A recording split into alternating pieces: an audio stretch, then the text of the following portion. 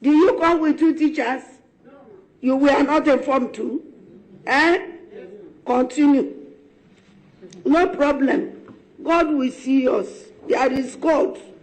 There is God in everything we are doing. Those bloods that are sharing in Bronu will answer.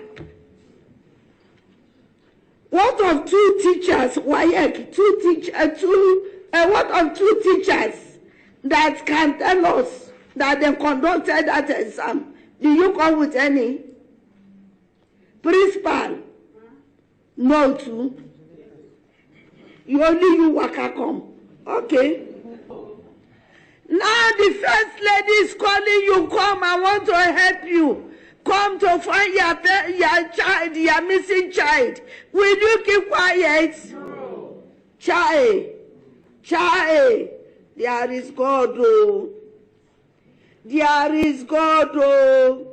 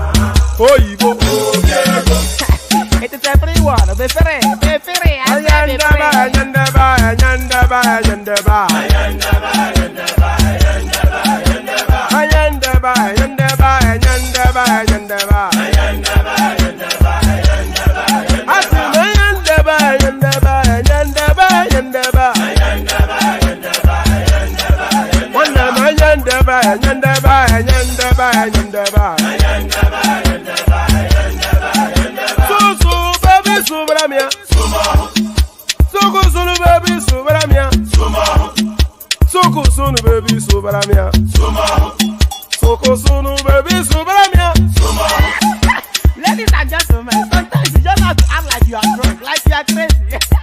Confuse your enemies, confuse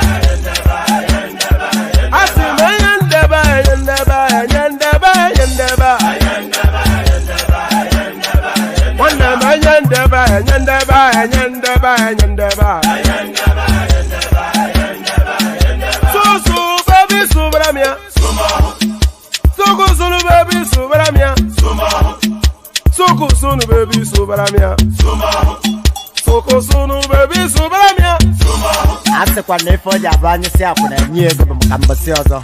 Since I was born, but now I am getting youth. Hakuna motangu, hakuna koga book.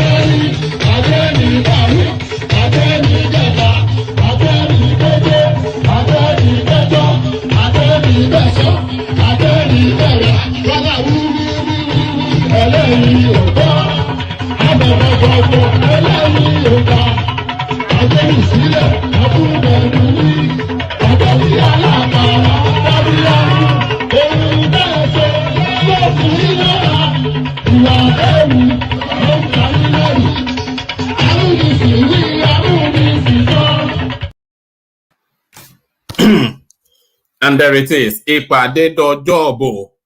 Ìpàdé dọjọ́bọ̀. So there it is. Ìpàdé dọjọ́bọ̀. I think that song can be put in the can for another 4 years. So ìpàdé dọjọ́bọ̀. So ìpàdé now is in the courts, and hopefully in the course of the next couple of days, I think after the petition tribunals, we're going to be reducing the sessions to about 3 a day, thereabout. Not 3 a day, or 3 a week, or something like that. Because now that the election has come and gone, I'm not sure that there's still a necessity for daily streaming. As much as I enjoy it so much, I cannot really justify it anymore that I should daily stream. But we'll see how that goes. So I'm having thoughts maybe to reduce it to just maybe 3 a day, 3 a week, thereabout. So we'll see how that goes. But good to see you, good. Because what is there to talk about in Nigerian politics? If we were lifestyle, if our thrust was lifestyle, then you could see that we can continuously regurgitate. But now that the elections have come and gone, we're not just picking at the bones of what is left, really. And once the petition tribunal's phase has come and gone, then that bone would have been picked to the marrow. So we'll see how it goes after that.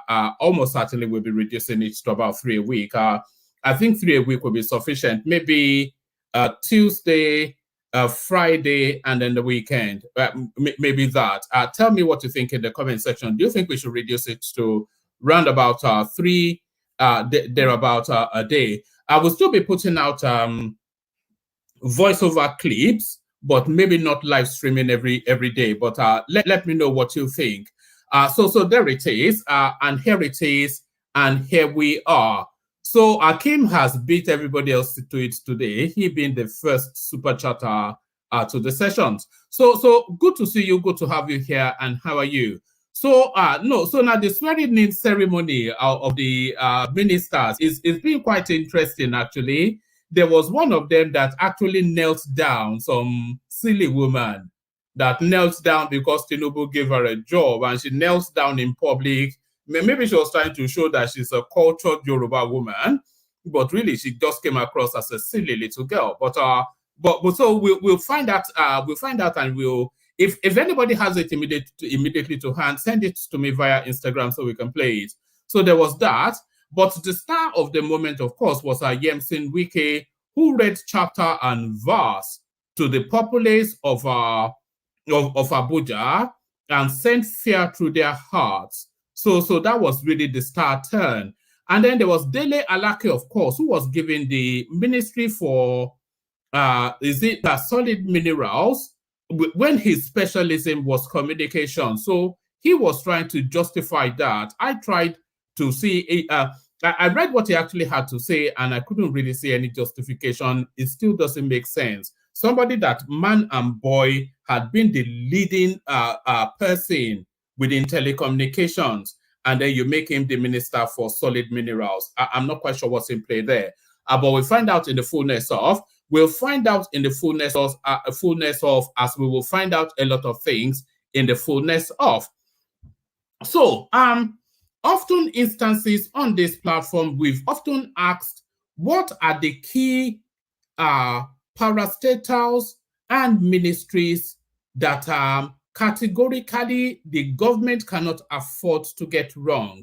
So they have to put the right person in that ministry or parastatal, and that right person must do the right things for that government to work. Do you understand? So there are certain ministries, and we've always invited, I think I tried to have that conversation actually with Janle Koko, and he was insisting, every ministry is important. Of course, every ministry is important, but some animals are more equal than others. So there are certain ministries that are of such vital, strategic, nationalistic importance that they have to be gotten right. So this first piece that we're looking at speaks to that space. Now, Wale Edun Alipate, 7 other powerful ministers who may make Tinubu fail, and why. So if they can make him fail, hopefully equally they can make him succeed. But essentially, what this article is seeking to identify are 9 really, because it's listed 2 names and then 7 others. So 9 parastatals, 9 ministries, 9 actors that are pivotal, seminal to the Tinubu administration. Wale Edun Alipate, 7 other powerful ministers who may make Tinubu fail, and why. So we'll find out exactly what's in play there. We'll find out exactly what is in play there. And from there, we go on to this. So there's been a lot of talk, actually, about a merger taking place between Peter Obi, Kwakwanso, and Atiku Abubakar. So that narrative, of course, I'm not going to take you through that narrative because you are already aware of it, but I'm going to take you to the spill out of that. Don't form alliance against Tinubu or Hanedze, advises Peter Obi. So it's more to that space, really, that I want to, have conversations around. So we already know that those talks are ongoing, although Peter Obi has actually come out to describe it as fake news. But we have to go on the strength that those talks are taking place because Peter Obi's rather denial is not as plausible as the prospects of those talks taking place. But what Ohaneze is wanting to is really the conversation I'm looking to start. Don't form alliance against Tinubu or Haneze, advise Obi. So we find out exactly what's in play there. So now, a couple of days ago, we were just somewhat taken aback, somewhat bemused by Doyin Okupe eulogizing about Tinubu, telling us that he's been masterful in the way that he has been administering the country so far, and then going on to give him a series of well-thought-out ideas, and also applauding the ministerial appointments. It was surprising.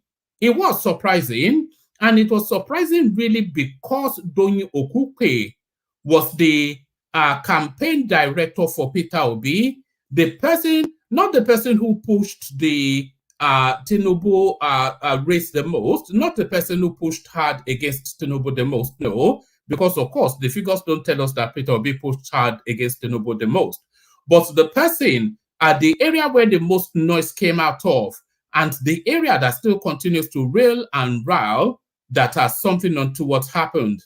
So they're still in court, and Donyi Okukwe, he wrote this epistle love letter to Tinubu, eulogizing Tinubu's move so far in the first 2 months, and then presenting well thought out ideas, including recommending that Tinubu move Nigeria out of OPEC, an idea that I'm on board with as well. So we were all surprised to see that. But then, of course, 24 hours a long time in politics. So along those Donyi Okukwe lines, let me bring you this. Ministerial list. Adeyanju hails Tinubu on Wike, Fagbemi, Edun, parties, portfolios.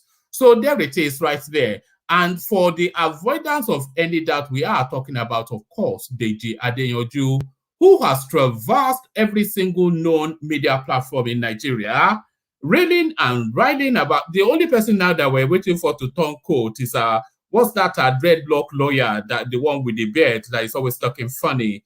So is the one now that we're waiting to turn coat, and then all of them, they would have abandoned Peter Obi to his clansmen in Oka. So there it is. Kale surprise, but not really Kale surprise. Color me surprised. Ministerial list. Adeyanju hails Tinubu on Wike, Fagbemi, Edun, parties, portfolio. So there it is right there, and there it is right there. And by the way, I was also seeing snippets in the sort of showbiz space. One of the most ardent Igbo supporters of Peter Obi, a guy called Yul Adachi or something like that, the one that abandoned his wife for a side chick.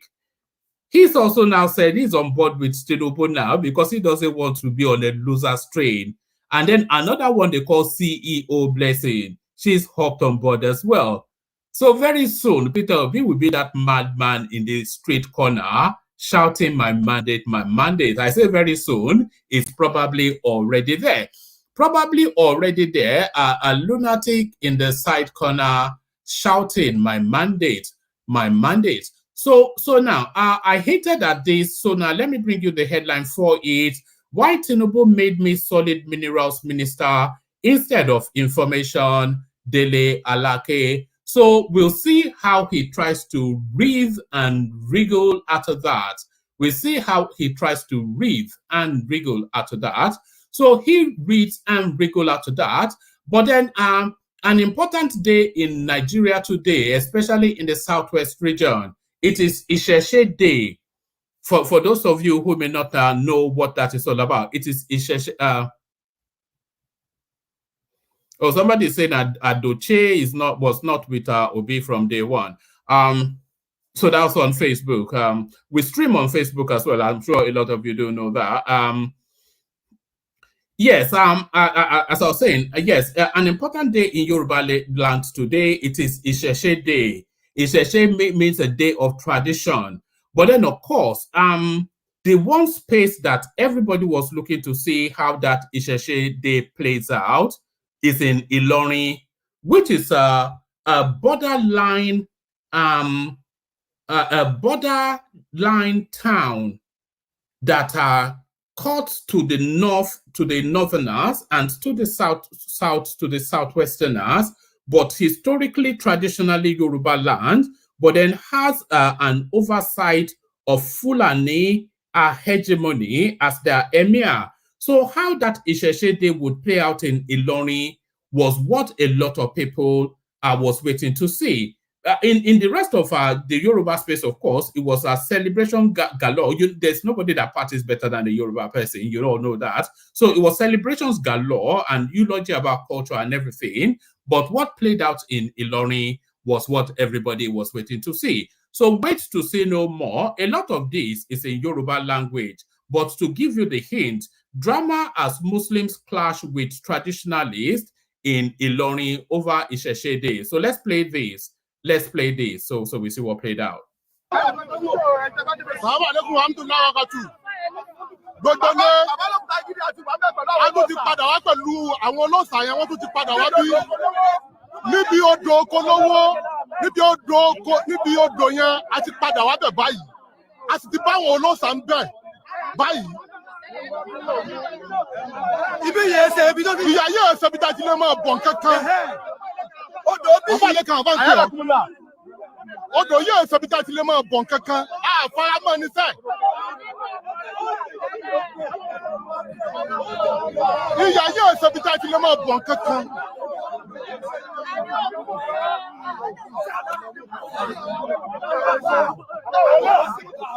Àwọn bá ń bá yín sọ̀rọ̀. Àwọn bá ń bá yín sọ̀rọ̀ ẹ̀ bá wọn. Báwo ló sùn ìbẹ̀rẹ̀ wà báyìí? Àfẹ́ tí jẹ́ Ọ̀ṣun nílọrin.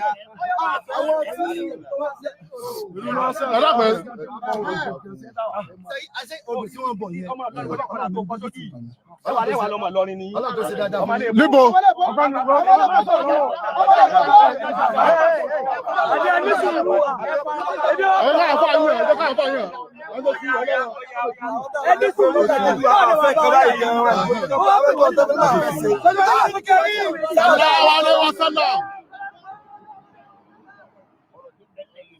Ọ̀rọ̀ tí mẹ́lẹ̀ yẹ́ sáriwo. Kéde sọ̀rọ̀ ọjà. Bó o bá ti gbéjà wá. Ẹni tó bá lóun fẹ́ jà yóò bá ọ̀nà ń bẹ̀. Tí wọ́n fẹ́ béèrè àlàyé ni wọ́n sì lẹ́yìn tó bá béèrè ọ̀rọ̀ ló fẹ́ di èkó. Èyí tí wọ́n fẹ́ béèrè ọ̀rọ̀ àlàyé ni adúbẹ́sì béèrè ọ̀rọ̀ ló kéde ẹgbọ́. Bàbá tó lọ ní kó gbogbo ilẹ̀ ilé lọ́wọ́ nìyí. Bàbá Amágàjí tó lọ kó gbogbo ilẹ̀ ilé lọ́wọ́ nìyí. Láwàní Alímìsì ní bẹ̀rẹ̀. Láwàní ọ̀fọ̀ àgbà sí Alímì ní bẹ̀rẹ̀ rí wọn. Wọ́n sì kírun. Wọ́n ṣe kẹfẹ́ rí. Àwọn ni Ọlọ́run kó gbogbo yìí. Àwọn ni wọ́n lọ́run kó gbogbo yàrá fún. Bọ́bá ti jẹ́. Bọ́bá ti jẹ́. Àwọn tó ń béèrè ọ̀rọ̀ lọ́wọ́ wọn. Kí bàbá ó fèsì. Káwọn náà tó wá dá sí i. Kì í sọ̀rọ̀ ariwo. Olódùmarè sọgbà àdọ̀tà. Ní àkọ́kọ́ náà, a pọn àwọn kankan lórí nẹ́ẹ̀tì lórí ayélujára wípé àwọn kan wá sí odò. Wọ́n wá sọ fún àwọn àgbòdo. Àwa gẹ́gẹ́ bí ẹnìkan, a gbọ́dọ̀ tó pa fẹ́ bò nǹkan bí ìtọ́kọ̀jọ́ Ọlọ́run nìkan ìgbàgbọ́dọ̀. Allahu Akbar. Èyí sì wálẹ̀ fún tí Olódùmarè sọ gẹ́gẹ́ bí ọ̀dọ̀ tiwa. Ṣùgbọ́n gbàtà wa rà nǹkan fáwọn ń bọ̀ wá bodò. Sáwọn tí ń bodò yìí, ǹjẹ́ sẹ́lẹ̀ sí ìwà ni wọ́n? Àwọn ilé ìfẹ́ máa wà lóko.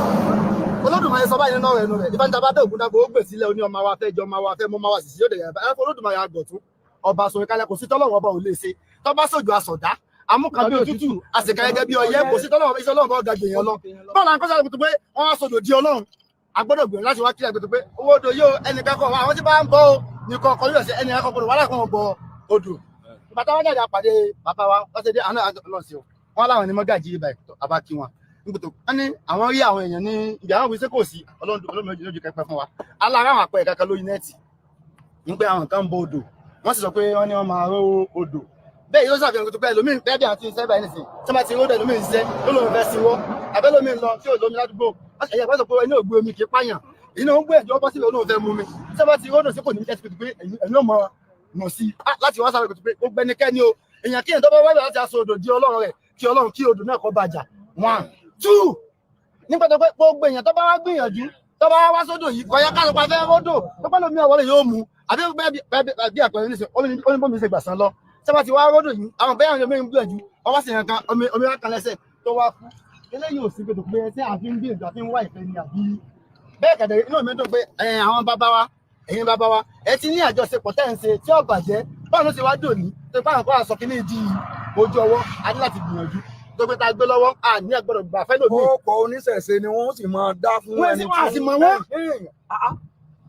A sì mọ̀ wọ́n. Àwọn tó nígbàgbọ́ Olódùmarè àwọn apákẹ́fà apákọ̀ òsùn ni wọ́n.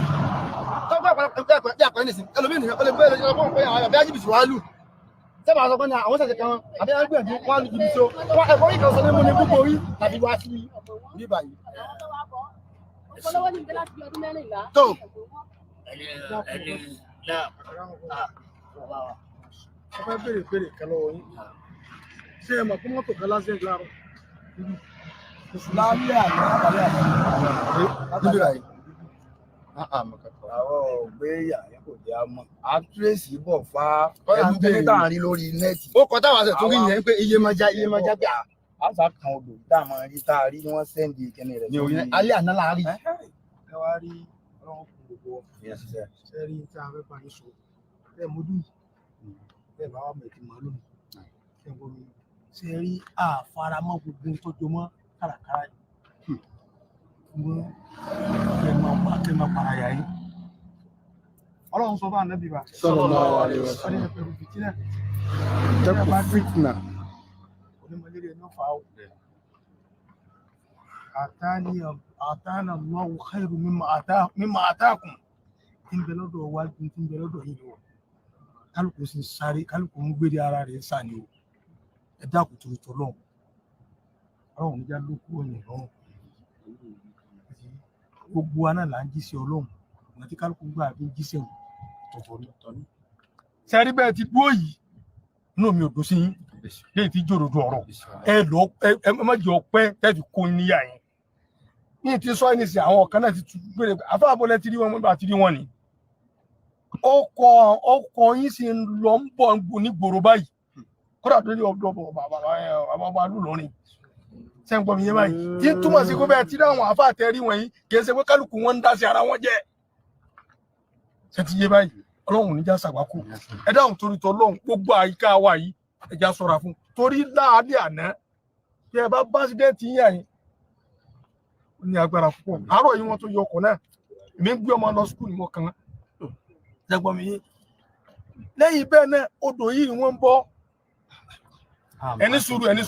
Tẹ́ bá wá kọjá sàlẹ̀ wájú lóhùn.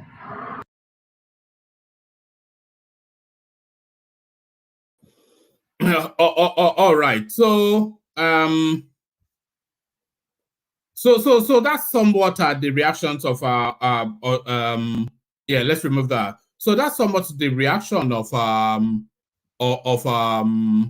Kwara State.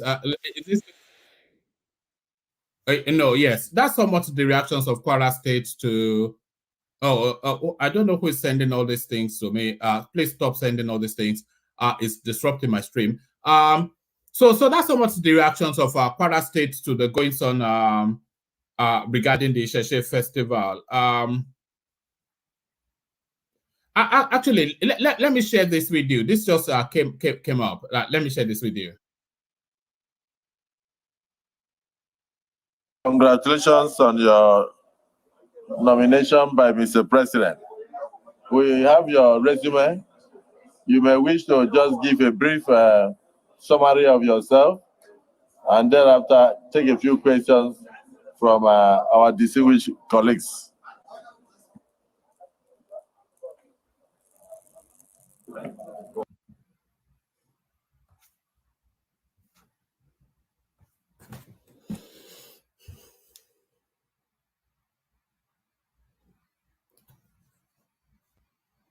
Journey with you.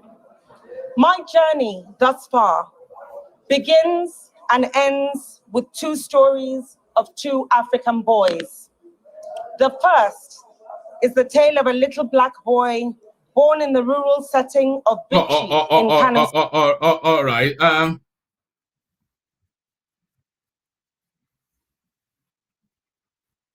All right. I thought that was something. Is not actually anything of any note. So let's play the Kegites and then we come properly into the stream. Let's play the Kegites and then we come properly into the stream. So that was Hanatu, whatever her name is. It's meant to be an emotional delivery, but she was speaking too much grammar for my liking. Only water, where they see my water. Oh yes, water. Only water, where they see my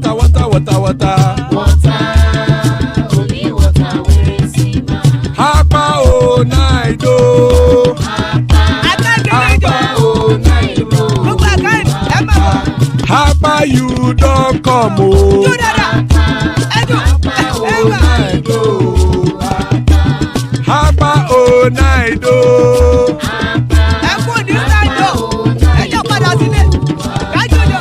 Oro kẹ̀kẹ́ ẹlẹ́mú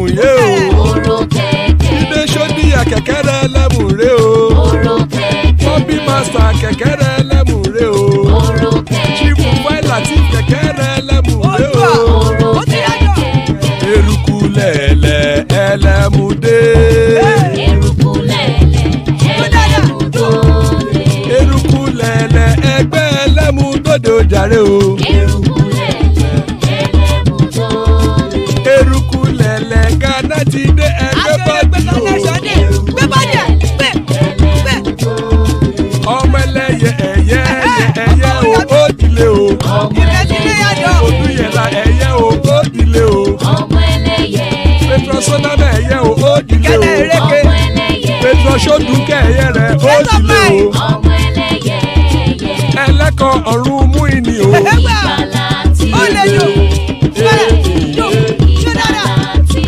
Àkùkọ ọ̀run mẹ́kọ̀.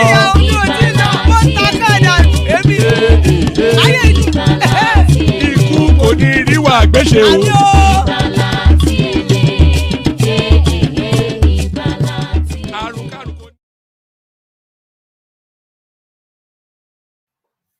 And there it is right there. Iku kò ní ríwà gbéṣe, death have nothing to do with us. So let's get the readouts out of the way quickly. There's a clip of Wike that I'm going to play to you at the tail end, but let's get the readouts out of the way.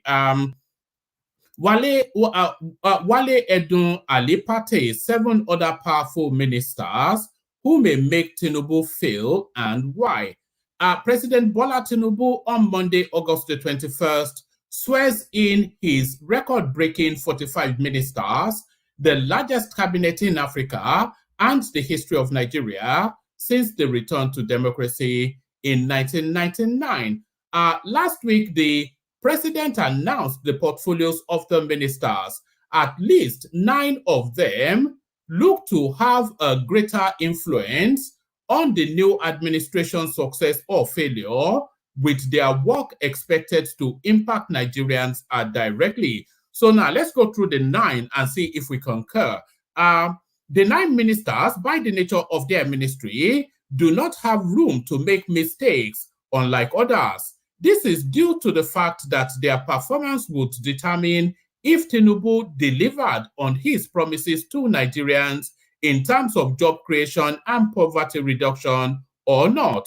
Below is the full list of the 9 ministers. So let's get quickly to the ministers and see who they are. Wale Edun, the Minister of Finance and Coordinating Minister of the Economy, directly topped the list as he is confronted with Nigeria's current financial and microeconomic challenges. Top on the list before him, as he assumes on Monday, was to ensure that the petrol subsidy did not return and ensure that the Central Bank of Nigeria, CBN, injected much needed dollar liquidity for the stability of the foreign exchange market. So there is no arguing that there is a toss-up between the Ministry of Security, whatever that is, and the Ministry of Finance. But really, the Ministry of Finance is the most important ministry in most countries and more so in Nigeria. But I don't think it's actually his place to determine the movement of the naira against the dollar, because that is for the CBN. And the CBN, as you know, at least on paper, is meant to be autonomous. So it's meant to be autonomous. Ali Pate, the second coordinating minister of Health and Social Welfare, will work to define the presidency of Bola Tinubu, just like Edun. The professor of public health, that should say, is expected to work with some ministries to improve Nigeria's social welfare. So now, yes, somewhat. I'm not sure, because health has always been a space that has been ignored by the Nigerian governance, administration after administration. So I'm not sure that it's a determinant ministry, although I am sure that it should be. But I'm not sure that it's a the Nigerian government just simply surrenders you to private doctors and babalawos, you know. So if you can't afford a doctor, go to your babalawo. If you don't have, if cannot afford neither, then RIP to you. So I'm not quite sure that the Ministry of Health and Social Welfare is going to determine the success or failure of Tinubu. So Ali Pate is the second name they are presenting. Tahir Maman, the professor of law, the newly appointed Minister of Education will greatly impact Nigerians because of the importance of the ministry to Nigerian people. So again, yes, maybe not quite. You know, I can see it, but I cannot see it either, because education is important to Nigerians, but the Ministry of Education has never served any purpose ever in the history of Nigeria. All they've led to is ASU strikes, as they prevent fair pay from these lecturers who are very quick to down tools. Nigeria is said to be the headquarters of the world's highest number of out-of-school children. Being a vice-chancellor of the Abuja-based private university, Maman is expected to turn around the education tourism of Nigerian youth to Europe and other continents of the world. So I'm not quite sure. I'm still apart from Wale Edo, I'm still not saying I'm still not on board with this list so far. Doris Anite, the new Minister of Industry, Trade and Investment, is another minister with a key role in restoring investors' confidence in Nigeria and reviving the continuous decline in foreign direct investment in Nigeria. Anite is a medical doctor who, I don't quite know what this word is, who something or the other, to be a financial expert and holds chartered financial analyst charter with a specialism in portfolio management and financial risk management. So a medical doctor with a financial expertise, that is a confused person if you ask me, because either of those two strands is sufficient enough for you to build a decent life. So that is somebody that is not clear in their head who they are or who they want to be. Adebayo Adelabu, fixing Nigeria's electricity could make President Tinubu the hero of all time in the West African country. And this is why Adelabu, the new Minister of Power, has a significant role to play in shaping the success of the new administration. So yes, I agree with the ministry, but I do not agree with the minister. So yes, I agree with the importance of that ministry. So if you are looking at three key spaces that Tinubu needs to impact in order for him to go on the right side of history in Nigeria, you're talking about security, you're talking about economy, and then you're talking about power. So those are the three spaces. So yes, with the economy, he got it right, of course, with Wale Edo, and it's not me saying this, it's the market. The market are doing just breakdancing. They're doing strictly come dancing over the appointment of Wale Edo. So he got it right with that, categorically. Nobody has disputed that he got it right with that. He also got it right with the Minister for Digital Economy, Bosun Tijani. And I'm not saying that is that market space that is reacting just with absolute delight there. But this Adebayo Adelabu, nobody knows him. He doesn't have any history in anything. And you've landed him in the top three portfolios that will make or mar your administration. So yes, I agree with the portfolio, but no, I am not confident in the actor.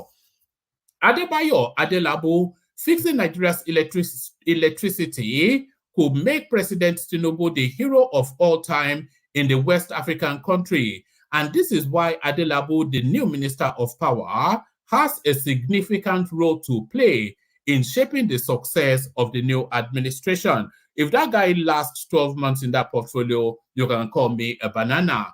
Nigeria's power sector is already crippled, and the electricity generation of the country has fallen to an all-time low, currently facing a cash shortage. All these, amongst others, mount pressure on President Tinubu. So yes, it goes on. 4 other ministers who are very significant to the success of this new administration are listed below. Dave Umahi, Minister of Works. So yes, I agree that Dave Umahi, yes, I agree with that actually. I agree with the ministry and I agree with the actor because we're talking about infrastructure now, road building and all of that. So that's very, very important. And I think Dave Umahi very much up to the task.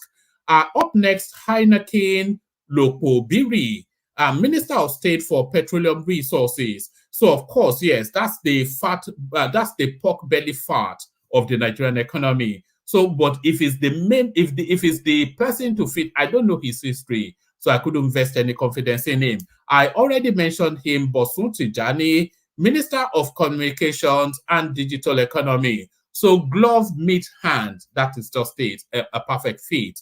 Abubakar Kyari, Minister of Agriculture and Food Security. So I agree with that ministry, but as I said, I don't know the actor. All right, so let's leave that. That was quite an interesting little ditty. And by the way, when I finish the readout, I'll play you a Wike clip, and then we'll kick off the conversation. So on to this one, on to the next, and on to this. On to the next, and on to this. Don't form alliance against Tinubu. Ohaneze advises Obi. The Ohaneze Indigo has advised Peter Obi to join forces with President Tinubu rather than his counterparts from the People's Democratic Party and New Nigeria People's Party, Atiku Abubakar and Rabiu Kwakwanso, respectively. In a statement, pardon me, in a statement on Monday, the Secretary General of Ohaneze, Okechukwu Izegozoro, said the alliance will die on arrival because Nigerians will reject Kwakwanso or Atiku. Isi Guzoro noted that any coalition that seeks to jeopardize Tinubu's administration will fail. So I'm not quite sure. I'm not quite sure which train the Ohaneze Indigo is on. Because in the one hand, they pretend to be for Peter Obi, but they eulogize quite fervently, quite effusively about the Tinubu administration. So where exactly are they placed in this whole thing? So they can't yin and yang, but certainly their recommendation to Obi is that just give it up already and try and cut us a deal. Isigozoro noted that any coalition that seeks to jeopardize Tinubu's administration will fail. He added that Nigerians are very much aware Atiku will never support Obi to emerge leader of the opposition because he's desperate to become president, so they won't support any coalition that involves him. So it's just the most curious thing, this now newly emerging alliance narrative. It's just the most curious thing because, of course, remember when they were trying to form an alliance with Kwakwanso in the build-up to the elections, trying to form some sort of a team? They went to Kwakwanso and he just laughed at them that don't be silly. Peter Obi, he really should, not even my deputy, he should be my driver. So what, he shoots them away like a fly. He just swatted them away like flies. So is that the one now? The person that by all of his instincts feel a superiority complex towards Peter Obi, is that the one that is going to form an alliance? And who is going to subordinate to whom? Is Atiku going to subordinate to Peter Obi? Obi himself calls Atiku. So it's just a nonsense all the way through. The statement partly reads, Peter Obi, Atiku, and Kwakwanso's plan to take power from the APC is not only a pipe dream, but satanic. I wonder if the person is a Niger watcher, because that's their word. The satanic evil, the satanic evil. You know, I tried to go and have fun with them earlier on today, but I didn't have the time to really hang there. The statement partly reads, Peter Obi, Atiku, and Kwakwanso's plan to take power from APC is not only a pipe dream, but satanic. The Apex Igbo Social Cultural Organization, Ohaneze Indigo, insisted that the ongoing reported talk between the opposition political party leaders is a welcome development, as it will put the APC-led federal government on its toes to ensure that President Bola Ahmed Tinubu's administration delivers all the campaign promises to Nigerians. But anything contrary to this is regarded as the inconsiderate pursuit of drowning politicians whose aims are satanic, mischievous, but laughable. Ohaneze Indigbo observed that there is the possibility of a collapse in their talks because Nigerians will not accept Atiku or Kwakwanso as the leader of the alliance. So that is where it will fall apart, of course, because that is where it traditionally falls apart. The ego has landed is really the thing. The ego of Peter Obi is as big as the whole of the Nigerian state itself. The ego of Kwakwanso is as big as the West African region, and the ego of Atiku Abubakar is off this planet. So who's going to subordinate to whom? Nigerians know that the uncharitable disposition and desperation of Atiku Abubakar of the PDP will never allow him to support Peter Obi to be the leader of the Nigerian opposition. The ill-fated journey of Atiku, Obi, and Kwakwanso will crumble in the future. So will crumble in the future, but just to add an addendum, Peter Obi has actually come out to debunk that is fake news, but of course it is not fake news. So turn your coat inside out. Turn your coat inside out.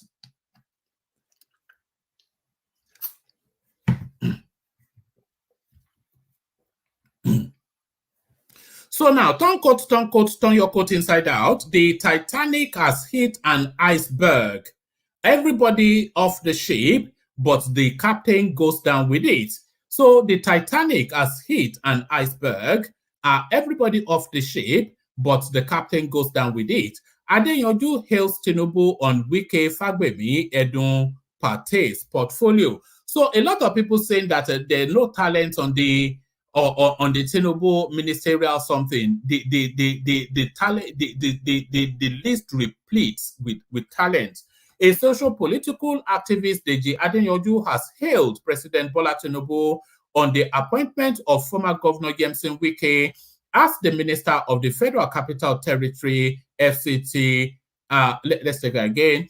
A social political activist, Deji Adeyanju, has hailed President Bola Tinubu on the appointment of former Governor Yemson Wike as the Minister of the Federal Capital Territory, FCT, Lateef Fagbemi, SAN, as the Attorney General of the Federation and Minister of Justice, Wale Edun as the Minister of Finance, as well as Mohammed Ali Pate as the Coordinating Minister of Health. According to a statement he personally signed on Thursday, Adeyanju noted that the new ministers, with their track record in private and public sphere, will bring their wealth of experience to bear in turning our country's fortunes around for the better, the statement reads. I would like to extend my warmest congratulations to Your Excellency President. And this guy, by the way, it was on Rufai Osene's platform just the other day, attacking what's his the drunkard from the creeks that was done by Asari Dokubo. You know, attacking Asari Dokubo and raining curses on Tinubu, accusing Asari Dokubo of twerking for Tinubu, and this is now the guy. Barely a week later, this is Deji Adeyanju, by the way, a statement he penned and signed by himself, and this is what he has to say. Deji Adeyanju, so just for the benefit of anybody, Deji Adeyanju is the one talking now. The statement reads, I would like to extend my warmest congratulations to Your Excellency President Bola Tinubu on emerging victorious in a most keenly contested presidential election. While the outcome of the election is being challenged at the Presidential Election Petition Tribunal, you must, in the interim, face the serious issues of governance bedeviling our nation. It is in light of the foregoing that I commend Your Excellency on the appointment of ministers, particularly former Governor Yemsin Wike as the Minister of the Federal Capital Territory FCT, Lateef Fagbemi SAN as the Attorney General of the Federation and Minister of Justice, Wale Edun as the Minister of Finance, as well as Mohammed Ali Pate as the Coordinating Minister of Health, amongst others. So this is the Adenyojo, by the way. So it's just so funny to me. The OB will be left naked in the market square the way things are going, and it's a matter of weeks rather than a matter of months. The jig is up. The jig is up. Their track record in private and public sphere is well known to all, and I have no doubt that they will bring their wealth of experience to bear in turning our country's fortune around for the better. Whilst I understand the great responsibility and careful deliberation that goes into selection of ministers and the subsequent allocations of portfolios, I, however, regrettably note that unlike the names mentioned above, some ministries like defense and youth have not been given adequate consideration in the appointment of ministers. The youth hold immense potential and are instrumental in driving the social, economic, and political progress of Nigeria. Consequently, their active participation in governance is crucial for the meaningful representation of their interest. Such ministry should be headed by a person who is not only a youth at mind, but also a youth in body. We should not return to the era where persons who are over 60 years old are appointed as Minister of Youth. So now, it's quite a curiosity because I think we touched on this space somewhat yesterday in conversations. The Minister of Youth, they say he's in his 60s, but our Bishop actually corrected us that he's 53, and they were insisting that he's still too old. But if they appointed somebody like Showore as a Minister of Youth, nobody will quibble because they consider him a youth and it's the same age as the person being appointed. Additionally, Your Excellency, I would also want to draw your attention to the defense portfolio and urge you to reconsider the appointment of the substantive minister and minister of state in that regard.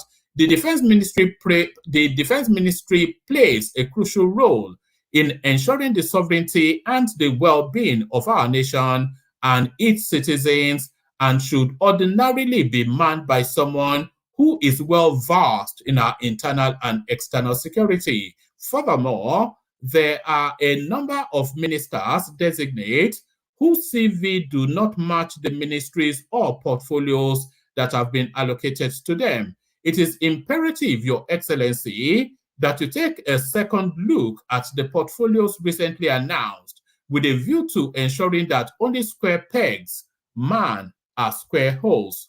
So as a concerned citizen, deeply invested in the progress and well-being of our nation, I trust your wisdom and discernment in making decisions that will yield positive outcomes for our nation as a whole. Thank you, Your Excellency, for the consideration of my request. So that is almost, I really just brought it because it's been penned by DJ Adenyoju, just to tell you that, it's just how fluid and lucid that space is. Let me see if I can find Bumi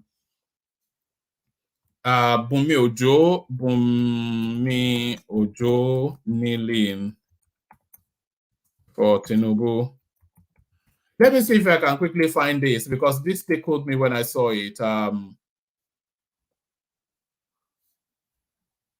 Is it Bumi Ojo, that minister that was kneeling down just, hold on, let me see. If I can find it quickly now so I can wrap up all of the, and then we'll.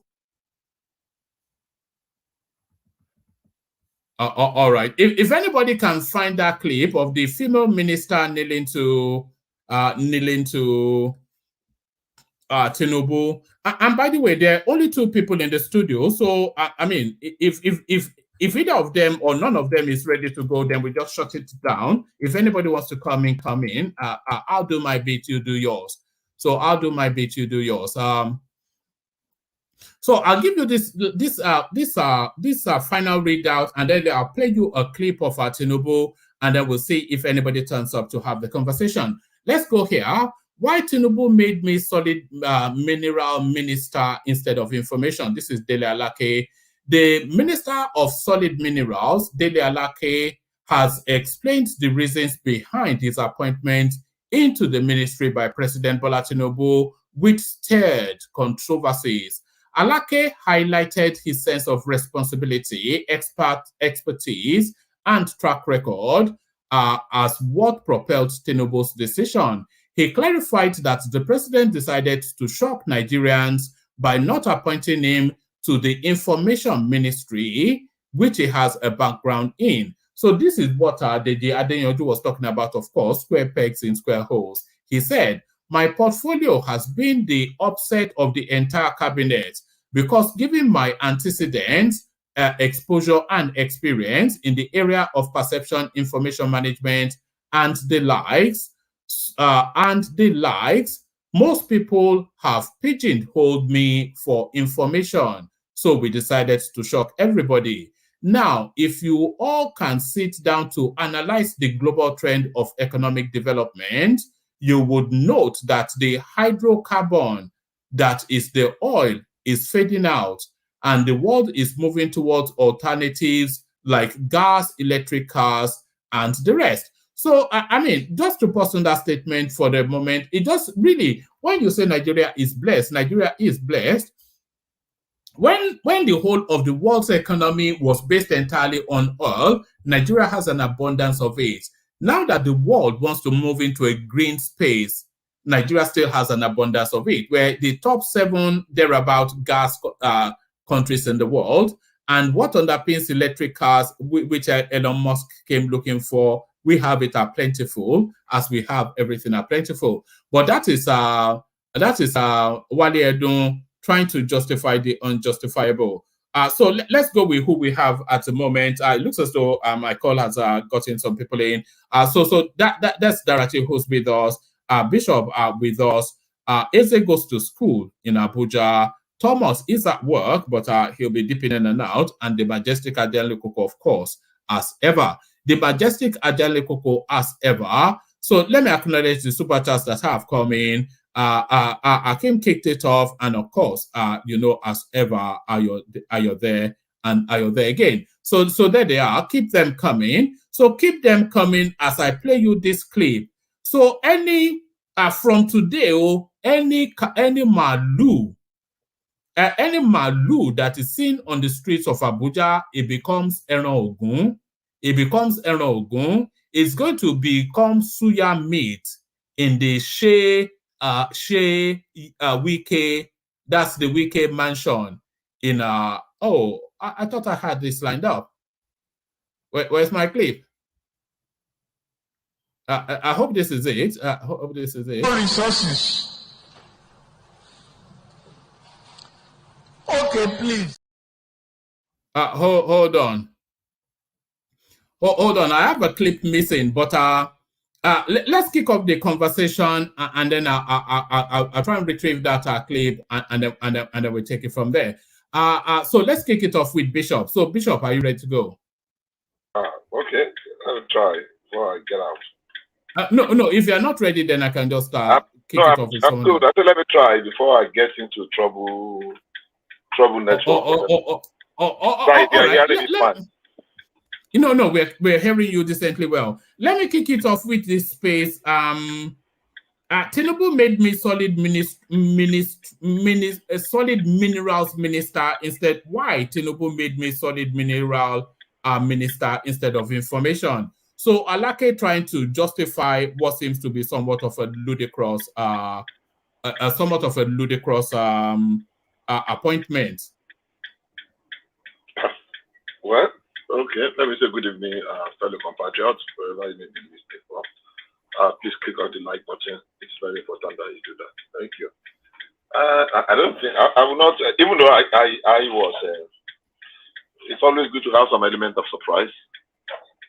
Everybody, myself inclusive, has pigeonholed him, like it's rightly said, into a certain area and kind of second guessing him, almost predictable. So if his competence is at somewhere else that he can devote his passion and is well informed in that area as well, I don't see anything untoward about it or out of place. Surprises are good. So if he's capable and he can prove his worth there, why not? If not, so I don't just turn him to something somewhat of an attack dog. So let him go. I mean, because if Wale, I mean, if Dele Alake stepped out to say something on behalf of the president, more than 70 or 60% of people would have predicted, his body language, that they will be defensive, kind of know what he will say, kind of an attitude. So if he is competent in this area, they have put him, an area we have not really been able to exploit over the years.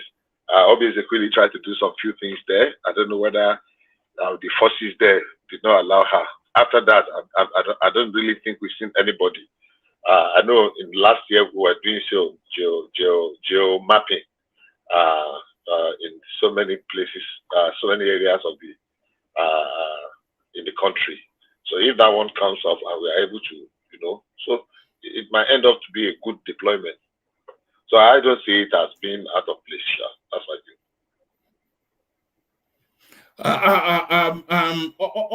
All right. And did you watch the inauguration of the ministers, and what did you make of it?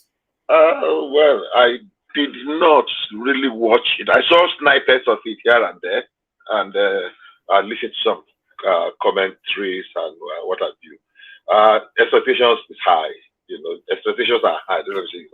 Expectations are high, and I think we already lost some time. So I am a little bit lenient. I shouldn't be. Maybe I'm too generous with my leniency. Expecting that they should be able to do some things. Like I said, when we were assessing them a couple of weeks ago, a few days ago, when they appointed the portfolio, I'm not expecting a team, a star-studded team that is all messy. No. One thing you said in the course of your presentation, that some ministry, I have always been an advocate that, look, every ministry is important. They can put you in a ministry that people that, but if you excel there, you become, because every ministry has the capability of impacting people's lives. Whether it is women affairs, whether it is youth affairs, whether it is environment, whether it is culture, there are places you can do, and you can still shine, and you impact people, and people will know that, oh God, this guy, with this, if he's given a higher responsibility, because you have the tendency to want to say some ministry as special ministry, category A ministry, juicy appointment, juicy ministry. I think we should move away from that. That's my thought. So every one of them have the opportunity now. Every one of them now has the opportunity to prove what they can do. I'm sure, and there's going to be a lot of competition because the cash is not there as it used to be. And like Tinubu said, he will take responsibility for the failure of any of the ministers. So I can bet that he will be breathing down their necks, kind of micromanaging kind of a thing. So we will give them, if we are patient enough to give them time and see how things unfold, set the agenda for them. We'll be able to, I believe in the next 6 months, Tinubu should be able to do a cabinet reshuffle, sack some people that are not, at least if in 6 months you cannot have a concrete blueprint, at least the worst case scenario, okay, this is what I want to do, this is what I want to do, and bring some new ideas and innovations on board that we can deliberate on and see that you have done some really good job on the background. Yeah, there are some that we are putting our eyes on, especially as it has to do with the defense and the ministry, the defense and the economy and the agriculture. The one in the economy there are quite about four or five ministries that are in that area that will be coordinated by Wale Edo. I know people will be paying so much attention there that we want to see what's going to happen in the security area, the internal security, the domestic. So that's the cup is really, really full. The challenges are there. The work is really cut out, and anybody that has something to offer quite a few things to do. So there is no time for lazy or there's no honeymoon. All right, brilliant. Bishop, let me play a couple of clips from the inauguration of the ministers. I've got the Wike clip that was after ready, and I've also got a clip of a minister being sworn in, and then she was kneeling down to Tinubu, which I thought was ludicrous. But let me play this clip, and then we carry on with the conversation. So here are the clips. We kick it off with the kneeling minister. The kneeling minister. This ceremony, and they include the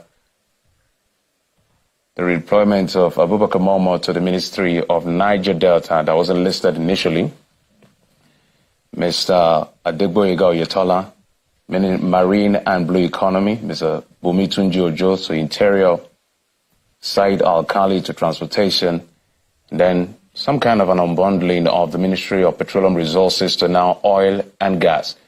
Heineken Lokbobri is now going to be in charge of oil in the Petroleum Ministry, and Ekberik Beekbo will now be in charge of gas in the same ministry. So these were some of the...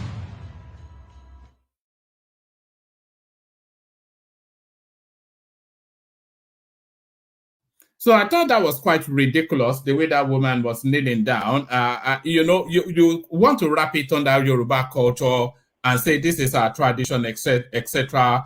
But she's there on the merit of her qualification. So I thought it was somewhat crude the way she behaved. But let me play this clip now.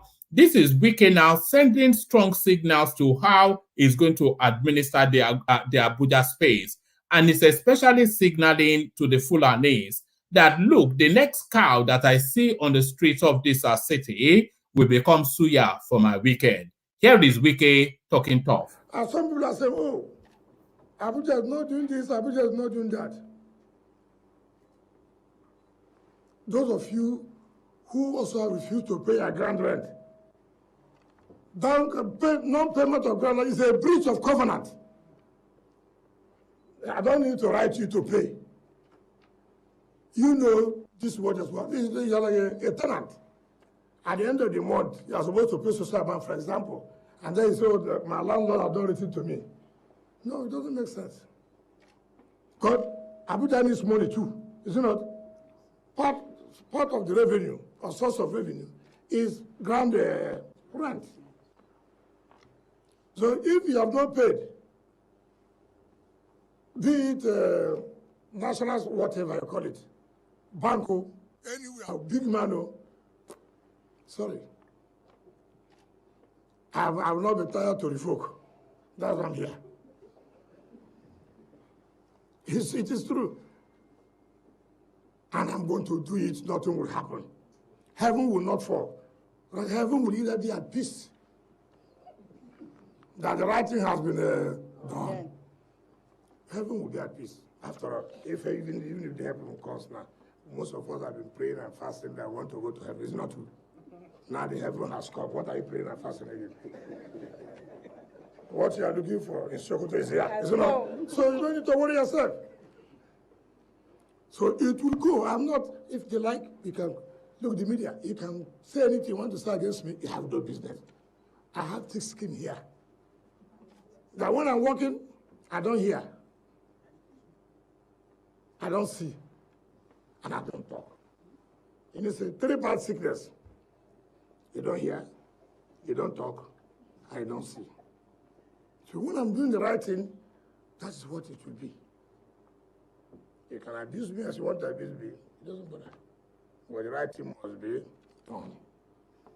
And all those who have left their old houses to be shanties for criminals, say you're building house for 15 years, uncompleted building. Now criminals have taken over the place. Government will take it back. All those uncompleted buildings, defacing the city, particularly Maitama and Asokoro and what do you call this area? Area what? Wuse. All those areas, I'll take them back. So these are the short term we want to do. We'll consult. with stakeholders, indigenous and residents. We will consult before we do such other things. We will consult and talk with the herdsmen to see how we will stop. Because we cannot allow cows inside the city. It can be outside the city. That is what is supposed to be done. Because the grasses are outside the city. The grasses are not here. These are grasses we planted to beautify the city. It is not that one that they will eat. The one that we eat, it was in the area council. So we'll make it, we'll discuss. It's important. I mean, let us say it. You are driving towards the villa. Take, for example, I see about 20, 30 cows cooked. How, if somebody, foreigners, they just come and see that, how would they feel? They say, what kind of city is So the truth must be told. It's not about anybody. We're not saying it shouldn't be Abaji, Kuche, no. So that, but we have to discuss with them. We won't take just immediate action. We need to discuss with them. We need to discuss all other ethnic groups that's in Abuja for their own understanding to know that this is true. We need to also, this Motorcycle cannot take over the city. It's not possible. You are dragging the road with a motorcycle. Even the motorcycle don't wear any security, no helmet, and it's carrying somebody at the back. Taking the pipe and taking over the whole place. We are going to provide alternative. Do you understand what I mean? We are going to provide alternative to reduce the suffering of the people. All right. So there it is. So there it is. Let me actually bring this to Solomon because you live in Abuja. So Solomon, let me finish my something before you cut me off now. All right, carry on. Please, because I've actually packed so that I will have. All right, okay. All right, brilliant. You are in a good spot now. Okay. Let me kick it off with the kneeling senator. Then, did you think? Do you think that was a bit excessive? No. I mean, I celebrate her. I don't know what her name is. That's her culture. That's her daughter. That's her pride. I mean, let me tell you something that happened to me many years ago. One man. The day Cocoa House got burnt, under Cocoa House, at the ground floor of Cocoa House, beside Cocoa Dome, anybody that knows Ibadan, used to be National Bank. So, not knowing that Awolowo was coming to visit to see that fire incident, they burnt Cocoa House. So I was inside the National Bank, beside the Cocoa Dome, when the environment, the surrounding of the Cocoa House was cordoned off. So I was standing on this side of the fence. Chief Obafemi Awolowo was standing at the other side of the fence. We were so close, like, but you need to see the aura alone. You know, it was not paying attention to me. We have a few of us that were sitting, standing on the inside. But the aura alone made me to trust, you know what they call dobale, real dobale. It's not that, just the aura, the effect of, this man, because the way we were seeing Awolowo there was like, kind of a, you should know now, I'm talking of, I think this incident was 1981, if I'm not mistaken, or thereabouts. So if this woman, if she has rehearsed it or it's on impulse, there is nothing. This is somebody.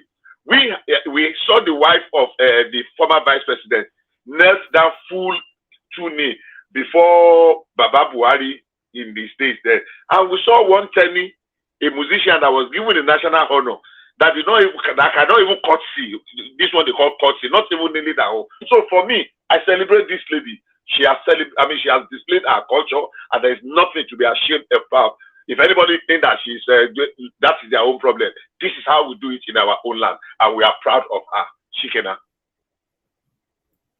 All right, the kneeling minister. So the kneeling minister, but somebody that is not kneeling to anybody, Yemson Wike, who has now made it clear that the next cattle that he sees on the streets of Abuja is going to be the Suya made for his guests at the weekend. So a long overdue I mean, what's the level of the nonsense that cattle are contending with vehicles on the roads of the premier capital city of Africa? So Wike is talking tough, but can he follow through? I pray he does. I pray he does, please. I pray he does. If we can have a semblance of, he might not be in the mood of El-Rufai, but if he can pursue El-Rufai and enforce the laws, Abuja is not for all comers. It's not where everybody will just carry his nylon bag and become a refugee kind of a thing. It's not where people will, if there are laws that say don't bring your cow, if you bring your cow, we will seize them. Each cow will cost 50,000 naira for you to take back. But if after 1 week, they are subject to, and enforce the laws to the letter. Don't come and do like headmaster or like an emperor that I used to do. No, there are laws. So if he is enforcing the laws and he's not being brash or brutish about it, honestly speaking, I will give him my 100% accolade and respect and admiration. Enforce the law to the letter. When people violate, let them know they are violated and use the big stick. Don't ride Okada here. You ride it, no option of fine. Seize their Okada and crush it. Don't put your trade, don't ply your trade on the roadside here. When they do it, so if it's enforcing the laws of the land to sanitize Abuja a little bit and bring back some semblance of sanity, I will applaud him. I will celebrate him. But please, don't let. Do you think they will test him on this? I feel they will test him on this. The Fulanis. The Fulanis. No. Yes, come on. Nobody will do that. If they do that, let him enforce the law, and nothing will happen. They will seize their cow. They will come and bail it. And when they bail it, if they come again, seize it again. And when they bail it, if they come again, by the time they pay good money. Sorry, somebody. Yeah, Darati. What? Yeah, Darati. What's up? Okay. Yes. Sorry. Carry on, Bishop. Yeah. So for me, I think Wike has my support 100%. And I don't think anybody will want to try him for what? It's just excesses. When people see that there are laxity, nobody is enforcing the law. They want to take advantage of it and flout it. I mean, people think twice. Now there are some places in Lagos. The fear of in those days when Lasma used to pursue you, you are even still doing gara gara. Now Lasma will not pursue you. You just receive a text message in your phone and the picture. And so people are very conscious. We will obey the law if we know that there are consequences for not doing it, including those that will ride Okada, including those that are training by the roadside, including those that are going to drive their cows. They are all in the same category. I'm not seeing any Fulani. I'm not seeing anybody. Every offender is an offender. Treat them like offenders. Nobody will come and say, why are you treating them? Because they are our tribe or they are our... I don't want that. And I believe we should move. El-Rufai did not entertain that. Anybody and everybody that violated any of the law, El-Rufai forced it to the letter. And I'm hearing that Wike says he wants to emulate El-Rufai in the enforcement and the it's talking about demolition. So it looks as though he's coming into Abuja with a bulldozer. Hold on. The other thing that he said was that people who have bought land legitimately and have not completed their structures, that the land will revert back to the state. So I'm not quite sure if the law supports that. I'm not quite sure this brutish whiskey drinking approach that Wike wants to introduce is what Abuja needs. I have a plot of land. I have an acre of land in Abuja if anybody wants to buy. I have not done anything. I even just dug out some things and I realized that there's a land, what do you call it, land something I was supposed to pay of about 2 million that I have not paid since 2014. So I pray, I've asked somebody to check it for me. I pray they never collect that. If they never collect that, I'm advertising it. I want to sell it to anybody that's interested. The truth is this, if you have a land, there is what you're supposed to build there, and there is a period you're supposed to develop it, especially in certain areas. If you don't, and you are not paying your rent, and you have not done anything, it cannot remain like that forever. That's why it's Abuja. That's why it's not some village in Agbotikuyo. or sorry, Agbotukuyo is not a village, it's in the Kenya now. I want to mention one village in Abuja in Okegbo in Ondo State. So that's why it's a federal capital territory. The only thing is this: let Wike have lawyers beside him. Every step, is he abiding by the law, so that there will be no litigations and claim of compensations. If he's enforcing the laws and he has the backing of the law, honestly, he have my backing and my blessing. And people are beginning to really destroy the face of that Abuja. So I really support it. That's it. You know, I just anticipate a heavy pushback by the Northerners against him, because the Northerners sort of feel a sense of ownership towards that Abuja, even though the Southeasterners are actually the biggest landowners there. But I don't think so, woman. I don't think so. I don't think what you are saying is correct. Yes, everybody wants to show some gara, but I don't think there's a particular ethnic that is not. I don't think so. And I'm sure Wike will enforce the law. And if he's doing it, he's not using some high-handedness. That's the only problem I have. Let the rule of law. But if he has the boldness and the courage to enforce the rule of law to the letter, he has my blessings, honestly. And I will even rate him higher than I've ever rated him. And I'm being very sincere here. If he can enforce it, irrespective of whose source is God. Erufai collected General's house. I know there's a place they call Ekiniyan Crescent. Ekiniyan is a crescent in that Asokoro area.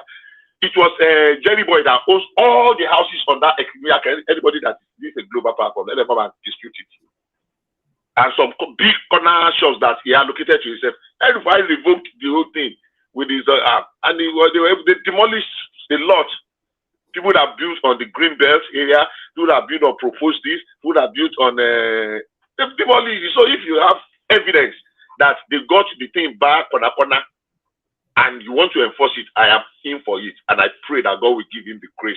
But there is going to be a pushback from certain section of the Northerners. Forget about it, please. Let's talk something else. All right. Let me take you to the next headline then.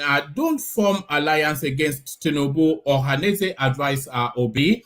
So the story broke a couple of days ago that the meetings have started again. Atiku Abubakar, Kwakwanso, and Peter Obi, to see if they can come try and form some sort of merger to try and wrestle power out of the hands of the APC. Obi came out with somewhat of a tepid rebuttal, but nevertheless, people still holding firm to that space. So Ohaneze are advising him that it will be ill-advised.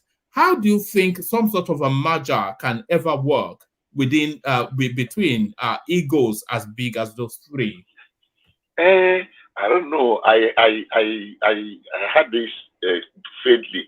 Are they really talking of a merger? A merger is not possible now. A merger can only happen before an election. Maybe they want to form an alliance now. They can't form a merger again. A merger means the parties are coming together, they are dropping their former identity, and they are starting on the new name. Say, okay, let's merge together and emerge as one big party. Now, that can only happen before election. In this one, they are doing in anticipation. Maybe the court will say, you know what, go and do rerun. So they don't want to do rerun independently. They want to form an alliance that let us run on one of the platforms. So the question is it the PDP platform they are going to run on? Because they cannot change the candidate. Is it the Labour Party platform they want to run on? Is it the NNPP candidate they want to run on? Can they drop the vice president of the PDP now to pick Peter Obi? So whatever they are trying to do, Rikishi, you know, this, I don't know what they call it in English. So it's definitely not a merger. Maybe to form an alliance in case there's going to be a rerun. Now, the question is, do they have access to the decision of the judges that maybe there's likelihood of a rerun? This one they are gathering together, but there's nothing. I don't have anything against them forming an alliance if there's an opportunity to do so. And I don't know why should Ohaneze say they should not discuss. This is politics. They have the freedom to discuss, to form an alliance with other people. PDP did, APC did the same thing. If APC could form an alliance or a merger with... Bishop, I think what Ohaneze is cautioning against is that the Peter Obi narrative, it doesn't end up distancing the Southeast too far from government. Because once the judicial space is over, depending on how it plays out, and already the Southeast is already lagging behind in this governance. They've given them only the barest constitutional minimum, and if they continue to agitate the space, then by the time their play is up through that judicial thing, they'll be too far behind. All the important spaces are filled, everything that of relevance is done, and they're out of play again. So what Ohaneze is actually cautioning is that through your own self-interest, don't play the whole region out of play with this government that we know is already there to stay. I don't think I agree with you to the extent that the Southeast has been, though they've not lost out. What the Southeast needs to do now is to re-strategize, build bridges, go back to the drawing board, begin to play politics the way it's been. Yeah, but they've lost out in this administration, though, have they not? No, why did they lose out? How did they lose out? Because all the key posts are already being filled, or all the key, you know, the decisions that is going to be made over the next 2-3 months are going to be the decisions that will play out for the next 3 years and a bit. And all of those decisions, the Southeast is not central to it. They've given them 5 nonsensical ministerial portfolios, apart from Umahi, you know, and the only narrative coming out of the Southeast is this Obi nonsensity. And what they are saying is that don't overplay this hand because it's damaging the region.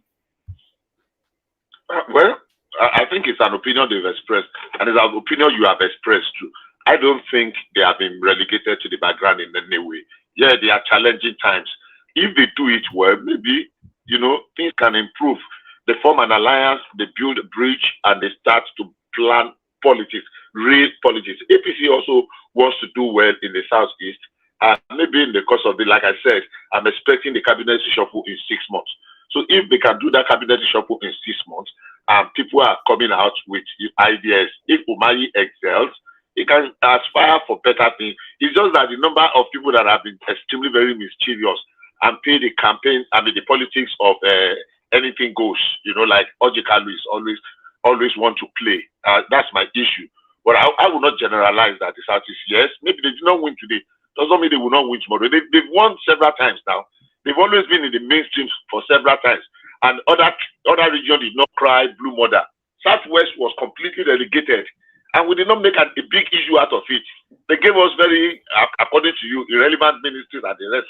And we did not, heavens did not fall. So 4 years is just a very short time. Heavens did not fall. They will recalibrate and re-strategize and come back to the mainstream. So I don't want to fall for that, saying that, oh, they have been marginalized, they have been ridiculous ministry. I don't see any ministry as being ridiculous.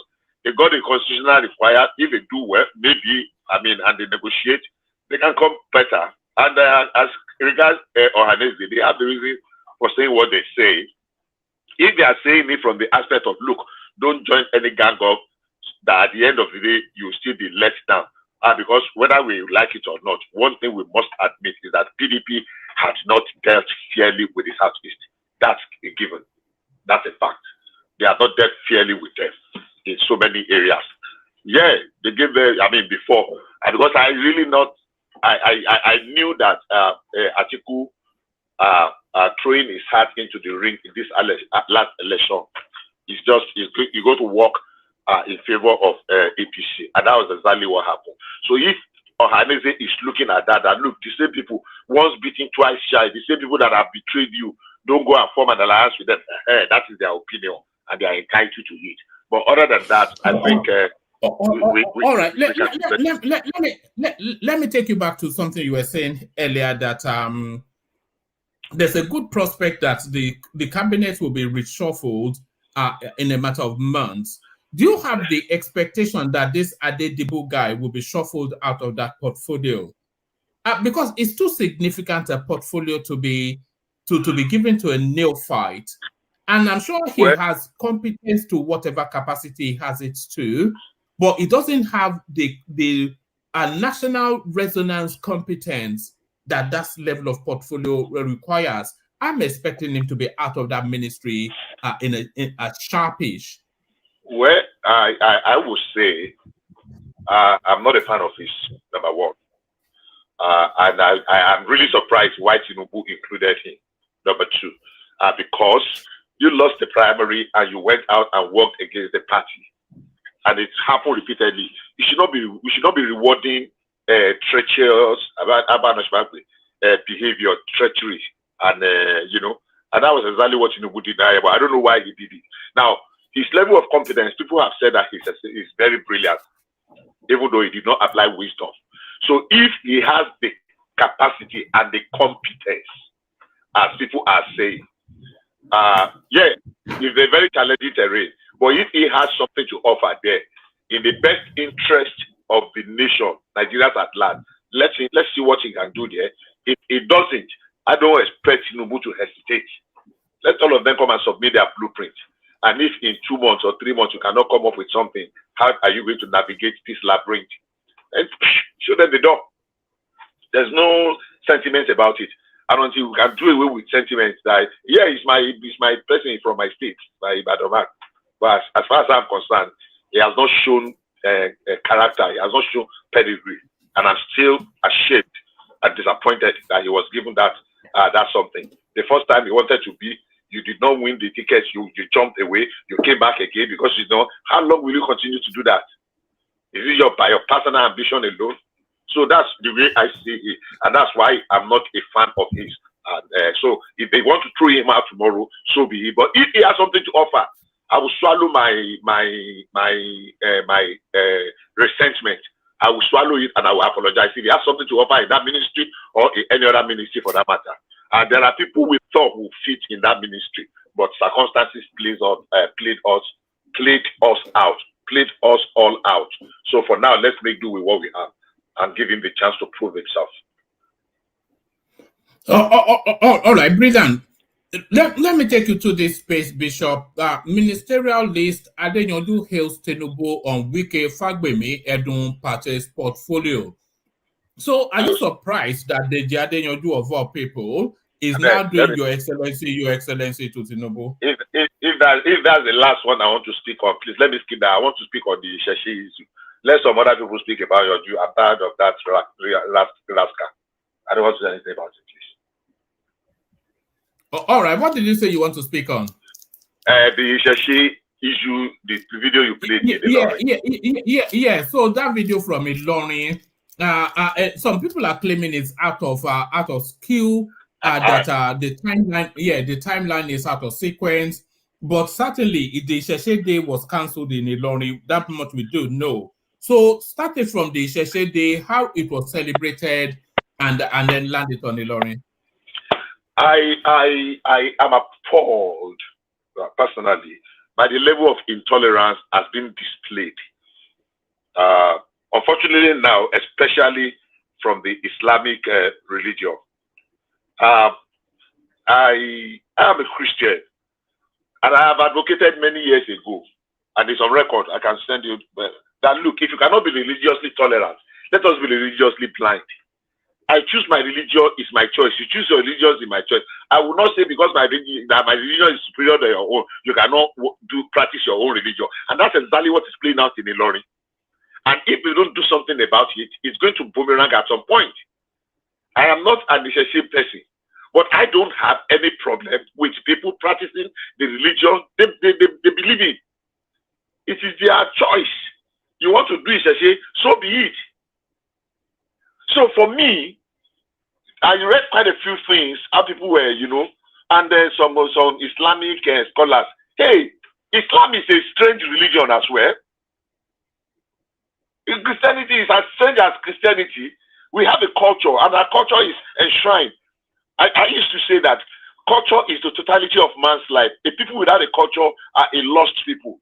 So those majority of those traditional worshippers in the southwest, in Yoruba land, is part of our culture that they were born into many, many years before Islam or Christianity came. So why can't we live and let live? What they are doing in Ilorin is a recipe for chaos, for anarchy, for violence. Because when you are suppressing a people from voicing and hearing and expressing their way of life. It's just a matter of time that they will push back someday. And the ones that are doing it with all arrogance and who made them to be the custodian of religion supreme? Who made their religion supreme? I hate it when some stupid, silly religion fanatics think that they are better than other people. I hate it, and it's extremely very offensive to me. So what they are doing in Lori, a good thing. We had what you said that the guy from Iwo said 2 days ago. I am happy about that. So let Ilori people too do a rethink. You are claiming that the land is nobody can come there. Who are you? Who the hell are those riffraff non-entities? So I know that we are very tolerant when it comes to religion. Bishop, do you think the Sheshe festival, do you think it has no meaning if it's not taking place in Ilorin? Because Sheshe Day is meant to be a celebration of Yoruba culture and traditions. And if a Yoruba space, because what struck me actually when I was playing that clip earlier on, what struck me was the accent of the Yorubas in Ilorin. Is an Oyo accent, which tells you then that they are even ancient Yorubas, not just they are not like Ogun State people or some. These are proper Yorubas with. What are you talking about? What do you mean? What do you mean they are not like Ogun State people? Those true stories. Yeah, but the accent is thick and heavy in the way that we have it in Oyo. So they are proper Yorubas. So if some emir is preventing them from practicing cultures that is innate to them, that's baked into their DNA and the DNA of that space, can we then claim that we're really celebrating any Yoruba culture when a senior space in Yoruba land is being prevented from celebrating that culture? We are actually celebrating. Yes, if a senior a part is not having it easy now, but eventually at some point they will have to come back down and say, you know what, under the law of the land, you cannot stop anybody from practicing their religion. That's one. And secondly, we must be religiously tolerant. You cannot force people to worship the way you are worshiping. So at some point, but I won't agree that I won't agree with you entirely, completely. Yeah, but there is a need for the relevant authorities in that place to look into this and nip it in the bud before it gets out of hand. I think it's very despicable. I think it's ridiculous. It's annoying. It's offensive. It's unacceptable. You cannot impose your own religion. As far as I'm concerned, both Christianity and Islam are strange and foreign religion. People brought it, and there were people on ground when you came. So you cannot, because you have become one lawani, that you are putting one oversized lawani on your head and you're covering your brain. The people there behave like they are bunch of brainless non-entities. And they were intimidating those guys. And you can see some subtle threat in what they said. Look, those guys will not just want to lie low. And this is a recipe for anarchy, for a breakdown of law. Because when you strike me and I strike you back, yes. Bishop, do you think the Yorubas should use the Tinubu window to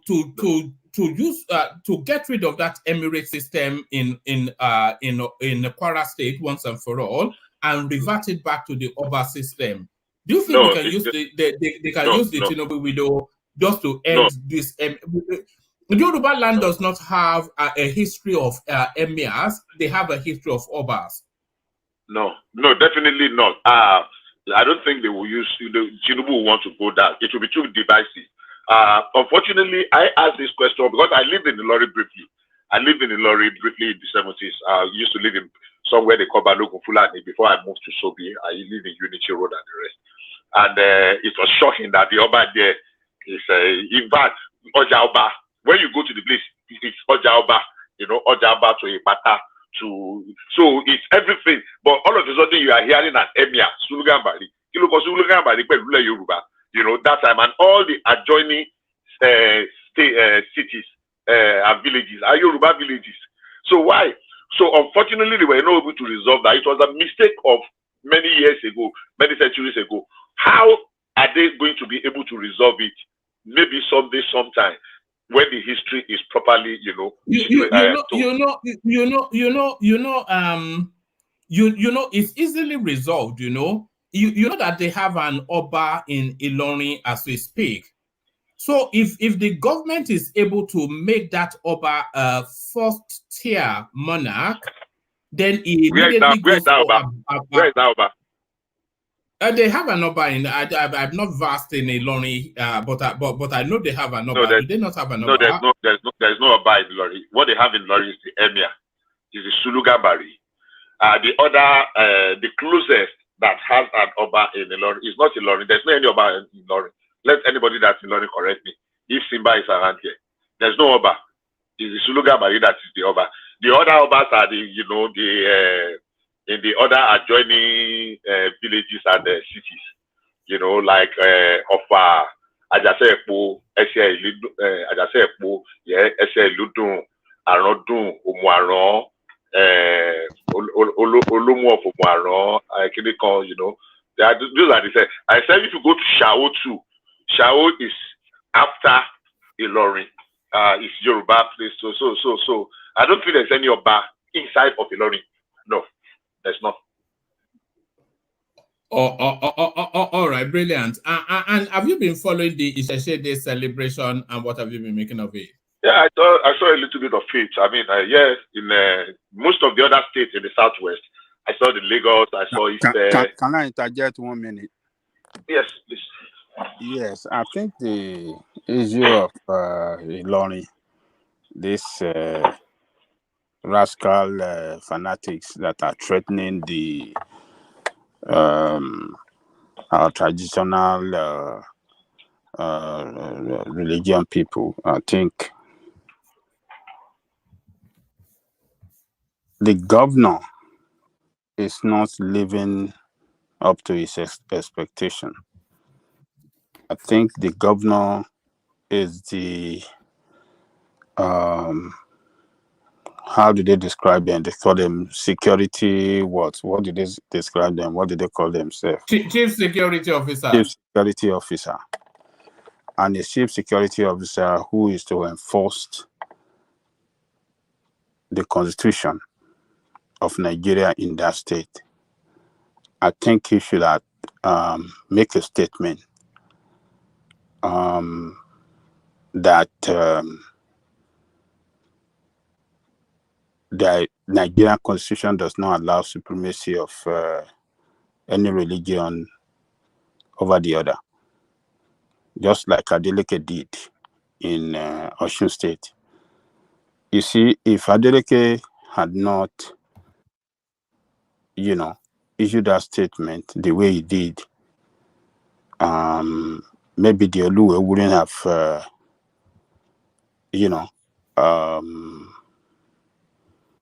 make that video that we watched yesterday. You see that Oluwe that used to condemn traditional religion and all this thing was yesterday acknowledging that he is a traditionalist, and he was that surprised me that he would say that. But yeah, he was champion. He was describing himself as a traditionalist and even championing the Egungun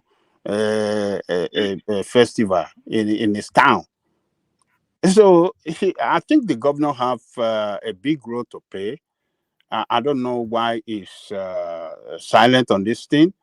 I don't know the problem that he's facing. I think he should be bold.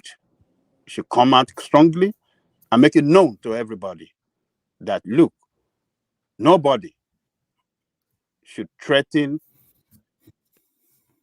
people of other faith in that state. You see, when it's time to act, people in authority, they should act appropriately in order to, in order to enforce the law. So what is it there for? He's not speaking. It's just, I don't know, man. So I think the problem is with the governor.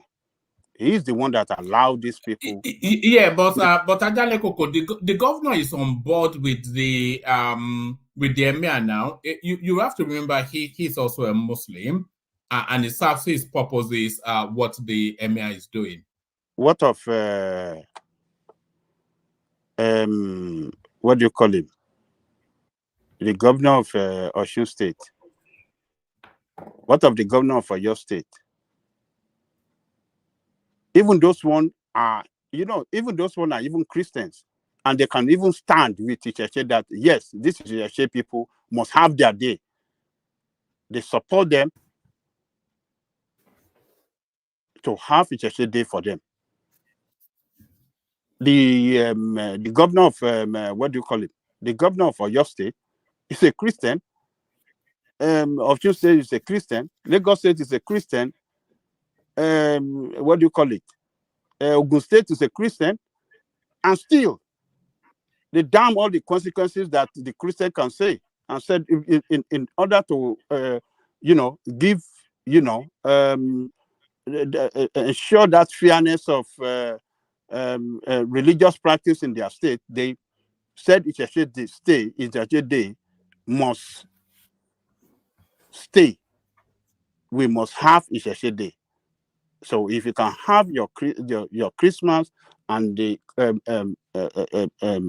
Muslim can have if their Kabir, why the traditional worshippers cannot have their own Icheche Day? So is that governor that I can blame? I think it's a failure for not coming out strong and warn those rascal fanatics, religious fanatics that have wigs on their head, carrying their wigs around and saying they are practicing one religion that's as if that is the way it's practiced in Saudi Arabia. You go to Saudi Arabia or what do you call it?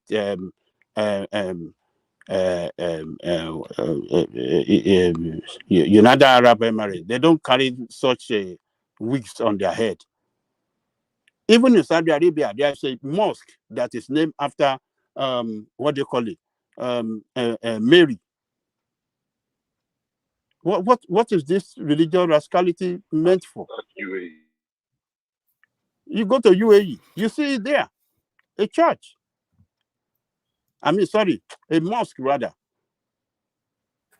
They have the name of the Mary, the mother of Christ there, and yeah, but Jesus is part of the Islamic narrative, and not be Isa. Yeah, well, are they not opposition to Christianity? The opposition to Christianity, they describe them as infidels, but we still have some courageous Islamic leader, country rather, that still honor them, still, name their mosque after the Mary, the mother of Christians. So, I mean, the mother of Christ. So, what are we doing in our homeland? The Ogun it's a Yoruba person.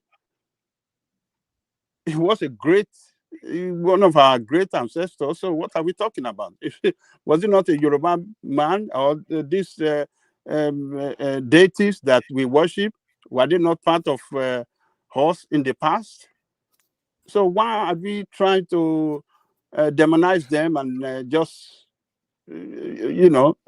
just rubbish them as if I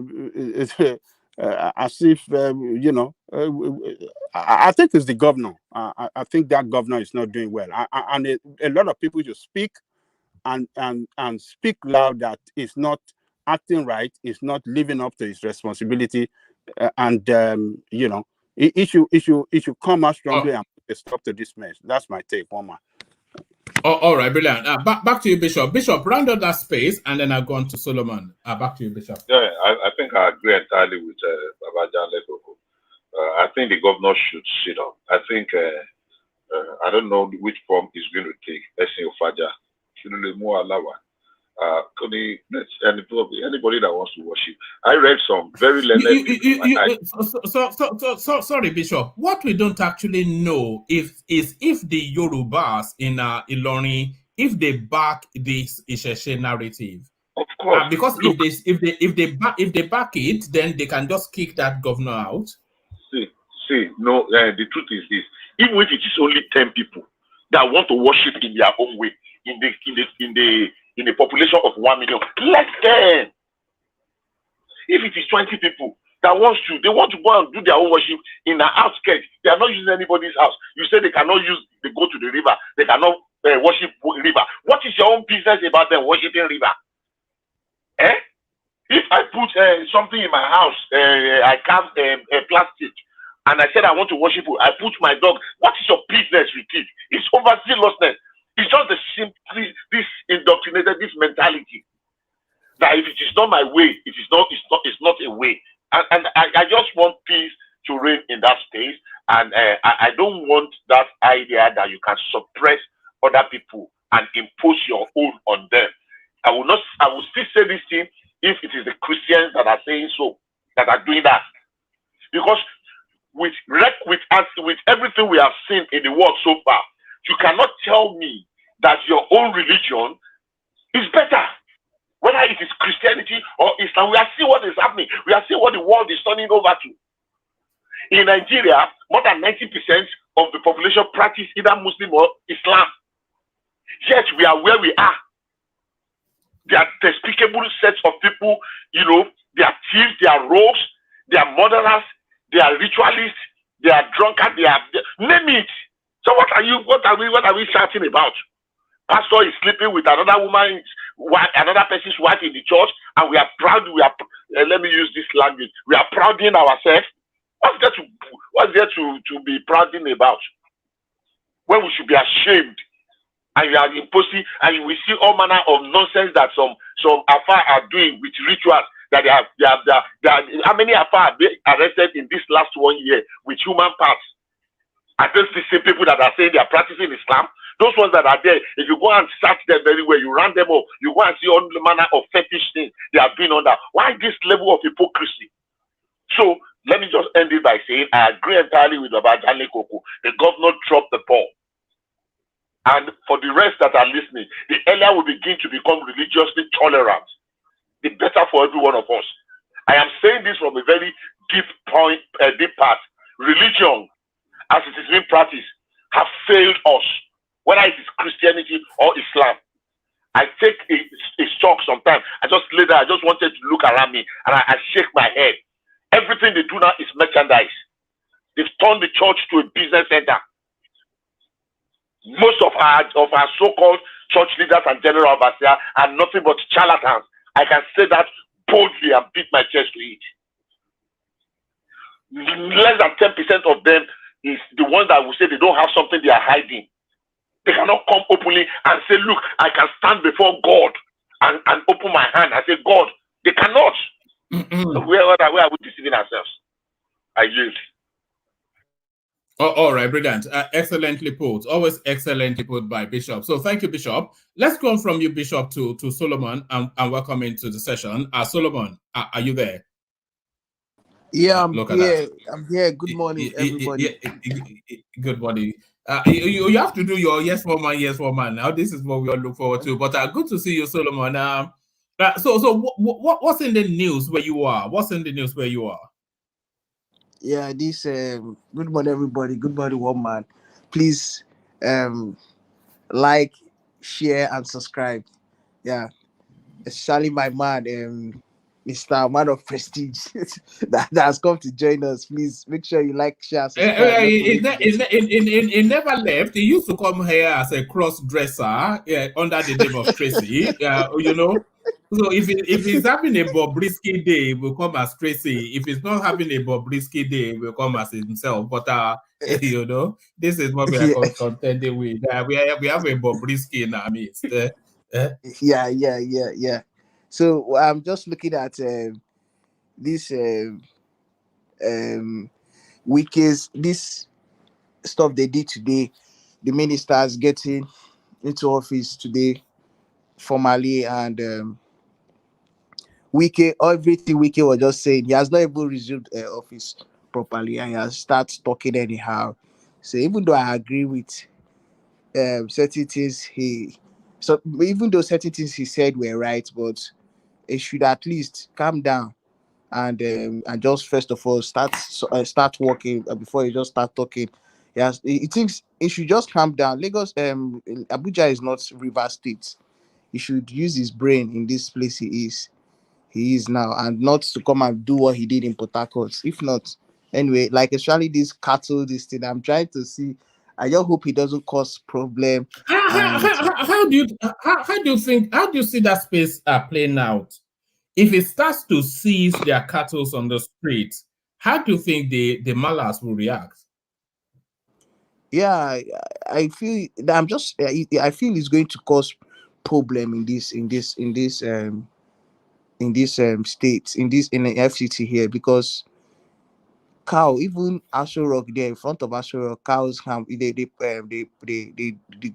pass there with cows, and he in different places you see these malam them carrying their cows up and down, and nobody disturbs them. Now weekends coming, even though at the time I agree with him, because this place is this is a city, and this is somewhere that because I've always thought the way they roll that cattle is they use it for intimidation.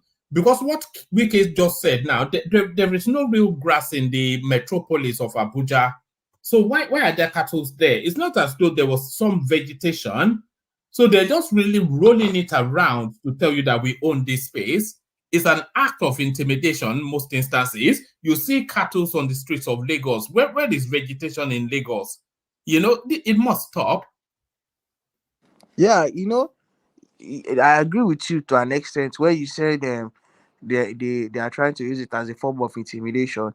When Buhari, let me know, I'm not trying to go tribal here, but it's just something that I noticed. When Buhari was in power, these people felt like that is this surely this their numbers. They felt like they can do any other life, because nobody, this thing caused problem in Nigeria here. Then what got me, got me surprised was how they were carrying patrolling with their cow in the city of Abuja. Like, it's really, really, really not making sense at all. So I just hope they just address this issue well, and it should not cause any problem. And like people that do this thing more are the Fulani, and the emir of I heard the emir of Suleja used to be in charge of Abuja before. So you see, these people have ground in this place here.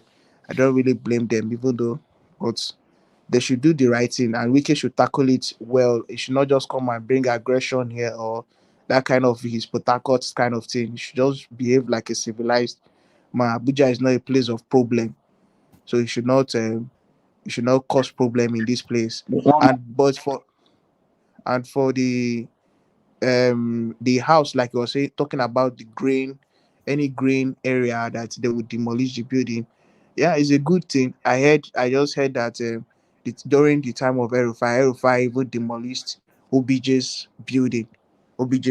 So if El-Rufai could do that during the time of even a sitting president, that means Wike has every right to. I support him in that. And the waste management thing he talked about, that one is a good thing too, because the way the waste in Abuja, the way they do go about it is not really making sense. So I feel he will do well, but he should calm down. It's not by gra. He should just do it like a gentleman. And yeah, Abuja people are not they are not stubborn people. They are not like Lagos people. They are cool-headed to an extent, even though they are all criminals. Yes. So take us. Can I ask him a question? Go on, but make adjustments so that we can hear you better. We never really hear you. It's always yeah. Yes, Solomon. Yeah, I want to ask a question. Why is it that in Nigeria we like good things, but we don't like the good thing to follow the normal order it should follow? What is our problem with that?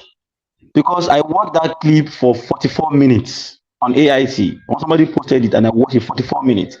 everything that that guy addressed were the things that needs to be done. Abuja is the most planned city in the whole of West Africa, and that's the seat of power in West Africa. When I say seat of power, when things go on in West Africa, that is Abuja where that's where they're going to settle some of those skirmishes. And other guys that come into Abuja, they normally, in fact, I just saw a video that showed the splendor of that place, how that place was well managed. So, and he was saying it that all the media people have been saying that since El Rufai left, things have been going on.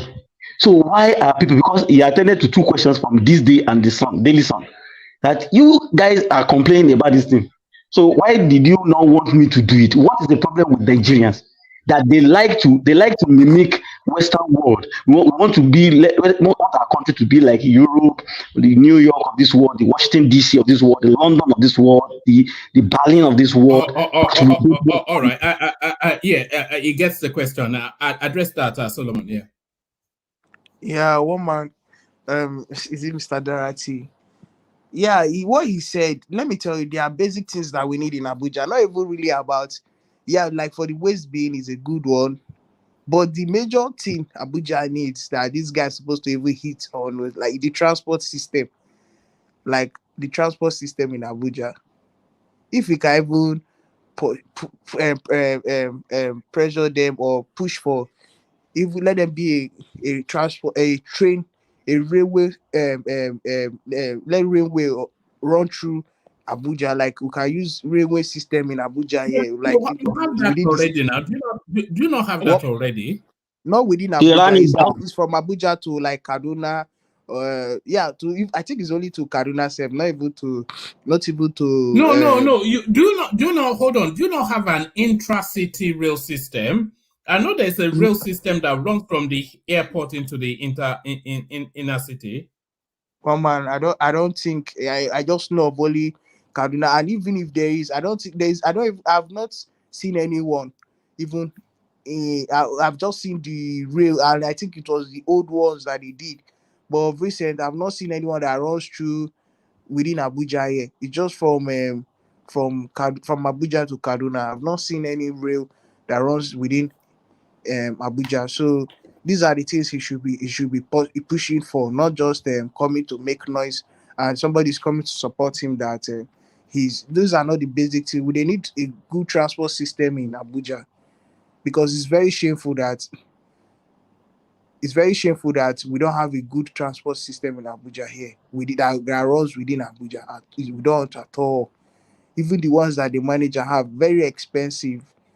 Yeah, and see, these are the things he should work on the transport system. Yeah. All right. And what's the electricity like? This is your internal rail. This is your internal rail system in Abuja, by the way. So I'm not quite sure what you're talking about. It seems quite perfectly normal to me. I think Abuja. Darati, let him speak, please. Darati, please let him speak. Yeah, go on. One man, I've not. Yeah. I know where this place is, but I've not seen it run. I've not seen it. Like how I've not seen this thing in operation before, for real. It's only the one in Kaduna. I know if my friend I used to before the Kaduna outbreak, that incident that happened, that the bandits kidnapped the passengers. So after that, some people became scared. Like that, my friend became scared of using that train system from Abuja to Kano. But I've not really seen this within the state train running. To be honest with you, they can talk about it, but and even if from that place Idu to Kubwa, is that the only place they should put train system? They need from that Idu now to Lokogoma, maybe to even to like in Yanya, all those side, they need train system from that people will be using from that, and not only to Kubwa here. And even this Kubwa, I don't think it's functioning. I don't think at all. All right, brilliant. Let me take you to a different talking point, Solomon. This now rumored talks of a merger between Atiku Abubakar, Peter Obi, and Kwakwanso. So they've tried it, of course, post the election, pre the election. That did not work because, of course, they couldn't agree who would subordinate to whom. But they are now trying it now in this phase. So how do you see it working? What do you think their conversation is? And what do you think the ultimate objective is? And if they succeed, who gets the lead? Is it dead on arrival, this supposed discussion? This discussion now is dead on arrival because election has come and gone. They're just wasting their time, except maybe they are trying to align for 2027. But if it's for this 2023, they should just forget about it because nothing is going to, except the court too. This court case, they say that there will be a rerun. Then yeah, it is going to be a valid one. But I don't see Obi being the head of, like, being the candidate for other for the two other candidates to go rally behind him. No, he will be the one that will rally behind one of them. But for him, I don't see him at all. If there's going to be a rerun, it's going to be between first and second, I suspect. Do you think Obi would lend his audience, his fan base to Atiku if there was to be a rerun, just to get power out of the hands of the APC? You know, we always talked here, discussed here. This obedient movement is bigger than Obi. He's not really in control. If he says something like that, they may just some real or some of the obedience might write him off, and he will not really get the followership that he has now. So I'm trying to see and to know if this alliance is really true, that will be of all people joining Kwankwaso and Atiku to align. I don't think it's true at all. So, but if it's true, Obi cannot be the head, and I even if he tells his people to support Atiku, I don't think they will really support. Yeah, I don't think they will support. Then Ohaneze doing this thing. Ohaneze now, they've seen, their eyes have cleared. They've seen the ministerial slot, how it went, and some of all those people that used to call me and say they don't need political power. How will you influence the policies you want if you don't have political power? And now they're already regretting it. So this is to show that we need to play our politics about somebody. Look at somebody like one of Prestige is telling me I'm uneducated about Nigerian politics. I even somebody like him that I see, an old man like him. He doesn't know anything about anything now. He doesn't know anything now. An old man like him that I just is my respected old man, but the way he talks sometimes it just makes me laugh. So the Southeast Let me ask you this question. Earlier on, I saw Yula Dache saying he was jumping on the Tinubu train, and then I saw Blessing CEO also claiming that she's no longer obedient but disobedient. And slowly, all of the leading names, and then Deji Adeyanju now singing praises and dancing. He accused Asarido Dokubo of twerking for Tinubu, so he's now starting to shake his bum as well. So what are you then making then of people abandoning Peter Obi at an alarming rate? Even Donyo Okukwe, he's jumped ship. One man, these guys are celebrities that if they don't follow the trend, they will be written off. They will write them off automatically. So at within that period of election, they have to follow the trend so that they will be relevant. You understand? They will be relevant, and so that people will not write them off. Right now, election has come and gone, so they have to take position. Not that they need, yeah. Yule Doche was never obedient. Yeah. Yule Doche was never. Yeah, he was never obedient. He always supported till they go right from it. Yeah. But Blessing CEO was obedient. Even the other person his one man just talked about was obedient. But you Lodeche, that one is true. He was never Donyo obedient. Okukwe was the DJ of his campaign now, Donyo Okukwe. And the Yeah, Adeyanju was obedient too. Well, he claims he still is, but his love letter to Tinubu, it speaks differently. yeah, and like I was saying, not just only these people we just mentioned here, that even during the NSAS protest, some of them were just using it to chase clouds, to gain popularity and all that. So when it comes to these celebrities, I don't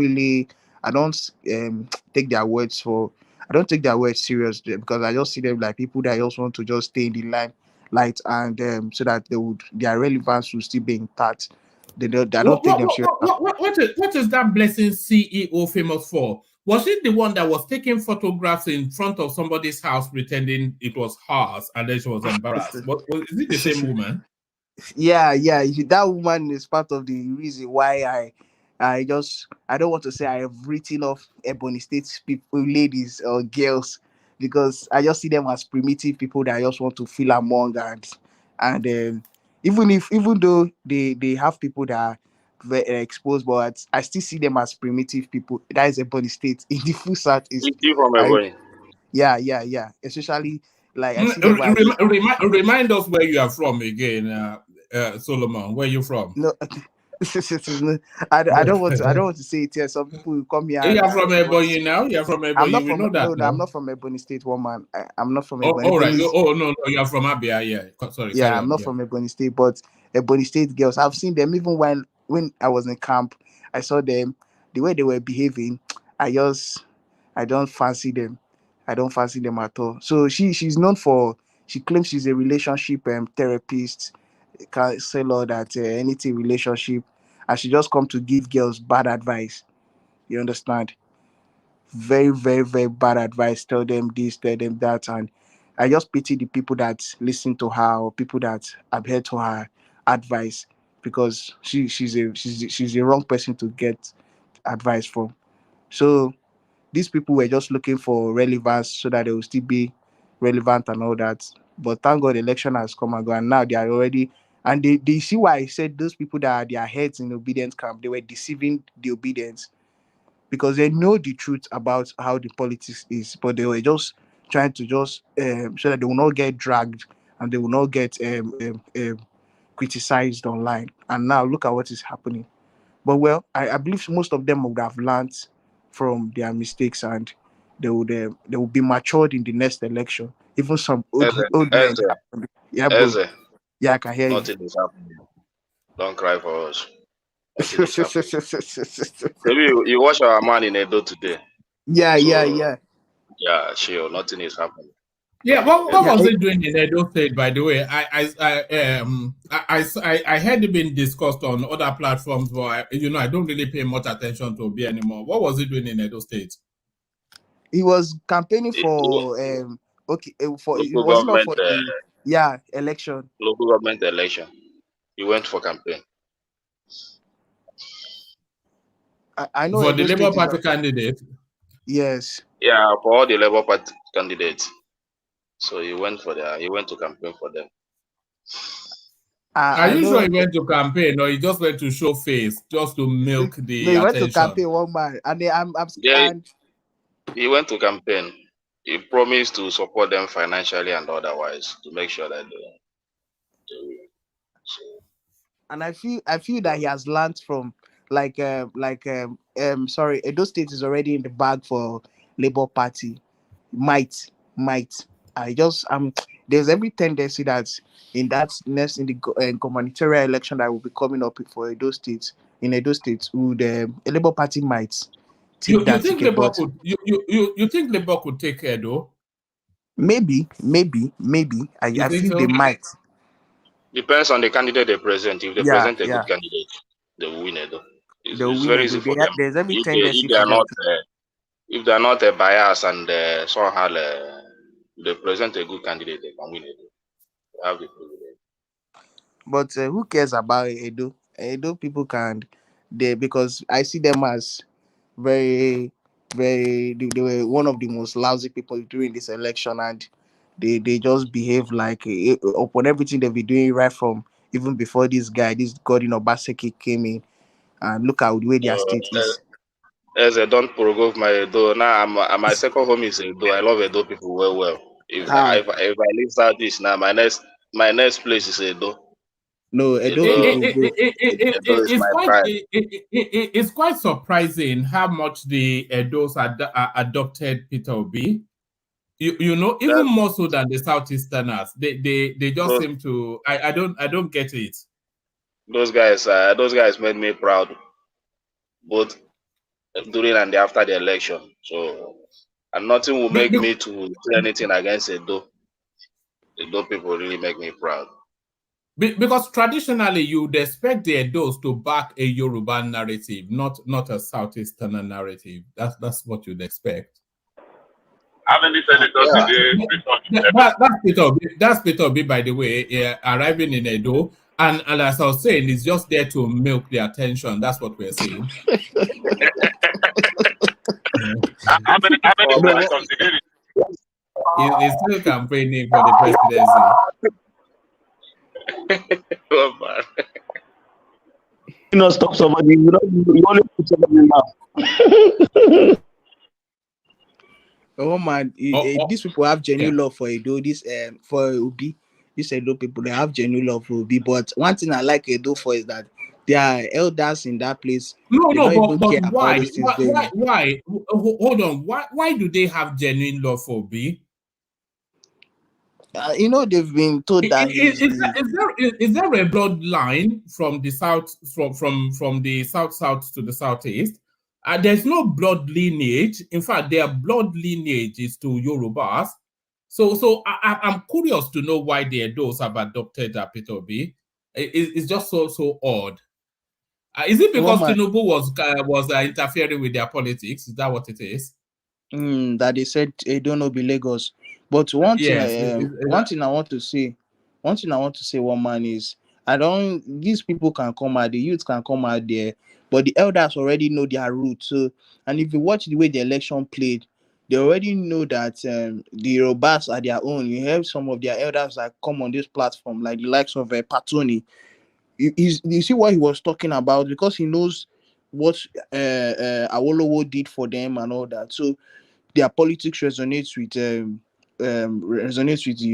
Yoruba, even with their own, apart from their roots, having a root with Yoruba people. But the politics that they played, he talks about Enahoro and all that. So it's just this their youth that I don't want to say they're naive politically, but maybe they don't know their background and all that. But anyway, they are looking for their betterment. So, and they feel Obi is the man that will give them that good governance that they need. So I will not really blame them. They should keep supporting. Do you think they actually support Peter Obi as a protest support? Do you see it as a protest support? Yeah. It's a protest support, of course. It's a protest support, just like the way they supported Obaseki, and he disappointed them. So that now they've seen that they've told them that Obi is this, Obi is that. These Edo people are very funny. They make me laugh for real. They're from a different planet, aren't they? What piece will come How do they make you laugh now? These are the kind of people I like. People that make a statement and stand by it. If you fail, you fail. If you win, you win. Whether they support Obaseki and he didn't perform, it doesn't mean that their voice still speak. I love their courage. I love their type of politics. These are the type of people that I love, not hypocrites. Most some political politicians in the southeast. These are the kind of people that I love their ideology. These Edo guys. So there is nothing protest there. When you make a decision, you stand by it as a man. So when you succeed, you succeed. If you fail, you fail. So nothing to argue about there. Edo people are real.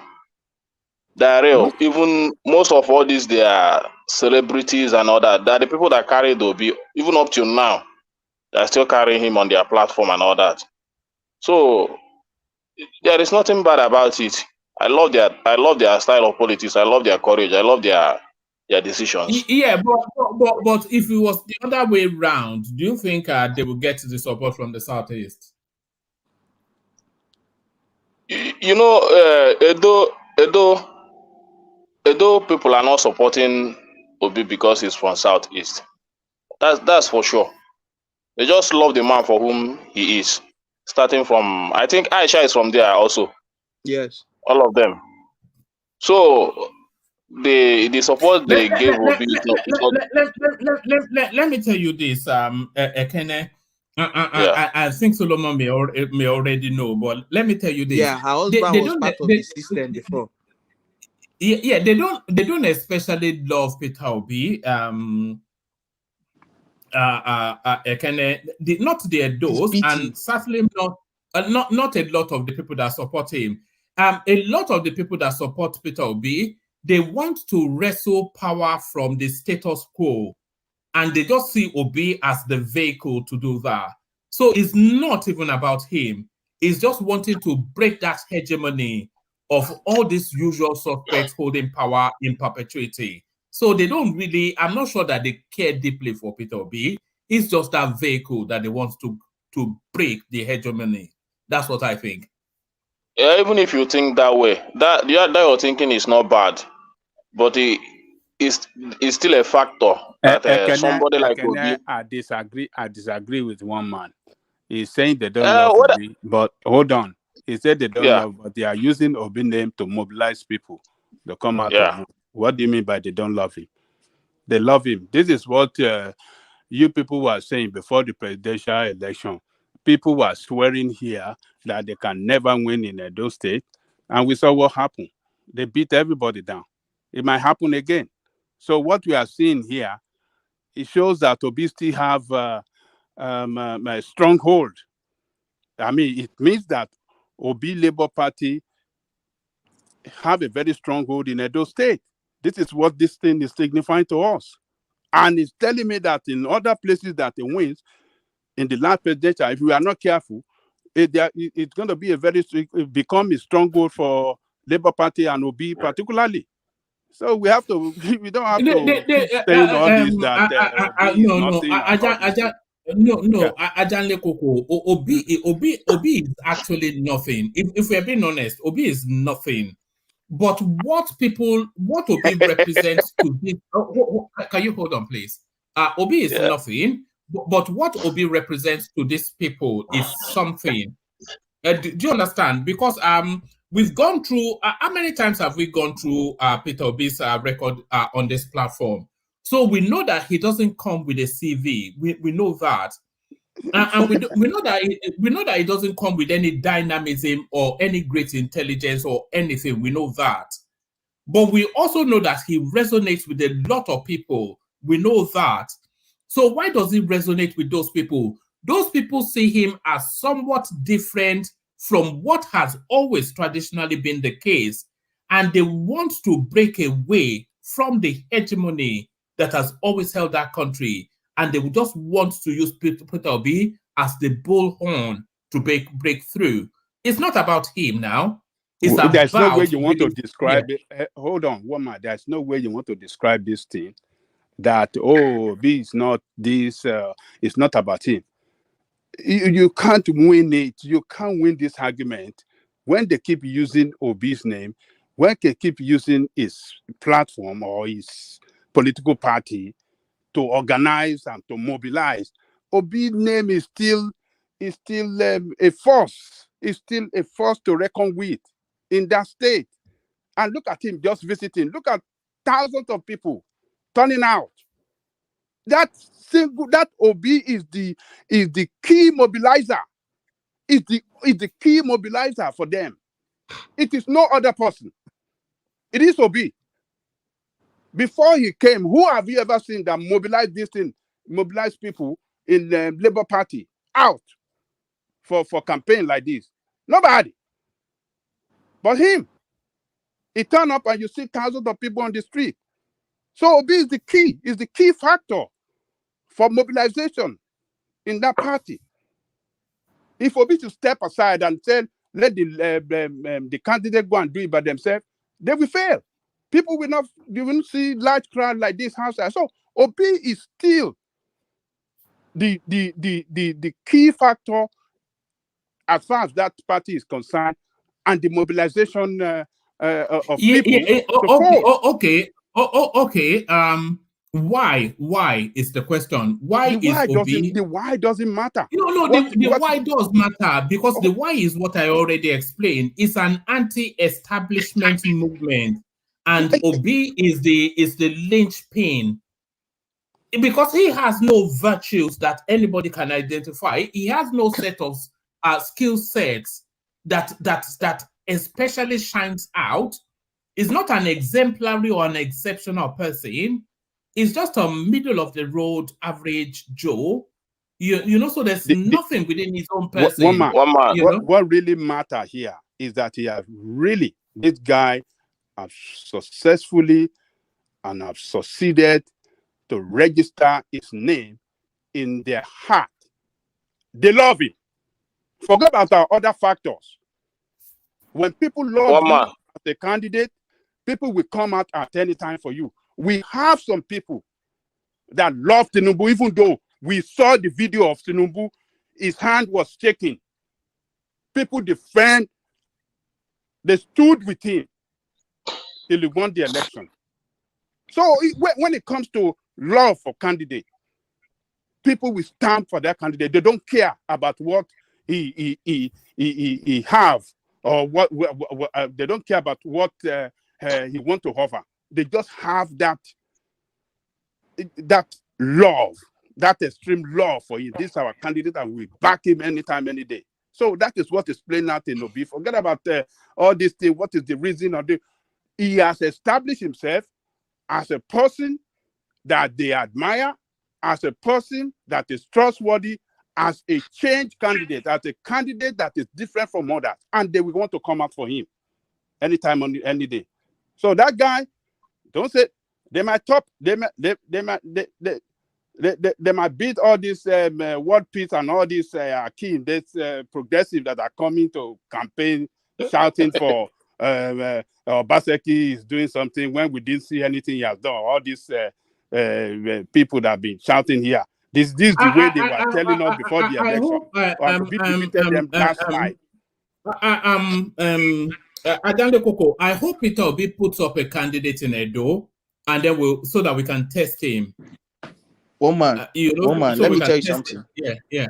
Let me say something here. If you leave Obi and Kwankwaso for me to choose, I will choose Kwankwaso. Let me be honest. Hold on. Yeah. The guy that is preparing for. No. Let him speak. What, please? You can't do that now. Sorry, carry on. Yeah. Yeah, I would pick Kwankwaso because I've seen, if you go to the north, especially Kano State, what this guy has really done. Let me tell you, even Obi in Anambra State, I don't even think maybe they would, except they want to just give him that honor and just support any candidate he will bring. But with what Kwankwaso did, I don't think, if we want to be honest about the way obedience are even following this guy, is Kwankwaso that if Kwankwaso and Obi should come out, if they really want a new Nigeria, as in a true Nigeria, a new one, they will follow Kwankwaso. But if they don't, you just know that these people are hypocrites. That is just the truth. Hold on. Let War Peace come in. War Peace wanted to come in. Okay. War Peace.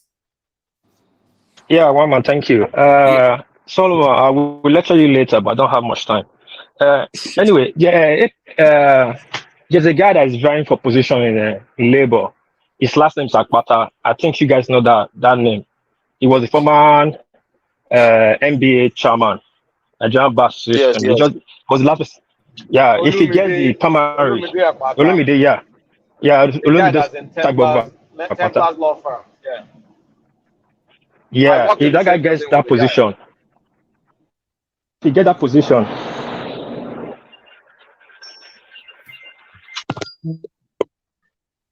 What will happen if you get it? Hello, can you guys hear me? Yes, we can hear you. If that guy get that position, if he get that position, you're gonna be landslided for him. And people don't even know Edo State politics. Thank you for assigning Thank you guys are right, but if I look from other state politics, every politics is different. The last political election that happened, APC won 2 senatorial districts. We have 3. APC won 2.5, or let's say 2 and 2/4. But the problem is that Labour won the majority. Majority is that Edo Central, the Edo, control almost 2 million votes. So if all of them vote, it supersedes South and North. So people should know this first. And people voting for Labour in Edo State, not necessarily obedient. Like one man said, people have protest vote. People don't want Obaseki. People don't want Oshomole, Tiger and Lion. That's Tony Kabaka. I said it before. And if Oshomole continue with this narrative, it will keep losing. They have lost 2 times now, and they have not gone to the drawing board to take risk assessment. What's making them lose? They're still trying to pick that old politics. People don't like. They don't just like Obi because it's a god or it's a saint. Obi is the least of the 3 thieves. And for fairness and equity, it's supposed to be Igbo turn. But they would prefer to vote for Obi than Atiku, that's a thief, a Fulani man, than APC, Tiger and Lion. That's the problem. And people are not reading that into that. We also say that Obi is just winning everything. So, all right, you are breaking up, but yeah. Okay, go to the next person. I'll talk to you guys later. Go to the next person. One more, please. Can you allow Mr. Kene to push back about Kwankwaso and Obi? All right. Ekene, let's hear from you. Well, for me, I'm not saying that Kwankwaso is not good, but there is no comparison there. But I will not have time to compare those issues this night. But what I'm trying to say is this: Obi on his own stand out in his character and the competence, no matter how you want to put it. You might not like him. So I'm not expecting everybody from Southeast to support Obi. No, but you can't say that. Hold on. No, hold on, Bishop. Let the conversation take place between Ekene and Eze, just to manage the space.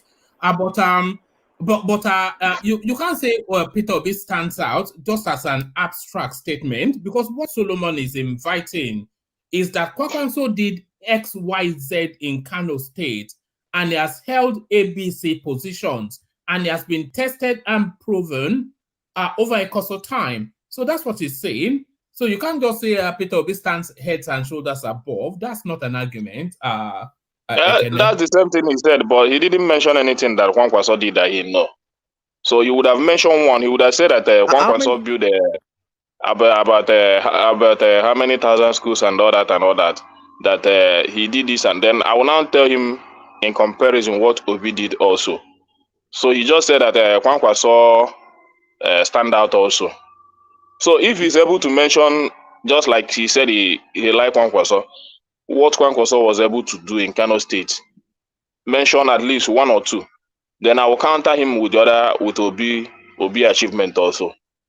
That's my point, one man. So if he knows any, let him mention it. Then I will counter him. But if he doesn't mention anyone, then I will also say that Obi stand out than Kwankwaso. That's my take, one man. So and another thing is this: one man, you should try and invite Obi on this your platform. Just try and do that. If you have the capacity. Yeah, but I think in terms of hierarchy, we are at the bottom of the list. No, there is nothing like hierarchy there. There is nothing like hierarchy. I know. You know, we are not going to kiss his ass here. So I know he will, whether he will kiss his ass or not. But if you have the privilege, if you know you can do it, just do it. Other people are doing it. Other platforms are doing it, and they are getting him in touch. So maybe you've never really put your mind on that. But if you should put your mind on that, work on that, make sure you get him on this your platform at least for once. Just you see what will happen that day on this your platform. Just try and do that. At least he has both that many platforms. Yeah, so it's not there is nothing to dislike about him. If you know you can do it, do it. I'll speak to Ingenja Media, see if he can arrange it for us. Yes, arrange him. I know Ingenja Media, but that would be a real cool, wouldn't it? All right. So Solomon, let me take you to one more talking point, and then I'll go from you to Baba. So now, Solomon, this headline, Tinubu makes history with new cabinet, but when they're saying he's making history, it's not essentially a good sort of history. What they are actually saying, they say President Bola Tinubu's administration has made history by having the largest and most expanded cabinet in Nigeria's history, with 48 ministers, although 45 were cleared and sworn in on Monday. So what are you, is the biggest in Nigeria's history and by far the biggest in African history. So what are you making of that, this over-bloated governance that how is he even able to manage them is the wider question. Yeah, one man. It's not just to bring out, create more portfolios for him to have the largest ministerial list. The thing is that the thing there is the people that he has picked, are they competent? Are they people that will deliver? Are they people that what is their antecedents, or what are yeah, what have they done in the past that would talk for them? And are they people that really want this position? If is this thing not a political, it didn't, as indeed he draft this list for political compensation? These are the things we should be talking about, because it's not just to come and say he has done this, he has made history by having the highest cabinet. Yeah, it's not something we should. It's the personalities, the persons who are going to occupy this position. How competent are they? How effective are they? Are they really going to work? Yeah. So it's not just how long the list is. It's just these things I just made mention of. I just hope that they really do something. They really work, and they because, well, I'm just trying to figure out and see, like, what what the person that people have been talking good about in all the list is just majorly on that Bosu guy, that guy concerning IT, that is just the major person that. Hello, can you hear me? Yes, but your thing is starting to quake somewhat. Yeah, let me go on from you, Solomon. Let me go to Baba, who hopefully has a better connection. Baba, you're up next. Baba. Yeah, thank you, woman. Good evening, folks. My wish for you all is a fruitful and rewarding week.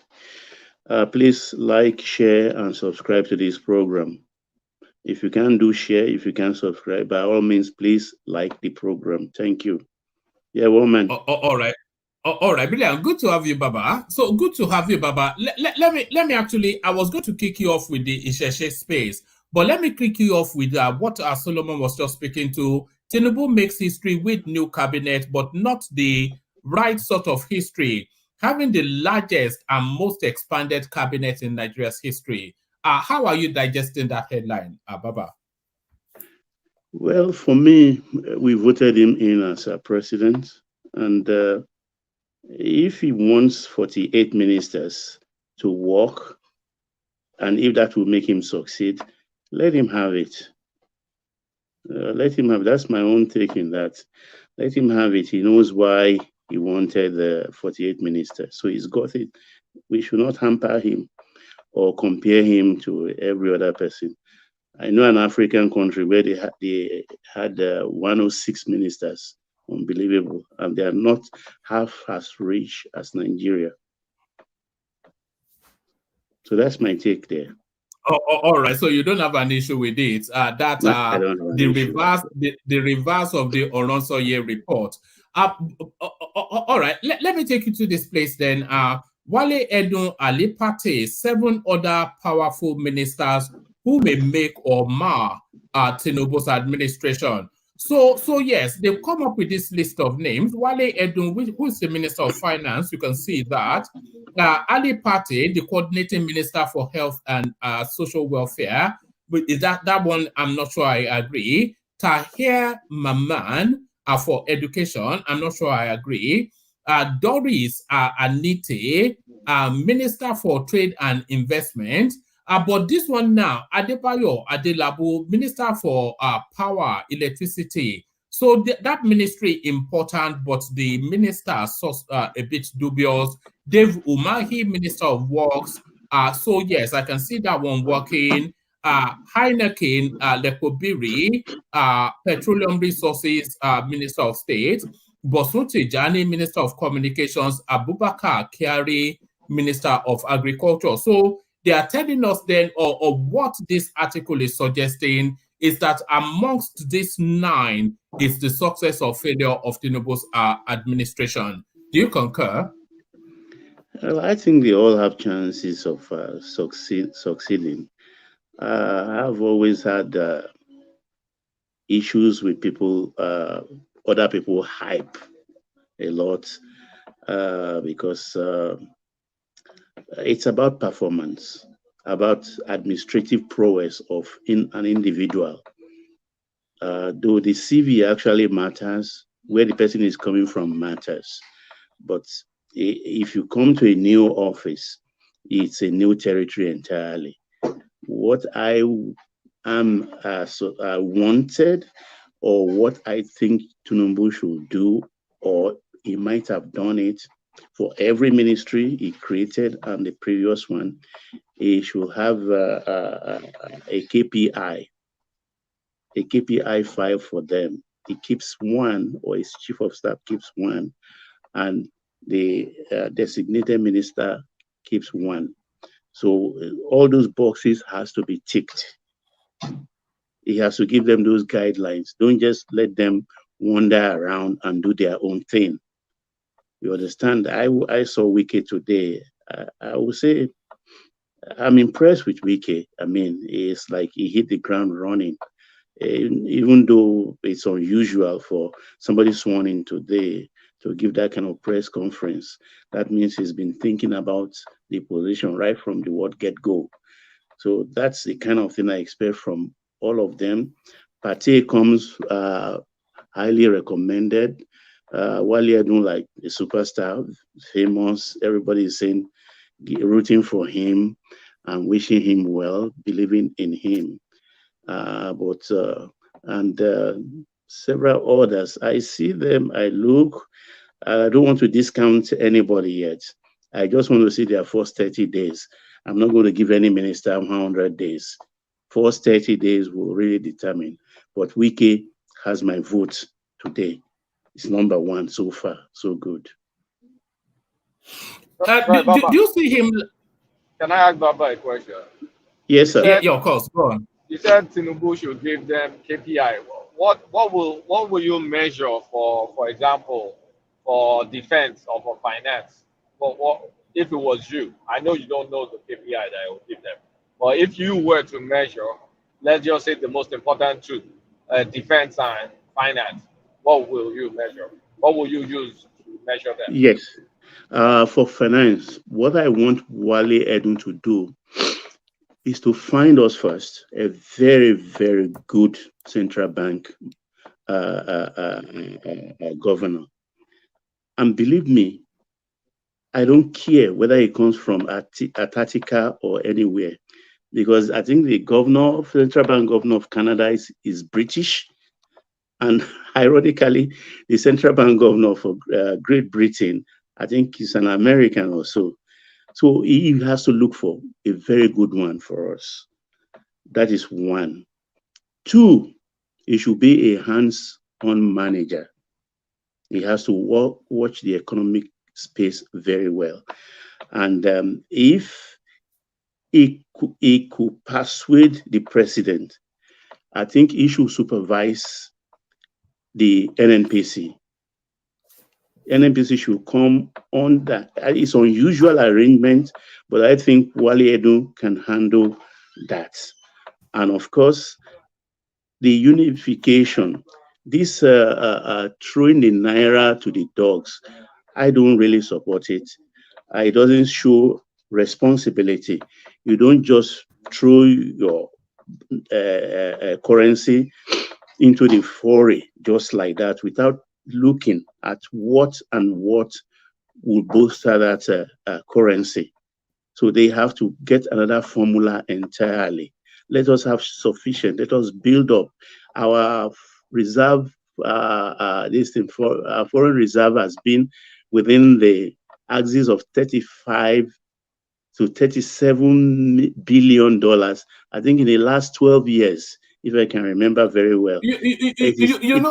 Sorry, Baba. You know, KPMG actually, or some finance house came out to say our reserve is actually 3 point something billion, not this.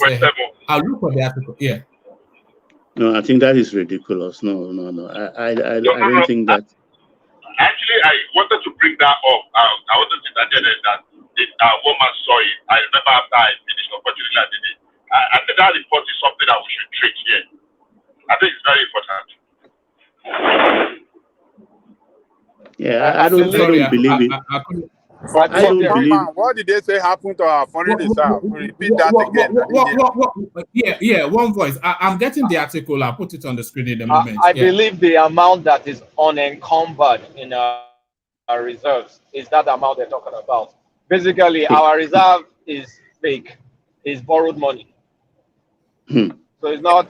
I mean, the one that is really ours is the one they talked about. The rest is already encumbered. The money is spoken for.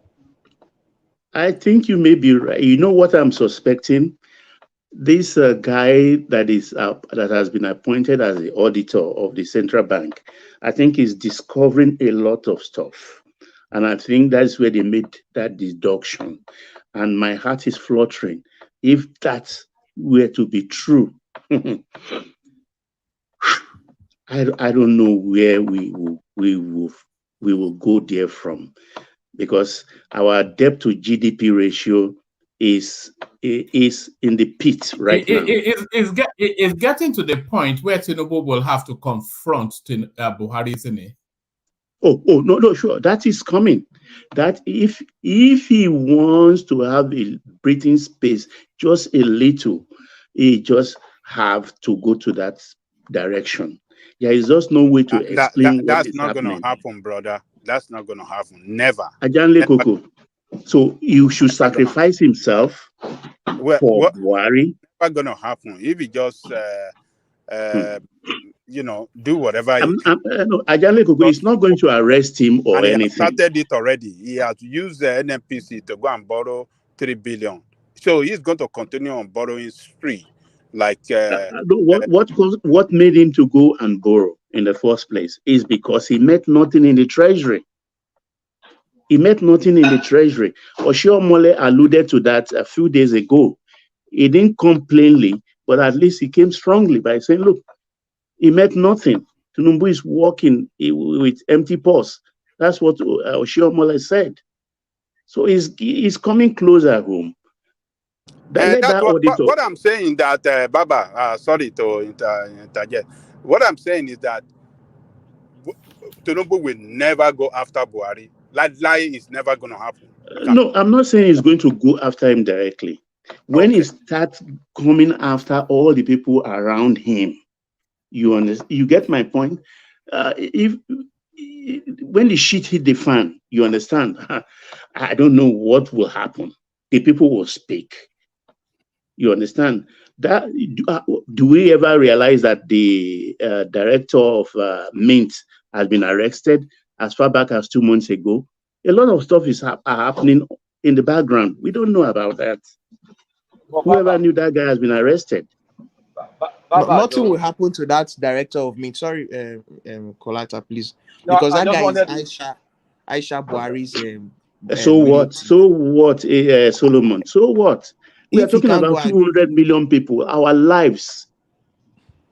I'm just saying, but that's exactly what I mean now. That if he's going to succeed, he has to confront Buhari, not Buhari Mr., but the Buhari people close to him. All this are Sirika, all this Abubakar Malami, all the people that stole the money, who are his inner sanctum, including Abba Kyari, the dead one, who stole a lot of money. So all of those things have to be... If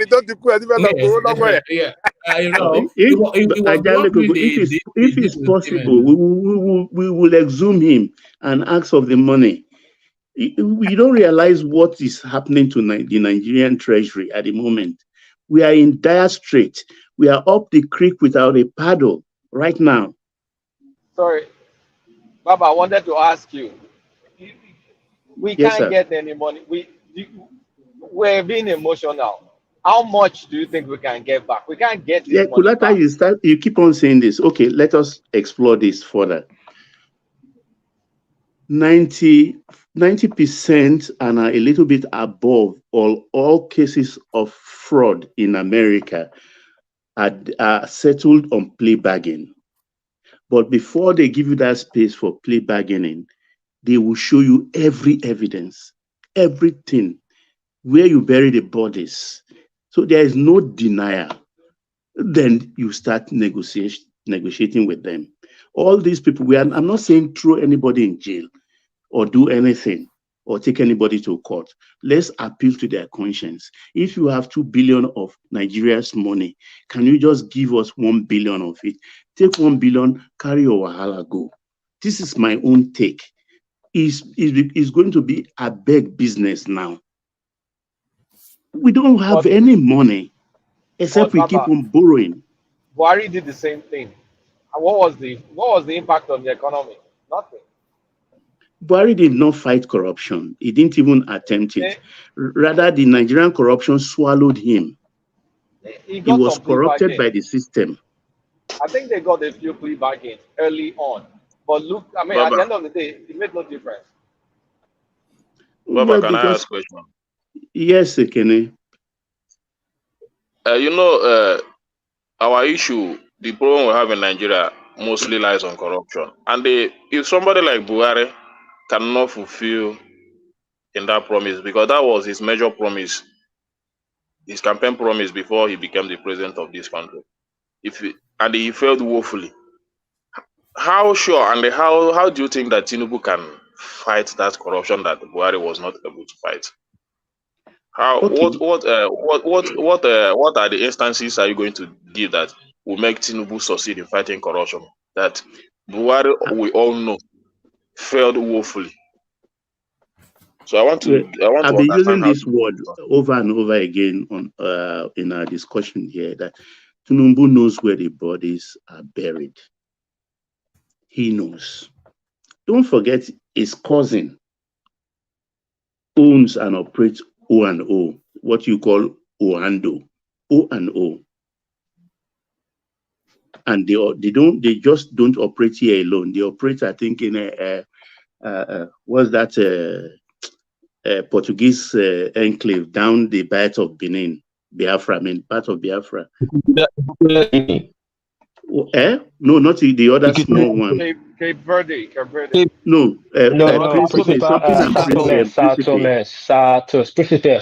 Principal Settlement. Yeah, exactly. They operate up to that place.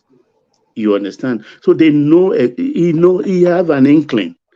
Even I want to believe Tinubu has a stake in O&O. So they know all of these things. And I believe he said he will perform. I look at him and I say, look, what does he want in life again? Just do something so that we can remember you. And I believe strongly he will do it. He will do it. We will get some of this money back.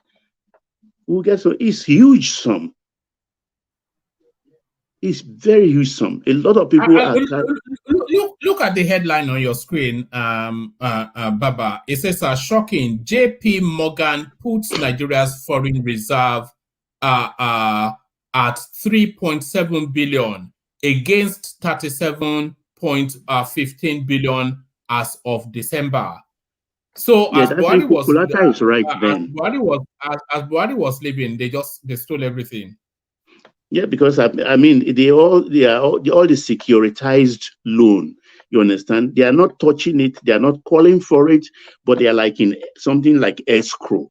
So they deducted it entirely, sweep it, and what is left free is the 3.7 billion, and that is a big tragedy. So if we have to use this calculation to work on our debt to GDP ratio, well, let the mathematician do the rest. So you can see that it's not what we are confronting here is not a joke. It's just that in our tradition, if you remember a couple of days back, I put up the fable about the tortoise and his in-law, which Professor this thing reminded me of a few weeks ago. Akinyemi. Akinyemi. Oh, this is so nobody should come and say human rights here. It's not about human rights. They should just that guy doing the auditing will bring out everything, and we'll be surprised at names that will be mentioned. This thing is a no-brainer. If you know, you know. These people are not invisible, and they are even, to me, they are even cocky because they are investing this money and mopping up shares in banks and stuff like that. It shouldn't be allowed. It shouldn't be allowed. 200 million people. What about Issa Fatwa family? You're not going to go after them? Who? Issa Fatwa. The late Issa Fatwa. Funtua. Nobody should. No sacred cow. Nobody should be exempt. That guy took billions of dollars out of central bank to buy 9 mobile. Nobody should be exempt. You understand? I mean, how look at 3.7. Then why are they not cutting cost now? Why are they not cutting cost? If this is the state of our economy. Well, that's why I answered that question. One man asked me initially that, look, if he needs 50 ministers to work hard and get us quick results, let him have it. It's like a carpenter. Don't give him just saw and blade or saw and hammer and nail. Give him different kinds of cutters. Give him plywood. Give him 4x4. Different things. If that's what he demands to reframe that house called Nigeria, let us give it to him. No excuses. All right, let me take you to another talking point. But before I do that, just to what Ekene was saying, you see, a lot of people, they always talk about the cutting cost of governance in Nigeria. The cost of governance in Nigeria is not the problem that we have. It is the hemorrhaging of money to corruption. That's the problem that we have. That's the problem that we have. If they can block all those hemorrhaging, which hemorrhages a good 60, if not 70% of our commonwealth into the lotus hands, then it doesn't. But the cost of governance must be cut, of course. But that's not really where our pain point is. Baba, let me take you to the Isheshe space. I know you are a traditionalist, so you must have gloried in today. Did you put on your babariga and other palm wine? That space, actually, I love the opportunity you gave me yesterday to talk on this matter, because my body rebels against it when people try to rewrite history. History is situated. You cannot rewrite it. This Ilori we are talking about, there are Hausas in Ilori. Islam was practiced in Ilori before the advent of the Fulanis through Alimi. The Oyo Empire extends up to Jebba. Oyo Empire extends up to Jebba on the eastern flank. On the western flank, up to Dahomey, which is today's Benin. This is the history. Islam has been with. That is why Uluiwo of Iwo is not lying when you talk about Islam. The original Uluiwo of Iwo, the first one, I think the third one or fourth, was a Muslim, because the Kano Hausas has always been trading with the Oyo Empire originally. Before Alafin Aole was the one who sent Afonja to Ilorin as a governor, because he's the General Simo of Alaafin of Oyo, Alaafin Aole, has done a lot of work for him. Aole. And he crowned him. He crowned Afonja the Bale. I'm glad I'm not the only one that cannot pronounce names. Look at that. He made Afonja Bale before he sent him to Ilorin. What happened is, that's why most of the thing I talked about yesterday in Yoruba land, Afonja was the 6th Ààrẹ Ọ̀nà Kakanfò, not even the 1st. A lot of people will tell you is the 1st Ààrẹ Ọ̀nà Kakanfò. Afonja is not. Is the 6th. And only Bales are appointed Ààrẹ Ọ̀nà Kakanfò. MK was not a Bale. The present man, what's his name now? Ààrẹ Ọ̀nà Kakanfò. Gani Adams. He's not a Bale. These are the things. The problem between Afonja and Aole was because when Aole was contesting for the crown of the this thing, Bashorun, which was one of the Oyo Maces, you understand, rebel, didn't want the Aole to be Alaafin of Oyo, and he has Afonja in his corner. So when Afonja eventually left for that post, that was the genesis of the problem. Aole wanted a revenge. So, and Alimi came along. And the only way he could defeat the Oba, Alaafin, was to get Alimi into his corner and they wage war against the Alaafin Aole. Alaafin was not killed in that war, as some people claim. Afonja didn't kill Aole. So this thing they are talking about, the Fulanis, no. Take for instance, in Kano today. Yeah, do you know but we the don't emir have of a Kano? history. We don't have the history of emirship in Ilorin now, because we don't have No, I will come to that, because the way they are making mistakes. Do you know why are the Hausas in Kano not talking about their emir has always been a Fulani? Do you know all the emirs of Kano? They are all Fulanis. They are not because Hausas. the Hausas are subjugated people. Baba, all the emirs in Nigeria are Fulanis.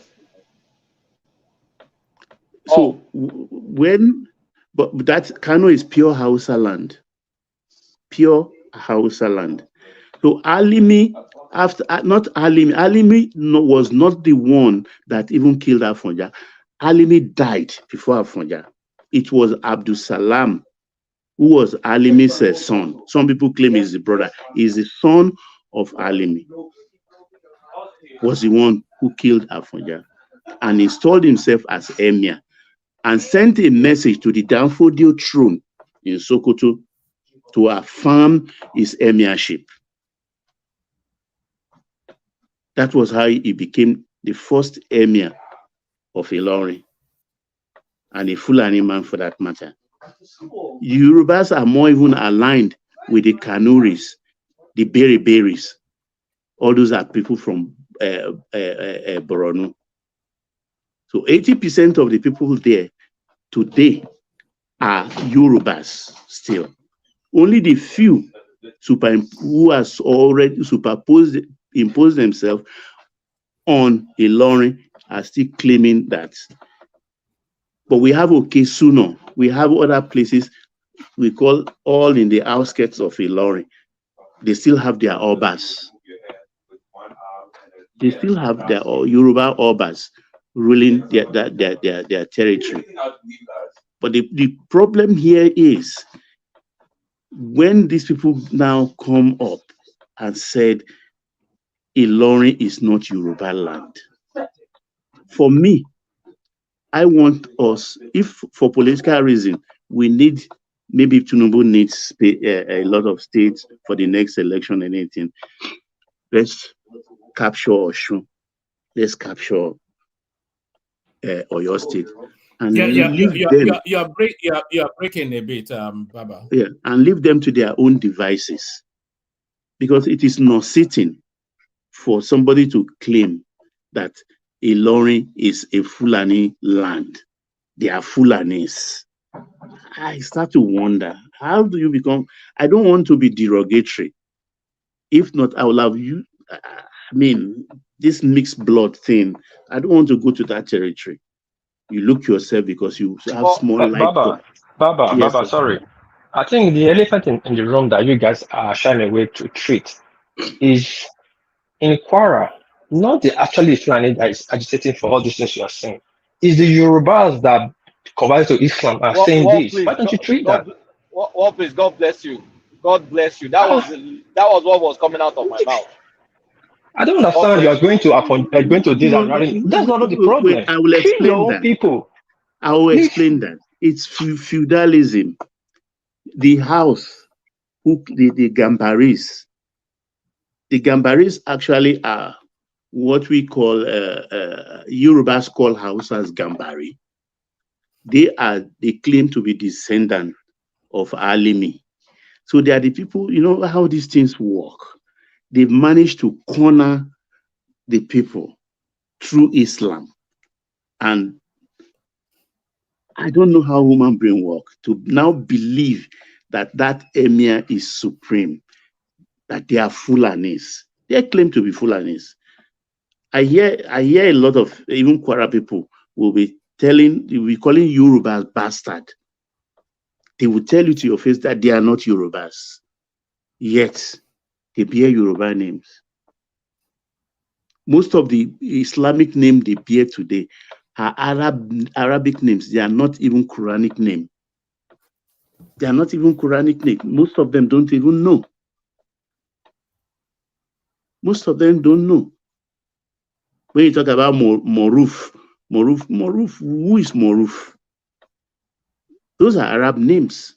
Just like you have Adewale, you have Ibukun, and all of that kind of this thing. That's most of them. That's the name they bear. They don't even know. We know Christian names. Your names after the saints, John, Paul, and things like that. But when you start to now bear a kind of a Jewish name, that is a different ballgame. That's exactly what is happening in that territory. So if they claim to be Fulanis, okay, let them be. Just leave them alone, because they use that as political patronage. But the era of military has gone.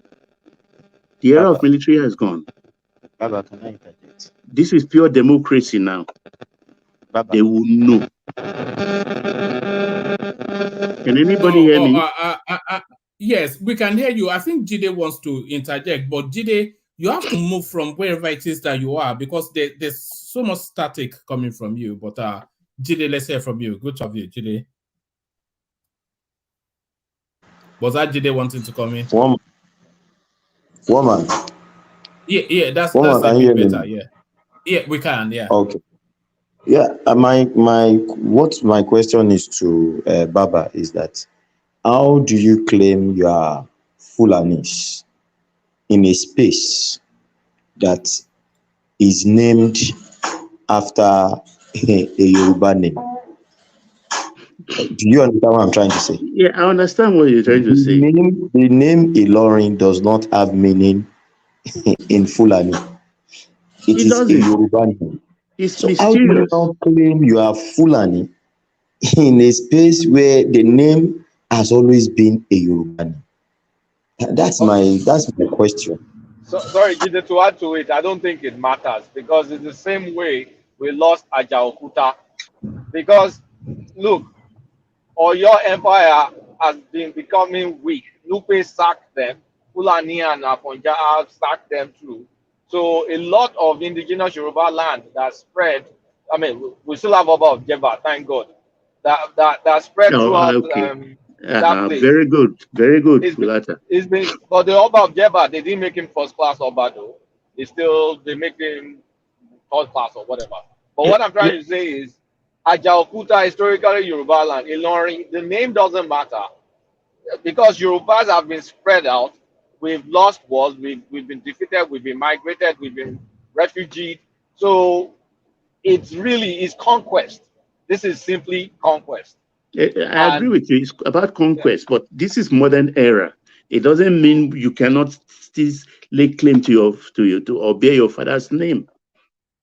Baba, sorry. Like, wait, sorry. Like, what is the other guy asked that Ilori's Yoruba name? Same with Kora. Kora is a Fulani name or a Northern name. So as Kolata said, it doesn't really matter. But I still say again, I still repeat again. I understand it's not correct. You can correct me later, but let me make my point. Look at most of the Yorubas, Bales and Oni and Alafin, or the Egba land. They are Muslims. Look at Yoruba name carefully. I think about 40% of the names are Muslims' names, like Sadiq, Babatunde, Aziz. I can go on and go on. I never knew all this when I started going into research about tradition. So what are we not talking about? Like I said, fix your people first. Hold on, Wapis. The quibble is not about the religion. The quibble is about the ethnicity. So nobody objects. That's what I'm telling you. That's what I'm telling you. That's what I'm telling you.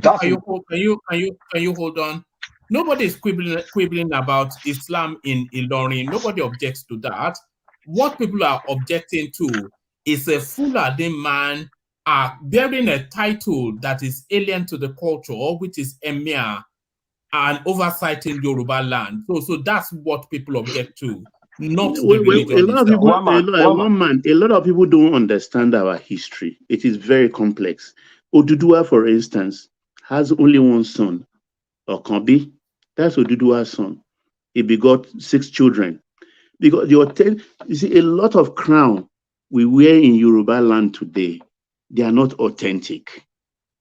I think there are about 16 crowns that are real authentic, real Oba, with apology to Bishop, even as powerful as Ibadan land. Ibadan originally has ballets. Still has ballet, so it doesn't change. It's still ballet. You mean Ibadan? It's still ballet. It's not full of Bishop will fight you. It's Olubadan now. But that's the truth. It's Olubadan now. You understand? This is it. Even and some people in history, what happened is I think it's eulogy make us at times to misinterpret history. When they say Oluyole, Ibadan, Ile Oluyole.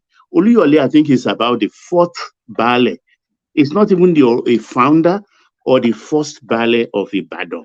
Or when they say Lishabi was not the first king or first Alaki. Or when they talk of a lot of kings like that, we use their eulogy and you think they loom large because of the eulogy and you think they are founders. No. Some of them are just 4th, 5th, 6th king in hierarchy. And that is why Oba of Lagos, for instance, is not direct descendant of Oduduwa. He's not wearing a beaded crown. So that is why he tried most of the time to rubbish other Obas who have authentic crown. Even as small as Iwo has beaded crown. Original crown, Iwo has it. Alara sorry, what's the significance of that beaded crown? Is that to say that it came out of Ife? Is that what exactly? They came out of Ife. They are grandchildren. They are grandchildren of Oduduwa. Because they are not children. They always claim. Some Obas even claim that they are Oduduwa's direct children. No, Oduduwa has only one child. Baba, sorry. I know this is a sensitive time, but one day I will engage you on traditional matters. Don't tell me Benin. Don't bring Benin inside now, please. World peace. I'm not bringing it, but as I said, it's a sensitive time. But you are saying history. You're trying to fix history by you cannot use two wrongs cannot make it right. But I will leave that for another day because you are saying your history is your history. I will argue that, but you are using Benin West to describe your history, so it's not coherent with me. But anyway. For us to find solution to this matter, we must go back to the root. And going back to the root is to let your people who they are. I've said it before. Those names, the Islam they worship, their way of living affects the way they think. It's an environment and people affect environment and society affect one's decision. And this was explained at the Quara. So if you want to solve this root as problem, go back to the root and sanitize your people. All this one you say Ilori is for Yoruba, not Fulani. Fulani is not coming out to drag it. It's the same Yoruba people there. They are saying they're not Yoruba. You cannot force them. As freedom association. But does So it's the your people. Fulani bear Kolakbo? That does not matter. It's your people. That's what I'm saying. Go sanitize your people. Tell them this who you really are. Fighting your own That's what person, I'm blaming telling somebody you. else for it. That's what I'm saying. I said yesterday that it is high time we installed an Oba, first class Oba in Ilorin. If they will burn down the new palace, let them come and burn it down. If they will kill that new first class Oba, let them come and kill him. And let us see. They will share the space. Yes. Baba, Fulanis adopt local names. That's normal for them. So the fact that the Kolakbo is Kolakbo or Agbola is Agbola, it doesn't matter. A Fulani that migrates to Central Africa will bear the local culture. It's normal for them to adopt those kind of things. For the Ilorin crown, though, effectively they're Yoruba because they've been marrying their women. I mean, their moms and co have been Yoruba for a long, long, long time. So if you Yoruba, but the main thing is trying to change it from Emma and Ilorin. I think that's mission impossible at this point. But what the governor can do is to take a lot of subjugated crowns, like Oba of Jeba, like some outskirts down in Ilorin, and make them first-class kings. Elevate them. So Emma is first class, then you have other first-class kings, then power is equated. Well, you cannot sack the Emir at this point. Just elevate the ones that are supposed to be elevated. No, I'm not. That would be dangerous. I mean, except we want to burn Ilorin. That is the problem you guys are not getting. How can a government We're not going to. We are not going to burn Hold on Ilorin one down. piece. Hold on one piece. Hold on. We are not going to burn Ilorin down. You understand? It's about tactics, and I agree with what Kulata said that let's elevate those other Obas who are to first class this thing and challenge Ilorin Central. That is what we do first, and go as far as possible and install an Oba at the heart of Ilorin. And I want to see their reaction that time, whether they will talk about Isheshe or they don't want an Oba. It's about politics of ethnicity. Let's play it. This is our opportunity. We've been waiting for this opportunity for a very long time. It has come. The military has always protected them. And I know these politics, the House of Saraki, for instance, I know are aligning with the Emirates right now because of politics. Because they actually started this. The senior Dr. Olushola Saraki, because he has always saying they are Fulanis. And that is how we even grew up knowing him. He has about 4 or 5 clinics in Lagos that time. Very popular clinics, Saraki Clinic. And I grew up believing that they are Fulanis.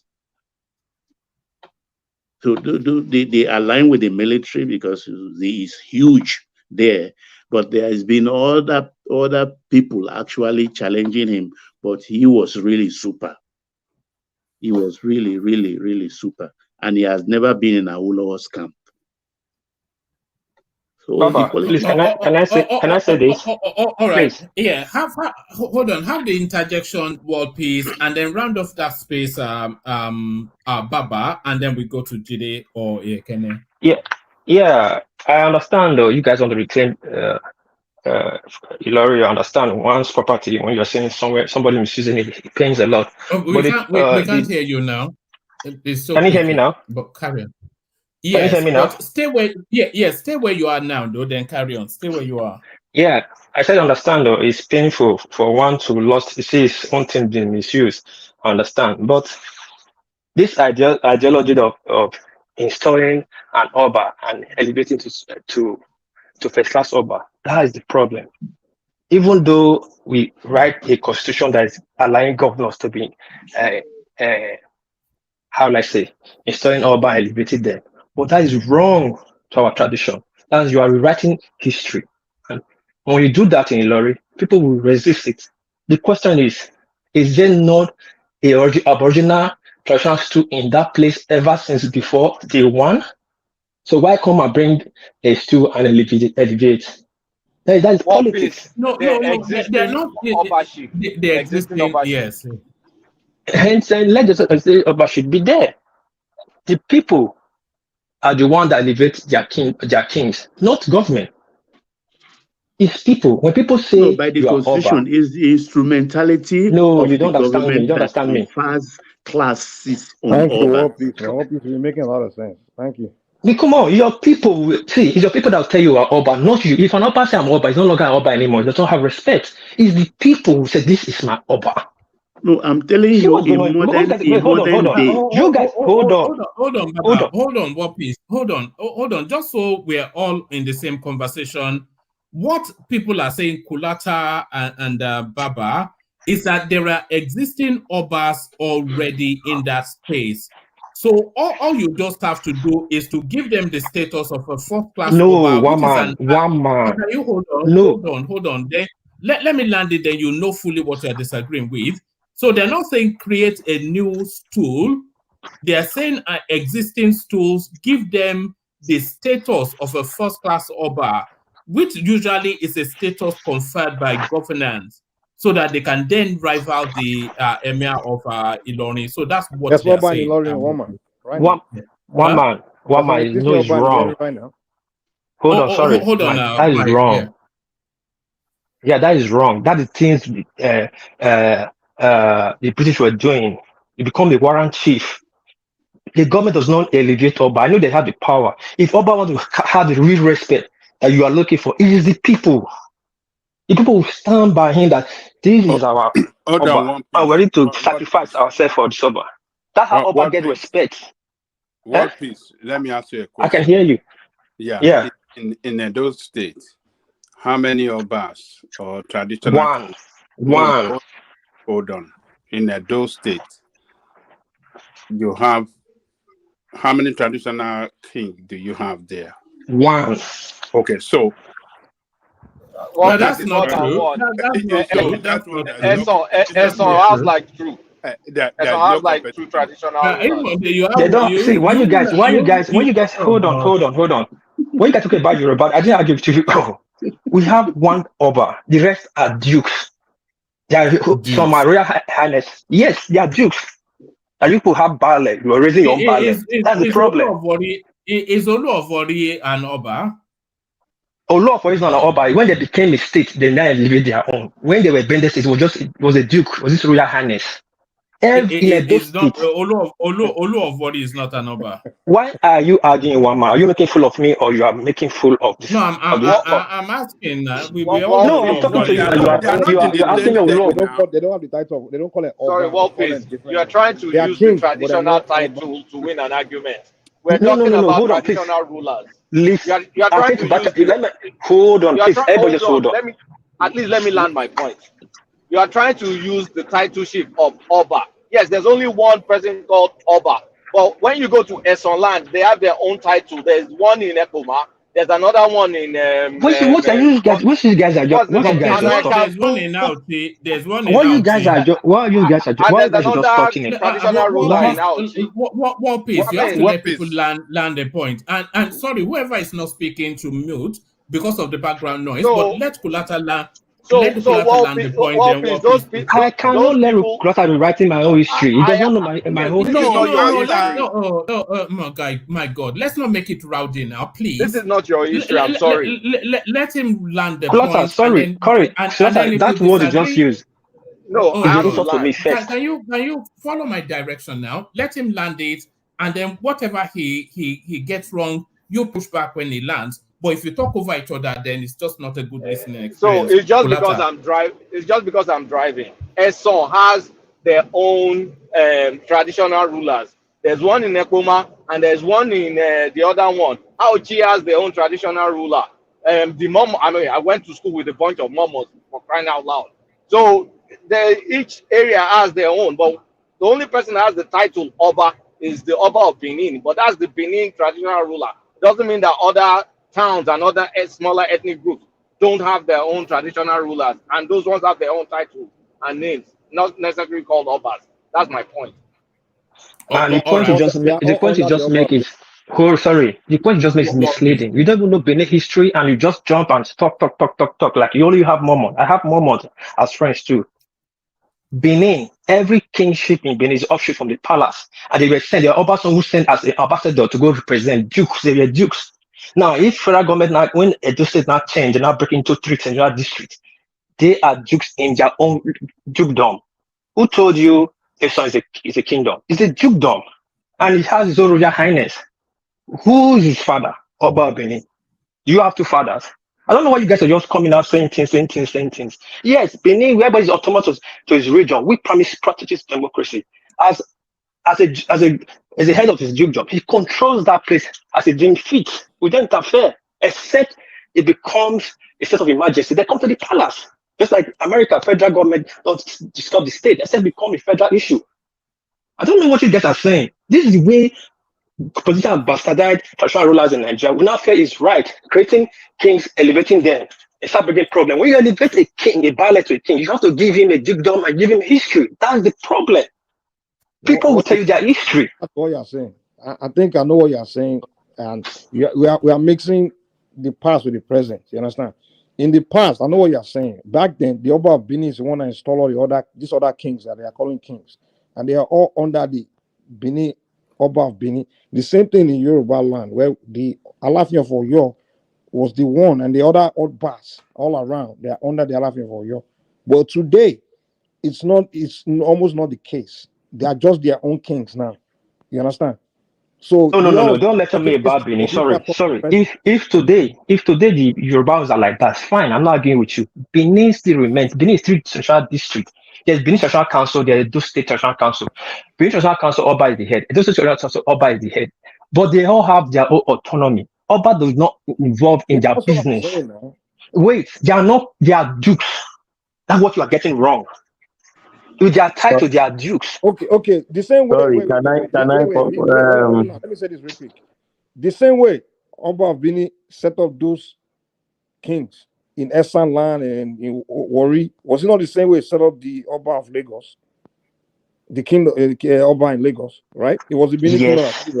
Okay, so now you telling me that today, well, back then, yeah, the way you are describing these Obas, those kings today, right? Back then, yes, you can say that. But today, are you saying the Oba of Lagos is no longer Oba? He's just Duke. He's no longer. Why are you taking to Lagos? Gentlemen, I say Edo. Hold on. See, this is the problem we have. We only think we have I'm saying Edo State. I didn't say Lagos. When you're talking about Warrior, as soon as they divided Benin, Bende to Edo Delta, we started creating their own king, highness before they were majesty. We are Duke, Olu of Ori, of Igara, they were all his royal highness. When they divided the states, they decided limited themselves to royal majesty. In Delta State, they have more than 20 royal majesty. In Edo State, we have only one. In Nigeria, I think Edo State have only one royal majesty. So in Lagos, you used to have like 20. Ibadan, you used to have like 50. We are one. Come, brother, wait. Can I talk, please? If you divide Edo State today, if you divide Edo State today, and the Abuja decide to go have their own royal majesty, fine. But as it stands today, we are following true tradition. Simple. Thank you.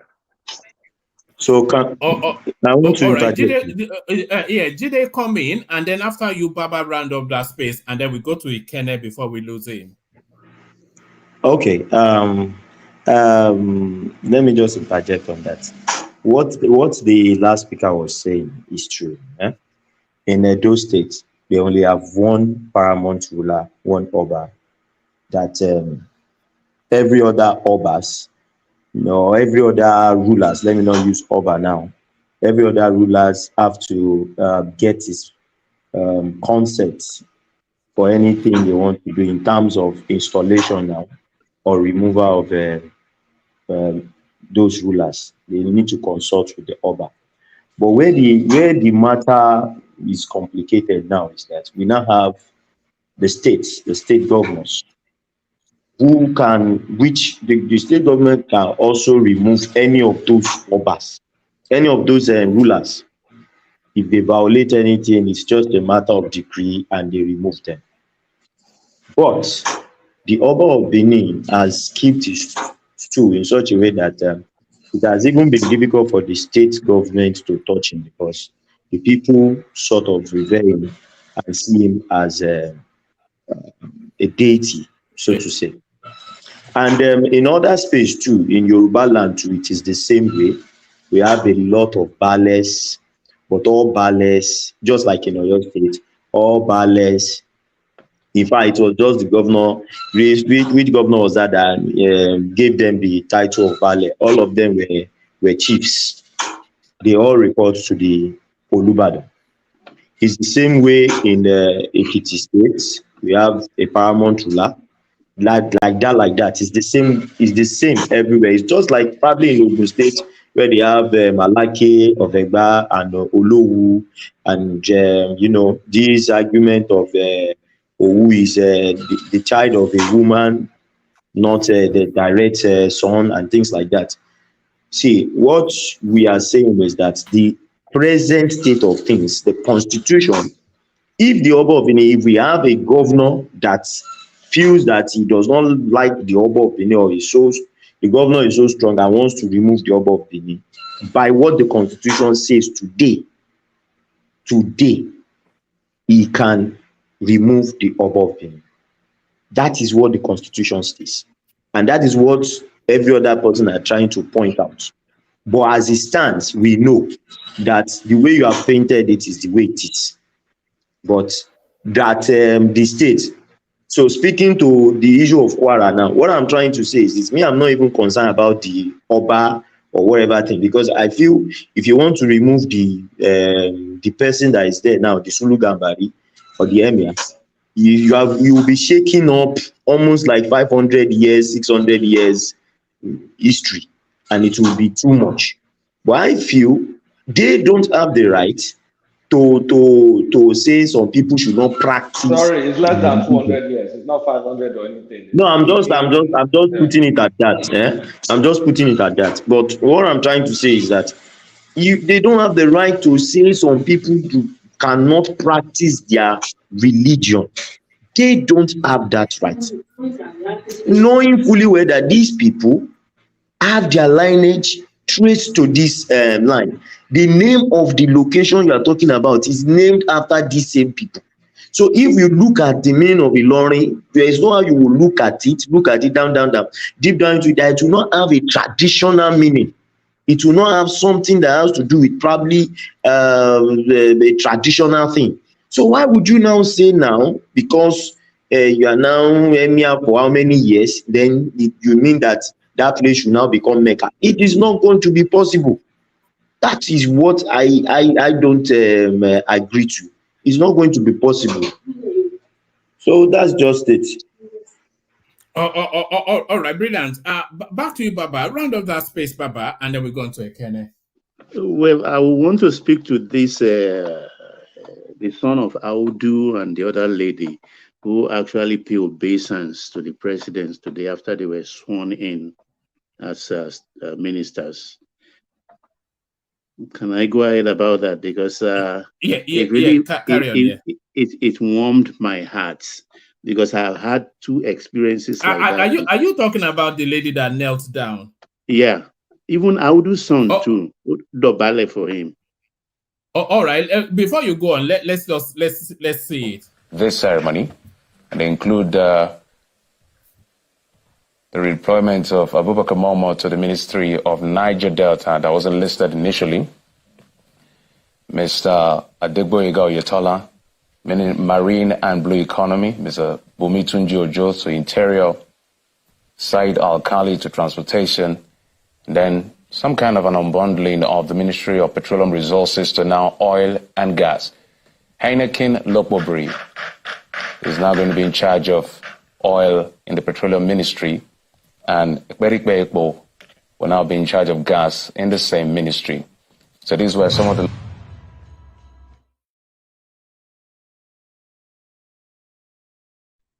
So the Iwara Oko of our Minister of State, that gladdened your heart. Look at you, oh man. Even you don't have the you don't have the tape. You don't have the clip of Audu's son, the Kogi State appointee from Kogi State. He Dobale fully. People don't understand this thing. My own experiences, for instance, one is comical. One made me proud. A couple of years back, it was Professor Saburi Biobaku. He a prominent historian and former VC of University of Lagos. A man I see from afar and admire so much. I walk into the lounge at Gatwick, and I saw him with some coterie of aides, and I was so happy, and I went flat, and it's like everybody was like, "What is this?" And he put his hand on my head. He didn't know me, and he blessed me. And less than 10 minutes later, you know who walked into that lounge? Chief Arishekola Alao. And to my surprise, he was even wearing a agbada white. I will not forget.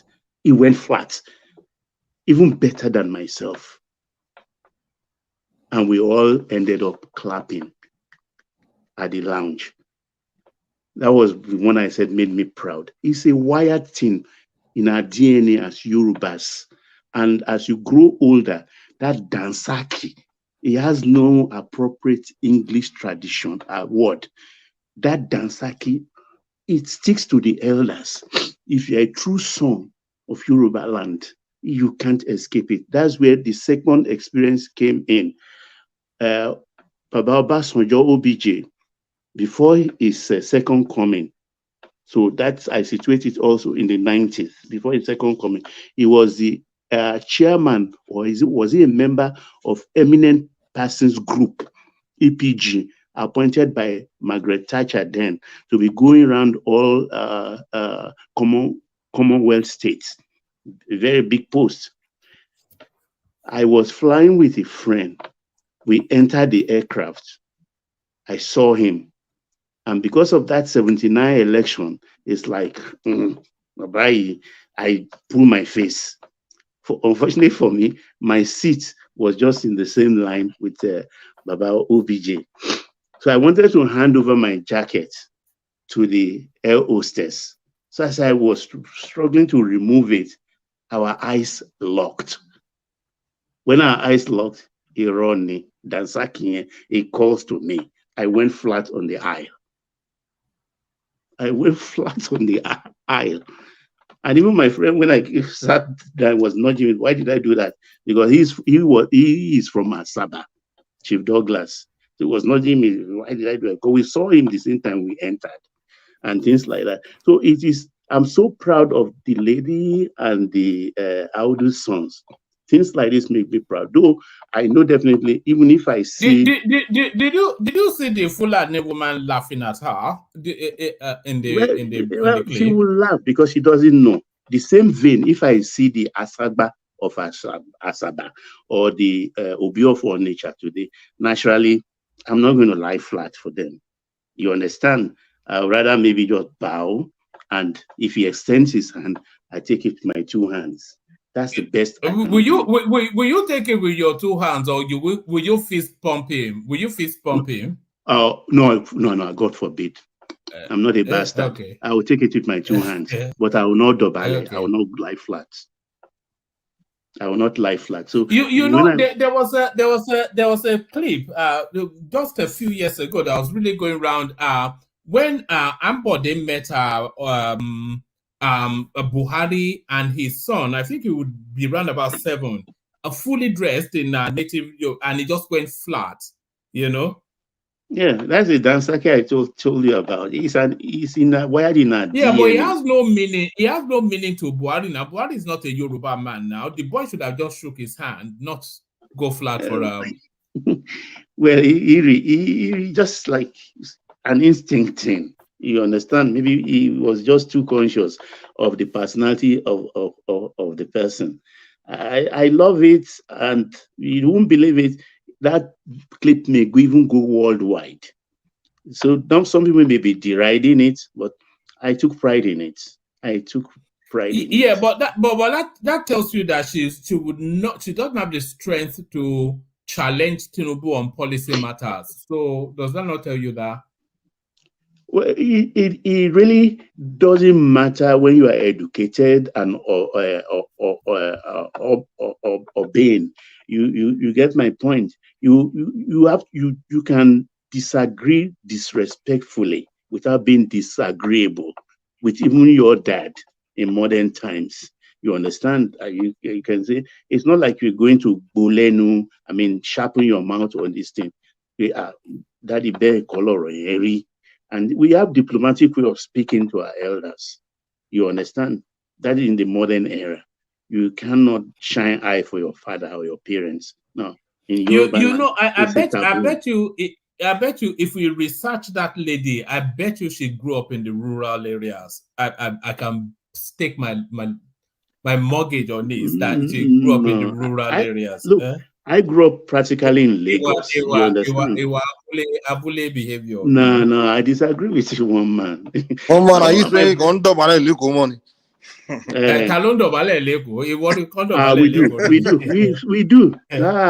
do. We do. If we don't even do it, the elder would demand it. You don't give an elder like that a half idobale. You give him full idobale. So if you do half idobale, you will say, Emilon Kiben. Is it me you are greeting that way? Oh, Baba Bae, Lauren, oh, Shekini. So you have to do it properly. We do it with joke.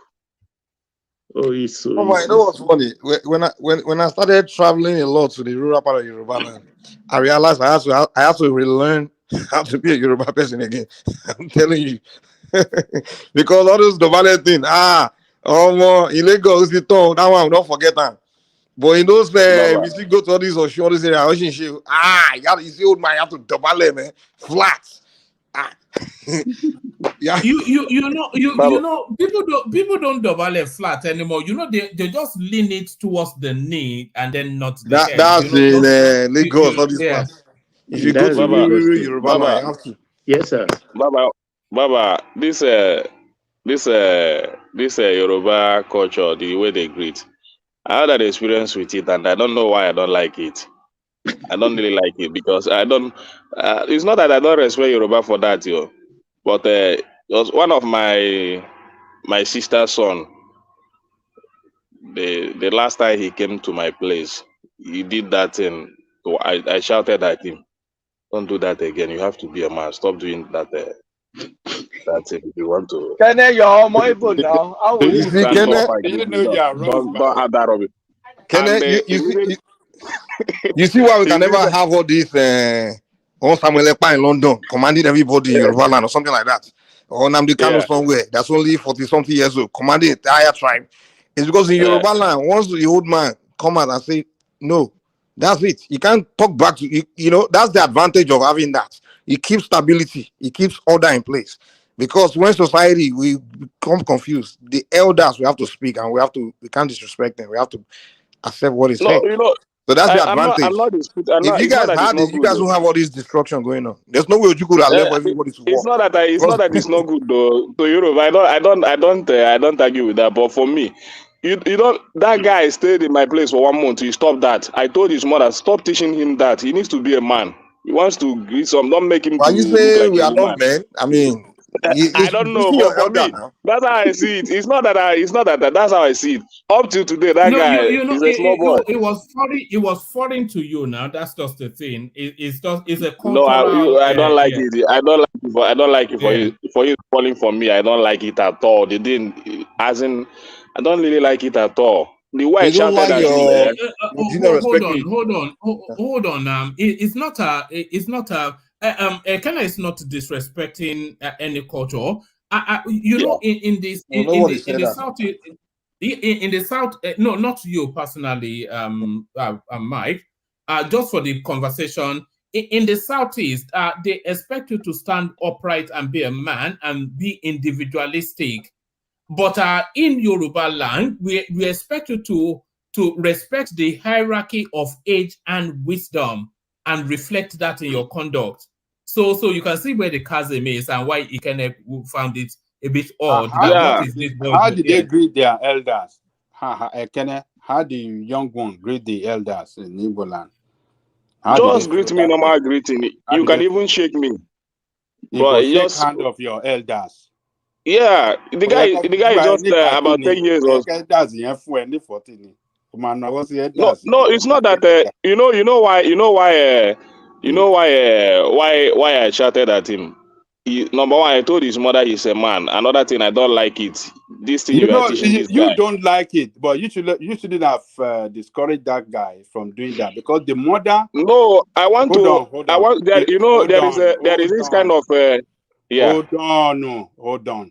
The fact that you don't like it doesn't mean that the mother that was raising her to respect people in Yoruba land, in Yoruba culture, it doesn't mean that the mother doesn't know, was not raising her right. But you now brought confusion, telling that boy, don't do that again. And what the mother was, the way the mother was raising her, in line with Yoruba culture, to align with Yoruba people, you destroy everything. You shouldn't have done that. It's wrong. Because when we were growing up, let me tell you, when we were growing up, we have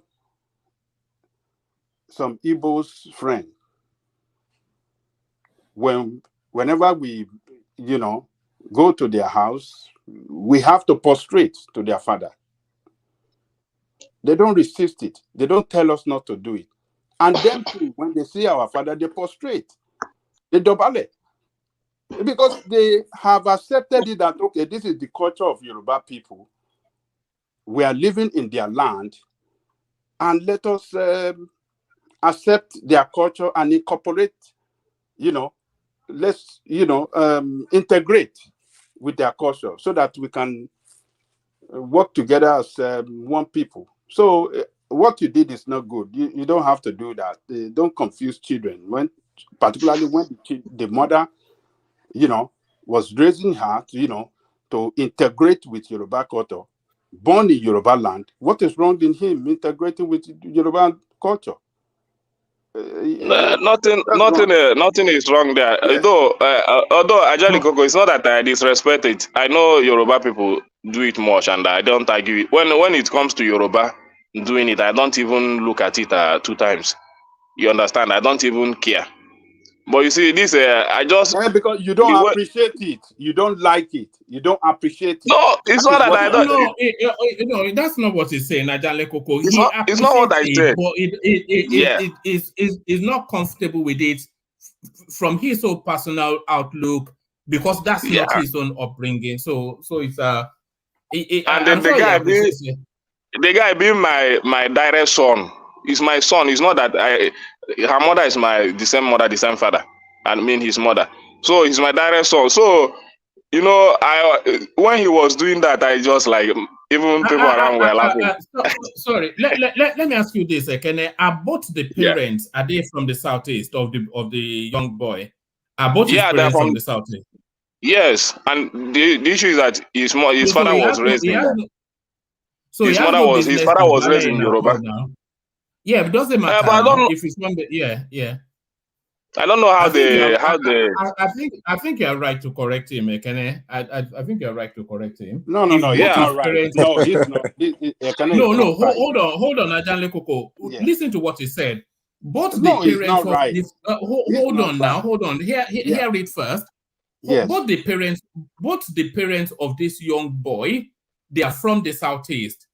And Ekene also is from the southeast. So there's no Yoruba at all in that relationship, except for the fact that they all live in Yoruba land. He said the father of that boy was raised in Yoruba land. Yeah, he was raised in Yoruba land. Yeah, he said the father was raised in Yoruba land. He's an Igbo man. You know, He's an you know Igbo why, man you know raised why, in you Yoruba know why, land. you know why, you know why, you know why I He's hate more that. of You know, Yoruba than Igbo. That hold man on, is one more of voice, Yoruba than Igbo. you know why I stop the guy, because sometimes the father, sometimes if he doesn't have confidence, the way sometimes if he talks, his father does that to elders, and when he does that, I begin to laugh. I say, my in-law, now wow, you say that's how we do it here. I say no problem. I don't even have problem with him, with his father, but that boy. You have now one man. You have now one man. Ekene, I'm with you. You were right to stop him because it is not his culture. It's not his culture now. Hold on, one man. Listen, you are not listening to Ekene now. He said even the father prostrate to elders. Listen to Ekene. It doesn't matter. It is matter not his now. right to redirect or to change, to But it's stop not that guy Igbo from culture doing what now. he was doing. It's the father that have the It's right, not not Igbo Ekene. culture now. It's not Igbo culture No, to it is Dobale. the father. Kene is trying to It's teach the father. Igbo It's just boys to like become me. Igbo man. I don't think anything It is Kene the doing wrong. father. Kene didn't do anything wrong.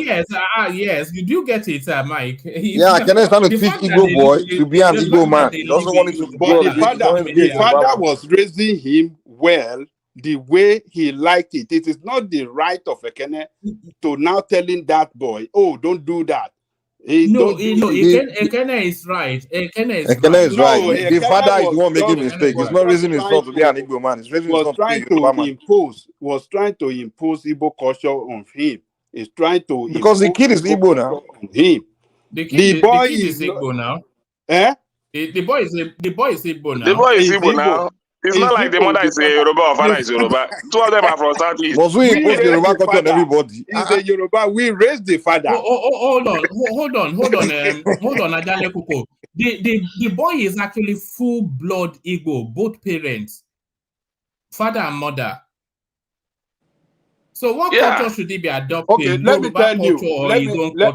Let me tell you one man. Your own children, are they real Yoruba children or British children? They are full blood now? Or you are not answering the question. You are not answering the question. They are Yoruba children. How are they they Yoruba children? Yoruba? You won't let them be practicing British culture now. You let them be wearing miniskirt and be doing slutty culture. Blood related to Yoruba. They are British children. The same thing does that child. That child is a Yoruba boy. He's a Yoruba boy. Okay. He's a Yoruba boy. So if you give birth to children in China, they will be practicing Chinese culture. His certificate will read born in Lagos, so. And the father too was raised in Lagos. Oh, all right. Let me ask you a question, Ajale Koko, and then we move on. If a tiger is born in a lion's den, what is that tiger? If a tiger is born in a lion's den. What was that the movie? You know what, man? I think we have to reform our culture a little bit, to be honest. But you know, well, because it cannot make many of our people do that, man. To be honest, I think Ekene should have appreciated what that boy was doing, and he shouldn't have stopped him from doing that. And he should have left him alone, because that's the way the parent raised him and taught him, and you know. Their reason for teaching him or raising him that way is been known to them. They wanted that guy to integrate with Yoruba people because he was born in Yoruba land, and so that he can have, you know, a free relationship. He can have free relationship, and you know. How will you survive in Igbo land if he's living like a? You are coming now. If you travel to Igbo land, they will beat him and he will not talk. He will not. What of Igbo? They will beat him and he will that not was talk. even born in Igbo land. Is he even accepted today in Igbo land? Forget about that point. Do you people you go to Igbo land and be doing Omoluabi?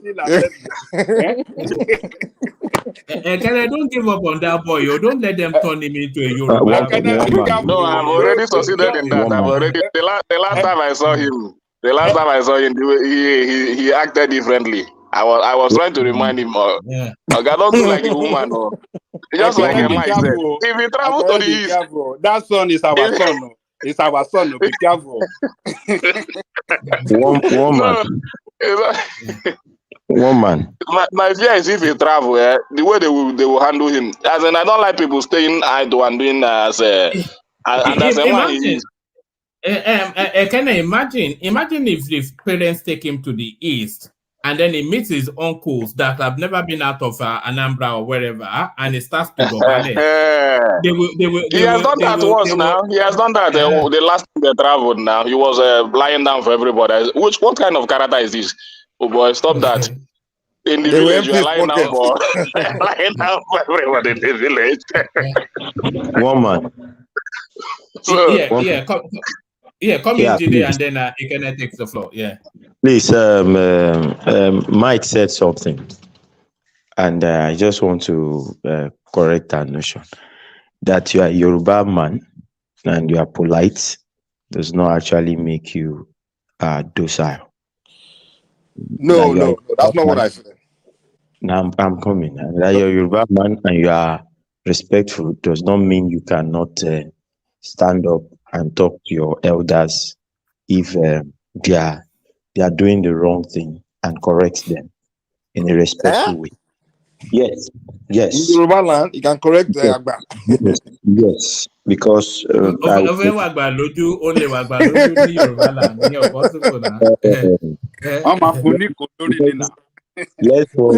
look at it this way now. On this platform now, yes, everybody gives Babajanle Koko his respect. It's just the Omoluabi way. But does not mean when Babajanle Koko says something and we actually don't agree, that we don't push back, and that we don't make our own views known in a respectful way.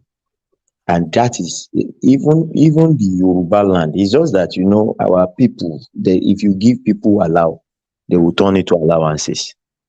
So our people start using that against the younger ones. Exactly.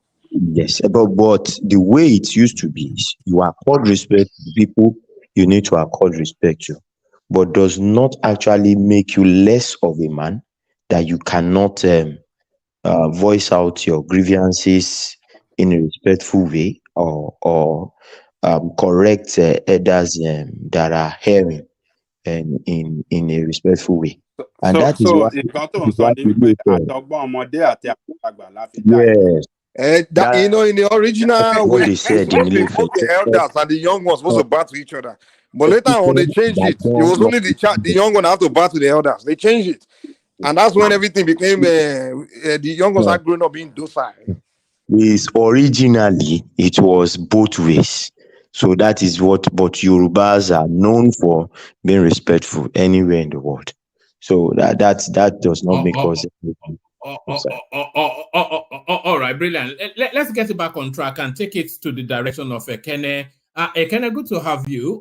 So Isheshe Day, how did it go?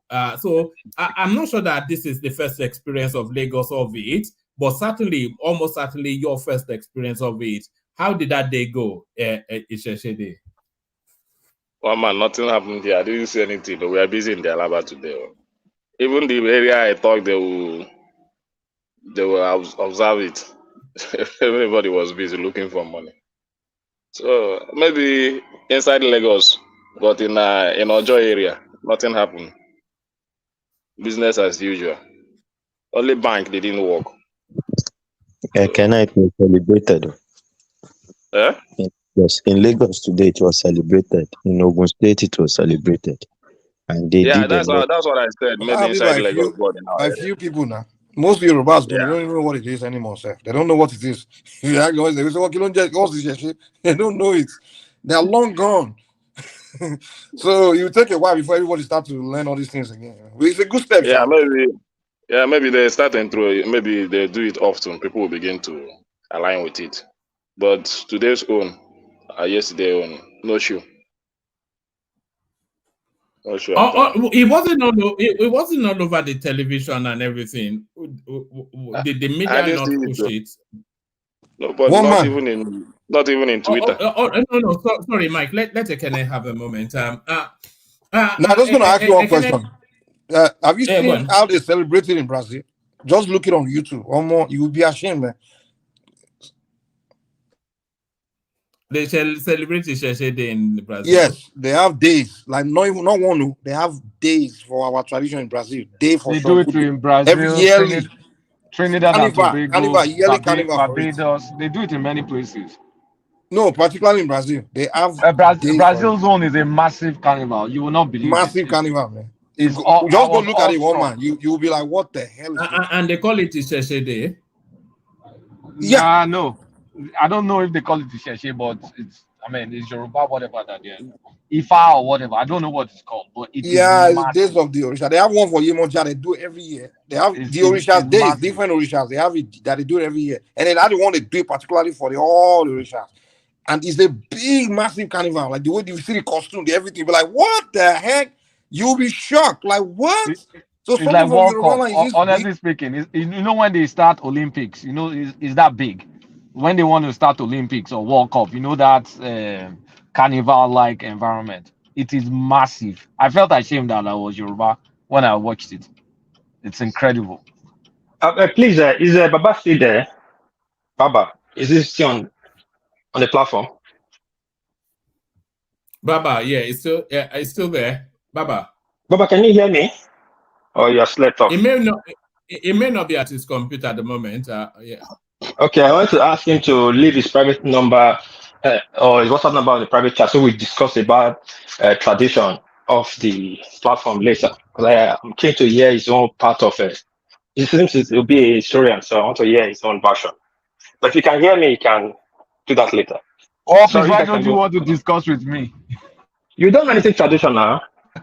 Me and Mike discuss tradition of this place. Why no one discuss tradition Mike with have me? so much intelligence about tradition. Or history. But you na history now, yes now. But you, Kulata, you not from book. Now they write for book you read, go. It's not true, you don't know.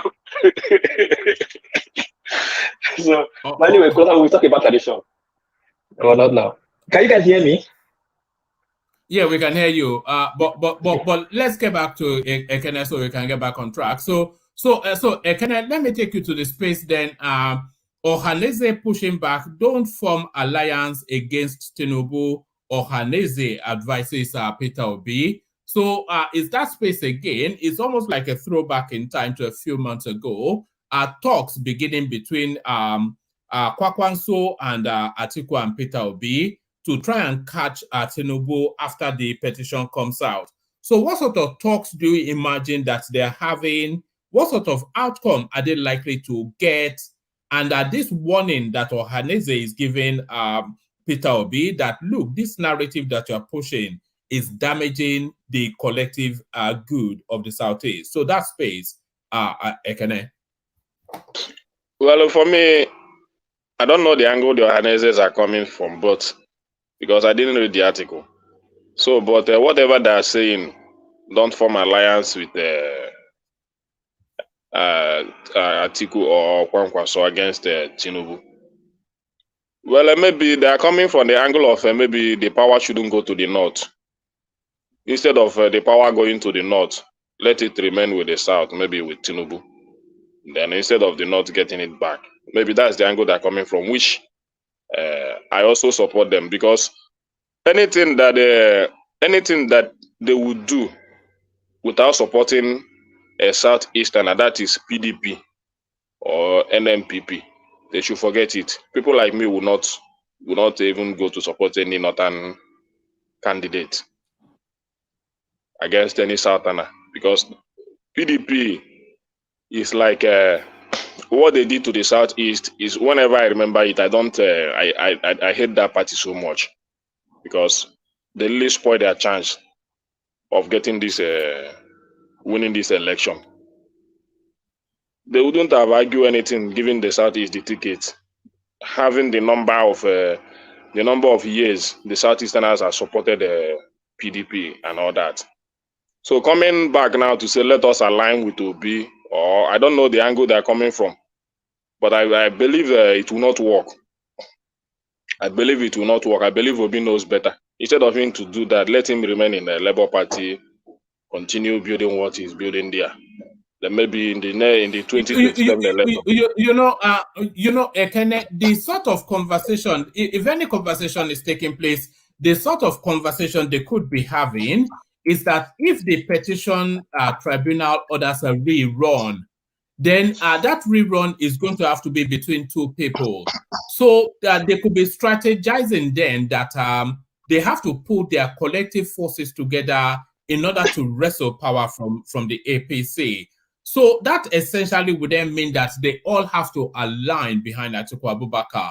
But then if they align behind Atiku Abubakar and they are able to wrestle power from Tinubu, then Peter Obi will be a very powerful man within an Atiku administration. So is that a narrative that can be sold to the obedient? No, that narrative will not fly, no matter what happens. People like me will not support it. I will not support it because the kind of bitterness I have towards PDP now, I don't even know how to narrate it. So people like me will not go back to PDP. I would rather stay in Labour Party fighting any cause that I'm fighting. Then maybe anytime we are ready to, maybe anytime we are well on ground to take it from APC, then we can do that. But for me to say going to PDP to support them just because of Atiku should just go and rest. He's just spoiled that party. If I remember the role he played in 2015, bringing Buhari into power, then coming back again, taking the ticket, taking the ticket again, as in, he just destabilized that party. Then you now want to come back again and say, if there is a rerun. If there is a rerun, let there be a rerun. If Tinubu wins again, let him continue. If Obi wins, then if it's between him and Tinubu, if Tinubu wins, let Tinubu win. Let Obi stay and fight his own cause. We have other agendas. So for me, anything PDP. In fact, you should have known what is happening in our area. Nobody is talking about PDP again, especially in this Lagos state. I can assure you that for one man. If anything happens tomorrow in Lagos, any election happen in Lagos tomorrow, it's between Labour Party and the APC. I'm telling you that for sure. So maybe it will fly in the north, but especially here in Lagos, nobody is talking about PDP. So if they're talking about any alliance, it should be giving a Southerner the candidate, which is P2B, the ticket. If not, let them just go and they fight it. The role those Kwankwa Saw and Atiku played in taking power away from the southeast, people like me will not take it easy with them. I will always campaign against them because if Tinubu finish now, I know what it will take the southeast to get there. You're really very choppy. Your connection is very choppy, but carry on, yeah. So if are you hearing me now? Yeah, we can hear you, but it's a bit choppy, but carry on. No, it's very clear. Maybe it's from you, one man. It sounds Is it from me? Yeah, maybe. All right, carry on again. I think it's my bandwidth. Yeah. So I have a very bitter mind towards PDP. So nothing will align me with PDP again. We are moving forward. We are trying to build Labour Party to be an opposition party. So, and I think Obi understand that. If Obi, just because of a wrong, say he wants to align with Atiku, I will not support that. And I believe many obedient will not support that. Many of us will not support that. So we are well able to fight for him. We are on ground. We are more than PDP now.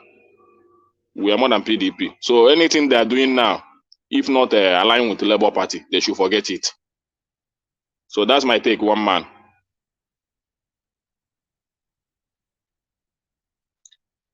One man. One man, you muted yourself or what? One man to love Orisha. Orisha ti gbé wọ́n máa lọ. So mo send Orisha video, yes, One man is in trance.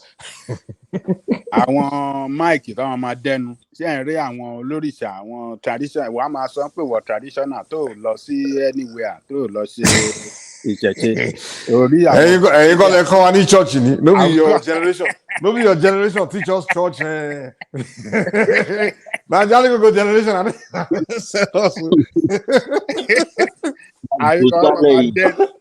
àwọn akọ́ church káàkiri wọ́n máa sọ history ifá kan fún wa ó kó kọ́lá ṣe ìṣẹ̀ṣe dé ó lọ lamẹ́ríkà. We do ìṣẹ̀ṣe dé here in America. Kulata, are you still there? I'm here.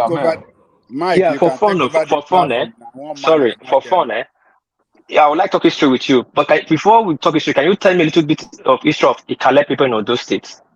Then we can talk history. Ikale. Ikale. Because they get to do. Look at this guy. No, because I said tell me a little bit of the history before we talk.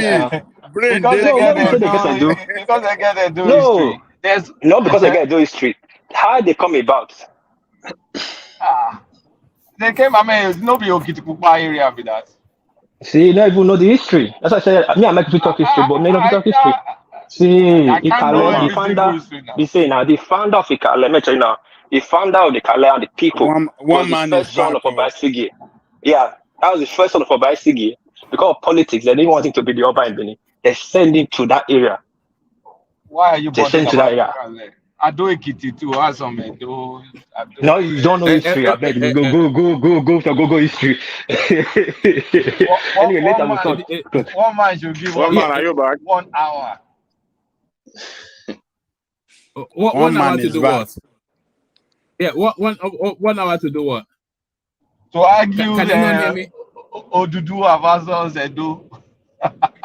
No, that one we end up in blows. World war. Because if you don't agree that the Oba of Benin is the Sultan of Sokoto, the ruler of Saudi, the king of Saudi, the queen of England, and everything. Well, anyway, did you know that the throne, the crown of the British, it actually came from Edo land? Boppies, explain to them. The crown of the British, it came from Edo land. But you guys will not admit it now. You guys will not admit it. But who was the first knight? Which was the first? Who was the first Onokife that was the Queen knighted in Nigeria? Can you both tell me? The nigga. No. Invented electricity. Klota supposed to know. And sliced bread. The Oba of Benin invented No. bread. It's the Oni of Ife in 1952. You won't listen to me. Yes. Thank you, Kulota. You know, how can a king be knighted? We guys won't talk about it, but you will jump into other side. We'll talk history one day. Oh, wahala. Continue. Don't worry. The throne. Your throne. Yeah. One voice. Let's hear from Patrick, and then we get back to Ekene, and then we'll carry on. Yeah. I'll get back now. The reason why I actually came in was this. Something happened while you were away. It's not of someone like me to kind of bring up this kind of issue because I don't want to be petty, but I think it should be put straight. Something happened while you were away. Thomas was manning, and Thomas said something about Shore, which he said earlier in one other session, which I think was not appropriate, not of Thomas, but of this kind of platform to go to that. I can't bring myself to say that now because I also don't want it. So, and when we had another session, he was going there. And at that point, I had to stop him. I had to quickly call me because I knew he would have that was what he was driving at. And he was trying to talk to Foley. So I was trying to say, no, it was not appropriate for him to do that. And we had an argument. And because of that, Thomas took me to the background because I had an argument with him. That's very rude and that's an abuse of process. I bet that. Because he was the one hosting or he was the one coordinating. I've had cause to coordinate this platform before too. And just Abuse because of somebody power. had an opinion that was different from your and whether you just threw me to the background. Ajaleko, you didn't notice that day. That was why. No. When I blame him, I told him that what he Did you did. notice that he put me in the background? Yeah. He did so. That's I told, wrong. I told him that day that it's not good now that because you are having exchange of, Yeah, you because know, I hold an opinion that is on different from his issue. own. So, That's very, very immature now. General Thomas, it's like Sani Abacha now. You can't insult, you can't You have disagree with Sonny Abacha Abacha now. But I think Abacha. everything.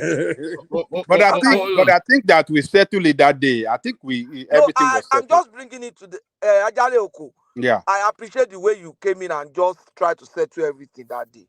But I want one man to know, and so that Thomas will know that look, the fact that you are coordinating the platform is a position that's handed to you in trust. You will not do what one man will not do, even if you wanted to do it the other way. If, for example, I'm holding this position in trust, I've had cause to do that during the election. Coordinate along with Thomas too. But if there's an issue that I feel I should just coordinate and just take a position, but if one man will not take that position, I wouldn't do it, even though I wish I can do it. But because I'm doing it in trust for one man, I will do only what one man will do.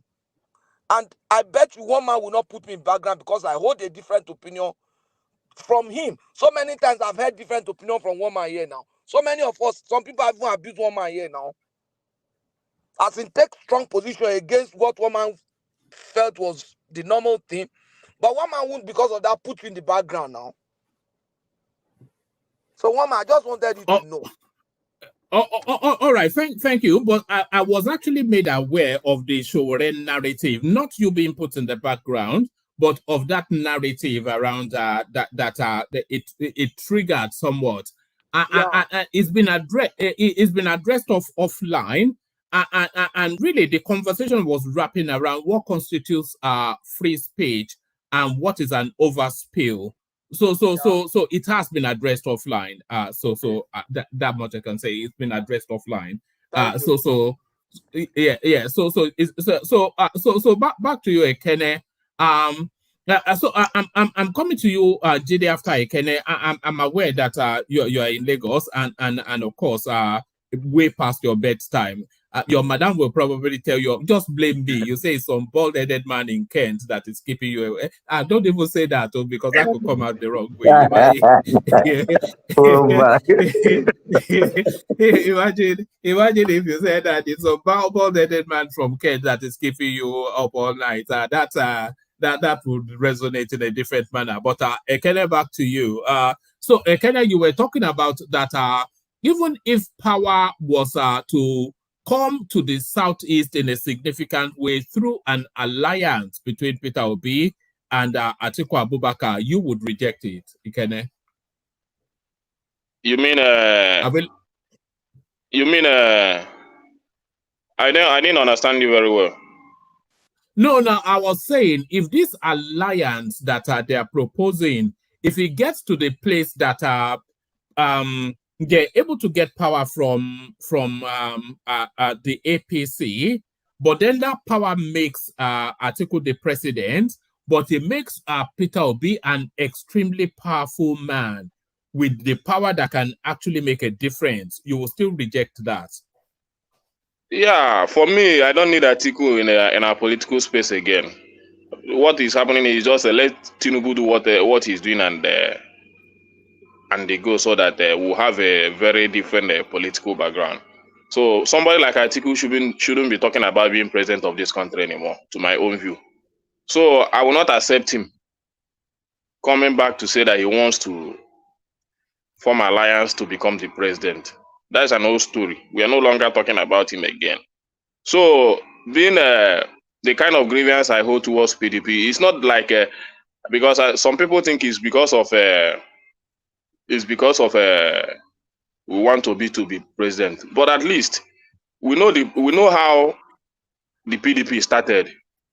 We know how the Southeasterners supported them make them look as fools in the eyes of the APC members that Southeasterners always throw their eggs in one basket, so always supporting PDP and all that, starting from 2003 up to date. Then coming now for them to just reciprocate that love from Southeast. Then Atiku comes from nowhere, take the ticket, destabilize the party and all that and all that.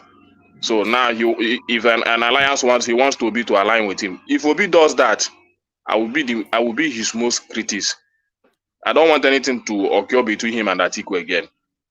Their politics has ended. So let him focus on his own. Unfortunately, Kenneth, the PDP is the only viable window for the Southeast to have relevance in Nigerian politics. The Not now. APC, there's no window for the APC, and the Labour Party is still in its nascent stage.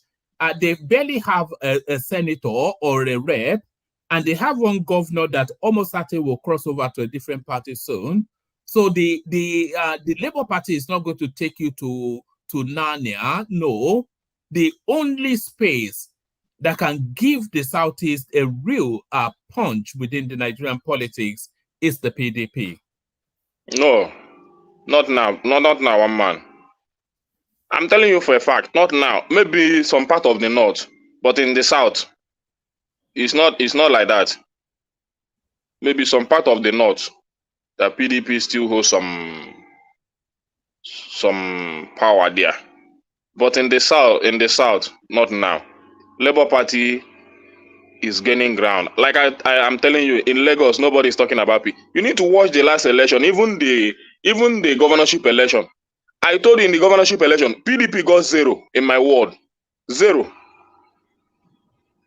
The same thing in the governor. 0. Yes, but Labour Party is not going to form a government in Nigeria anytime within anybody's lifetime on this platform. No. But there's the prospect of a PDP forming a government because they're the main opposition party. Do you get it? And for all of that, it's the Labour Party. The only thing they have is the Southeast, and they don't even control the state house outside of one state house in the Southeast. So they're not a real potent force. They're not really anything, really, if you look at the numbers. No, not one man. You don't know what is happening in the background now. I'm telling you, whether PDP or no, whether PDP still have some ground, it's not to compare to Labour Party, especially in the South now. That's for sure. Forget about when you say in the South, you probably want to say the Southeast, because I don't think the Labour Party will gain any footing in the Southwest. Well, maybe some part of Southwest, but I'm telling you about Lagos State. If anything happens in Lagos State, any election happen in Lagos State today, it's between Labour Party and APC. Just take it. It's between Labour Party and APC.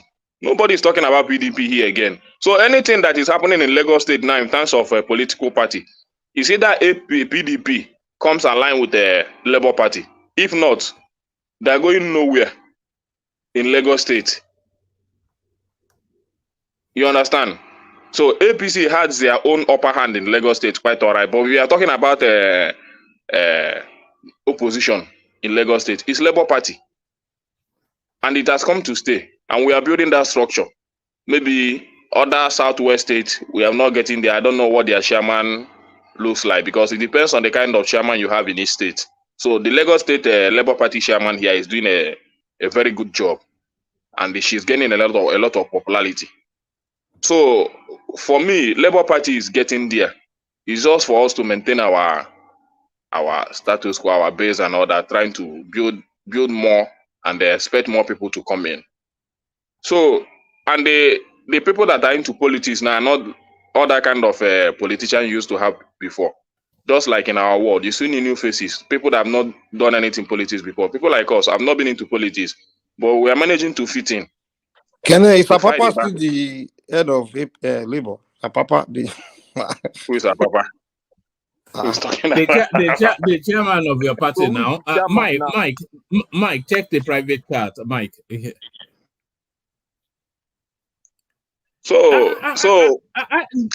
they not swear in Abure? Who is the chairman of the party? Nobody even knows. Who's the chairman of your party? Abure is the chairman of the party. At least you can see that. You can see that for sure today in Edo State. So if Apapa command that respect that Abure commanded in Edo today, nobody is disputing Ababa to be a member of the party, but they should play a nice And politics. Aburi command is We and still the need same them. respect that in a place like maybe in Ogun State. some Yoruba land place where Yeah, Papa come from. Because Labour Party is not a regional party now, it's a national party. It's not a regional party. That's why I said nobody is disputing them. If they can play their politics well, I just want Labour Party to still build, and they're still building. But it And looks like what people are complaining is that Labour Party was created by people that created that Labour Party. Papa is one of them. Many of them are Yorubas, and it wasn't like designed for a region. It was just a party that was created by some people, and then people use it. But somehow this election, because happen to come from Southeast, people are trying to turn that party to one South, Edo and Southeast party, and that's what created that problem. Papa. Like, okay, what is this nonsense? Just because we allow you guys to use our party to run, all of a sudden it becomes a party of Edo and Southeast. No, it's not party of Edo, but party must start from somewhere now. Even if Papa is from Southwest and the Labour Party able to get the whole Southeast, they should be happy now. Then build it to other states. It doesn't now mean he's owned by people from Southeast, because they will start. Nobody is claiming ownership of the party. Nobody is claiming ownership, but for party to start to build, it must start from a region. So if Labour Party is loved by the Southeastern, I say we now want to adopt this party because PDP has really played us a wayo for some years back. So now, because of what Labour Party has done for us in the last election, we the Southeasterners are adopting this party as our beloved party. So why are you not accepting Papa to be the national chairman? Why? What's the reason why they won't accept him?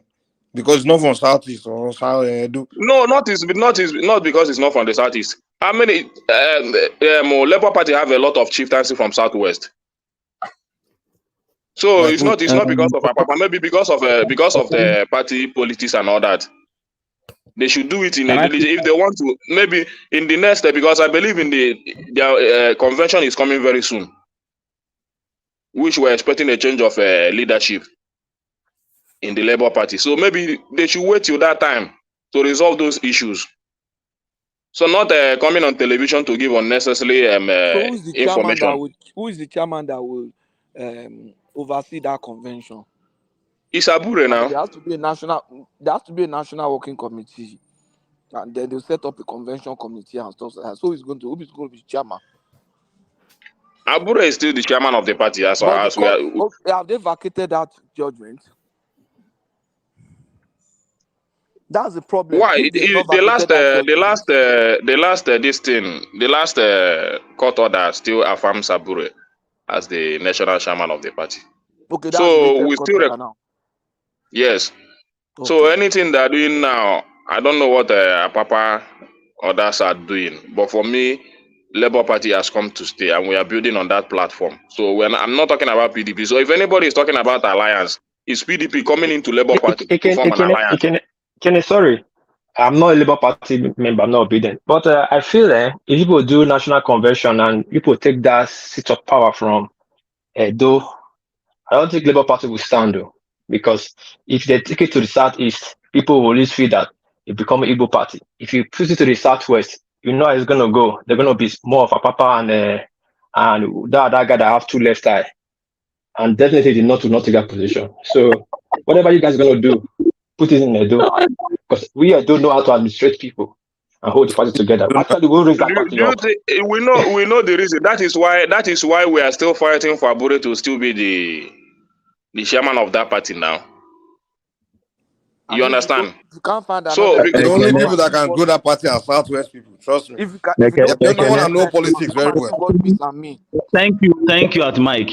You see, if that party does not have footage, Hold on, everybody. Let's have Jide come in. I think Jide has been trying to force it to push to come into the. Jide, you wanted to come in.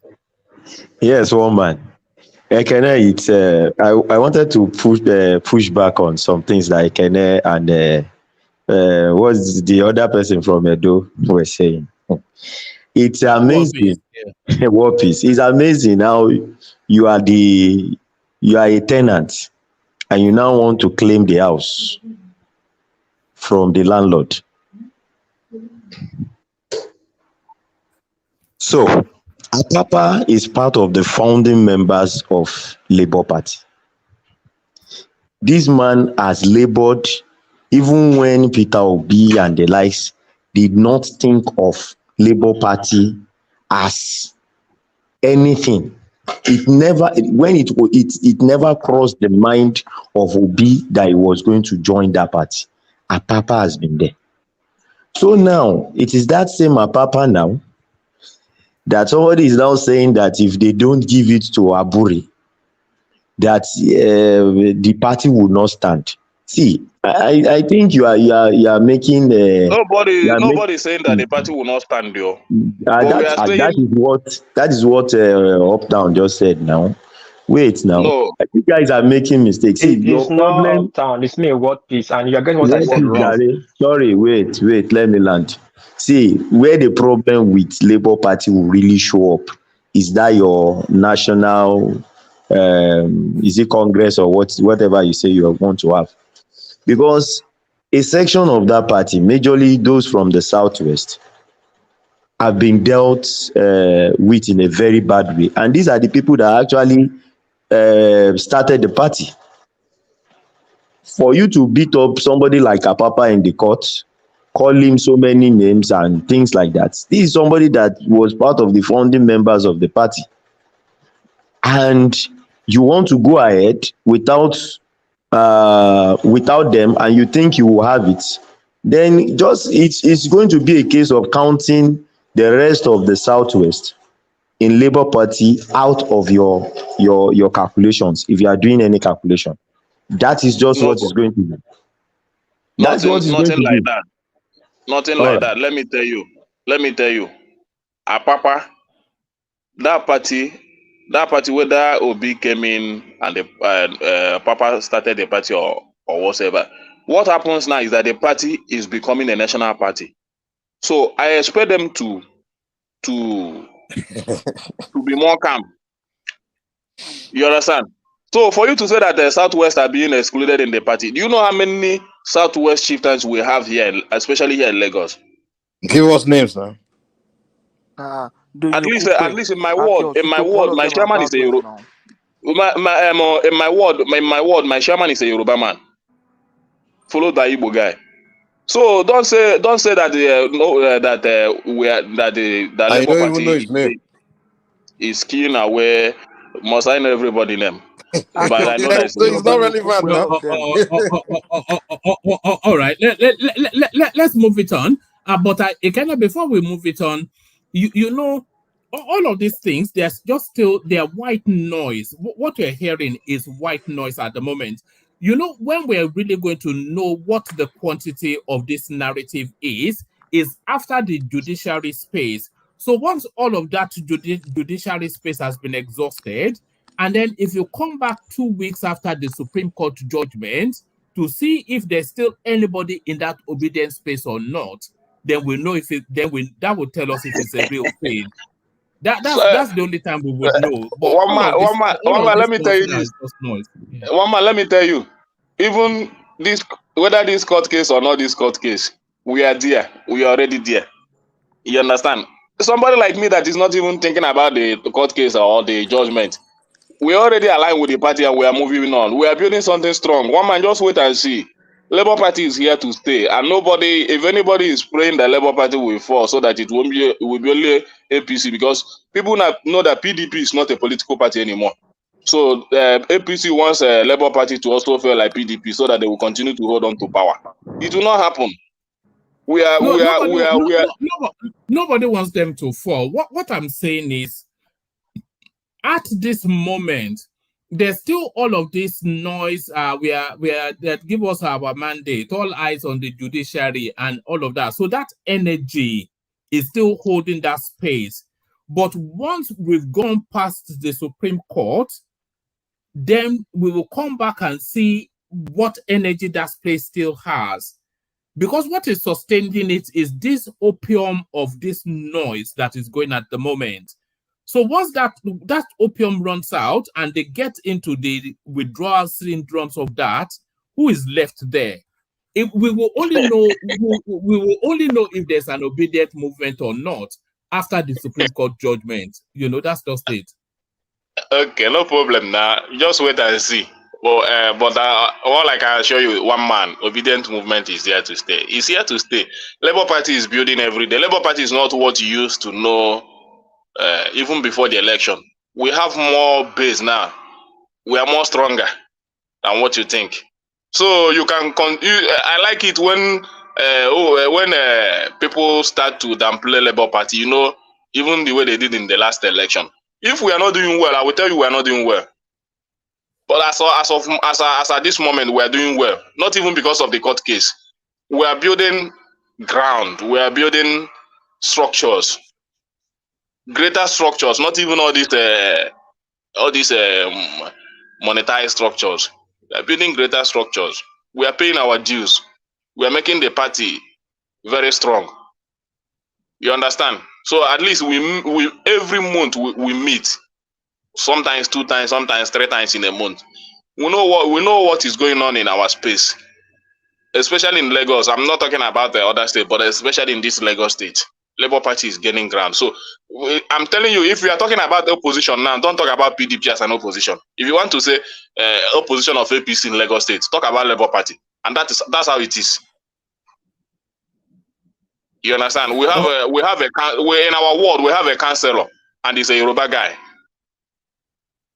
I mean, House of Rep member.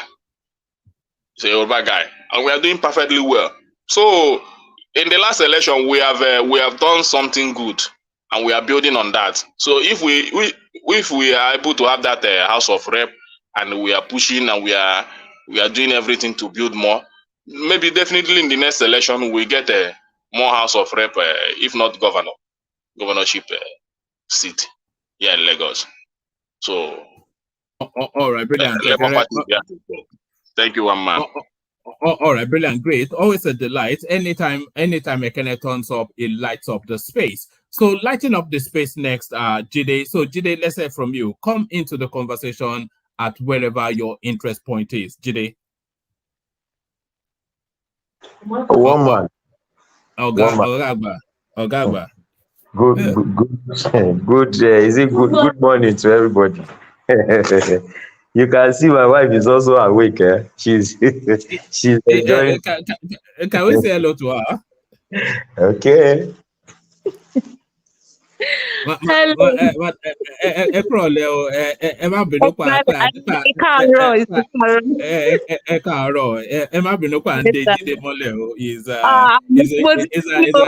an important member of the platform, so we have to borrow him for a minute.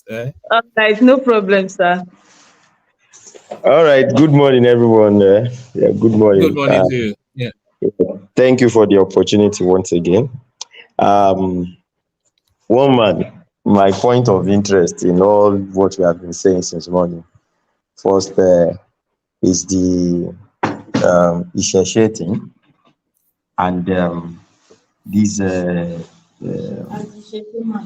Tinubu and his policies that people are clamoring that it's painful. It's painful, and I've seen that people make a lot of noise, but they don't give us solution.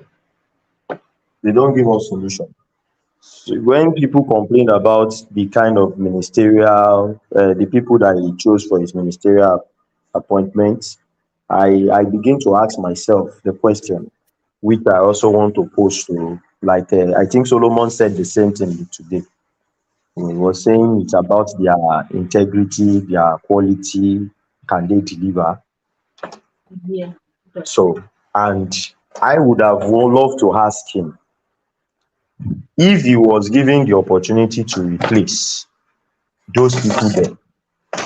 Can he give us some names that he felt or he knows would have performed better than those people that Tinubu has chosen? And that is the dilemma, that most times when you put these things to the people that criticize this man's selection, at the end of the day, they will not give you any serious candidates.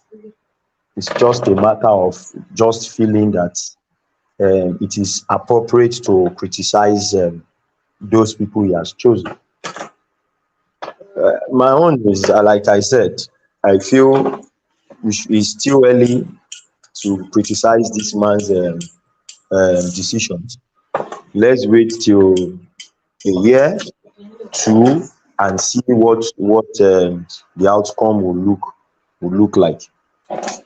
Now, today when I saw this guy Wike, when he was resuming into his ministerial. Do you think he was drunk? He came across as a bit. Did he turn up at the office drunk again? UK. UK is like that now. So if he's drunk, there's no big deal about that. So it's not a new thing. Somebody has ruled with with that kind of character before. Jack Daniels governorship, yes. Kò ṣe tuntun, bàbá ti gbọ́n nǹkan sára ni.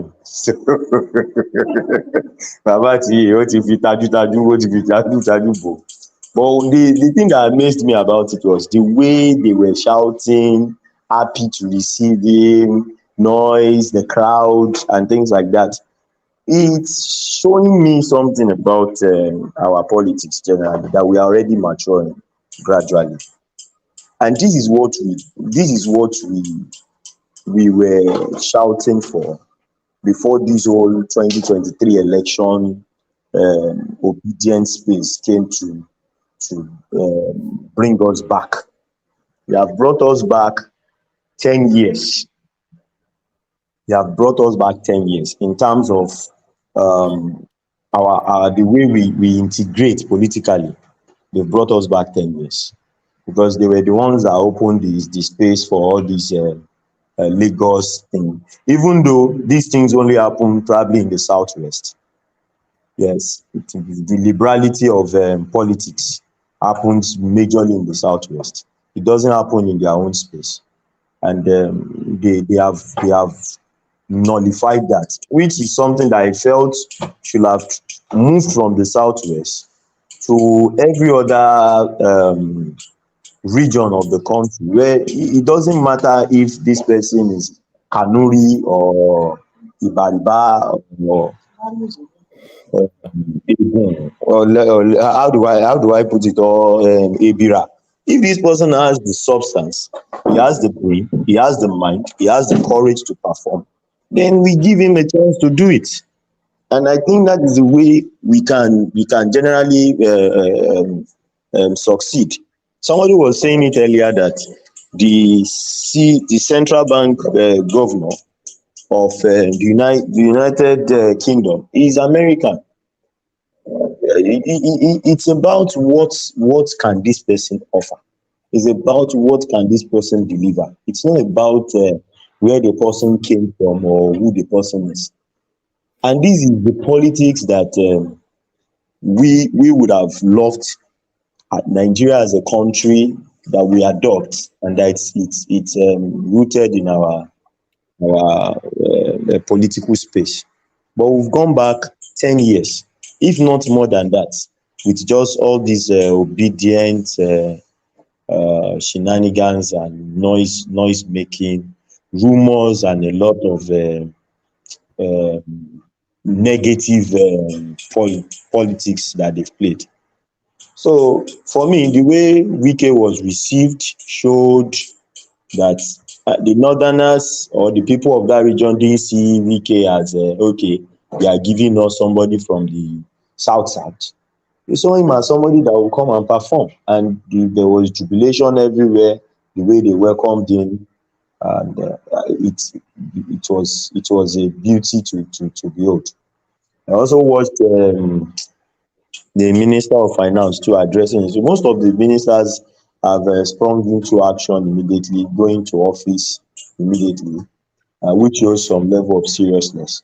So that is the major space that I'm really interested in this morning. What about Wike's comment about the cows on the street? Imagine, this is 2023, and we're talking about cows on the streets in one of the top 30 biggest economies in the world. But what about Wike's commentaries about the cows on the streets in Abuja and how he's going to turn them into Suya?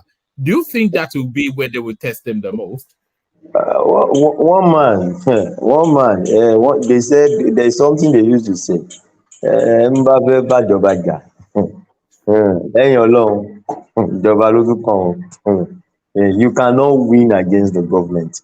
If Wike is given the backing by the presidency, I don't know who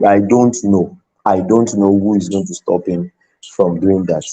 Abuja is known as the most organized city in the whole of Africa, the most planned, the best planned city in the whole of Africa. So, and if you now start having cattle rearers, others roaming the street of the capital, it doesn't speak good of the management of that space. So if Wike said he's going to make Suya, he should just tell us where the barbecue is going to happen, so that all of us can we can every Suya, because for me what he has stated, like I noticed that's why I was talking to Solomon. Solomon was saying that's not what they need, that's that. You first start somewhere. The first thing is the obvious. And the obvious thing is that, okay, miscreants are already taking over the streets. Oh, let's clean them up. You clean them up, okay. The next thing is that we have refuse management issues. You clean that up. Then you can now talk about train stations and infrastructure and all those things. The first things are he never spoke about security though, and I would have thought that security was probably yes. Yes, one man, but really, Abuja is not really a state that is that has serious security issues. I think when they had that was maybe during the late eras of late period of Obasanjo, or what was it, Jonathan's regime, when Boko Haram was bombing Abuja.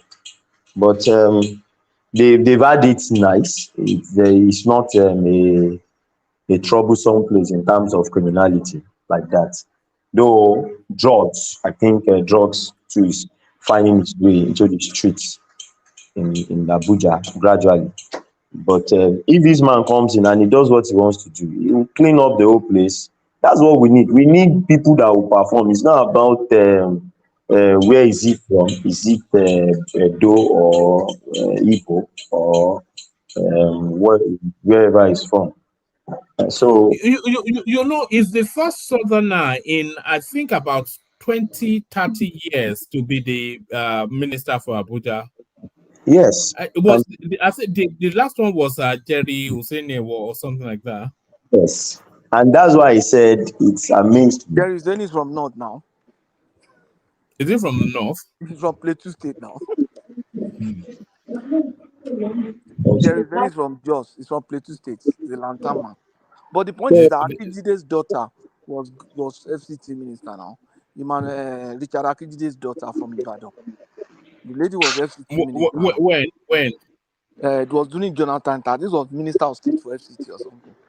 Minister of State. Minister of State has no meaning now. It's like vice president, isn't it? But he's still a minister now. You know, I was surprised they made Wike the FCT minister. It's like a waste of, to me, that's a waste They of. wasted him. I expected The Wike guy to should have have been Niger more Delta minister power or for Niger something. Delta. Yeah, something else. Power Yeah, they for wasted Niger that Delta guy, man. or even petroleum. They need to clean up all those oil thefts, illegal refineries, all those things.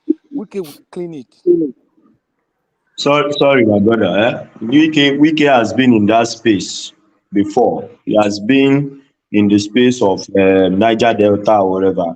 Under his new nose as a governor, they are doing all those things.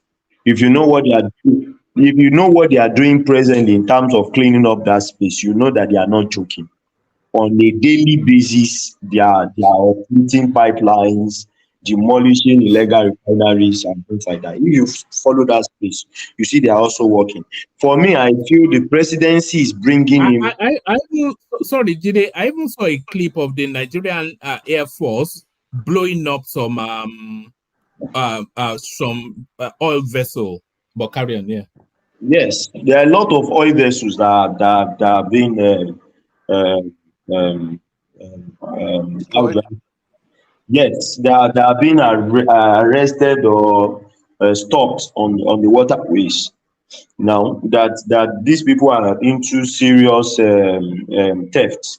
So it's not like they are joking. I was watching, was it last week that they said they've had almost 200 incidences, that they have reported incidences of theft that they've arrested, and they brought the perpetrators to book, destroyed their vessels, just to ensure that it's not that after this government has gone, then another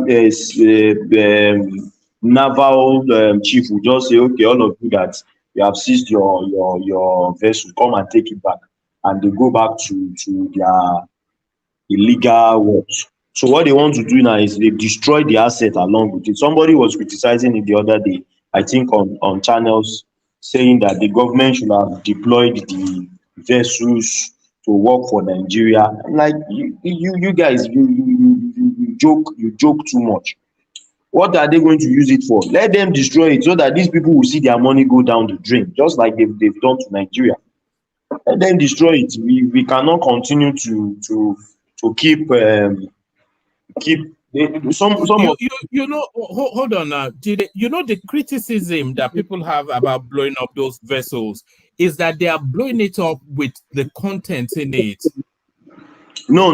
They are blowing it up with the content, with the oil in it. So they can't be doing that now. It's almost like they are covering up crime, so somewhat. The woman, that is not it. That is not. You know, woman, I always wonder too. Why are you blowing it up? You can use that vessel for something else now, and it's an asset. Right? It's like burning a car or something. No, I mean, no. Mike, what Jide is saying is actually true. If they seize the vessel, and if a more corrupt administration comes in, the criminals will just get the vessels back. But if they blow it up, then it's all gone. But what they do is they'll say they captured it, and then they blew it up with all of the oil in it. We're talking about $100 million, $50 million. What was. So they are that's covering to tell something you up that now. they are covering something up. That's what it Doesn't is. make sense. That's stupid now. How can you blow a vessel with oil in it? That's other pollution. Woman, Exactly. I think You cannot that's understand. the international. That's the standard. If something is No, you don't blow the wait vessel now, with the crude in it. You remove the crude now first. So you blow waiting the now. We know It's say money. we know The it crude is doesn't make money now. Why sense, would you blow the my crude? brother. It doesn't make sense like that. I it's agree. pollution. It's pollution, serious pollution Wait to the land, the now, river. wait now. what If what I know is No, that hold on. Let Patrick land. Patrick, yeah. yeah, but I know we all know that if you look at it, it doesn't make sense. But I think that's the standard. You understand?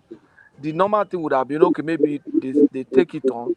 Look at what is happening with customs, for example. Customs impound vehicles and they auction. Is there people that goes behind to buy the vehicle? The custom people lobby their people to buy the vehicle. So the best way is assuming those auctioned vehicles are destroyed. There is one country I saw the minister, one of these Asian country. It was Philippines. The minister just crushed the president just ordered that they should crush all those vehicles. So because most of the time when custom they seize this vehicle, they will auction it. They will tell their guys to come and buy them. So if you say, oh, let's sell this vessel or let's sell the content and blow the vessel, the man who stole this thing will arrange to go and buy the thing at very ridiculous price.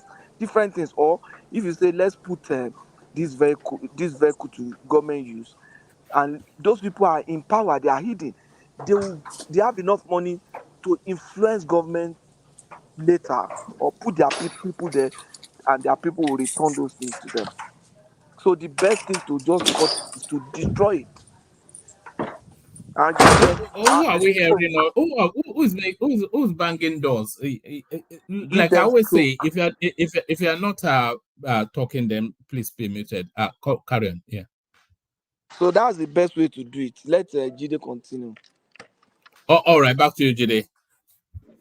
Okay, one man. I think what they do is they evacuate the content, because what they do is they show the content to everybody. They will tell us the quantity, and then they evacuate it, and thereafter they destroy the vessel. That is what they do. Because the one Tom Polo stopped of recent, that a naval officer was challenging his authority on the ship, on his right to stop the vessel. That naval officer has been dismissed now. That naval officer has been dismissed. I saw a statement from the naval chief that they are investigating the matter, and thereafter they said that he has been dealt with. So I think what they are doing is evacuating it first, then thereafter they now destroy the vessel. Because obviously, if you keep that vessel, we know.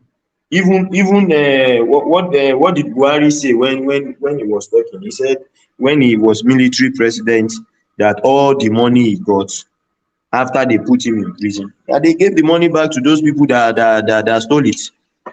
They gave all the money back. That is Nigeria for you. So they will give it back to the people that owns it.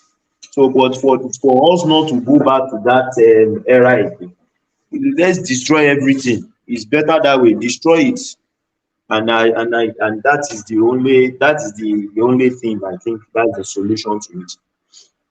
So one man told me, for these guys, Obi and Atiku, these guys, they are joking. They are really joking. One of the major things that caused the southeast or the south the presidency this time was the selfish ambition of Atiku. Atiku, for me, goes down as one of the most selfish Nigerian politicians. He's one of the most selfish Nigerian, if not the most. The guy should be the most selfish Nigerian. In fact, that is just it. Because everybody is shouting, Tinubu. Hold on. I've heard people say this a lot before. Late Issa Fantua, Nigeria is not turn by turn limited, and yes, he was the one that said that. Yes, Atiku is not under any obligation. Atiku has the ambition to be Nigerian president, and he has been pursuing that ambition for nearly 40 years. It is probably his best chance, and also his last window was this year. Why would he hand over that opportunity to the Southeast if they cannot play their own politics to get the ticket? He owes them nothing. It is politics now. I mean, why should he not pursue his own ambition? What? I mean, I don't get it. What are you talking about, Jide? One man. This man has been pursuing his ambition for a long time. Okay? Yes. He has been doing it for a long time. And this man, he broke a particular rule. Though it's unwritten rule, but that is the rule of zoning. And if we are not careful, if we say he has the right to contest, if he had won this election, it means that the whole of Nigeria will have gone again under a northern rule for another 8 years. Hold on, Ajide. During that primaries, in terms of the best chance for the PDP to challenge APC, Atiku was the only viable option because the Peter Obi phenomenon was not a phenomenon then. Peter Obi was just another middle of the road politician at that time. So the best chance in terms of crossover appeal, in terms of national recognition, in terms of a real prospect, the best chance that the PDP had to wrestle power from the APC was Atiku Abubakar. Was that not the case? One man, Atiku Abubakar, yes, might be PDP's best chance, but it's not Nigeria's best chance. So what I'm trying to say is this. The Muslim ticket thing was caused by Atiku's emergence. It was caused by Atiku's emergence because obviously, if you do the mathematics, Tinubu will not have gone to the north to pick a Christian northerner and expect to have maximum votes from them. In fact, how many Christian northerner is that strong as a politician? The man had to do the Muslim ticket thing because Atiku is out there. If Atiku was not there, if Wike had won from PDP, it would have been both of them going to the north to seek votes without any northerner standing in their way. No, but Kwakwanso would have stood in now, and they could still have gotten it could still have ended up a Muslim ticket. Because let me tell you the reason. Then you continue. If Atiku had not gone in, that vote would not have automatically gone to Obi. You understand? The northern vote that went to Atiku would not have automatically gone to Obi. A large portion of them would have gone to Tinubu. If not the Atiku ran, a large portion of them would have gone to Tinubu.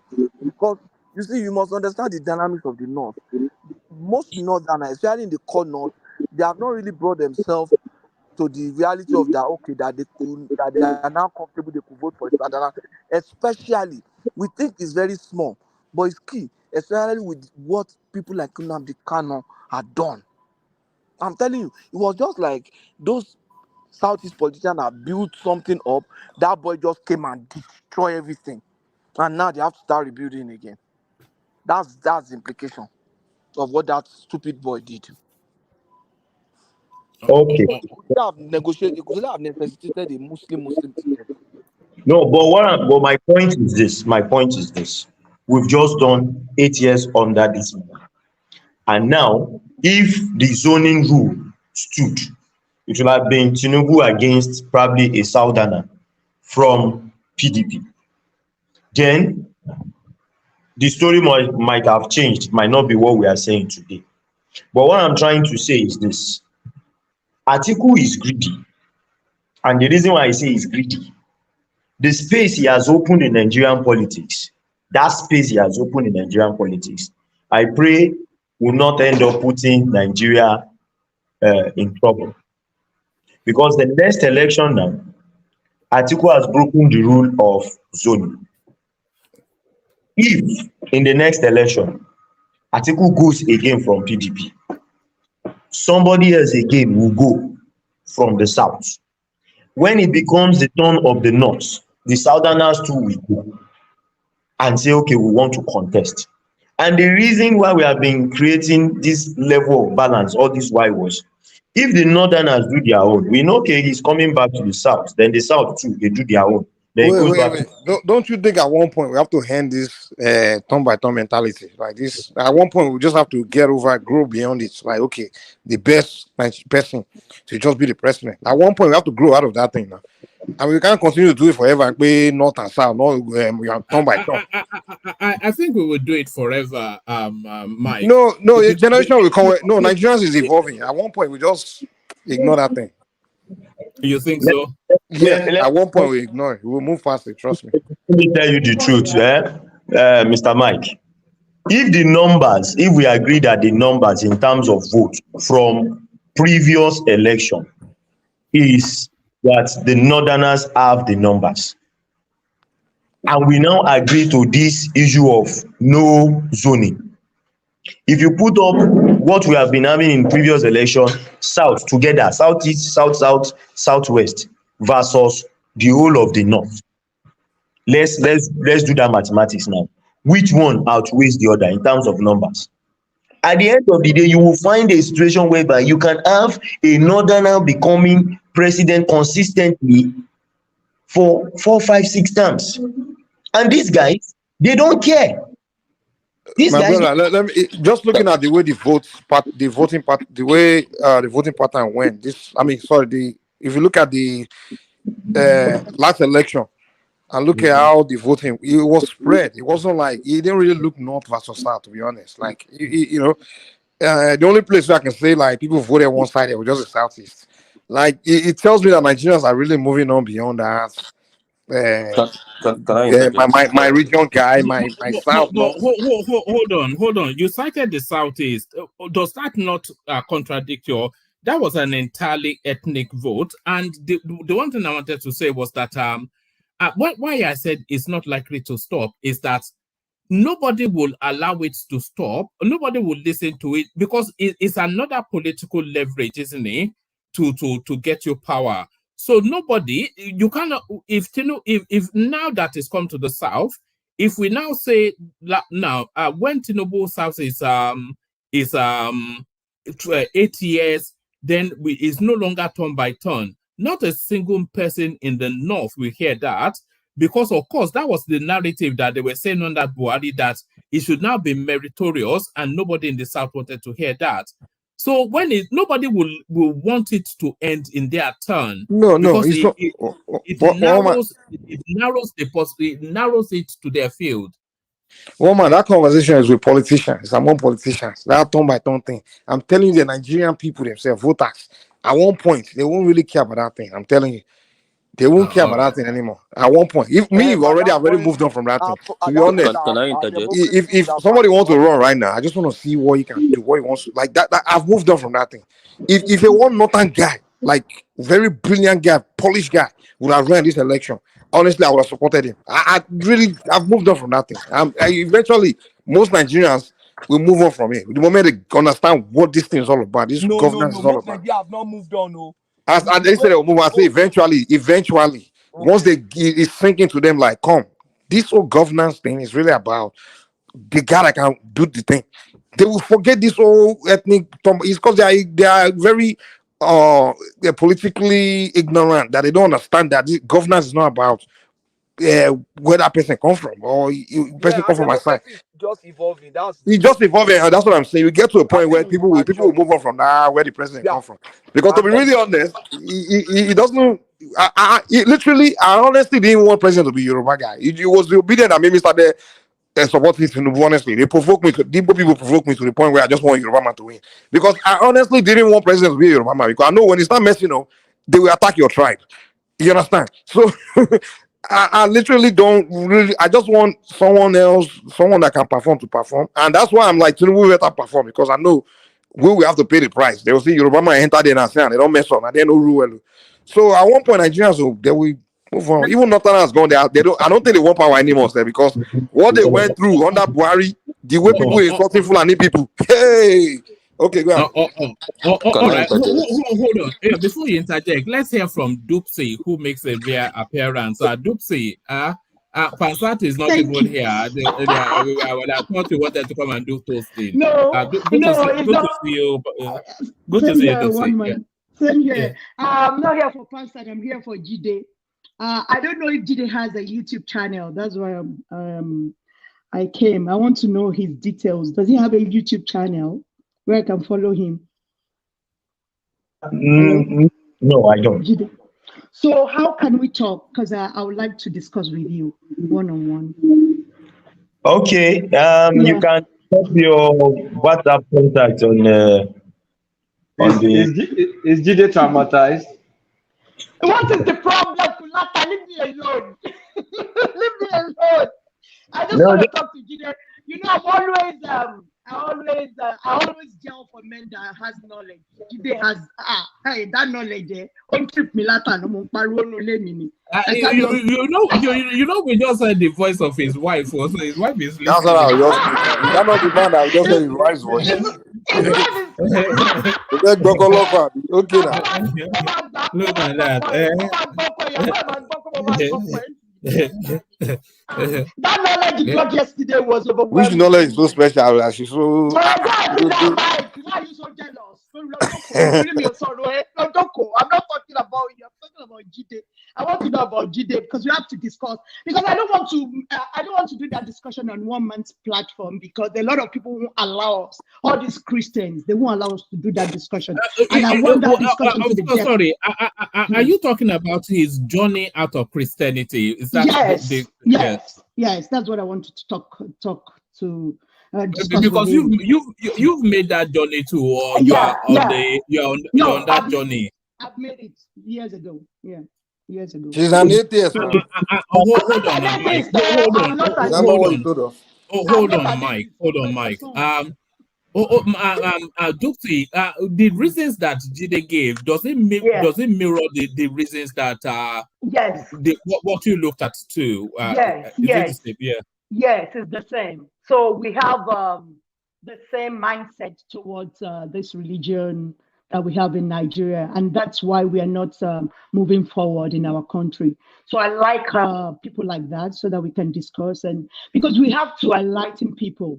So it's one area that I'm very passionate about. So if I see people like that, I'm always like, even my husband has been abusing me since yesterday. So how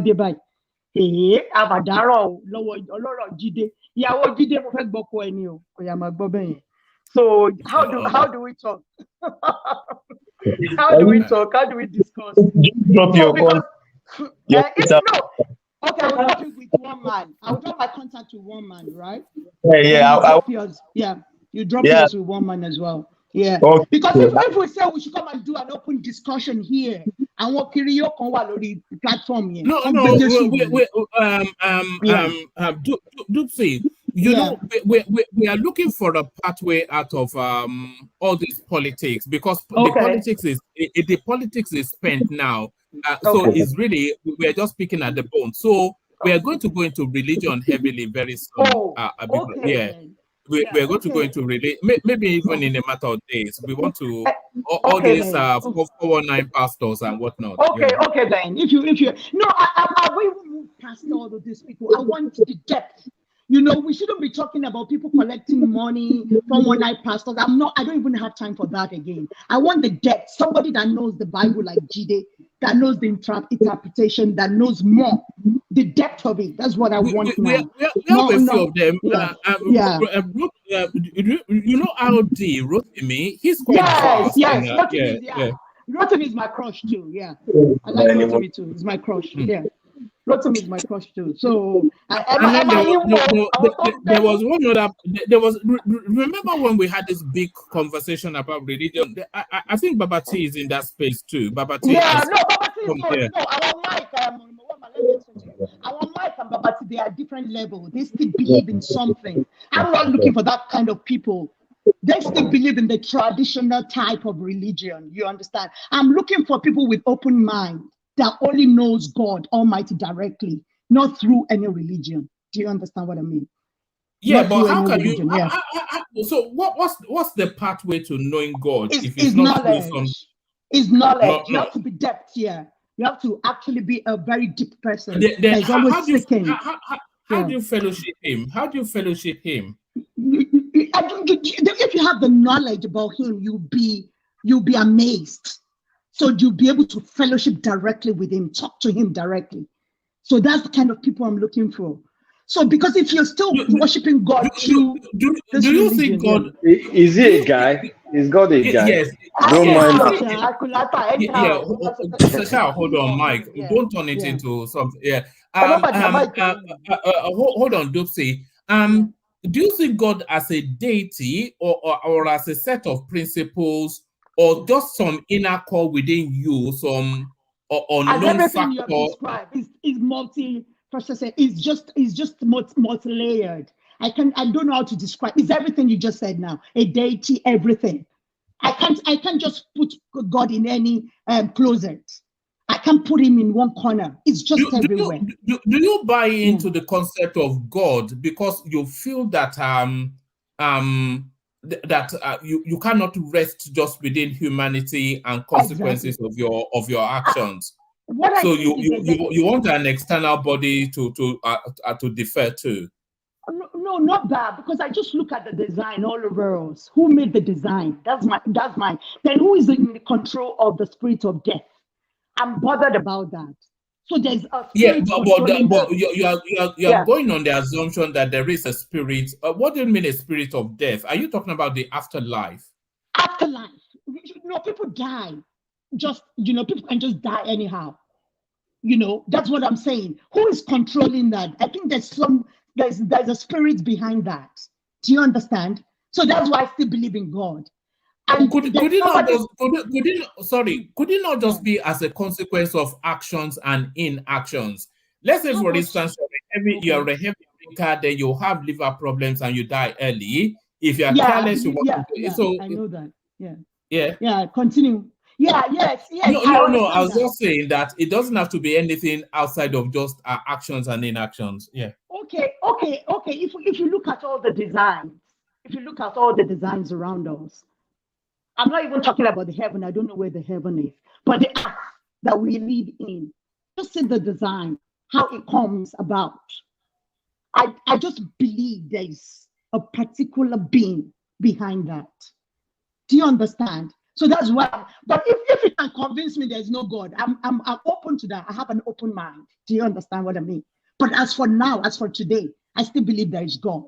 So that's why I like to talk to people like Jide, people like Harvey. But not people like Kulata. Kulata doesn't believe in anything. So I still want to talk to guys like that. Kulata believes in taxation. He believes in money.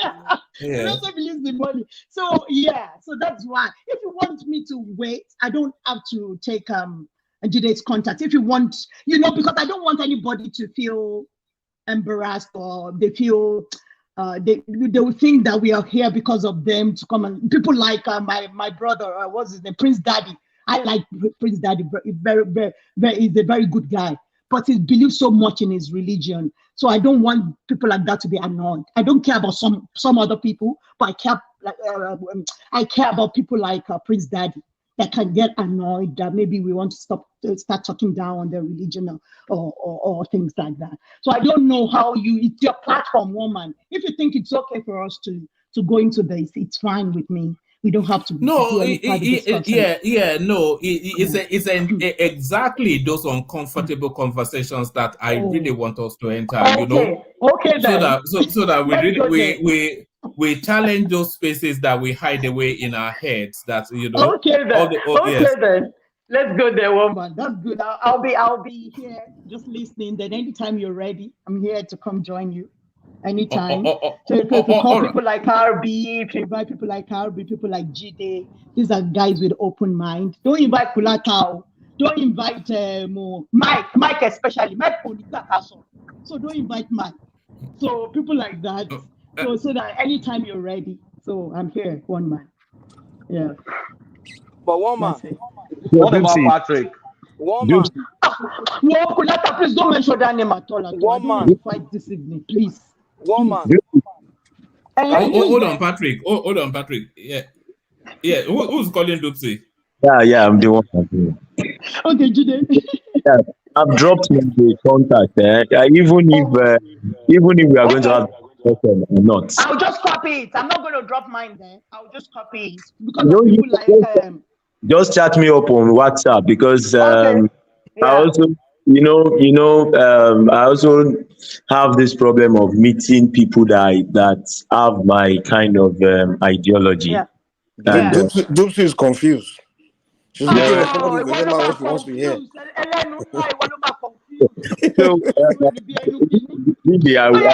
I'm listening, Jide. I would like us to share knowledge and you brought my notice to the issue of YouTube channel or whatever. If we can do that, just to enlighten people because we We are lost from those things I know. We are lost, Okay. and I feel if we don't retrace our steps, it should not. We might not get to where we are going to, and even if you listen to what the Chinese president said about Africans, he said the Africans can stop all this belief in white man God. What you don't know how enslaved we are. Our judges like their judges, our police dress like their police. Everything is fashioned after these people, and we are saying we have our own free mind. We are practically enslaved. Even the air is enslavement from these people. So, and that's one thing I've been trying to pass across. It's difficult passing it across to people because people don't believe. But I do my best to train my own children and my own family in that direction, because these are things that by the time the facts hit you, when the facts, but me, I'm not going to go anywhere. I'm a student of the Bible.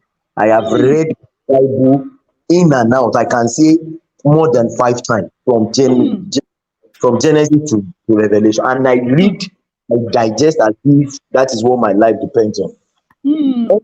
I used all these things. I brought them Are you together. born again Christian? Eh? No. I'm not born again. I'm not born against. I have said something to this channel, and I do something to people. Every other thing in life I do in life. The only true thing about life is that there is a creator that made all of us. Simple. Everything you read in a book might be lie. Your belief in whatever you believe might be a lie, but you cannot deny the fact that there is a creator that made everything. That one you cannot deny. Even if you look at the one man, can I interject? Yeah, hold on. I thought I saw Mohammed just now. Did Mohammed drop? I thought Mohammed was. Oh no, it's not. Mohammed? No, it's not there. Yeah. Come in. Yeah, come in. Is that Joe? Okay, I want to ask the last speaker. The last speaker was saying about God. He believes in the creation of man and all the stuff in the Bible. I want to ask the guy: is God he or she? You understand? And when you look at the stories in the Bible, you could see flaws in all the stories in the Bible. You could see flaws in them. For example, Cain and Abel. Who did Cain marry? Who were they? And if you come to, there are lots of stories in the Bible that if you critically think about it, you analyze it critically, it doesn't make sense.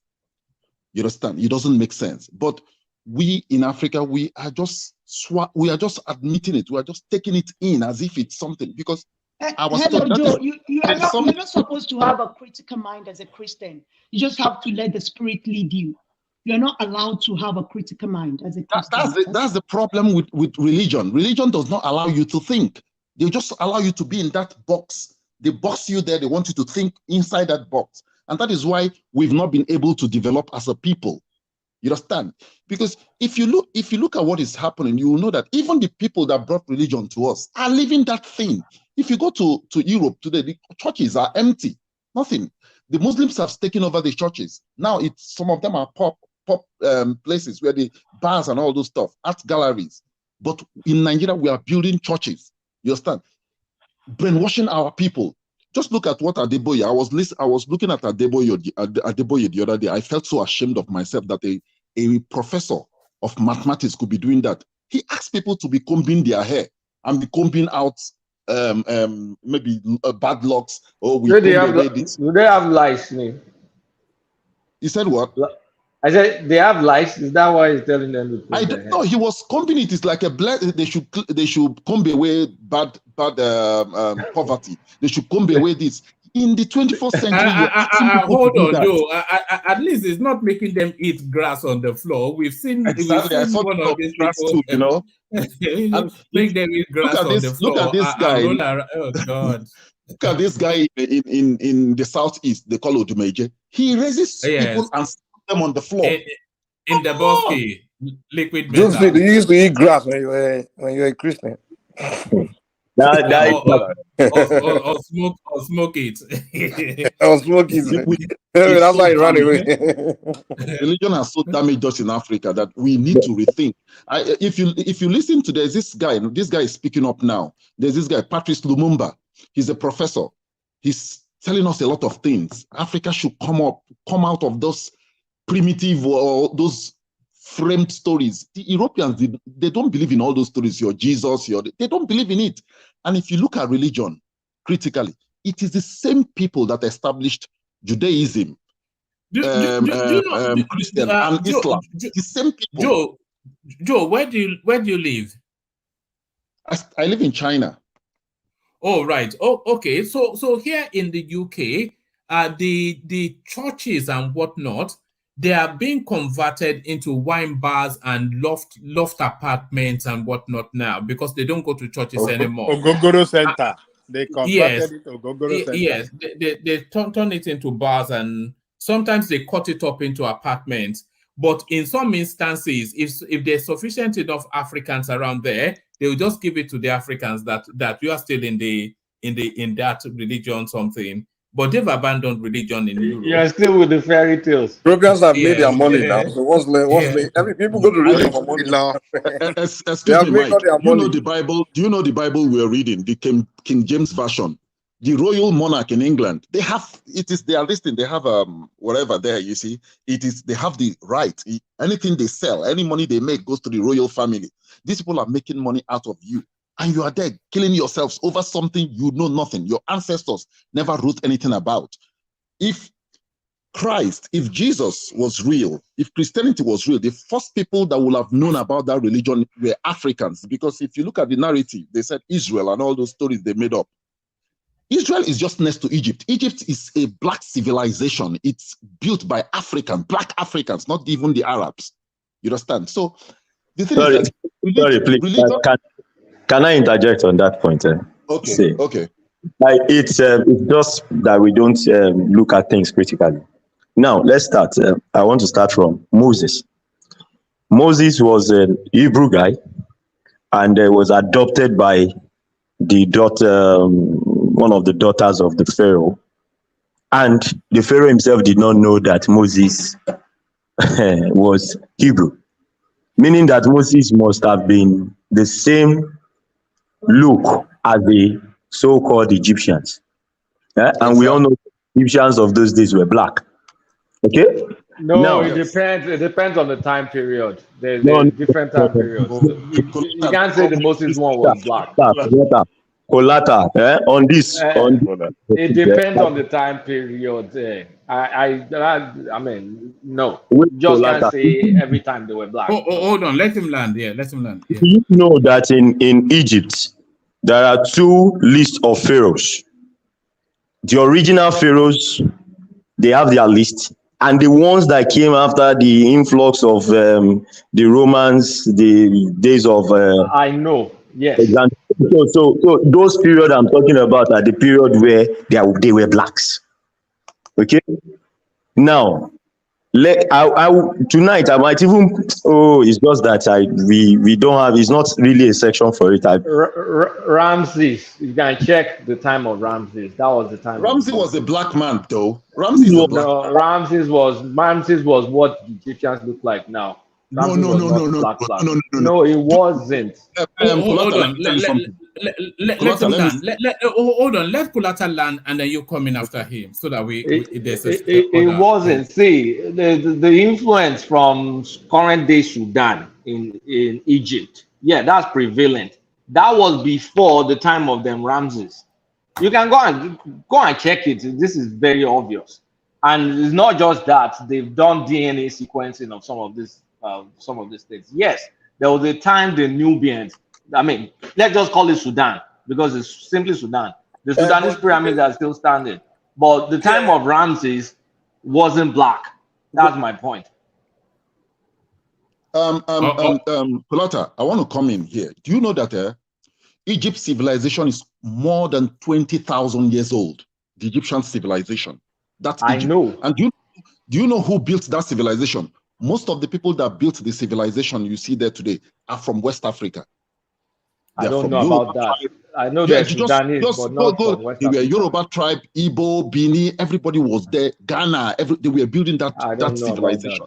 that. And let me tell you, do you know that the Americas, that Ramsey actually, during his time, was traveling to the Americas to do business with fellow black people? But do you have proof The- for all these assertions I you are don't making? know about all this. Is Hold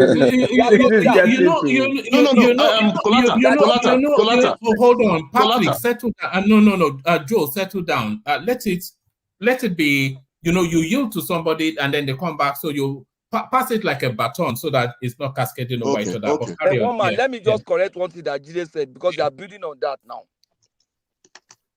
Yeah, now Jide said something that Moses was adopted by Pharaoh's daughter, and that does it mean they didn't know he was an Egyptian? He was not an Egyptian. That means he looked like Egyptian. No, Pharaoh's daughter knew that was an Hebrew child, and that's why Moses' sister Miriam went to Pharaoh's daughter by the water and said, "Should I call you an Egyptian, a Jewish nurse, to take care of this child for you?" Because he was a baby. And Miriam went to call Moses' mother. Moses was raised by his mother in Pharaoh's palace. Go and check your Bible again. Because you just said that now and it looked like you quoted the Bible. You have read the Bible maybe 20 times. I've read the Bible all my life too. I'm Can well we? over 50. Can I reassert? That assertion was wrong. Can I That reassert claim myself? was not according to the Bible. Let me speak. Let me speak. Let me speak. Most of the things that we know, and sometimes we think they are true. Pharaoh's daughter knew she was adopting an Hebrew child. Obviously, she knew. But did the Pharaoh know that she was adopting an Hebrew child? The Pharaoh himself, did he know? Yeah, Pharaoh knew. He was raised. They all knew in the Pharaoh's palace that this boy was a Jewish son, but he was adopted by him. So the law that said that they should kill the firstborn. Where was it written in your canonized Bible that the Pharaoh knew? In the canonized Bible that the Pharaoh knew. That the Pharaoh, there was nowhere in the Bible that it was written that Pharaoh didn't know. Very good. See, wait, please. You have just answered my question. Have you read? Nowhere in the Bible that it was written that Pharaoh didn't know. Pharaoh, let me tell you, it's very obvious. Pharaoh's daughter knew because he was at the pool that he went to bathe.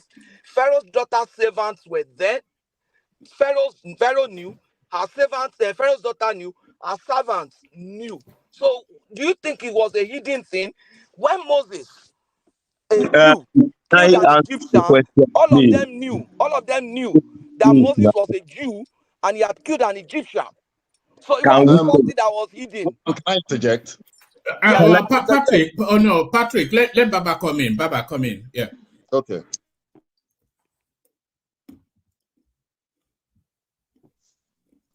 Can I come in? Go ahead. Was that Baba coming in? I want to ask a question. When we talk about the Bible, like if you just listen to the story, I heard the last speaker talking about Moses and all that. Do you believe those stories? Do you believe them? I believe them more strongly than you believe that Pharaoh went to America to kill. Okay, let me tell you why. Let me tell you. Okay, let me tell you. That Pharaoh went to America. Hold on, Patrick. And that Yoruba were Patrick, don't do that now. You've responded to him. Let him, because he's leading you something. Okay, excuse me, please. Please. Can I say one thing, please? One man. Hold on, Joe. Let Dupsy come in. Dupsy, yeah. One man, can you see the way they are using emotions? They won't allow us to learn what I want to learn from Jide. I want to learn a lot from Jide. These guys will use emotions to kill this very, very, very educated we have to topic. kill it with facts. If it's a thing that is coming I'm up, not talking we have to to you. kill it Excuse with me. facts. I am not talking to you. This is what You are talking to us. No, Patrick, settle down now. You come here to shout like a village boy. I am not talking. You are so rude. I'm not talking to you. I'm talking to one man. Dupsy, let's not take it in that direction. Have your interjection, Dupsy. Yeah. Okay, I'm saying that woman, they won't allow us to learn from Jide. So that's why I'm saying that maybe we can move the conversation to school, because they will continue to interject. They won't let us move forward. Do you know, I explained that in the beginning because of some people that are so emotional about something they don't even know. They don't understand. Something that wasn't written in their language in the first place. Exactly. They won't allow us to discuss the way we want to discuss. So they will use emotion. I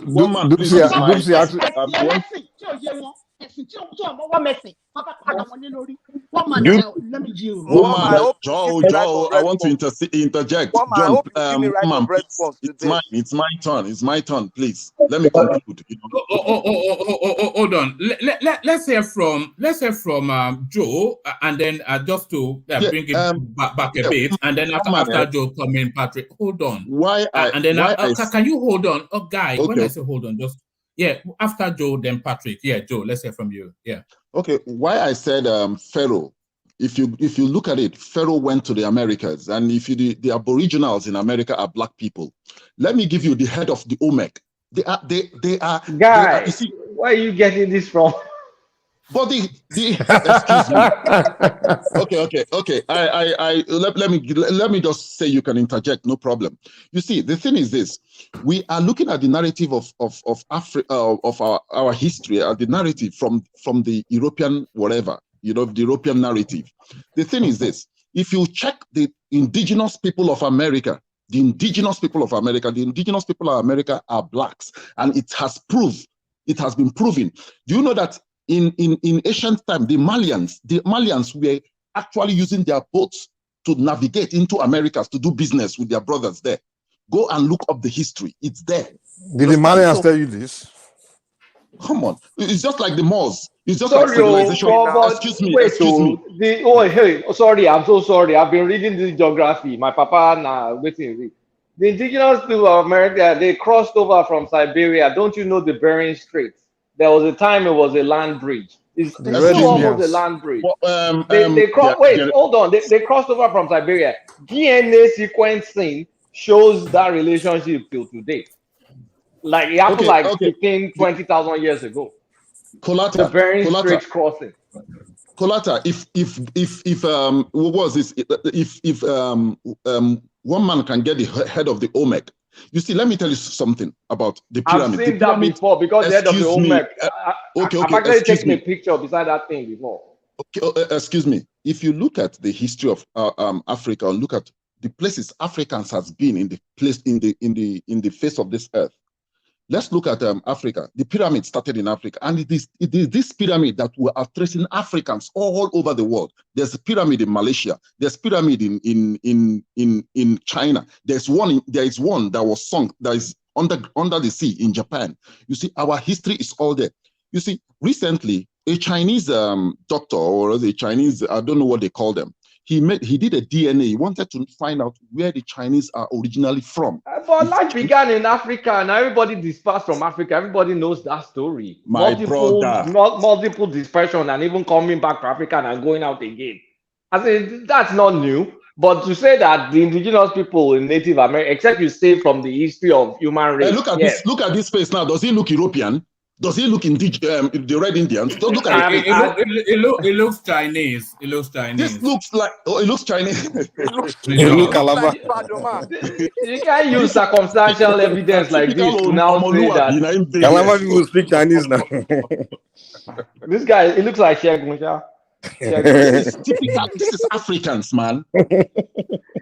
You come here. You see the Bible. You see, to me, you see. I became conscious of things happening around me when I started listening to great African historians who were telling African history, telling who Africans were. Then I now knew that the Bible was actually hiding our history. Life is not like the Bible tells it's just 6,000 years. They tell BC, AC, and all those things they say. But we have been here millions of years ago. There's actually somebody that excavated a lady, a woman whose name was Lucy, and they gave her Lucy. They said that woman is almost 120,000 years old. You understand? So history is there for us to learn from, and Our history should be told by us. Where did the excavation take place? I don't know the actual place, but they took it to British Museum, and it was Which in British continent? Museum. Which continent? I guess it should be in Africa. Lucy was excavated in East Africa. They call her Lucy. They call her. They don't have names in No, they didn't have the name. They just gave her they gave her the name. They gave her the name. One man. It's just like that was her name. They just gave her the name, and just like we. Yes, I know. I'm saying why could they not give her a name indigenous to the place? Is my question. Just like the way they come, they gave me Joe, they gave you another name, they just Christian name, Muslim name. That is how. That's how they gave us nigger area. that is how they've been able to control and kind of own us. You understand? That is why right now I appreciate people. You see, this Yoruba tradition that they said they are Joe. You see, we're now in 2023. There's advanced DNA sequencing. We don't need to make all these fairy tales up. You can actually check people's DNA and sequence it and see where they came from and see the different waves and all that stuff. So let's not get creative. Let's not. I've done my research. That's why. Let's get back to the topic, man. This one is getting boring. Hold on, everybody. Let's hear from Mohammed. Mohammed, come into the conversation. Mohammed, good to see you. Good to see you, one man. Hello, fellow Fulanis. How are you guys doing? Yes, we needed your calm voice. They were getting a bit rowdy, but yeah, let's hear from you. What are you making about? It's a very interesting conversation. I was listening keenly. So, yeah, but I initially entered for this Wike thing, but yeah, I saw a conversation about religion and stuff. But Wama, I want to ask you one question, Abek. I'm here. Yeah. So for all this, you're quite objective on this issue of religion. I like, what is your stance yourself? I have a feeling, but I just want to hear from you. You see, I am a Christian. I was born a Jehovah's Witness, and I'm a Sunday school teacher in my church. So that tells you. But then the idea of suspending critical thinking to faith is where I am struggling with, and that's not really uniquely Christianity. It's every religion, because religion for me is an abdication of logic to an abject surrender to faith. And just it's just the storyline that Jide gave us, that he couldn't surrender completely his critical thinking, and the more he went into religion, the more he conflicted with critical thinking and documented history, which then led him out of religion. So that's where I am sort of mentally with religion. So I have to admit that I misjudged you wrong. I thought you were in the non-religious camp. Yeah, I've never heard you say anything about that, but okay, Sunday school, I didn't expect that. So this issue of religion requiring suspension of logic, this is a statement that I heard. Have you heard of Christopher Hitchens? Yeah, of course. Yeah, you have read his book, that God is not great. No, I've not read his books, but I've seen him in countless debates. Yeah. Oh, yeah, he has this very famous book. Yeah, he makes this point a lot, that he actually defines religion as suspension of logic for faith. Of course, I don't agree with that. To me, the way that I see it is that there are things that are in the realm of logic, but there are things that are something that are supra-rational. People, they call it. It's not irrational, but supra-rational. It's outside the bound of rationality. So it's a mistake sometimes to think that everything, we have to grasp reality through the prism only through logic. Logic is one faculty that we have. We have spirituality as well. We have our physical body. So for example, just like if you just look directly at the sun in the middle of, let's say, at noon, you see your eyes cannot take it. So the same way, there are things that logic cannot take. Okay, there are things that I believe in logic, but I don't believe that that's the only faculty that through which we can access knowledge. So for me, if you want to come to full grasp of religion, you have to come to it from the point of logic, but also come to it from the angle of spirituality. And then when you balance it like that, that's when you get the full grasp of it. You see, Mohammed, there's a fault line in that logic, because you see with religion, really it fills in the gap that logic has not caught up with yet. You know, because a lot of things now that science has found a pathway through were things that going back a century, as early as a century, that they will surrender to religion, like just so many diseases, so many acts of so many things of physics and whatnot, that because the logic then could not grasp it, they surrendered it to religion and faith and sacrifice.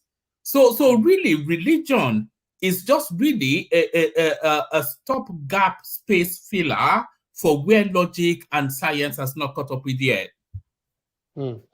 Well, I would agree with you that, for example, realm of physics, I don't think that religion, the Bible, and definitely I know the Quran very well. I'm not so familiar with the Bible.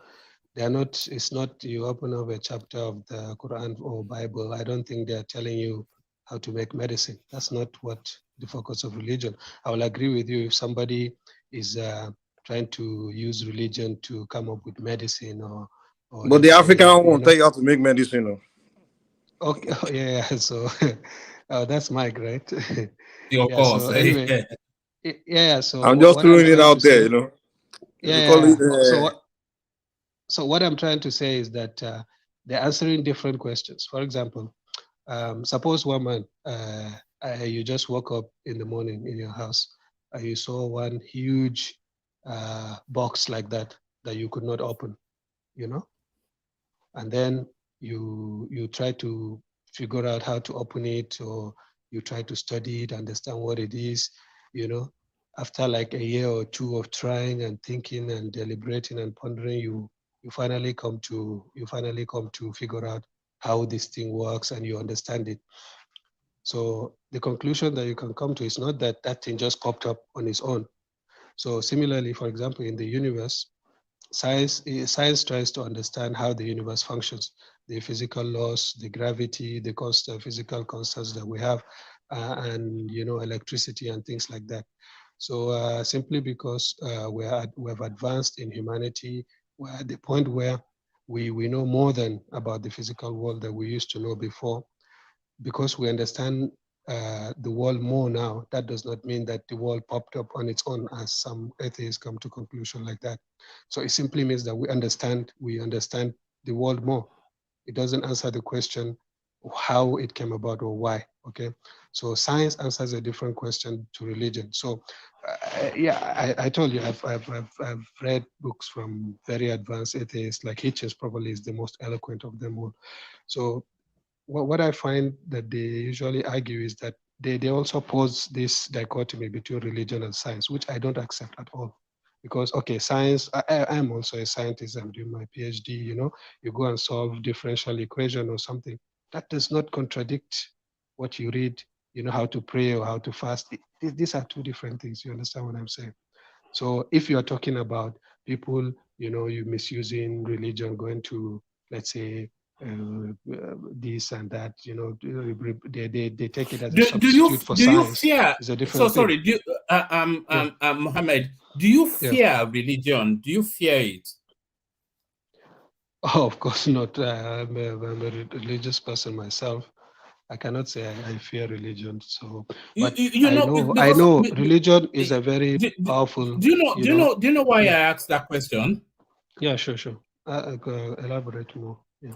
You see, I feel that a lot of religion operates really essentially on a core fear basis. So because we've all grown up in one faith or the other, and it's been so embedded in us, the consequences of not adhering to those faiths.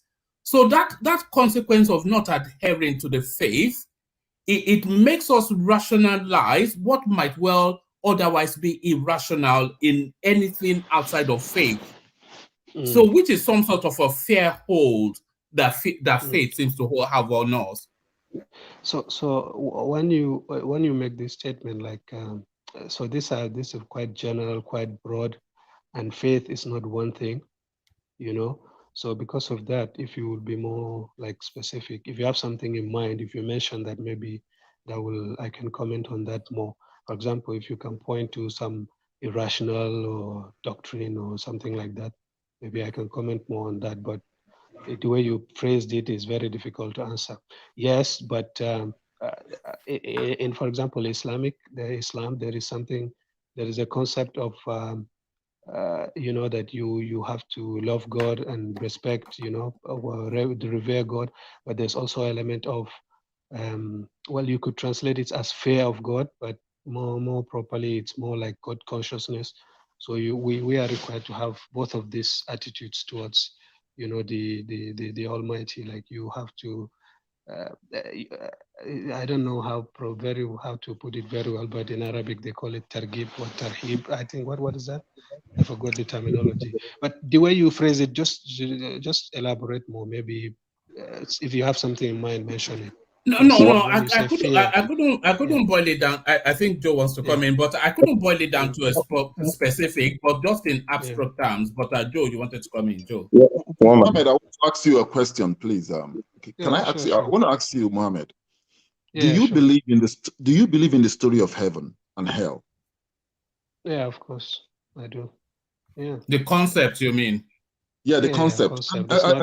There's another thing in African tradition. Yeah. There's another thing in African tradition. Africans believe in reincarnation. If there is reincarnation, why would there be heaven? So what was the point? Because even the Yorubas, even according to the Yoruba tradition, we have reincarnation. We are reincarnate of our ancestors. That is what, and I feel the Hausas have it, the Fulani have it. It's just that religion has made us abandon all our spirituality. You understand? And move to a foreign spirituality. That is why we don't talk about it again, because if you put it side by side, we are reincarnation and heaven. You see that heaven now doesn't exist. But if you push away reincarnation, heaven now comes in. So these are the two things, because we have to understand. I thought. Sorry. Yeah. Continue. Okay. Continue. Yeah, I thought reincarnation is more of a Hindu concept. I have some Hindu friends that they tell me we're reincarnated. So if you're a good person, that's what he told me. If you're a good person, you come back as, you know, bigger person. Let's say you are a bad person, you come back as a plant or a tree or something like that. So I asked that Hindu guy, I say, okay, so that means there was not a beginning then from this logic. If everything is constant, for example, let's say the species of this world, let's say there are a million, let's first suppose there are a million human beings, there are a million plants, there are a million animals. So if you just change from one form to the other through reincarnation, so what was there at the beginning? Like, you cannot say that we have been existing forever, right? So what was there at the beginning? So what you are assuming now is that there's a fixed amount of species on the planet if this reincarnation thing is true. So I'm not sure quite what's the point of your question. So you believe in reincarnation, not in heaven and hell? No, I believe. Mohammed, what I am just simply saying is this: the story of heaven is false. The story of heaven is false. The story of hell is false. There's this guy, I don't know if you know Khalid Muhammad. He's a Muslim. I know him. He's Khalid British, Muhammad. isn't he? No, he's American. He's American. He's Farrakhan's one of Farrakhan's disciple. You understand? Those ones are non-Muslims now. Those ones, but Khalid Muhammad or Khalid converts, Yassin. just like Ali. I know a Khalid Yassin. I know one Khalid Yassin, but not Khalid Muhammad. No, Khalid Muhammad said something, and that was his last speech I listened to before I didn't hear from him, but I heard he's dead now. Khalid Muhammad said, heaven and hell is a thing of the mind. It's not a place to go to. It's just a thing of the mind. And I now looked at it, it's at your state. Like if you look at African culture and tradition before, when some people, like, sometimes a king, it's at his lowest point. He needs to cleanse himself and come to that realm of heaven. It's not a place. When you're at your lowest of your spirituality, you are in your hell. So you need a cleansing, like a spirituality, a cleansing to now get to that height of heaven. That is all. If you read Egypt, if you go to Egypt, the Egyptians said everything about it. Our ancestors said everything about it. Even at your heaven, you are at your Christ. So the thing is this: when the Europeans came, they took our history, they took our what was written in Egypt, and they took it back, reprogrammed it, and brought a religion to us, which they had a superstar like Jesus. They had this, they had that. They came with all these characters. I have been asking every Christian I meet, all these characters in the Bible, why haven't excavators excavate their body? If you go to Egypt, we are bringing up Ramsey, we're bringing up our ancestors, digging them out. Why haven't they been able to dig up of the ancestors? All right. Yeah. So let me say something about that. So say something about that, and then we move on from there after that. Carry on. So why haven't they So one man excavated? still have to respond though. Yeah. So for example, so I don't know what it says in the Bible about those people, but so Egypt, the Egyptian kings, they were kings with power, with a kingdom, with civilization, with everything. So it's plausible. It's you might expect artifacts and remnants of these people. So, but the characters in the Bible, if not for King David and Solomon and people like that, like some of them, they were not kings. Like I don't think you can dig up anything about Jesus, like because he was not like a king or with a palace or something like that. So that would be very difficult. But for example, just last week I was in Medina. Like the Medina is the city where the Prophet Muhammad lived for the last 10 years of his life, and he's buried there. Yeah, his grave is there. Like his house is there. Everything is there. Like this is the place where, this is the graveyard where his companions were buried. I was there. I saw everything. This is Usman's grave. This is this grave. This is that grave. So it depends. And that happened also because towards the end of his life, last 10 years of his life, he was in a political power in a city. He was the ruler of a city, of a place. Because of that, you can find things like that. So, but I believe I've heard things about there were some archaeologists have found some things about Remna, about the Davidic kingdom or something like that. So it's not as simple as you make it. So, for example, Socrates, most people believe he existed. I don't think you'll find any artifact of Socrates. For the same reason that he was not like. There's not, for example, now woman. If, for example, after 1,000,000 years now, some people in the future want to dig up something about one man, or what exactly will they find? But they might find something about Obama. They might find something about the King of Jordan, because do you guys know that they found a ring with the name of Pontius Pilate on it in Bethlehem? That's the guy that put Jesus. Yeah, they found the ring. You guys can. I thought that. Yeah. These kind of things you can find. So, for example, ring and coins. For the Islamic history, is really that one. It's many things. Like there is a book actually that I read once.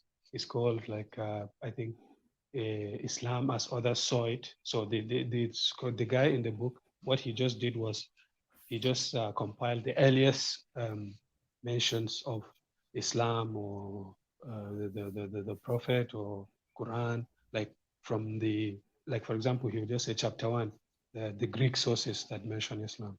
chapter 2, the Chinese sources, chapter 3, the Persian sources, like that. So you can find about 5 or 6 years after the prophets that there is a Armenian monk who writes a huge passage about, there's this new religion. They believe him to be the prophet. He's their teacher. He prohibits certain things to them. He makes law from certain things, and this like a huge passage. His name is Mohammed, I think Mohammedos or something in Greek. So this is 6 years after the prophet is supposed to have died. So it just depends on the nature of the person. And then you can find whether or not you can find artifacts or books written about him or something like that. So yeah, I don't know if that answers your question. All right, brilliant. So we go to Patrick. No. Let's go to Patrick next, and then after Patrick, we'll come back to Mohammed, and then we go to the narrative of Yemsen Wike telling us that he's going to turn any cows found on Abuja Street into Suya. But Patrick. Yes, thank you, Mohammed. I just dropped my number in the chat. I would really like to connect with you. I've read about Nietzsche, and there's another book I want guys to read. That book is like a response to Nietzsche. It's written by a professor of philosophy from University of Southern California. It's late now. His name is Dallas Willard. The title of the book is Knowing Christ Today. Knowing Christ Today. It's talking about that faith, that we have a wrong understanding of what religion is. That religion is not a suspension of logic, and that faith is not the absence of knowledge, and that we think that if we don't know something, we just got to believe it. No. In short, the Bible says that faith comes by hearing the word of God or by learning the word of God. So faith is actually based on knowledge, not on lack of knowledge or suspension of your brain. The faith, the Christian faith, the Islamic faith, is the seed of those faith and knowledge. The prophet saw the book. He said, read. So there was a book given. It is the knowledge of that book that produced Islamic faith. It is the knowledge of Christ. And Christ is said to be the truth. Christ is said to be the word of God. It's the knowledge of the word that produced the faith that we call Christianity. So faith is not the absence of knowledge. It's actually a seed of knowledge. So we are not suspending our logic, but we need to learn faith. And we need to learn it in context. So when we are reading the Bible, we are not just reading the Bible, we are reading the history of the people that surrounds the Bible. So if somebody say, I've read the Bible 50 times, you might still have read the Bible 50 times and not know the Bible, because you're not reading the context of the Bible, the people that were present when it was written, the culture of the people, what were the events that happened around that time. When Christ was crucified, I had a book that of history of the event that happened when Christ was crucified. Then you will know that there's likelihood that Christ was actually crucified. Things like that. So what I'm saying is that we need to read in the context before we can boldly say, oh, we are knowledgeable or we are this. We discover that if you take religion out, religion is not a programming. Religion in its meaning is mankind's search for God. Religion is search for God. So there's no religion that suspends your mind because you are searching. You are trying to know. That's what it means. But forget about the way they do it on TV, the way all these pastors in Nigeria are doing it. That's not religion. So if we're looking at religion, if you want to look at Islam, you look at the book of Islam. You don't look at the Malam, the Ulama, or those Afar that used to kill people to do rituals, or if you want to look at Christianity, you don't look at those pastors that sleep with people's wife. You look at the book. You look at Islam, you look at the book, you look at the prophets. If you want to look at Christianity, you look at the book, you look at Christ. And then you look at the historical context within which those people live before them and even after them. So that means you have put that religion in context. I'm happy the way Mohammed has responded to it. It's very deep. But if there's going to be a debate or there's going to be a discussion, there must be a fair. I subscribe to it, but there must be a fair platform where those who want to speak for and those who want to speak against, or let's not see it as a debate, let's see it as a conversation where we are collectively trying to search for the truth. And I mind you, if you present to me anyone that is better, any position that is better than having a religion, I will take it. But Patrick, So Patrick, please So I just want to let us have a say fair quickly about conversation. what you So you guys must said. include us. Patrick, you know, there are even there are some story in that book that you are referring to that have been debunked, that have been Which of the book, Nietzsche or Willard yeah, or the Bible? no, the Bible, that some historian And that's and what you need to bring up archaeologists that day now. and You need some to bring it. archaeologists have described as a lie and no historical archaeology, no archaeological facts that Yeah. support it, like the story of Exodus. Okay. Historians from Israel and from America and Egypt have The Noah story. they have investigated it deep, and they said the Exodus story never happened. That Where they were there's trying no to date it time and trying to fix the there date, was, right? huh? Was it that documentary where they were trying to fix the date and trying to use the date sequence of date to fix it? But one, I agree with you. That's what Yeah. I'm saying. You should bring it up in that kind of period. They Let's said it fix a never date. happened at all. Let's fix a date, woman. Let's fix a date for this discussion. But All give all right. of us, All right. Hold on. opportunity. Hold on. Yes. The thing, so I'm going to post it in the comment section now. We're going to have that conversation. So the title is going to be, was the Abrahamic or where I should really reword that, were the Abrahamic faiths designed to keep the Black African in perpetual flux? So that's how I'm going to title it. So I'll keep that title, and then I'll see if I can build a session around it, where the Abrahamic faiths designed to keep the Black African in perpetual flux. So here we go. Discussion is going to be around Sorry, that Waman. topic, right? Just before we leave this, I saw just now that Prince Daddy posted something about. I mentioned something about Socrates, that you will not find any artifact, like you cannot prove his existence. But then he said, I think he said, Prince Daddy, I don't know if he's hearing me. He said, it says Socrates and Plato history are well documented. Yeah. No, actually, okay. Actually, Socrates there's no writing about book There's no of writing by Socrates. So Socrates. yeah, you see Only Socrates. student. Plato has a book. He mentions his dialogues. He was his teacher. He mentions the dialogues with Socrates. That's it. There's a book that mentions Socrates. That's it. It's not, you cannot find any historical, artifact. This is where he lived. This is how he looked like. There's no such thing, actually. So it's just a book. So just to clarify that, it's not well documented, as you say. Like there's just a Hold on, let him land. Yes, say it, and then I want us to move on from there. But people still seem to want to have a conversation around it. But Jide. No. See, I really want to engage in a conversation, but you see, I kept quiet all the while because when it comes to religion, it's something that has to do with emotions, and I always liken religion to a child. Most of us that are into religion, like to a child that is born into a prison, and all through his life, his mother told him, this is how big the whole world is. Anything outside this fence does not exist.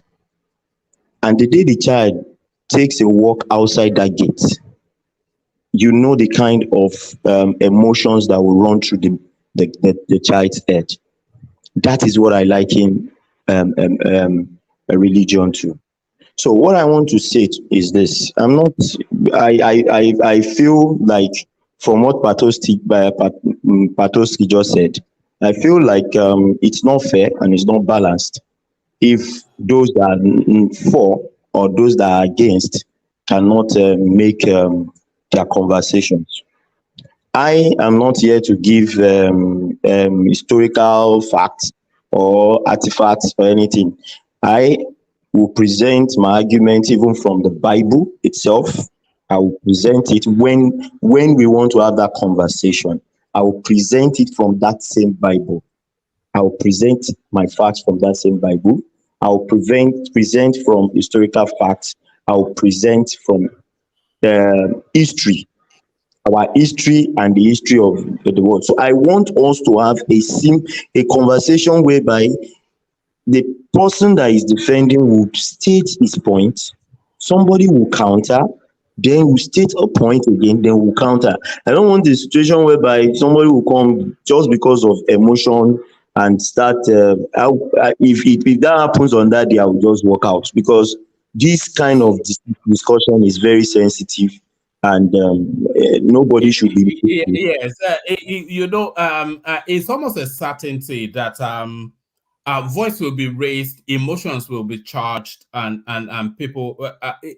You cannot talk about religion in civilized tones because people hold it so dear to their. It's the core of everybody that is into religion. Is the core of their being. Is what guides their life. So if you challenge it, then emotions will spill. That's almost a certainty. Can I just add something quickly? Because I don't have a lot of time. I have to run out soon. Greetings, this in the one man and everyone on the panel. This topic I find it interesting because we don't tend to talk about things that are a little bit esoterical and stuff like that. But in terms, for me anyway, the way I look at religion is that it was. You've been using a lot of big words these days to Nigeria. Have you bought a dictionary? No. When we are talking about these topics, I guess it demands it now. I can operate at different levels. I can operate at different levels. Preparing for GRE. That religion is one of those things that when I try to understand things, I try to go back in time, and I think it's just a way of our ancestors trying to understand the world. So they coupled their culture and their rules and everything into a codified form of religious worship. And if you look at what the Egyptians did, they managed to try to separate the king from the religion to an extent, but yet the king is still a god king in many cases. And even medicine is coupled into religion. You see that the priests perform healing rites and all the rest of it.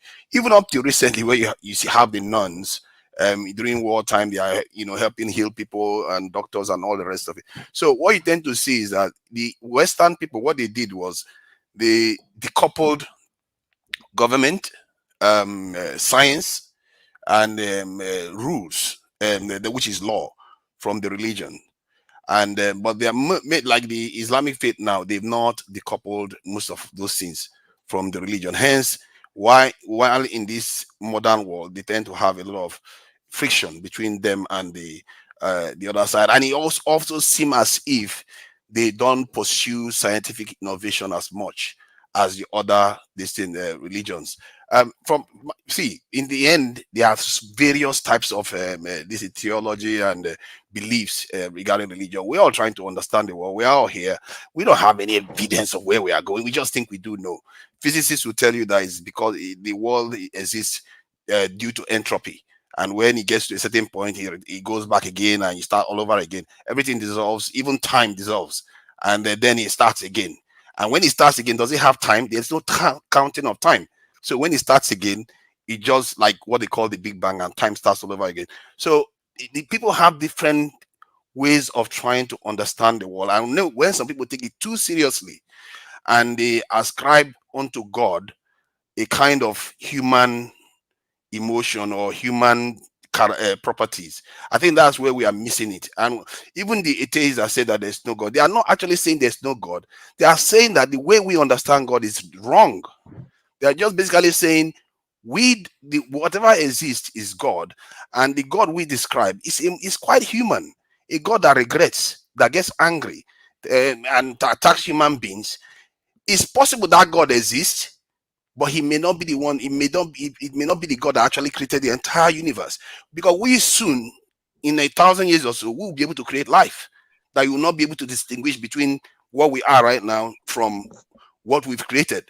So we really need to pipe down. And when people talk about religion, and people that have knowledge to take it easy, because it's not that serious. You are going to come to this world and you are going to go, you like it or not.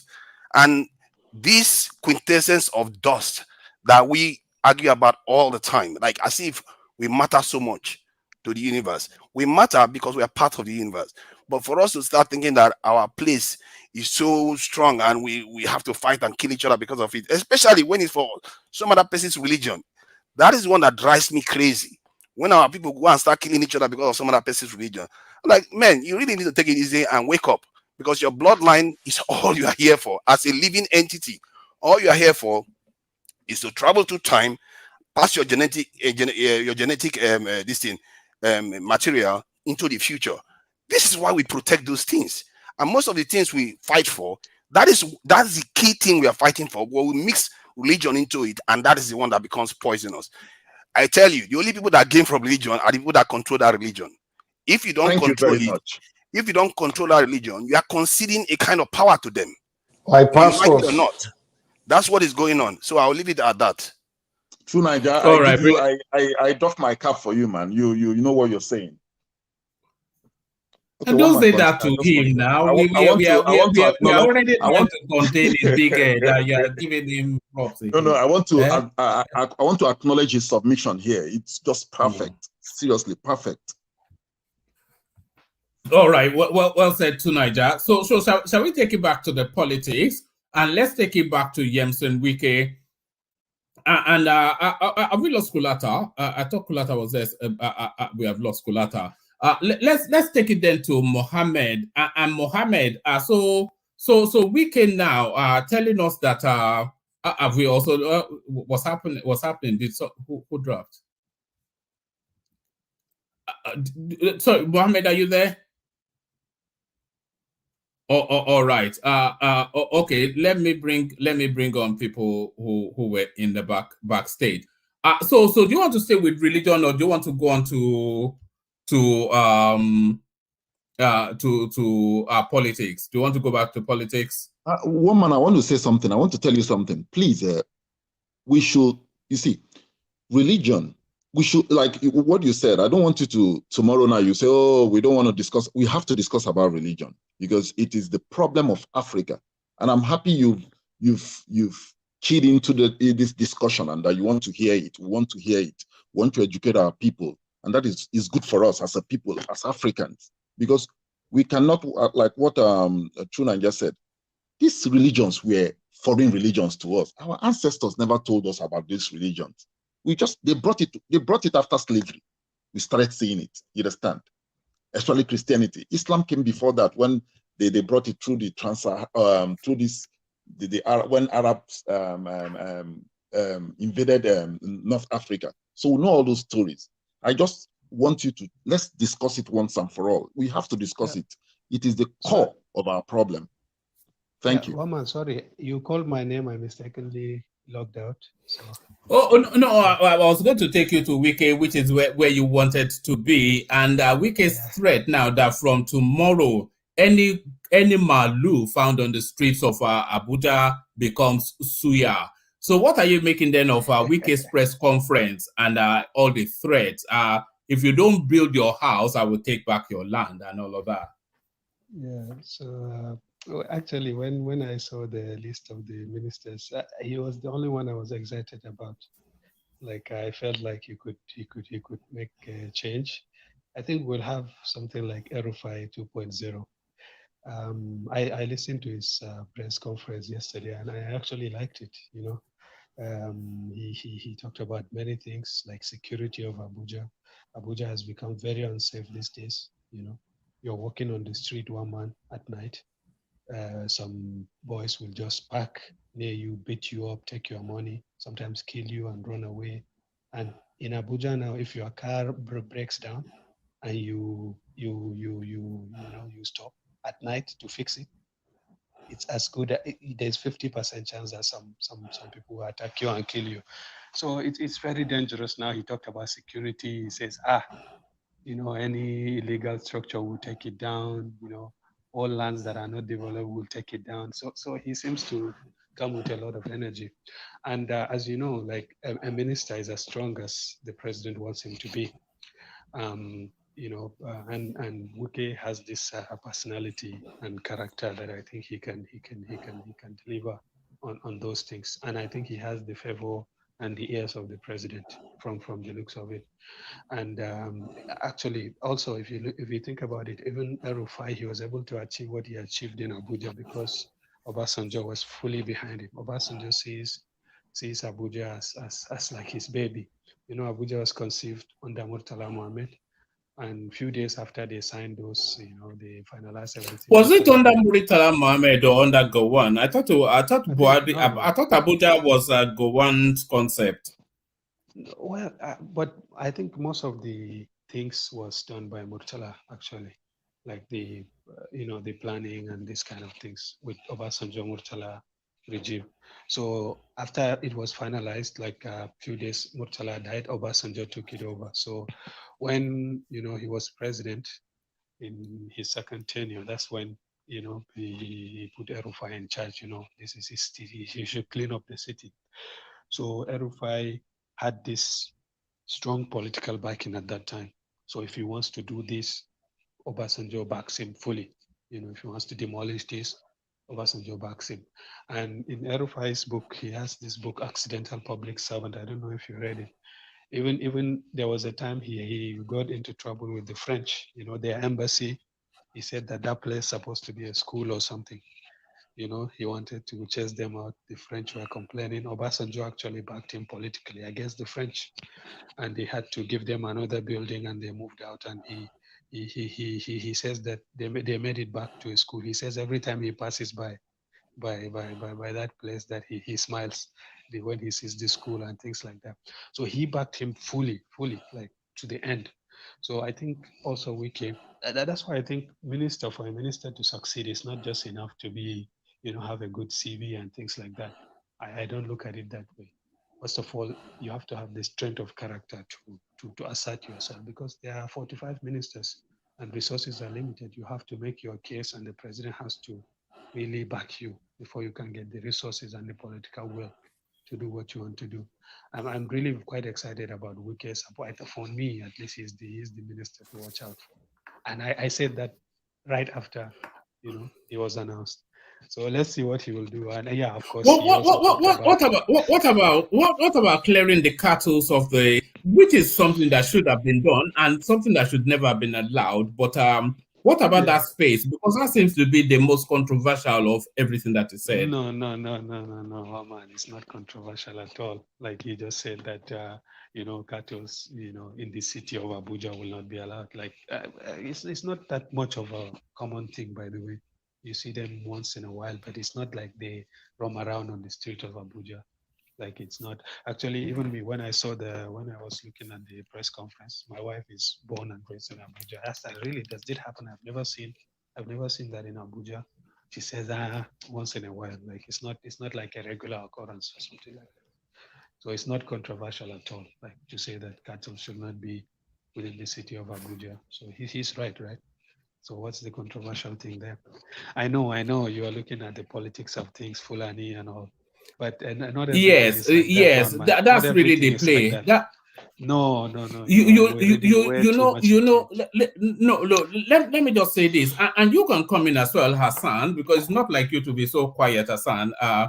But I've always thought that the cattle thing is nothing to do with grazing, and is more to assert dominance and to intimidate, especially when you see them in the cities. Then that tells you then that there is something at play beyond animal husbandry. But no. you don't think so? Mama, I don't agree with that. Look, you have to understand something. This cattle rearers. So let's first of all separate between Fulani and Fulani cattle herders. These are two different things. There are these sedentary Fulani people, the normal, your Erufais, your Sanusi Lamidos, these Atiku Fulani people. They are living in a city, they have a house, they send their children to school. And then these people we're talking about are the people whose whole life revolves around their cows. See, one man, you go to school, You know, you have a house, you go to your work, you come back to your house. These people, their whole life is just to roam around with their cattle. When they get tired, they settle, sleep there, move there, and then this is their entire life. So you cannot say that they are just faking it to assert dominance.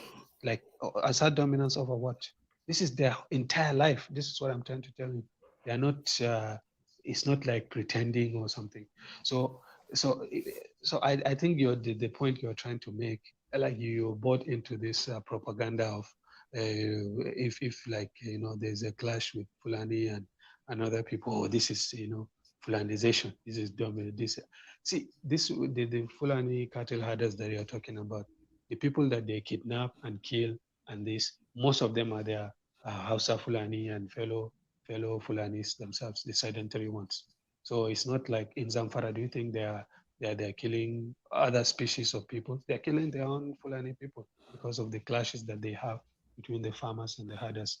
I don't know if you saw that BBC documentary that came out that they're talking about. So I think it's a The very one where they complex went issue. to meet one of them in the Yeah. So it's a very complex issue that I think is grossly misrepresented in the Nigeria, because the Nigerian media mostly is dominated by by Southerners, and they really don't understand this issue, and they make very irresponsible statements about this issue, which complicates solving the issue. So what happened is this is their entire life, one man. This is what they do. This is their 24 hours for their 30, 40 years. That is yeah, what but they do. they Don't need drink, they don't go to school. reorientation though. See, they don't go to school, they don't go to grocery shop, they don't have they don't care for electricity or television or YouTube or whatever. This is their entire life. You cannot say they are just asserting dominance. And dominance over what? Who do they want to rule? Yeah, How but is that dominance? Mohammed, they need reorientation because that particular way of life, either cultural or vocational, it doesn't have a future. Because as development comes, that lifestyle will continue to come into conflict with development. So there has to be a reorientation after that lifestyle. Every culture gives up lifestyle for development. So ultimately that has to happen. Yes, I agree with that. But what you said in the beginning and what you are saying now are two different things. I would agree that maybe they shouldn't be roaming around. I would like them to settle down, send their kids to school, and keep their cows in a fixed place, and that's what I want them to do as well. But that's a very different thing from what you said earlier, that they're trying to assert dominance. Like they don't want to rule over you. It's not like they want to become governor or councillor or something. These are moving from. They don't have a fixed place. How can you assert dominance when you are not even in the same place for 2 hours? You understand what I'm saying? So this issue is very, very complex, and I think that's why the solution has eluded people for many years. So the way I see it, when I saw that even in the documentary, the way that they're talking about it, they're very, very, they feel like they have nothing to do with the they don't get anything from the government, and the only thing that they know, the only thing of value that they have.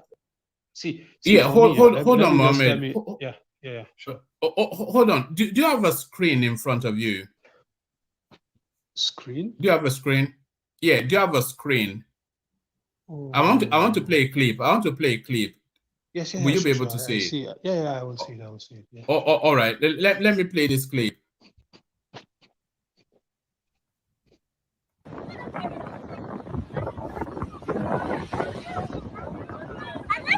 On the beach. Nigeria. Another one passed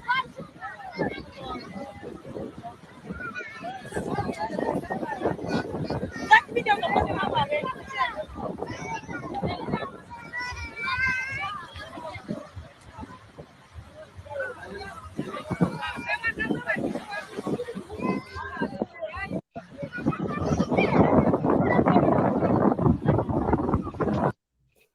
So that's what I mean when I say it's essentially a tool for dominance and intimidation.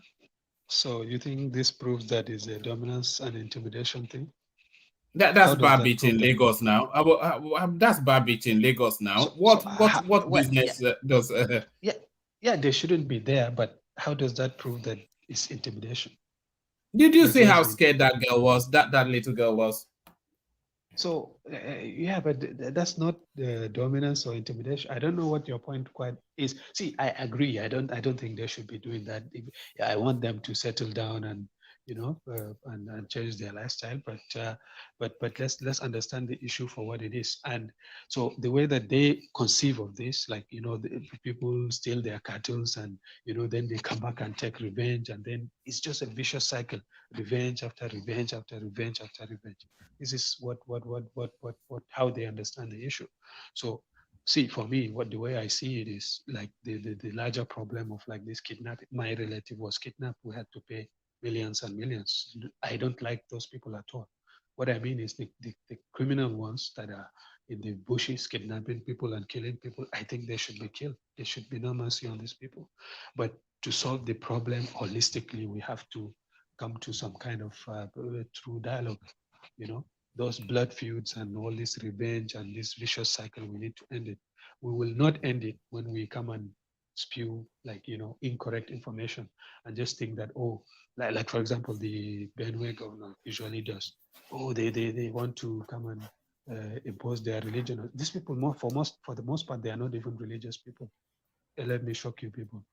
Like this, the cow, the people that are just moving around with their cows, they are not religious people. The relative of mine that was kidnapped, they kidnapped him in his car on the Abuja Kaduna road, and he asked them, like, don't you people? He's also Fulani as well, by the way. He's also Fulani. So he asked them, look, don't you people fear God? Like, why would you be doing this? He said, okay, let the God come and save you now from us. He said that you guys are just eating and drinking, and you don't want people to, they pay the millions that they pay with it. Do you think they are coming to buy a luxury mansion in Ikoyi or something? No. These people, I really don't understand. It's a very complex issue, you see, and it needs very holistic approach, not not this kind of is a domination, but well, I just don't see how that is. It's just their lifestyle, we need to just prevail on them to change their lifestyles, to settle down, but it's not something that we can. So just to turn back to this Wike thing, it's not a controversial thing at all. What he said, he said let them not come into the cities, like and it's fine. I think they should not roam around in the cities. I agree also with that. I don't see what the controversy is about, really. All right, Mohammed. Let me take you to this topic. Tinubu makes history with new cabinet. So on the face of it, you'll probably think that is a positive inflection, but not really. No. President Tinubu's administration has made history by having the largest and most expanded cabinet in Nigeria's history. So what are you then making then of this over bloated government that Tinubu is forming? 45 going and ultimately to land on 48 ministers to do what? Well, yeah, I don't agree with that, really. You will see, like, okay, Minister of Youth, what is his job exactly? Is it to feed the youth or find jobs for the youth? What does a Minister of Youth do, for example? I don't understand that. Minister of Sports, this youth and sports could be merged. So I think this huge cabinet thing is one of the problems that we have. The cost of governance is too high, and even if like there were some tangible things that will be done with these ministers, I would not be against it. But like I said, what does a minister of youth do? If I appoint a minister of youth, what is the KPI that I should expect from him? What are the deliverables that he should deliver to me per month? What does he do exactly? I don't understand. So I think this minister should be a maximum 36, even 36 because of the constitutional provision that each state must have one. So I really don't understand that. But I think probably he's doing it more to, political, reward people politically that help him. I think that's why he's doing that. And for me, this conversation about this big government should even go further to include. I don't understand why we should have, this two bicameral system of legislature. We just copied blindly from the Americans. The Americans had a reason to do this.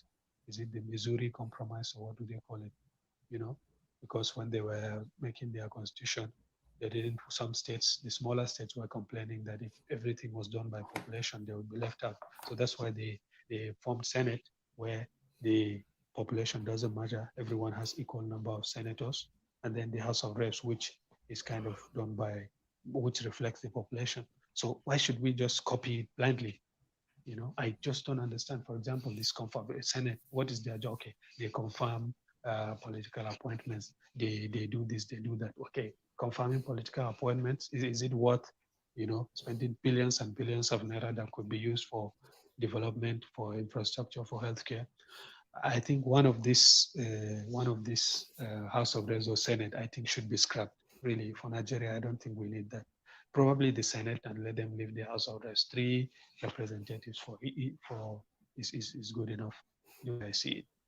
But for Tinubu, I think he did it mostly for political. He has to political payback and all. So if he's going to pick only 36, let's say, let's say that, for example, in the Northeast, let's say Matawale and this KB guy and these people. So he wants to reward these people. I think that's why he just had to expand the ministries.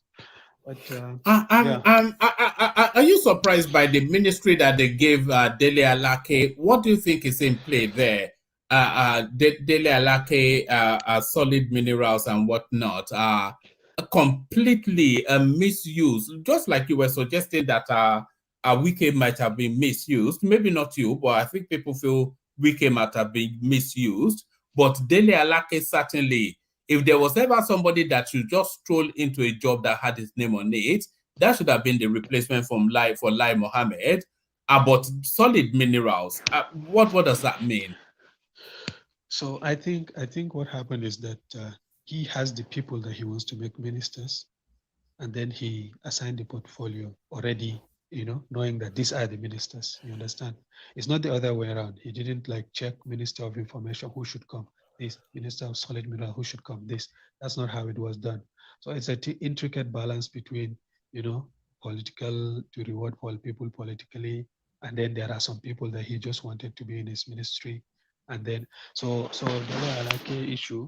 Probably he thought, who's the information minister? That guy also has, the information background and all. It's not like it's too off, the guy that they put there.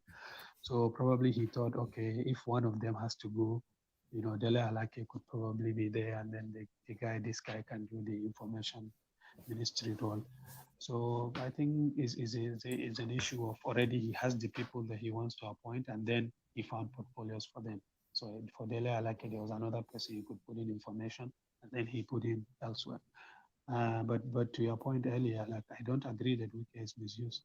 He's the one that I'm really excited about. Abuja needs people with, so Wike was a governor before, and Abuja Minister of FCT is not too far from that. I don't think that he's misused at all. I don't before he was given that portfolio, which portfolio did you give him in your own personal thinking? Okay, I was thinking probably works. Okay, I was thinking Wike probably works, but when I saw that they gave him FCT, I was like, yes, that's good, So Umahi in works is good. It's not even me. I would have done the same actually. If Umahi should be works is a good fit. Wike FCT, I don't think is a bad fit at all. I don't think that. So he's probably the minister that will perform. I think he will perform as FCT minister. So where did you put him, for example? No, I put him in either Minister of Niger Delta Affairs, the Czar of NDDC, or yes, something like that.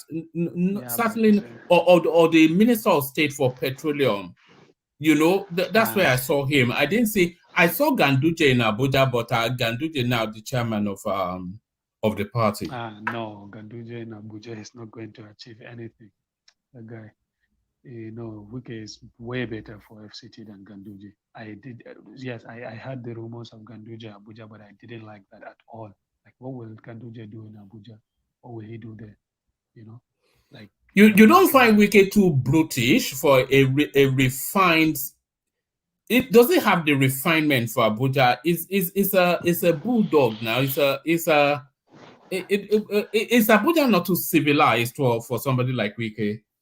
No, I think you're getting this wrong, Bowman. Look, if you don't have this kind of brutish people, they're not going to get anything done in Nigeria. In Nigeria, it's not for the faint-hearted. Like in Nigeria, people abuse the laws, break the laws anyhow they like.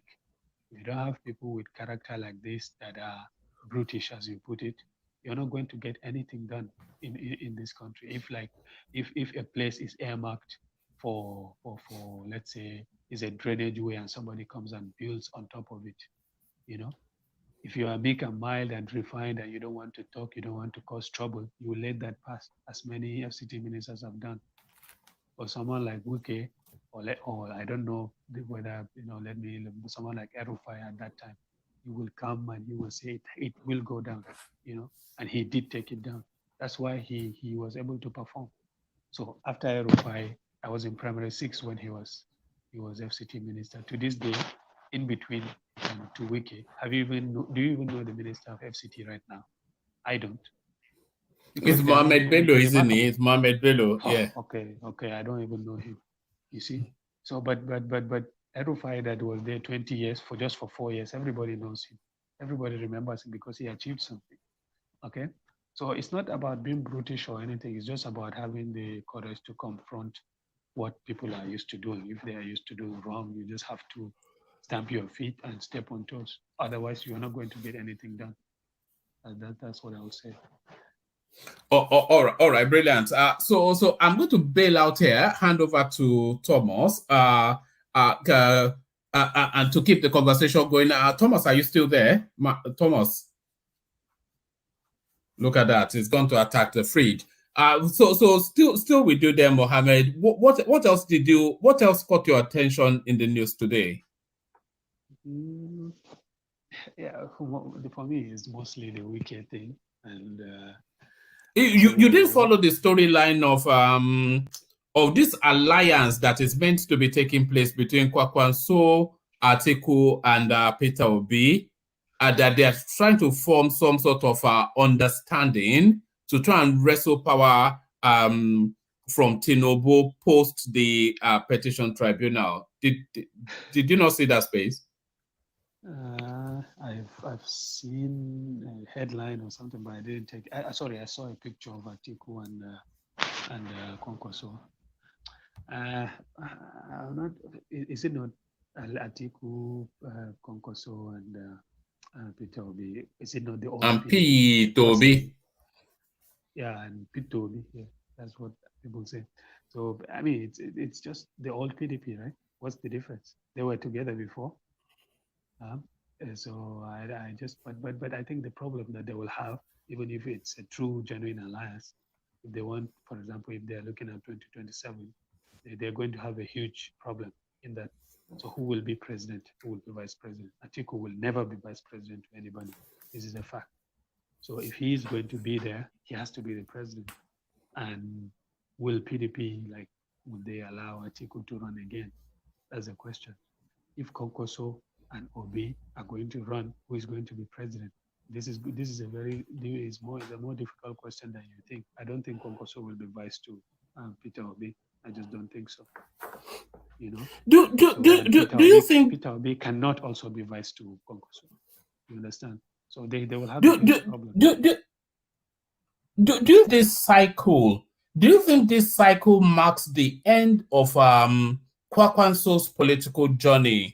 Because he's not gotten anything from the Tinubu administration, and I think he might just try and chance his hand again in 2027, not likely to succeed any more than he has done this time around. So do you think this is the last hurrah for Kwakwanso. We know already that Atiku is gone for reasons of age. But do you think we will see Kwakwanso again after 2023? At this point, I'm not willing to say that Atiku is gone, actually. Atiku is a perennial candidate. I don't think. And health-wise, Atiku looks good if you think about it. You know, on paper, he's older than Tinubu, but you will not get that impression. Like, if you look at the two people side by side. And he seems to have it well cognitively and physically as well. So age-wise, I don't think age is going to disqualify him. If he wants to run, probably he can run. But I'm not sure that it's going to be easy to sell to the PDP people for Atiku to run again. But if not Atiku, then who then? Are they going to bring Peter Obi back to run? Are they going to try to bring Konkoso back? Really, I don't see how this PDP they're going to do anything meaningful when they come back, because the ego is the. So do you accept at least that Atiku will not be vice to anybody? No. I mean, he was already vice now. So what else? So he can't be vice again. He can't be vice to anybody. He has been the most powerful vice president we've ever had so far. So it's funny actually. We've not heard from Oshibanjo anymore. What happened to him? Is he hiding with you in America, Mohammed? What happened to Oshibanjo? It's just something. It suddenly disappeared. You see, he wants to play with a big blunder. He made a blunder by contesting against Tinubu now. That was his only chance. This was a do or die thing. I don't know how he thought that he could win this primary. You know, what led him to think that he could? What led him to think that he could take Tinubu on? I mean, he knows him. What led somebody like Oshibanjo to think that? Who was whispering in his ears? You know, some little man from Ikene. Nobody. Yes. Nobody. I mean, Tinubu made him who he is. He gave him the vice presidency because at that time, Buhari, when he, for the previous 2 terms he contested, he took, I think, Bisi Okadibo and Tunde Bakari. And then, they didn't vote for him. So Buhari at that time, he was of the opinion that, even if Buhari said this, even if I take the Pope, they're not going to vote for me. So Tinubu might as well be his vice. But then when there was the outcry about the Muslim, then Tinubu now stepped down and put Osinbajo there. So someone who made you like that, and you know that you will probably lose, so why contest? And, I think he killed his political career. I don't see how Osinbajo is going to be relevant politically anymore at all. I don't think so. Yeah. But he was never a politician anyway, so he can go back to Unilag and continue with his, teaching. Yeah, he's a pastor as well, right? So he can be preaching. Yes, I'd love to see. I'd love him to do that. Actually, to go back to the now. He even has more to teach those students, doesn't he? So I'd love to see him do that and go back to teaching. Exactly. Because he's finished in politics. Not just him, though. Amechi also is quiet. I don't know why. No, Amechi is gone. Amechi is, imagine. He's probably moved to Canada. I think he has Canadian citizenship, doesn't he, Amechi? Yeah, anyway, this is our politics. This 2017, I don't find it as interesting. This PDP, I don't know how they are going to, I don't know the decisions they are going to take, really. Like, they just have a lot of contradictions in there. So I just saw who do you think the chairman of PDP should be? We had that conversation, and I was suggesting that it should be Saraki, but there's one Showunmi that wants to be chairman. But if they were ever to have any chance of a resurgence, it has to be under the leadership of a masterful politician like Saraki. Yeah, I see that you like Saraki a lot. I do. Yeah, I also like Saraki, but I think that between these two, I think Saraki should be there because they need to bring that party together. But Showunmi, I think I know him. He was the campaign director for Atiku. I mean, that guy he talks a lot and he's very assertive, but I don't think he's charismatic, and I don't think he can can bring people together. So probably Saraki would be a better option. And in any case, like it's not going to be an easy job. They cannot continue the way they are right now. They have to do some massive, thing. But the egos are too much in that party. I would just like to see what they will do. If they give me the power to pick the Nigerian president, I will have to flip a coin, and on the head of that coin will be Saraki, on the tail will be Soludo. Either one of those two, I'll be happy with. Well, man, let me ask you guys this. Don't you guys think... Can I ask you guys a question? Don't you guys think this is a perfect time for people like all those upcoming politicians like the Mogalu, Durotoye, even Showore, for them to go occupy PDP, hijack PDP, because the party is already set, You understand? It's time for them to go kickstart their political career, because that PDP already have that structure. You understand? And the owners of the party, they are already...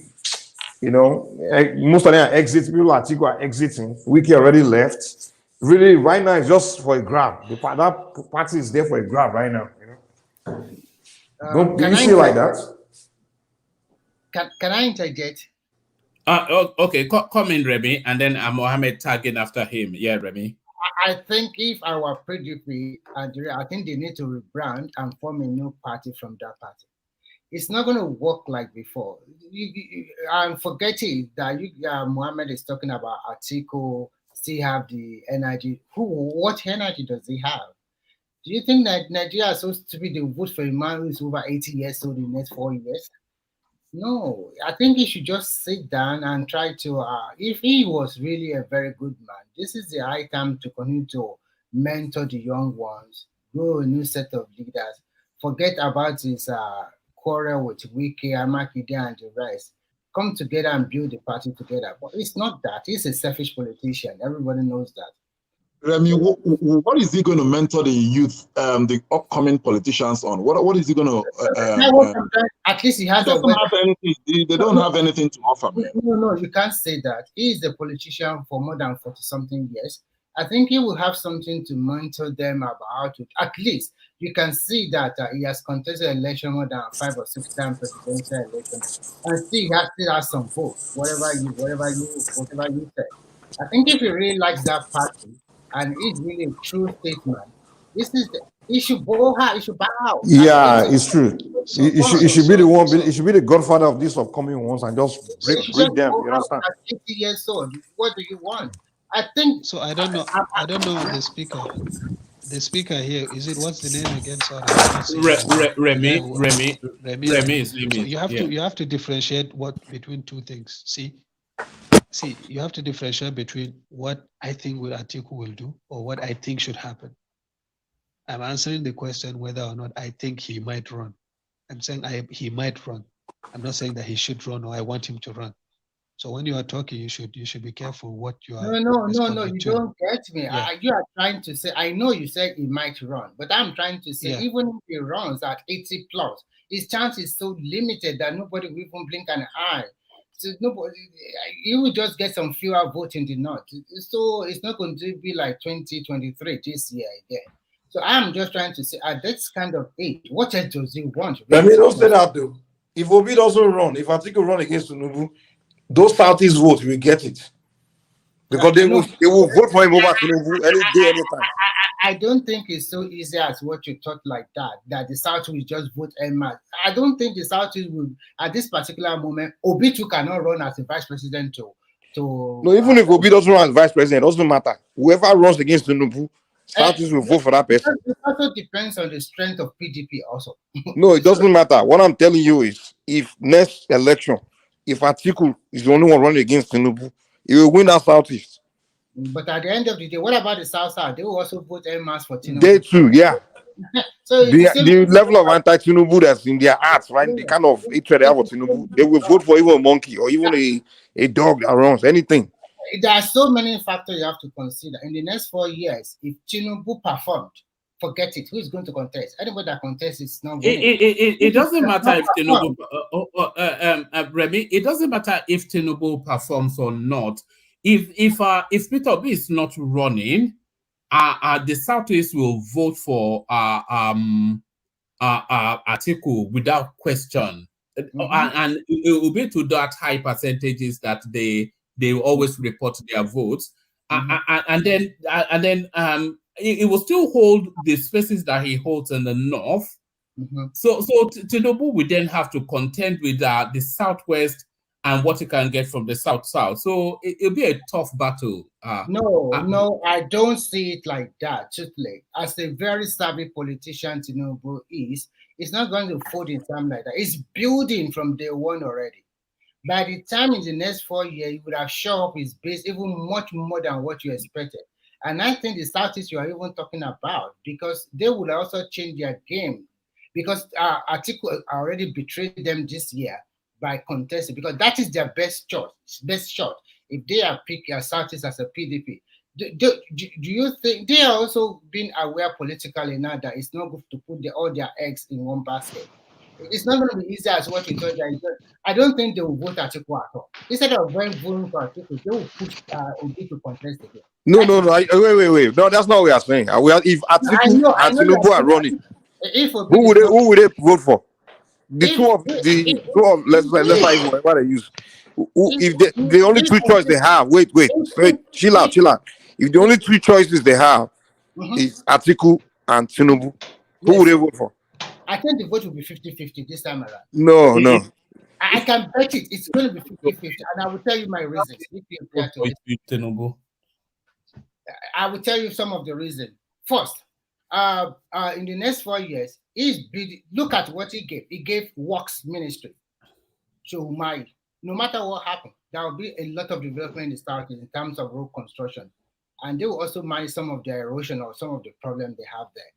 And a lot of the people, the elite in the Southeast, if Obi is not contested, so some of these political leaders in the Southeast will probably tend towards Tinubu this time around, because they have to play the right game to put them in the right perspective. The Southeast don't follow their elite, man. You don't even know that space. They don't follow. You cannot just continue to say things will remain the same. Even the Southwest you are talking about. Remember during the AG days, we also voted like them. Vote for our regional party until we now merge with the Buhari party, and then we're able to put Buhari. Well, this is not about regional. This is the kind of hatred they have for Tinubu is what I'm talking about. It's not really about region. I understand. If it's a different Yoruba man now, then maybe yes, I will agree. But Tinubu, hey. I understand you very well. You cannot say all the Southern Eastern people it's Tinubu like that. Because it is Obi, their son is there now. So some people are very like, it's Obi or nobody. But if I have a question for Remy. I have a question for Remy. Remy, I have a question for you. Go ahead. Like we're all surprised how Obi came from the left field and did well, right? Yeah. He did well. In the next 4 years, because like I think I was listening earlier. I was busy, but I was listening earlier where, like I've said before, that part of his votes were not really because people loved them or like those Edo. I don't think there's this genuine love like that, like the Buhari has in the North. It was more like an anti-establishment vote. So those guys are a chunk of his supporters, right? They are looking for something. They're looking for fresh, new leaders. Yes. Do you feel like in the next 4 years, somebody might show up like Obi did now from nowhere and just swallow those votes? And if Tinubu underperforms, because people are still looking at Obi as the challenger, in the next 4 years, you might have somebody completely new from nowhere that will just swallow that vote. Because now Obi will be clearly be part of the old guards now. In your mind, who do you see coming up to swallow those, where the anti-establishment that want a new direction and that will peel off Obi and also go against PDP and APC? Do you think that's possible? That will come from nowhere and just peel that off? I think I look at Nigerian politics. I think it's not going to be easy at all because Obi is part of an establishment before. So, and because of the anti-establishment sentiment, a lot of people tend towards him. But in the next 4 years, these politicians have learned their lesson. Obi was anti-establishment? No, Thank you, Mike. I don't agree that. He's saying that no, wait. He's saying that even though Obi is from that, it was the best those people could get at that point. Yes, that is So why even though it was not really what they were looking for, it was just the best. yes, that's what they I'm tend to saying that in the But next that whole thing is about turn by turn. The turn of the South no, is that's what it's about. Mike, I'm saying that in the next 4 years, let's say somebody that is very younger and is clearly from the outside comes and peels off those people from Obi that are really looking for those. Well, he still has to run under a popular party now. He still has to run under either PDP I'm asking or that. I'm asking. Yeah, but Babati, that person has to come from the southeast. Because that person that you are describing, he was already in situation and his name was Showore and they never went for him. So it has to be like a southeasterner coming up, but younger, Yeah. not. But do you have? It must be somebody that all Nigerians would think that okay, this is the right guy. And when you look at the statistics, can you just Yeah, it cannot be an ethnic person like Obi again. No. Can I interject here, please? I need to leave in a few minutes. I just want to say something. Hello? Yeah, continue. Yeah, carry on.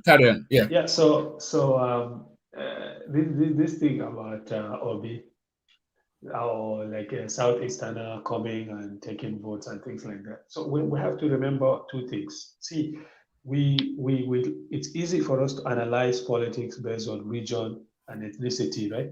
But that's not the only thing that people check. Even in this election and even in past elections, it's not the only thing that people vote on. There is party to go with, and then there is the personality of the person as well. Ethnicity and religion is also playing a role, but it's not the only thing people check. Okay, for example, Atiku won in Osun State. You cannot describe that based on religion or based on ethnicity. You understand? Okay, Tinubu won in Zamfara State. Okay, and so you cannot. People don't just vote on. There is also party to look at. For example, Atiku performed well in the PDP states by and large. You understand? So like also to the point that some of you are making. Secondly, like maybe it has to be somebody else from the south. See, somebody else that is not known right now will not be president of Nigeria in 2027. That's not how things work. So there's no left field income that can just shock the. Absolutely not. Is Obi an incomer? Obi was not an incomer. This guy was a two-time governor. He was vice presidential candidate and also a presidential candidate up until a few months before he left and joined another party. Like he's not a newcomer at all. He's not a newcomer. That's why I don't understand the argument that obedience. And Mohammed, to add to your point, you also have to look at this scenario. In the next 4 years, if another Southern, and apart from Tinubu, that means the Southern, forget this Nigeria is still going to be turned by turn, whether you like it or not. That means another Southern is going to crave for like almost 12 years of rule. It's not going to happen. Anybody, the PDP or whatever they are going to present, it's not going to be easy to defeat Tinubu because the Northerners know that another 4 years of Tinubu, that means the power go back to the North. Do you think they will allow you to just present another Southerner and that Southerner is going to be 8 years? Together with Tinubu is going to be 12 years. So Nigerian politics is not going to be Yeah. See, but see, this turn by turn thing. Also, I know that there is turn by turn, but you can easily imagine a scenario where Atiku could have won this past election. It's not unthinkable. Do you think we are going to be discussing like this now? Sorry, who's talking? Remy, right? This is Remy. Yeah, Remy. See, you have to understand something. See, if you're talking objectively about an issue, don't come with preconceived ideas and imagine. No, I'm not coming with preconceived. Let me make my point. Let me make my point. See, when we're talking about, for example, I'm talking about what I think should happen or what could have happened. See, this is an objective analysis. I'm not making a point. I'm not making a statement. You understand? I'm saying that you can imagine a scenario where Atiku could have won this past election. For example, I gave the example before, like just Katsina State. They voted for Buhari with 1.2 million votes. But this time around, they split the votes 50-50 with Tinubu and Atiku. If they voted for Buhari, if let's say Tinubu just focused on, let's say, 10 northern states and did not do any work in Katsina. For example, he has no people supporting him. He doesn't have any presence there. and they voted for Atiku the way they voted for Buhari. The difference between Tinubu and Atiku will shrink down to 500,000.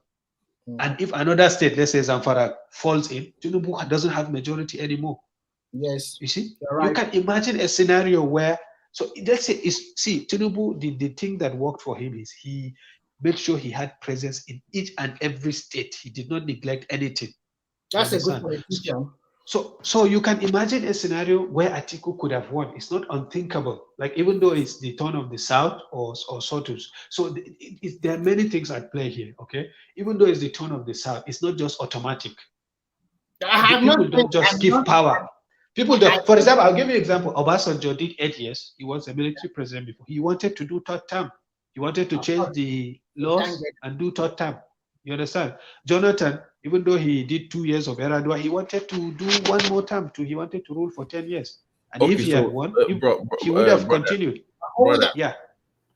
So sorry. What needs to happen for people to look beyond the establishment, established candidates? Like, because when I put the scenario out earlier, people said it has to be from the Southeast. But what needs to happen for an outsider, a real outsider, to come in and shake the system? What needs to happen in the next 4 years that will allow that to happen? Where from nowhere it has no experience, but people want him. No, I don't think it will happen in the next 4 years. It has to be a very long time. Sorry, hold on, Mohammed, hold on. Just give me 1 microsecond. Let me use that window to bail out, and then you can continue the conversation, acknowledging Hakim's super chat. Ayo, as you know, traditionally, there's Ayo right there, and Alexander Gomez. So thank you to all those. So let me bail out. You've got Thomas, and then you've got Mike here. So you're in good hands. Thank you, gentlemen. I'll see you tomorrow. Back to you, Mohammed. Yeah, great. So what I was saying is that I don't think in the next 4 years it will happen. See the politics, the way that it works in every country is. Do you think that an outsider that has never been heard of, however good, however competent, however well accomplished he is, can just come and become president of America and beat Joe Biden?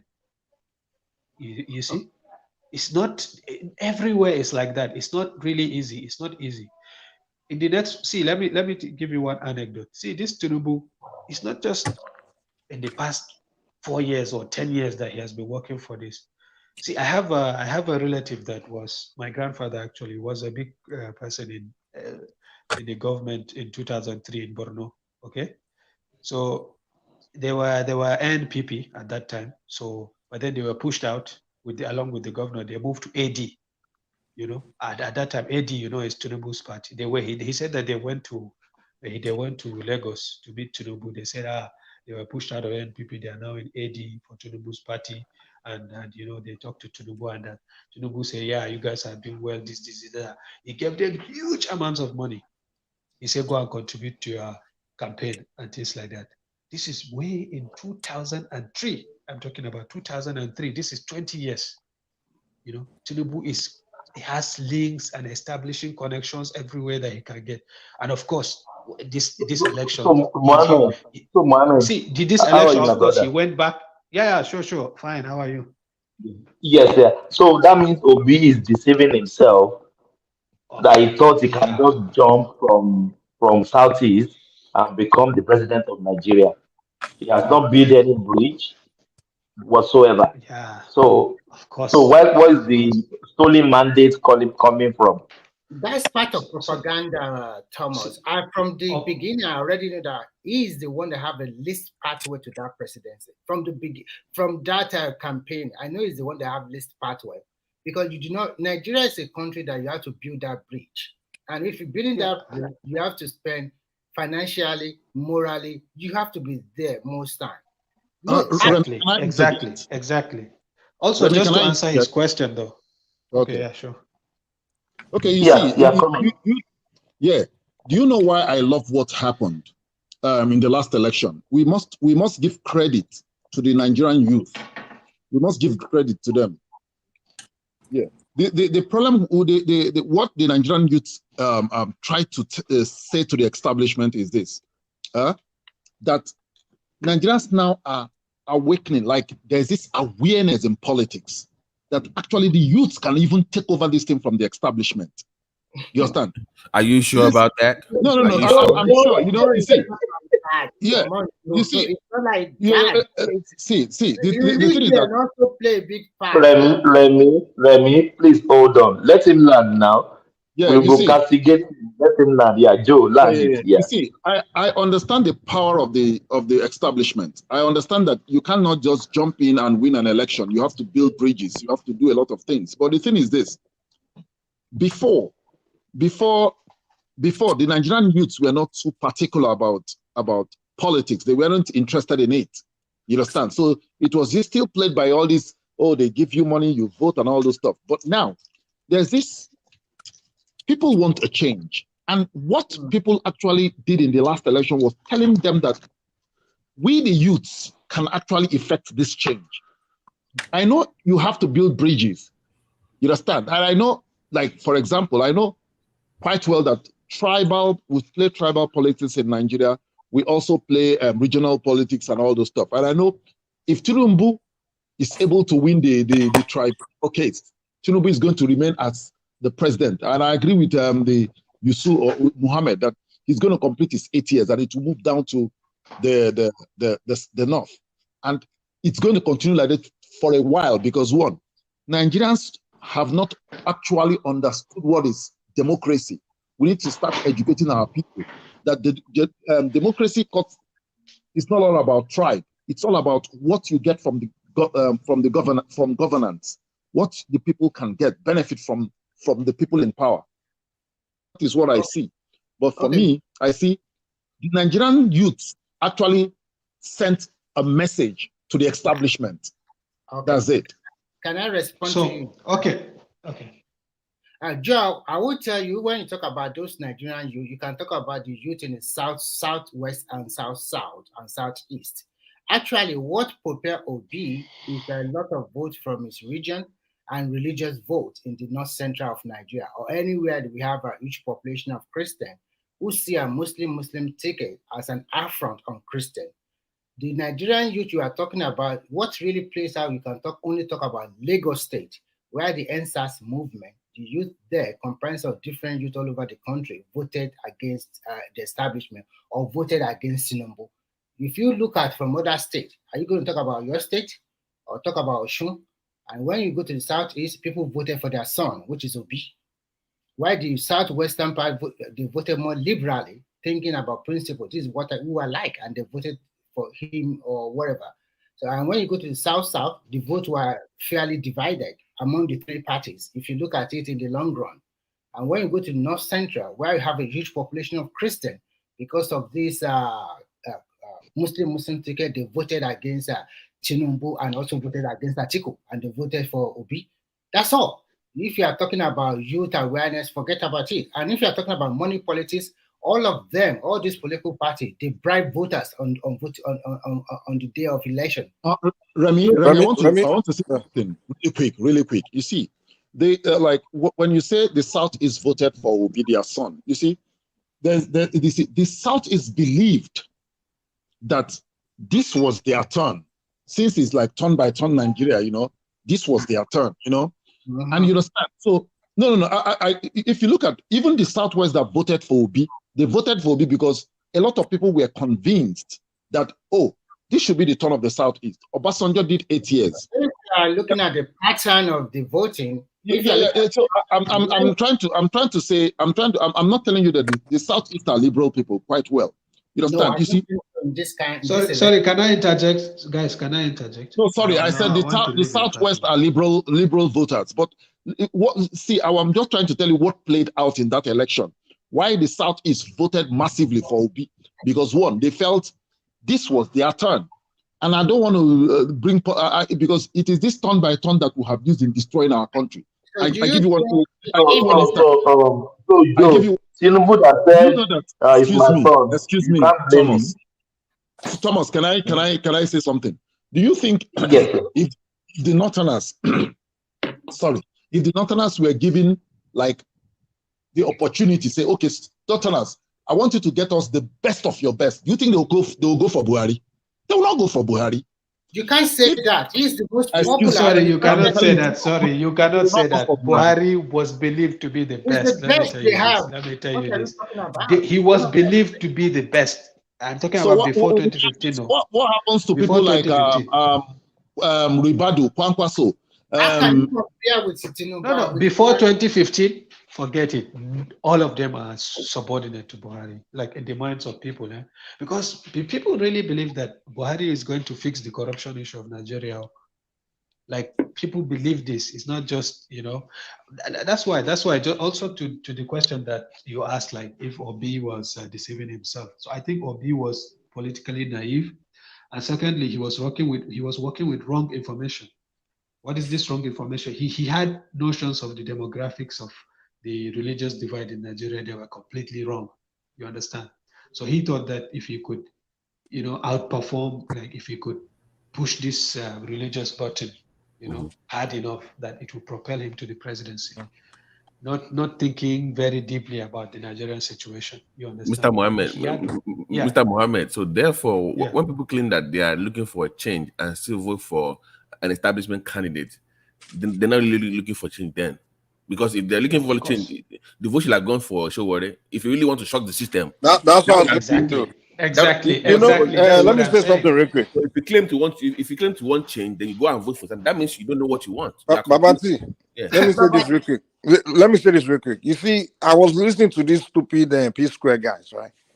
They were having conversation with one media in Kenya. They were like, Peter Obi, everything they were trying to present about Peter Obi is exactly what Showore was presenting himself as, right? And he was like, oh, I wish he wasn't Igbo. I would have even supported him. So the people won't think I support him because he's Igbo. I'm like, are you kidding me? Showore has been there, talking, even presenting himself exactly. I mean, even more perfect way more than Obi said. No. They didn't look at it. They didn't look at his side. Now you want to convince me that because Obi is not, Mike, first thing, politics is local. So if you admit that the politics is local, then in Nigerian context, Nigeria want to see your past achievement in public governance. It's not going to be very easy for anybody. Remy, you're right. That has not been councillor, chairman, governorship, or senator, or rep before. And then you want to jump from ground zero. My friend, you're missing my point. I'm saying those people were claiming that. If they claim that it's experience, they didn't mention his experience. You're saying because it's righteous. That's what they are saying. It's the new face, new this.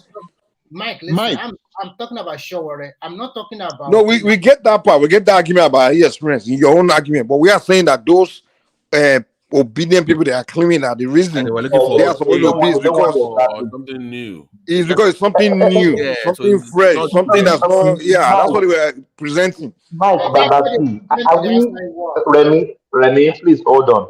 Are we just forgetting Peter Obi was governor of Anambra 2 term? He was vice president. Thank you, and they will say it's new and fresh. If Atiku could have, obedience are calling Atiku T. But Atiku was his, Peter Obi was his running mate the last some election ago. Peter Obi is still calling Atiku my boss. He's still licking his wound. And they are causing Atiku. They are not causing Peter Obi. Thomas, can I ask you a question? Thomas? Yes. I want to ask you, Thomas, if I'm putting as if now, I don't wish him to fail. If Tinubu becomes a disaster in the next 4 years, will you vote for him another 4 years? Of course not. I've never voted for him before. I've never campaigned for him before. So it's not on my. So that question is not for me. I'm trying to say. Go ahead. Okay. What I'm trying to say is this: election is over. Definitely, the tribunal is going to say something. Definitely, is going to. No matter how you look at it, it's going to favor Tinubu. Now, what the Nigerian youth should be doing? My brother, you have brain. You have brain. You are thinking. Yeah. What the Nigerian youth should be doing now is this: let's hold these leaders accountable. Do you know the accountability I'm talking? Even if it means confronting them physically, let's confront them if they cannot fix the country. I'm telling you. We can't preach that. We can't preach that here. Well, that is You can't I'm affect not them preaching that. physically. I'm not preaching that we should fight them, but they can't be lying to us off on and on and on and on and on because I'm playing on our gullibility. We have to confront them. It might not be physical, but we have to start questioning them. You know, that is the beauty of democracy. You can see some state governor, they are now setting up a committee how to use that 5 billion, and you can see state like Anambra.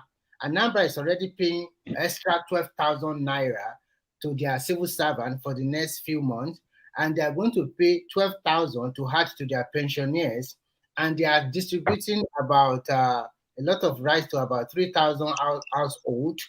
So you can see now there is more transparency because now Nigeria are politically aware. Even you can see what happened in Kwara. Kwara has to go back and do the necessary thing again. So that is the beauty of democracy. If people know Remy, sorry, Remy. You know the thing. Because one, we need to have leaders. I'm happy we are going towards that direction. Let's just see what happens in the next 4 years. I want to see leaders that go, even if the government has to establish industry, like create industrial parks, industrial estates, engage the people, because that is what the people need. All this insecurity everywhere, it will solve it.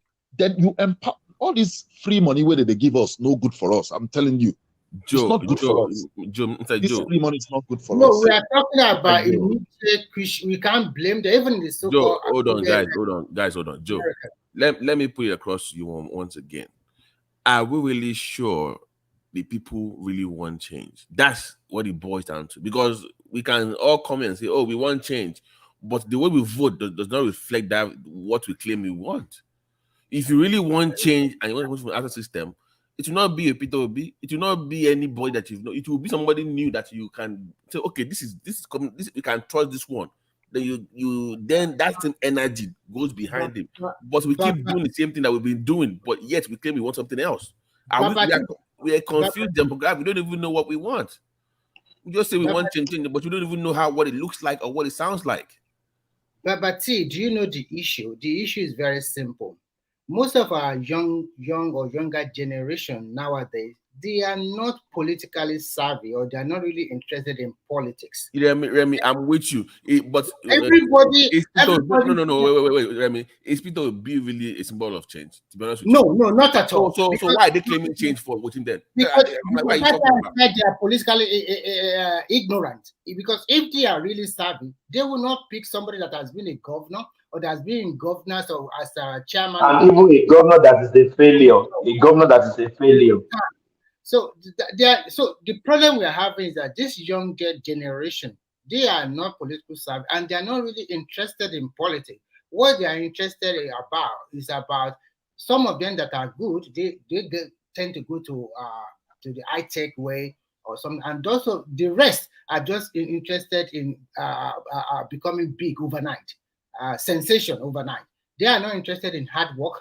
They are not interested in politics. Look at what is going on in Nigeria. Look at this same president of nowadays. He gave a lot of opportunity to younger people. And what about the young people in Nigeria today? Are they interested in becoming a councillor? Are they interested in becoming a chairman?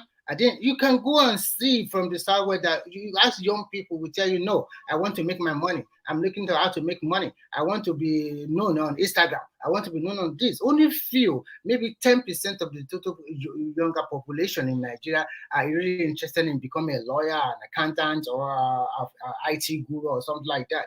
So that is the problem we find ourselves. And if we still continue to go this trajectory, is it these old people or people that are being employed for a long time will still continue to be our leaders?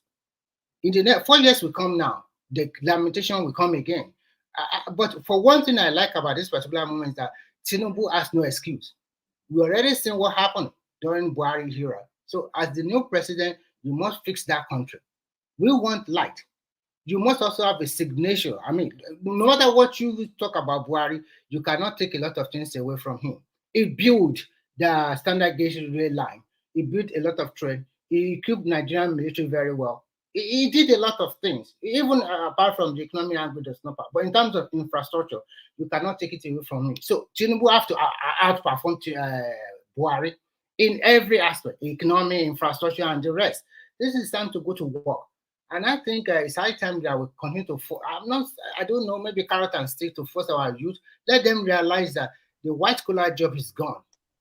Come, get some incentive. Start Remy, Remy, let me come in, please. I like what you just said now. The white collar job is gone, but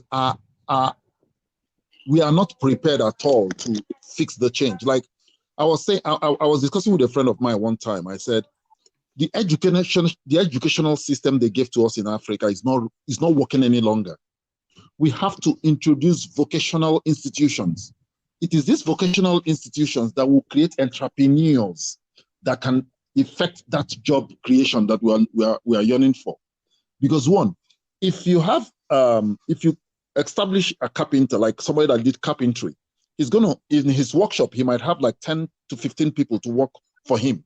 He gets contract from government, or he builds things, and so likewise a welder, all these things. It will create more jobs than all this going to school, acquiring just certificate and coming out and becoming jobless and looking for where to travel to. This is going to help us to create wealth, and that is what the Chinese are doing now. The Chinese are reducing the number of people that want to go into the university, and they're opening up vocational job, IT centers to equip them to create more entrepreneurs, because they realize that this white collar job, this whatever, is gradually dying, and that is what our people should be doing. So look at this example, Joel. There is this particular lady in the university. What she did was very simple. She know how to braid. She know how to fix the wig. She know how to do the nail polish and everything like that. And when she said that how much she's making in a week, you know, this guy is making roughly 150,000 naira in a week. Epidem braid, fix hair, polish, and the rest. Apart from his study, it's self-sponsored. This is skills that he learn or you acquire. I don't know how he got it. So these are what we are talking about. Now, assuming you are working for a civil servant in Nigeria and you are in maybe grade 1 or the lower level, how much can you get in a month? You work all the 20 or 20 something days in 1 month, and you only can get 70 to 80,000 naira. And why this get with just a skill is already 150,000 in a week. I mean, in 1 month, it can be guaranteed can make 500,000 naira. So what are we talking about? So if he does not learn all of these skills, he won't know how to get this kind of money. But you can see some of his mates, they are not learning any skills. They are thinking, once I graduate, I'm going to work in a bank. Where is the bank job? The bank are not even paying good salary like before. So Remy, hold on, please. Remy, let me shock you. Any civil servant that you see is doing exploit, if he did not have any side business, he's stealing money. Can you agree with me? I totally agree, because all of them have, you can see most of them, they'll just sign in the morning, and before 12 o'clock, they're already gone back to their store or shop. So if you don't have any business, you are stealing. There is no civil servant in Nigeria that can beat his chest that this mansion that I'm building, this school I'm sending my kids to abroad, is the salary I'm earning from the government. That is part of the How much is the salary? How much is the salary? Yes. I have somebody that is close to me. He's a vice principal, and his salary, our salary just about above 100,000 a month. A vice principal. Jesus Christ. And you said that one will not steal student money.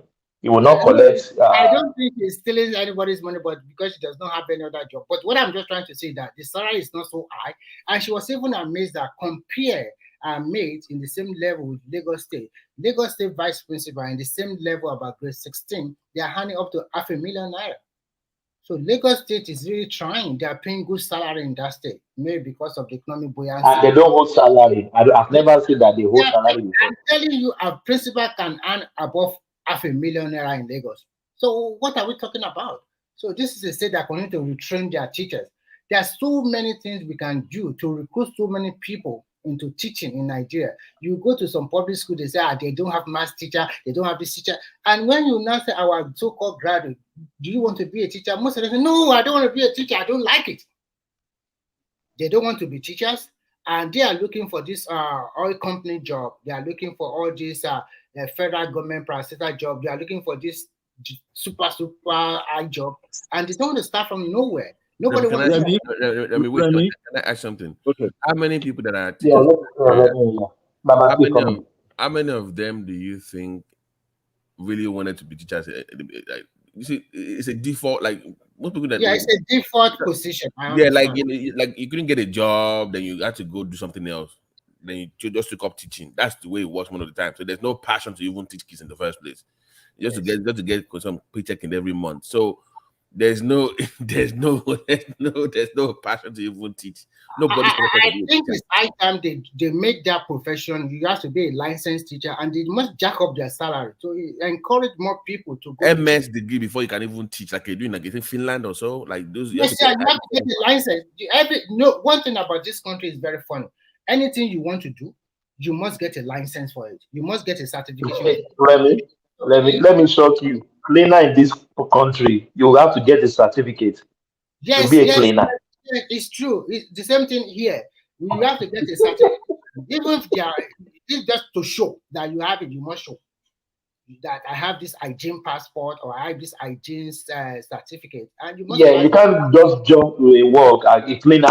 What is cleaning? I can clean. Never, never in this country.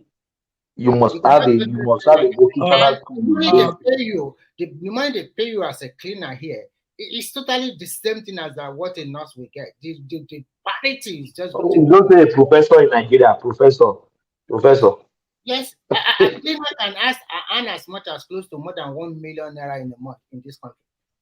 What are we talking? More than 1 million naira in a month. Remy, do you know the problem? Remy, do you know the problem? The problem is that it's all about the society. You see, our society looks down on all these jobs you're talking about now. They look down on them. I've never seen a parent, like a father or a mother, telling the son, if you say you want to be a teacher, you get a hot slap for that. Just saying you want to be a teacher. Or say they want you to be a doctor, they want you to be a lawyer, they want you to be an accountant. All those they say it's lucrative professions. But the thing is this, we fail to understand that those professions you're talking about, they don't create jobs. They don't. The ones that create jobs are these smaller professions you look down on, like in a vocational school now, they teach you how to be this, they teach you how to be a hairdresser, they teach you, because I used to remember my auntie owned a hairdressing salon one time in Lagos. He has almost 10 people in that hairdressing salon that she pays. And again, she has almost 10 that are learning. You know, then they used to do, oh, you get freedom. He's teaching, and there are people who are going to set them free and give them some token to go and establish their own.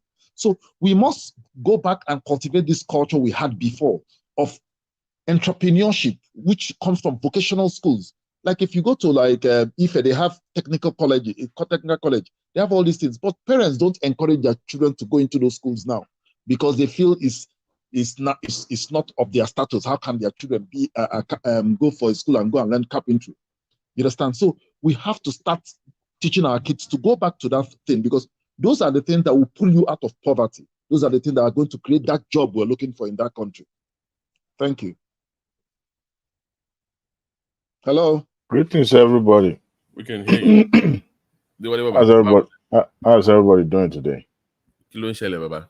I Nothing much. want to introduce the Ashewu joints when discuss with me, it's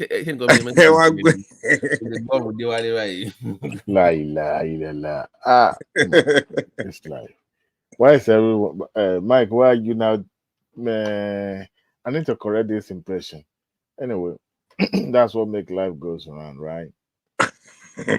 It is said country hard. Those people never down. They never down to. I never see them say they are protesting. So the day they said they are protesting is the day I know that Nigeria is about to pack up.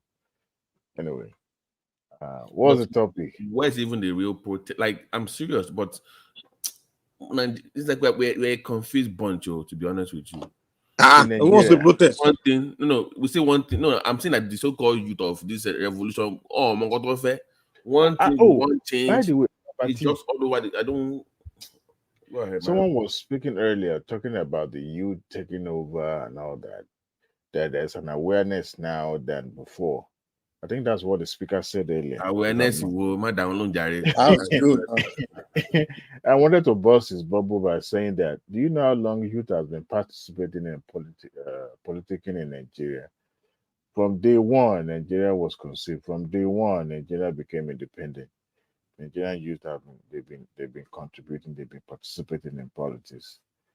But we can say yes, social media make it a little bit more easier to at least get the message across these days. But the same process still remains the same. You know, they are being used and dumped. And when we talk about Nigerian youth, are we talking about the southern youth of Nigeria? Because I haven't seen the youth from the northern, whether northeast or northwest, even north central, you know, going on a rampage on social media and raising their hand. All eyes on me, you know, all those stuff. I haven't seen it. Well, there was a protest recently, right? I want to believe that particular protest was sponsored. Actually, that's that. I'm not sure about it. I'm just assuming though. I just believe that because Northerners hardly protest. You notice Babati and Mike. Northerners hardly protest because most likely when you have their people in at the aim of the affair, they don't protest, do they? The reason they don't protest, let me tell you, the reason Northerners don't participate in protests is we Southerners, when we want to do anything, we blame the entire North. It's like we have this antagonistic, you know, attitude. You know, like when we want to do everything, you just start insulting North. So now, when you now want to go and say you want to stand up for something, Northern are the problem. Northern are the exactly, they problem say of Northern are South. the problem, Northern are the problem. So they are used to you blaming them. So they're like, okay, now if you want to go out and do something, why should I join you? That's what it is. Why should I join you? And that's why like that attitude needs to stop. This whole blaming North for all the problem of Nigeria, the North, the Hausa Fulani. I'm like, come on. Yeah, but Mike, You if need you to look stop at it this thing. also, the northern part of the country have always been the beneficiary of governance in Nigeria. So that maybe Really? that's what contributed. I mean, if you look at it, In what sense? don't let us separate now. If you count the years of military rules in Nigeria as well, hardly you would, Okay, what are you describing as North? Are you saying I generalize every part of the north, we whether not really east can't or do that? northwest. For example, okay, go on. It's a Christian man from Southern Jos. Mm-hmm. He's really not a Northerner. You understand? You can't call him a Northerner. Yeah, but when I was talking earlier, I didn't say southwest or south. I said south. I generalized southern part of the country. No, That no, I'm is, responding to the point just made now, saying the Northerners have benefited for, I mean, as far as power in a ruling, and I'm trying to put things into, proper perspective. Okay, go on. It's really not considered a Northerner, like far yeah. north, called north. And then let's look at Is it it not again. from Jos? Beside Babangida, Buhari and Abacha, but even Abubakar. Babangida is Nupe, it's not really called Northerner. You understand, like Abubakar. that. And Abuja was maybe 2 years or something. And And he's it's not like Niger State as well. no, it's from that Abuja. It's Gwari man. So Abubakar is from Niger State.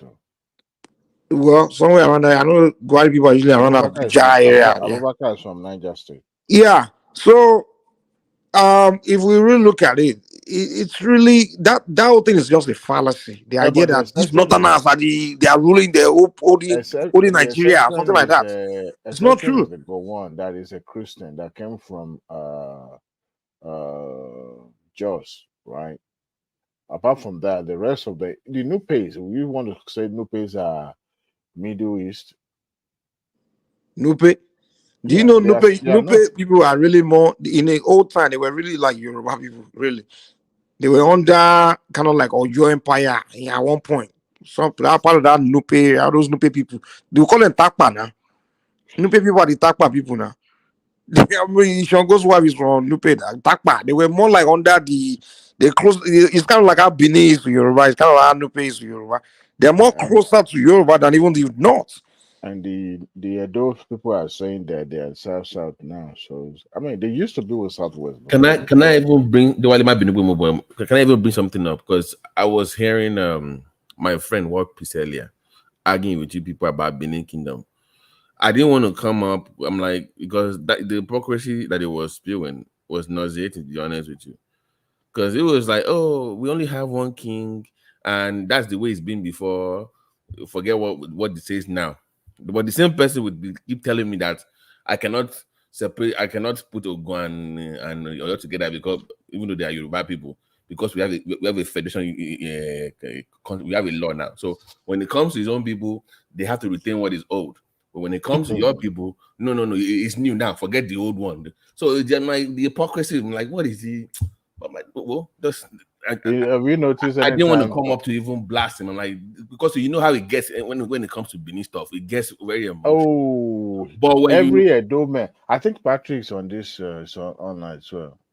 Yeah, but and if you dare but if I dare maybe mention that Yoruba people would do things together, it gets I don't know that anti-Yoruba thing. anytime you mention Edo State, you better But make sure you're you the apply the rest. same logic to Edo State, They you will see come. how it flame out. Like, dude, then it will tell you, oh, don't discuss Edo State, but you'll be the one Wapis discussing doesn't joke with his discussing or Edo. you're discussing. I'm like, what are you? What is this? Like, what did you have against Yoruba people? Something else is going on here. We need to dive into. When it comes here, I'm gonna ask. I don't really think so. Like, dude, why do you always do that? Like, nobody can discuss your own people. Like, it's like a tap. How dare you even mention my people? Yeah, you must. What is this? You can't discuss the Edo people that. It has to be from his own perspective. Yeah, you cannot even have any opinion. I was on this show like, when everyone yabbed me on this show, referring to Ikiti as as a failed state, and they yabbed my governor, and people were supporting Fires. It's not personal, like, but that's my thing. It's all, but when you take everything personal and cursing people out because they pointed something out, and your own opinion about that people. I think one piece knows that it's just his personality. I'm not gonna even. When I have time, when I see him next time, I'm gonna call him out on it. I'm gonna say, dude, you remember? He knows. It's just his nature. He can't help it, I guess. But that is it's unreasonable. I'm sorry, that's not a reasonable. Some people are like that. Yeah. What is this talk about the Maja going on with the? Obi is saying that everything that's been said on the media, is half true, half rumor. The what? And when you hear half rumor, half true, that means there's truth in it. What are you talking about? What merger? That Kwankwaso and Atiku and Obi, they are talking, trying to see if they can form an alliance or stuff like that. It's not going to happen. They are both type A personality. They are all alpha men. At the end of the day, do you know what's going to break them up? Who's going to be the end of the ticket? And there's no way Atiku is number 2 to anybody. There's no way he's going to go to number 2 to anybody. So what are we talking about? It's going to fall apart. Come on, you know that. Come on. But why deny it in the public when his own spokesperson already talking about? Because it's not going to happen. So let's just move it. That's not going to happen. Come on, you know better. It's even late now because you still have some state election coming up, and by INEC timetable, that will be impossible for now. But I think they are preempting the court judgment by forming alliance. At this moment, talking about the alliance to me is just what if there will be a court declare one of them as a winner. I'm just saying, So that means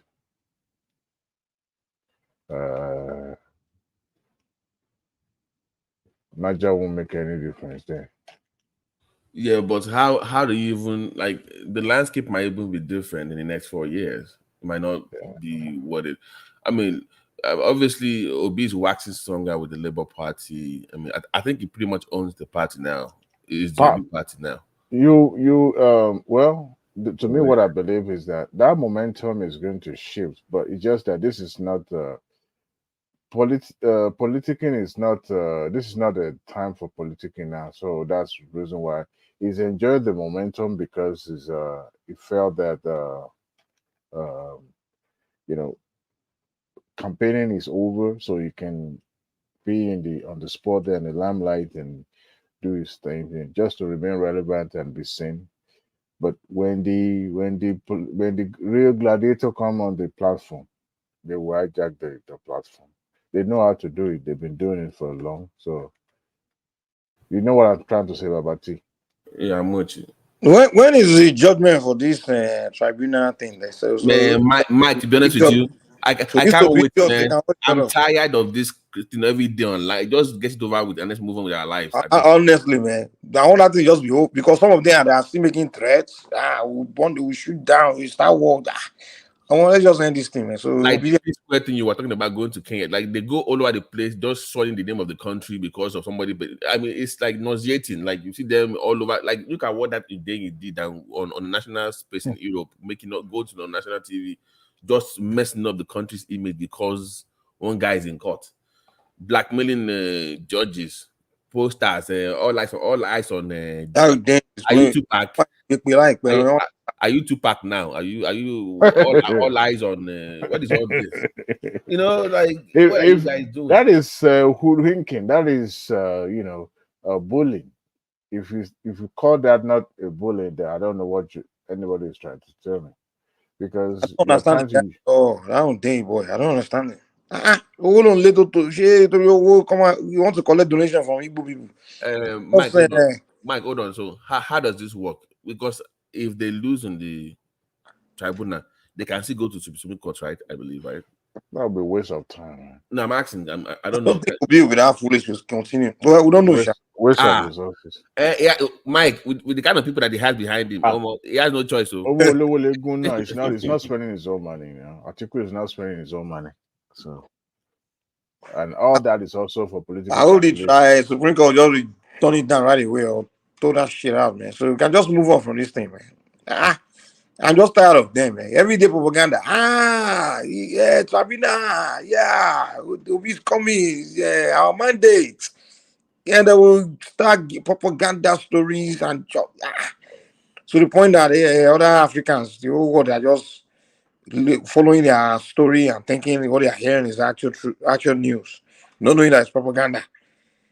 Like all those non-Nigerians are just watching all those things. They believe they are actually hearing truth about Nigeria, but they don't know that these are these are some characters in Nigeria that are just putting rubbish out there. You know that video in Edo today, they put it online like, look at our president. So you see people say, look at you, they are following this guy. He must be the real guy that they really wanted to. Not knowing that it's all bullshit. Like just because you have somebody running up. One Cameroon guy was yesterday talking about the Nigerian president doesn't even have certificates. I'm like, where is this idiot get this information? Oh, you know, as a matter of fact, I watched a video clip of someone who was doing vlogging today. He supported the President Akufo Addo. What is his name? He said he regretted voting for him. His wife was actually the one mocking him because his wife was the one saying that 4 more years and all that. So that means right now in Ghana, it's not Uhuru at all. They're struggling. You know, there was a time they almost failed to to pay their debts too. Man, Ghana is in trouble, man. You know, their own inflation is even like times 3 worse than ours. Oh yeah, their money is really took a hit, man. Yeah. They devalue their currency, and they can't like look at their stock. Their stock. I mean, they are borrowing. It's insane in Ghana. That's the reason why America was inducing them with that LGBTQ stuff. Like, hey, if you want this car, this board. Yes, now remember when they went there offering them all this stuff? It was because of that. That was the leverage. We know you are broke. So do the needs. That was what LGBT. By the way, they said somebody said that what's his name? Kulata is a gay on the Damage show on Saturday. The person was just going hard on Kulata as if Kulata collected his wife or something. But by the way, Patoski, I hope you're attending that gay wedding in Canada. These two Igbo guys are getting married. It's from your people now, Patoski in Canada. Are you sure that those guys didn't come here? I'm shocked though. Like asylum. I'm sorry. No homo, but good-looking and that guys kissing. I'm like, what's all this nonsense? Like, do you know what is happening, Babati? I know someone who went to UK. and with visiting, and they wanted to return him at the entry point. At that point, the guy just said, yeah, he was bisexual. Hey. Because he already had children, just said, it's me only bad out. So I just told them that I was bisexual, and that if he goes back to Nigeria, they were going to kill him. So they allowed him. He has papers now in the UK.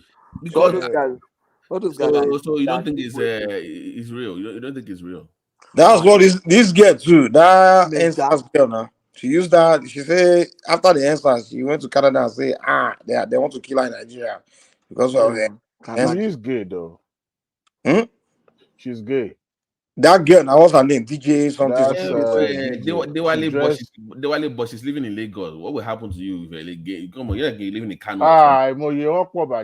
Yeah, but no, that's my point. If you say they want to kill you, but you live in Lagos, who's going to kill you? They say Nigeria where they say Lagos where Bobrisky is rocking Yes, around. now. So But what brown, something now? Come on. No, Bobrisky horn is in your face, but it's Dress not saying it's gay. The guy It's says not. a sweet dresser or something. Patoski, no. I seen those their pre-wedding photos. I think are they gay? Bobrisky is. No. Wait, Patoski, are they gay for real or are they fake? I'm sure those guys came because of papers. Maybe at entry point they've told them that they're Igbo guys, so it shocked me. Now I so say now for where you just give them money. A Nigerian guy, which one is easy to date girl or to date guy? It's easier. Who go tell you say one date guy now? So Nigeria, maybe they wanted paper and they couldn't do express entry or do all this skilled exam here. They don't tire them. Just let them just get the paper once and for all. Maybe they are friends from Nigeria. After some time now, they will say they went to a church and they give their life to Christ. They have changed. I'm about dear, yeah. That's what they will say now. But the gay thing is the last thing that Africa needs now. We need development. It's in Africa. We've had it in Africa before. Gay? Yeah. Really? Yes, Oh, yeah. there's always been there's always been, even when I was in high school stuff. We always notice those people that behave like girls now. Those we just didn't know about. It's not discussed publicly, or we don't know what it meant. We just know that highly advanced people but we just not talked about. It was when people started telling us about it. I'm like, No, really. Mike. There's a man in my town.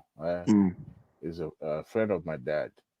When somebody old and really old and yet no kid, then people will start asking questions, right? So this is how this man was. And then when my dad died, I think 89 there. And then this man said I should come to his house to help him. And actually went. He was just saying, accusing me of not asking of him. Innocently, I said, I will come and help you, because being an old man, no kid. And then I was like, okay, I will help him, do his laundry. And then one time I was discussing with my mother, and my mother said, never go to that man's house by yourself alone. I was like, what happened? They didn't really tell me because they know that I'll be like a little bit curious to find out. Yeah, because I was like, this is like a father figure to me. How come? But I was curious that how come this man does not have a wife or kid? Does he have erectile dysfunction? They all know, like a rumor. It's a small town, so it's not a big town where everybody knows everybody knows each other. So they already, they already know what is going on in his life. Then eventually somebody told me that, look, this man is like this. I don't food on him, I was like, never go to his house again. So that's how I found out. So it's been with us for a very long time. People just never, pay attention or see that as a big deal. That's why we always, but it's something that is shameful. People don't talk about, because people are doing it. Hausa too, they do it too. They do it a lot. I don't know, Sha. All these things Hausa does it. I just hear people saying it. I've never actually seen physically until I got to Canada. No, they People get that it. are gays because of the way they dress. Okay, when I went to US, I saw a number of gay. But you see, in Nigeria, even when we're in college, in high school, in the hostel, then when you see some girls or some guys who behave like girls, you just ignore them. But as they grow up, they outgrow it and they live normal life. Yeah, but no, because the environment they are, because it's the same person. Like, you remember those guys that used to wear cardigan between their waist, like, and we're hanging out with the girls. By the way, back then they were the ones that would get you the girls if you want them. They're the ones that gave you access. So if you are friends Because with them, you're they right. help you. But I'm saying that even my first day in America, let me be honest with you, I went to the library my first week, and I'm sitting down, and this old library now, and this guy, I was looking at him from the other side, and he kept tapping his leg against my leg. So I'm like, what is this guy doing? I started to do something with his You tongue. say you are distracting me. So I go to the bathroom, to pee now. Those Americans. So I'm washing my hand. This guy is there, just looking at me. I said, so I'm leaving the library. So I told my uncle. Now I'm a young guy. I'm like, so happened. He was laughing. I said, why are you laughing? He said, don't worry, don't just wait. So I'm with me and my dad, and I said, okay, tell him what you just told me. So I told him, they were all laughing. They said, because he likes you. I said, what does that mean? He said, what does it mean, like me? So I haven't seen it in Nigeria, but I didn't know what it was. So when I saw this thing, I'm like, oh, so that guy from Nigeria, this is what he's been doing. So we've had them around. It's just that if you are not exposed to the environment that practices it a lot, you would not know. You will not even know what it is. But you Babati, yeah. After living in America, can you still go back to Nigeria and when you enter bus, you will love another man? No, I get laugh for you, but no, America has messed me up, man. Culture is messed up. America has messed me Oh, up. they say, man. Nigeria, I want to born on you. I was the one you go to. Laugh.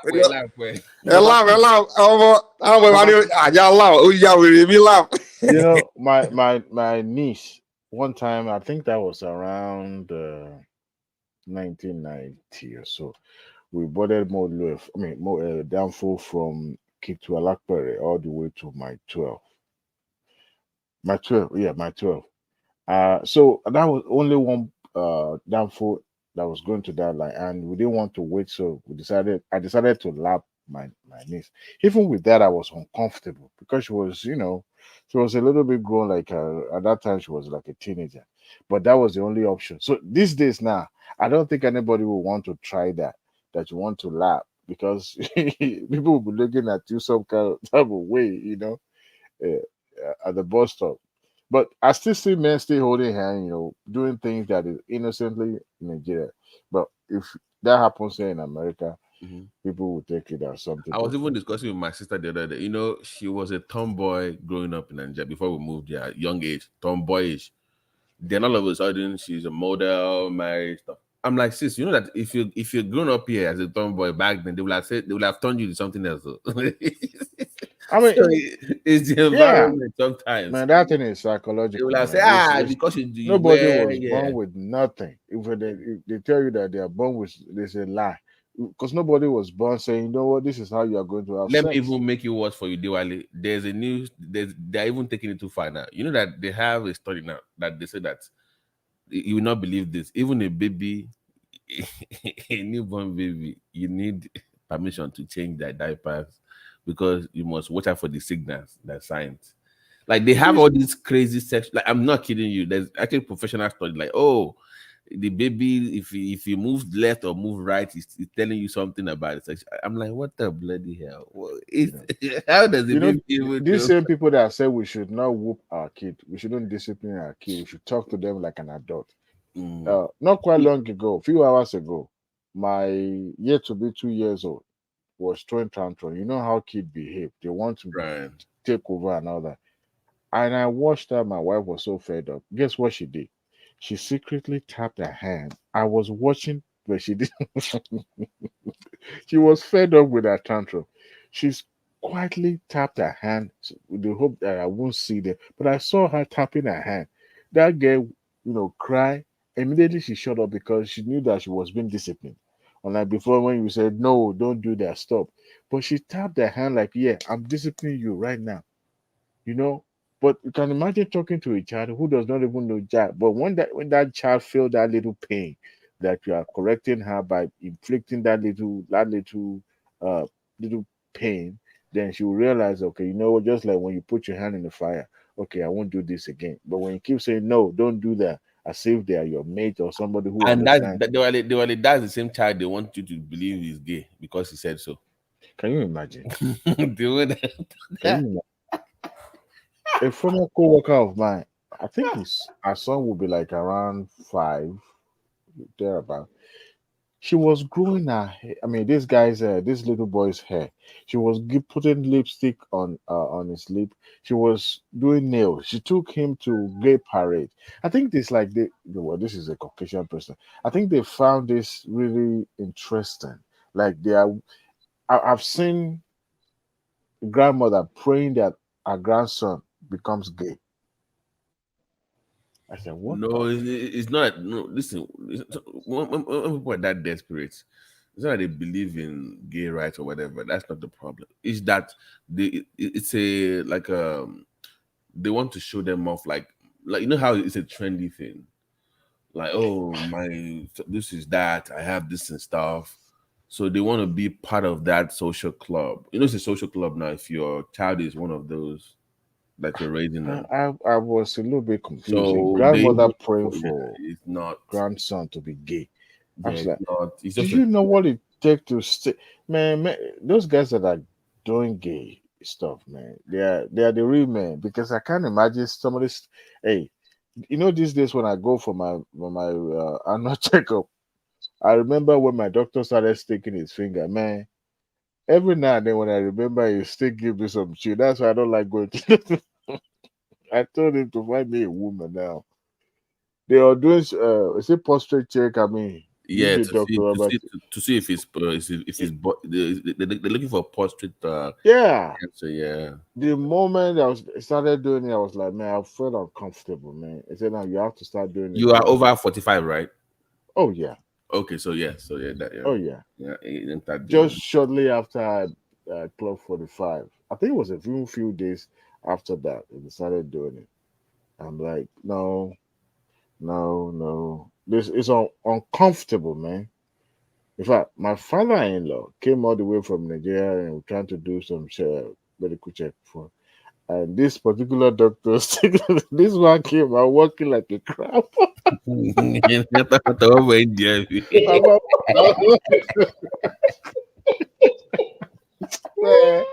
it wasn't. It wasn't funny, man. The man came out and started walking like a crab. Said, "Baba, not the English, ha." Only I remember I told her, like my brother said, you agreed now. You said that you should do it. And yeah, they said they are looking for something. I said, well, I mean, at this age, look, almost going Baba to is in be. the medical field now. Baba T, Yeah, how many people have you done it to?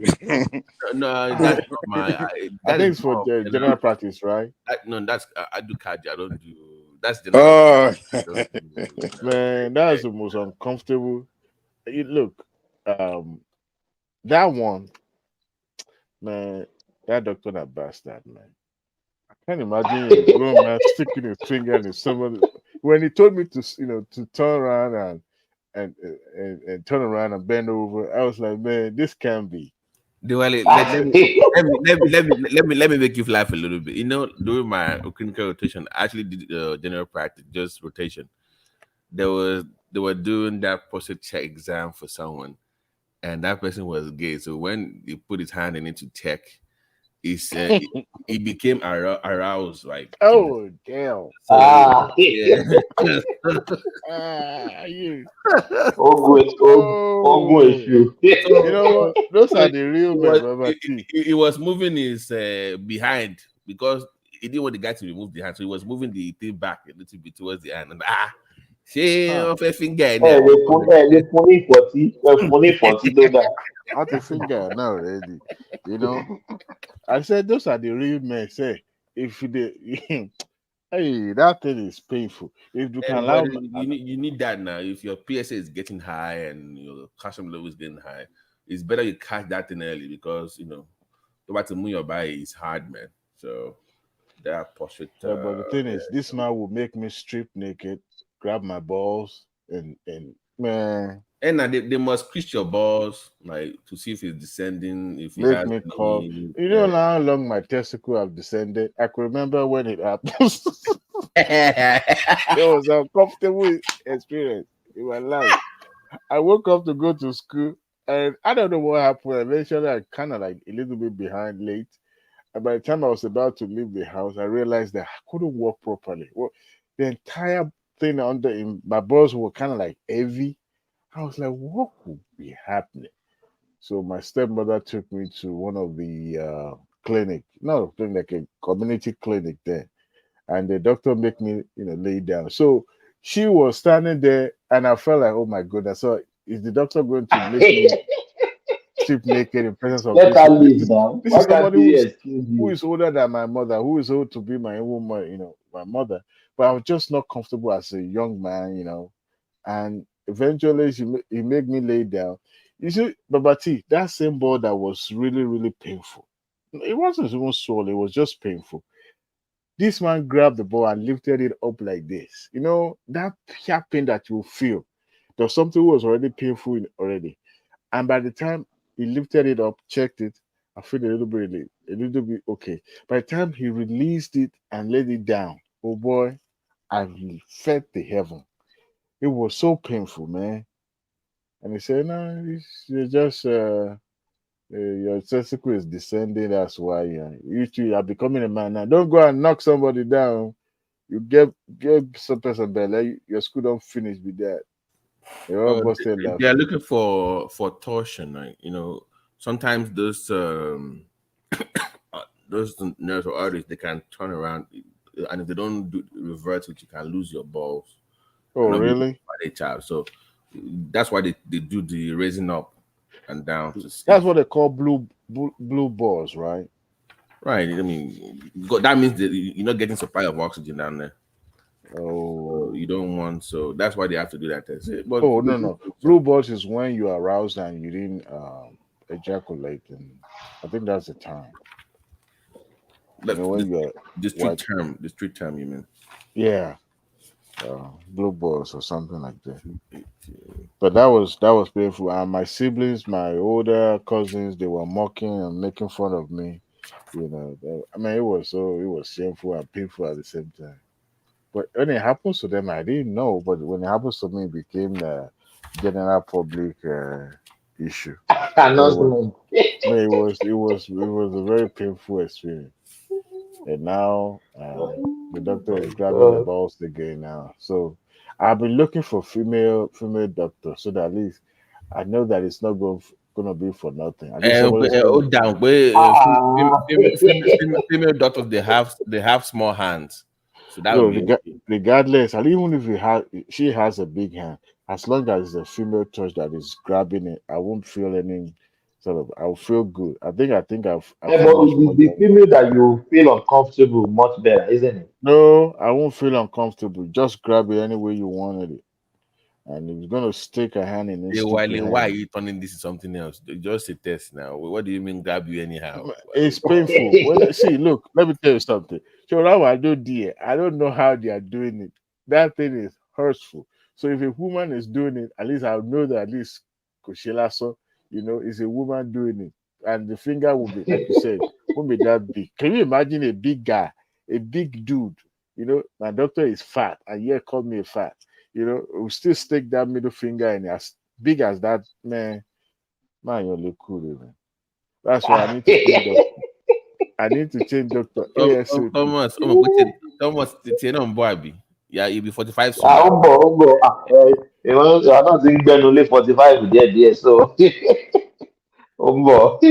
Oh my God. That's a ridiculous thing. You just feel uncomfortable, but if you want to leave, you have to do it. You just You have to know, do it. they do the EKG stuff. The nurses said I should spread, open my uh, lose my button and take off my shirt. I was like, damn, that was a female nurse. I was like, damn. And she started putting clipping all those things, trying to get the rhythm right. I was like, man, yeah, this is the way it should be, not the one sticking her finger.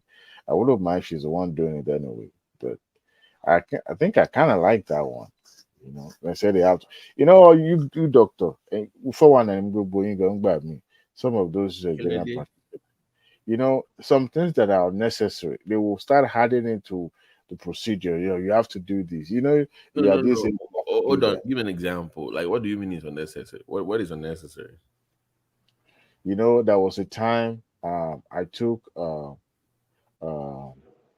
this allergic medication, over the counter medication, and I moved. I was getting training in Houston then, so I have to wake up early. So, and I was having this allergic, so I was taking it daily. But I think I took it more than necessary. I knew, so I stopped. So it now happens that when I moved back, it fell to the time of my annual checkup. So I went to see the doctor, and he did a test, and in that test, he realized my liver was on overdrive. So I told him that this is what I did, and that he should have not feel alarmed. Do you know this man would not take my word for it? He still sent me for what do you call it? The one that I would shut down something like substance like a milk, and I would pass through the CAS scan and to get the actual. Mm-hmm.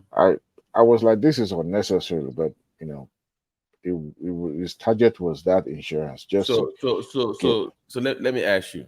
So on a soap note, we have what is called objective assessment and subjective assessment. So if I'm going to treat you, do you want me to rely on objective assessment or subjective assessment, Diwali? Yeah, but this is the same person that You have want my it to be medical record. you want it to be objective. So just because you say something is wrong with you, I must investigate further. Like, because if I give you something based on your own word of mouth, or which is subjective, and I prescribe a treatment for you, and something goes wrong, then you sue me. You will now say, it's the doctor, you're supposed to know. So they are doing it to avoid lawsuit, number one.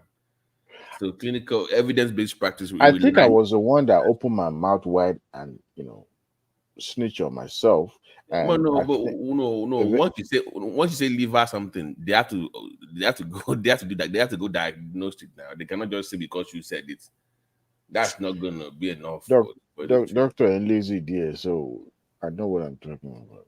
That man would not get you your report until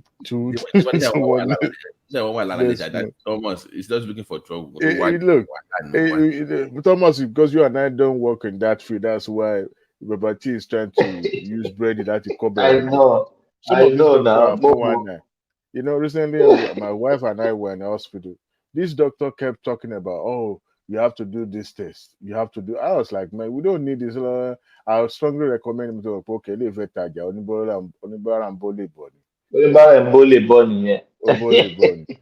you say you have to do this. And I was like, no, man, I don't have to do this. I've done something similar to that. And this woman kept saying that you have to do. I was like, okay. And when she kept saying, oh, it's just $100. It's just $100. I was like, Yeah, man, just $100. are you going to give me Why the $100? why can't you go and pick that $100 on the street of And Dallas? if your insurance doesn't cover it, out of pocket is just $100. I was like, you gotta be kidding me. But eventually, I hope there is no money being distributed on the streets of Dallas. So you have to work for that $100 now, isn't it? have you? How much is $100? How much is $100? If next time the doctor says something, I will just say, this is Baba T number. Call him. Kò jù bẹ́ẹ̀ lọ. Ẹjọ́ àjọ ń gbowó owó aláàárẹ̀ àti owó gbogbo ẹ̀jọ́ ń kojọ. Go and call him.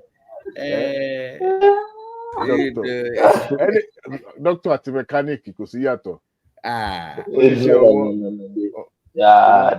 Àwọn tó ṣe billing and coding, àwọn oní billing and coding, gbèsè ski ni wọ́n. They don't care about, it's all about how much insurance can bill. Baby,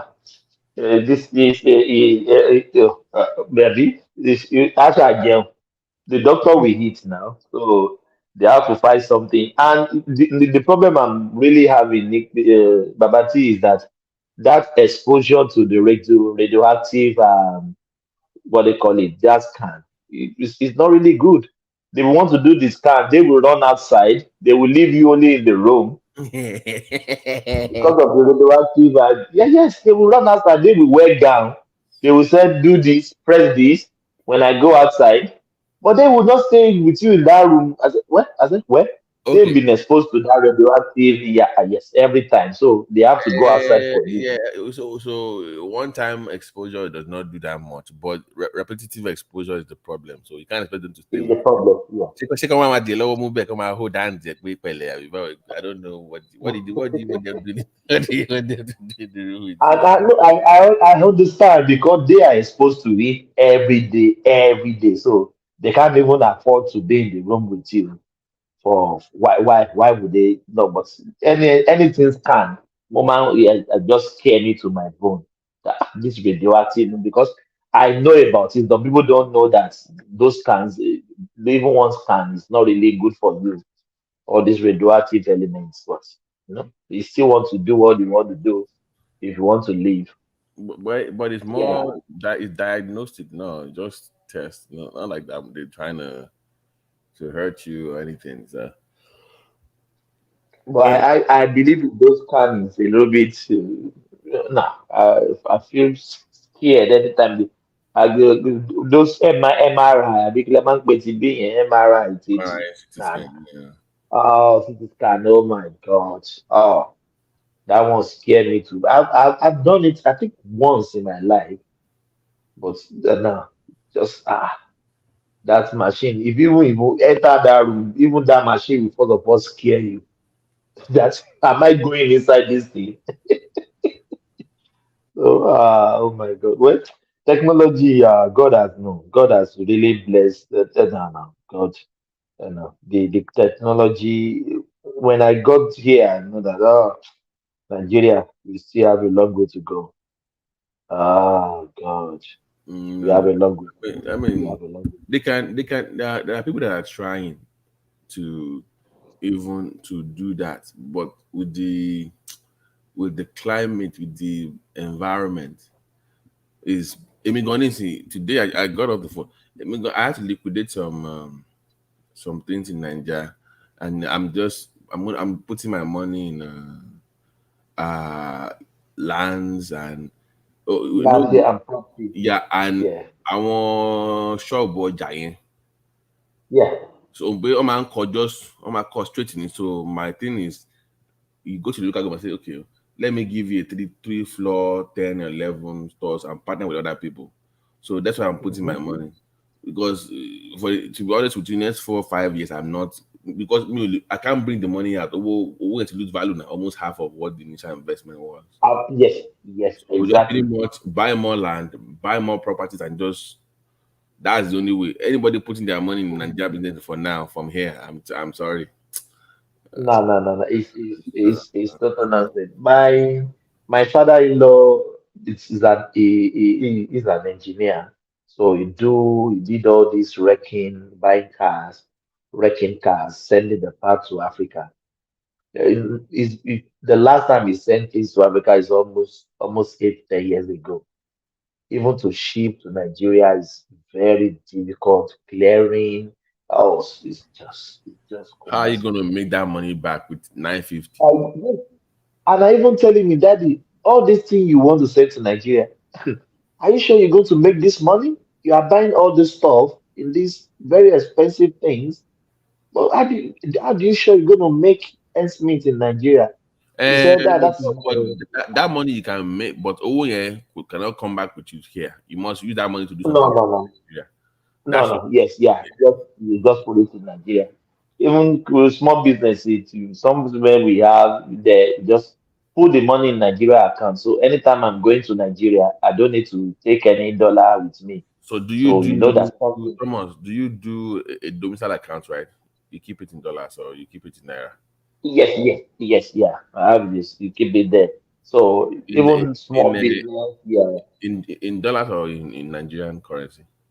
in Nigerian currency, So why don't you do with it? dollar, Why don't you open a domicile account in a Nigeria? dummy account. That way they will Do I keep, believe it?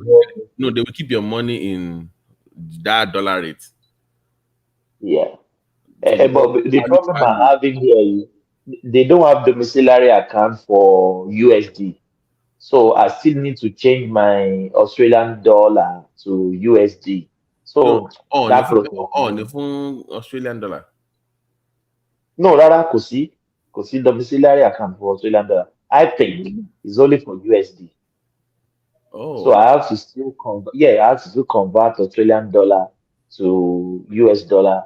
Even if we when we travel, we have to convert our money to US dollar because that is the one that is tenable out there. So when I'm coming to Nigeria now, I always change my money to US dollar. But I've stopped that. When I'm going to Nigeria, I send money ahead to my bank account in Nigeria. So I don't even need to change any US dollar. I'll just have maybe 500 US dollar, maybe in transit.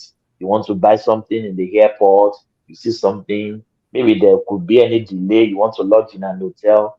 So that's what I need US dollar for because I don't really need US dollar because I always send money ahead. Thomas, can you let So okay, Diwali take So my sorry, Thomas. Why don't you use your credit card if you have one? yeah, I have credit card. Not But convenient. all these frauds, you can tap your card in Jamaica, in England now. Before you left there, they continue taking money from your credit. Thomas, America here is different. If I use it and somebody uses it, when I come back to America, I'll just say it's fraud and they'll just give me my money back. They will give you your money. Yeah, Yeah. yeah. If you I don't. for fraud, yeah. Or But I think as you see, I am scared of all these no.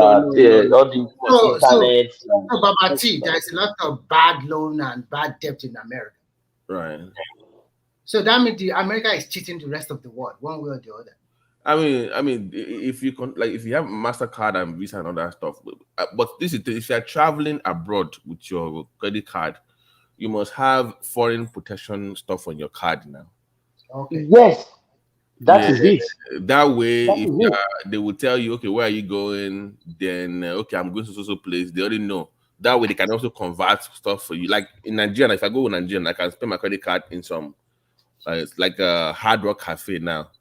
If I go there, my card goes through in Nigeria, but I will still not use it. I will still use my Nigerian Ah, cards. yes, I will use my Nigerian this Yeah, thing. but The if you last time I went to have Nigeria, to, Babati, I've sent money ahead in Naira in my accounts in Nigeria. So I don't even need USD at all, unless I just change like $500 when you're in Thomas, transit. Yeah. I went to Nigeria with $250 in my pocket, That is and you don't need. I don't need much. I came back with $150. That is it. I don't Immigration know. officer said, "How much did you go with?" I said 250. How much did you bring back? I said 150. They said, "Well, didn't you eat? Didn't you do anything? And you spend 2 weeks, a week or 2 weeks?" I said, "Yes." I said, "How did you do it? You went to Nigeria. You spent how much now from one to?" I said, $100. I said, "No way. Are you sure?" I said, we're going to the secondary inspection. I said, "Because I said I spent $100." Yeah, he couldn't believe it. I didn't spend jack. it depends on you see when they go to Nigeria, what do they do? The first place they go is their family and friends. That is a mistake. I'm sorry. If the first week in Nigeria is with your family and friends, they were gonna bleed you dry first. That was my mistake in You my don't do that. initial years abroad. In my first 3 to 5 years, that was my mistake. It's a costly mistake. No, when you first get like I learned my lesson the same when I went for grandma's burial. Remy. I went for grandma's burial. I got there on a Thursday. It was supposed to be a weekend. But our uncles, nephews, everybody don't come 2 weeks before. Enjoy themselves. Once they did the burial, they left. Baba, the second mistake you can make is you give them your abroad number. Oh God, I mean, God. I give them no. Don't get me wrong to not help people. I mean, you spend money on. No, when I came back, I have to change my number, my brother. No. This level of begging.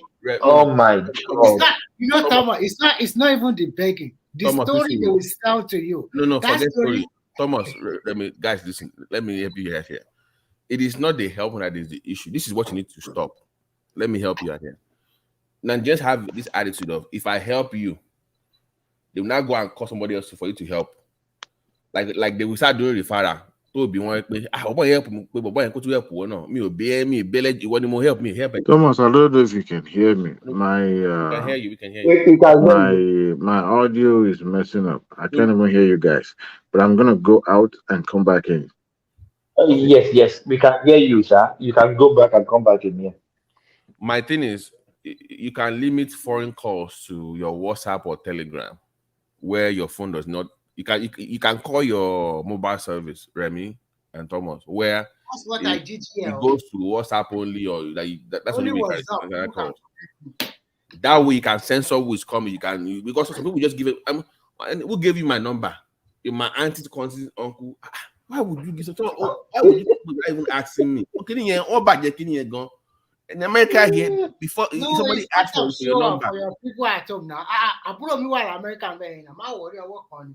Like some okay. Even if that is so, you should ask me first, right? Before they give my number out to people. But my funny body number any. Me long auntie nephew. From where to where? What is somebody called me like no on WhatsApp. He first text my sister first.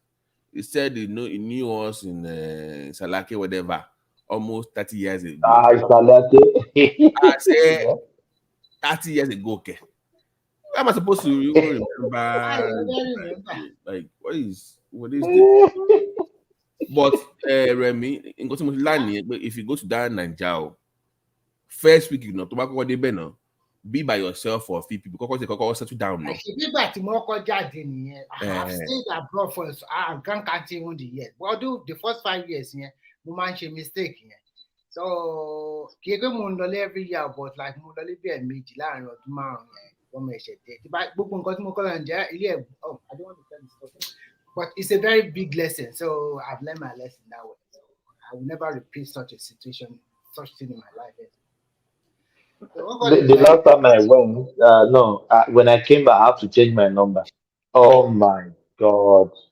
If you are not and you are not ready to give them your number, they will thought maybe you are proud or you know Nigerian stuff now. Of course, you know that. Even go your school people that you have been helping. I come my friends story. How many times did you give me something? Wako kwento timfuni 200,000, 100,000, 500,000, to mfuni gift to go to baranko. I come myself Emilio help. Let me show you. I dwell for longer years. More respect one you but she and to that be baba. I be do be man mefa major dwell but if I saw directly. I say you about something difficult. And it's too difficult, my brother. I've learned my lesson. It was difficult. Let me tell you something. A friend of mine, a female friend of mine,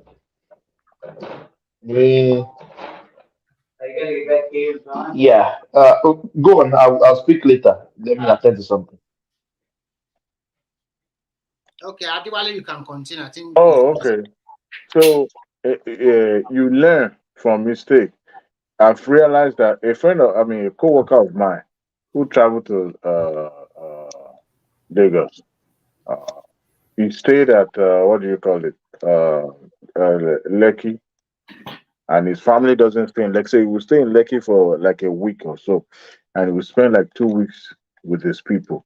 So by that time, he already put his money where he needed to put it, and if there's any project ongoing, he will save the money, and that 2 weeks that we spend with family is who you want to see, not just anybody. So I've learned that lesson. Airbnb in Lekki. After that, you see your family like a week, and you go back. So I mean, if I could travel to Nigeria with 250 and come back, I came back with 150. I did a good job. Wherever I want to visit, wherever I want. But then you already send some naira home before, right? You already sent some money home before, not that you only spend 150. I didn't even touch it. I didn't even use it. I went there for something. I intend to stay for I didn't even spend up to 2 weeks. I spent a week and. Okay, that is reasonable. Yeah, but despite that too, I still didn't. I didn't. It was deliberate. I only saw 3. Okay, in one of the occasion I came to Anthony. Okay, that's where they have the GTB clearing house there. So I went down there to push the documentation. So I needed to take passport photographs. So I was compelled to go to that where they have all those shops along the Uroshoki Expressway to take the passport. So I want to believe maybe 1 or 2 people will see me while they are inside the bus, but that's just an assumption. And that was the only thing that exposed me. Other than that, I stayed in Lekki. I didn't even bother to. And if you want to do more than you can capable of, go and carry hook up and all that. That's where the basic skill will come in.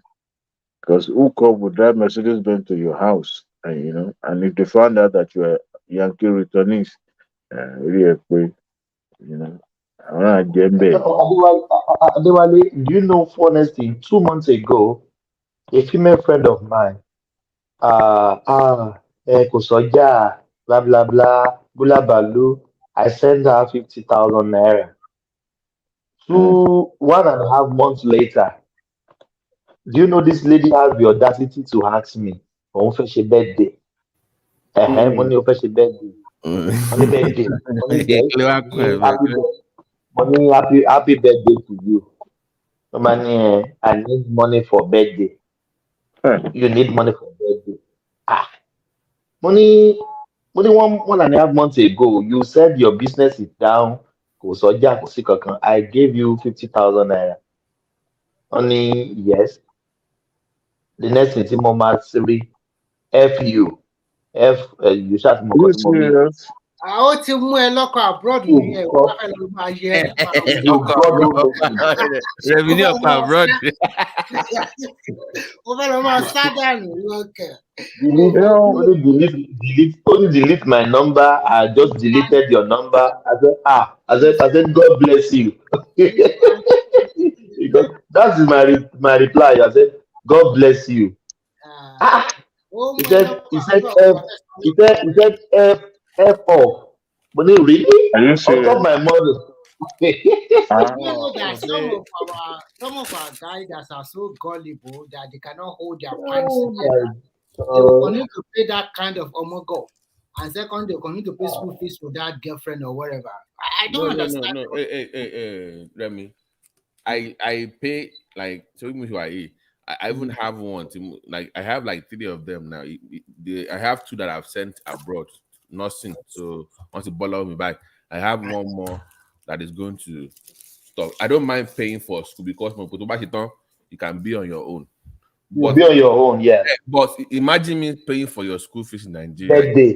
Birthday. You now have enough to call me for extra money. Like, wait a minute.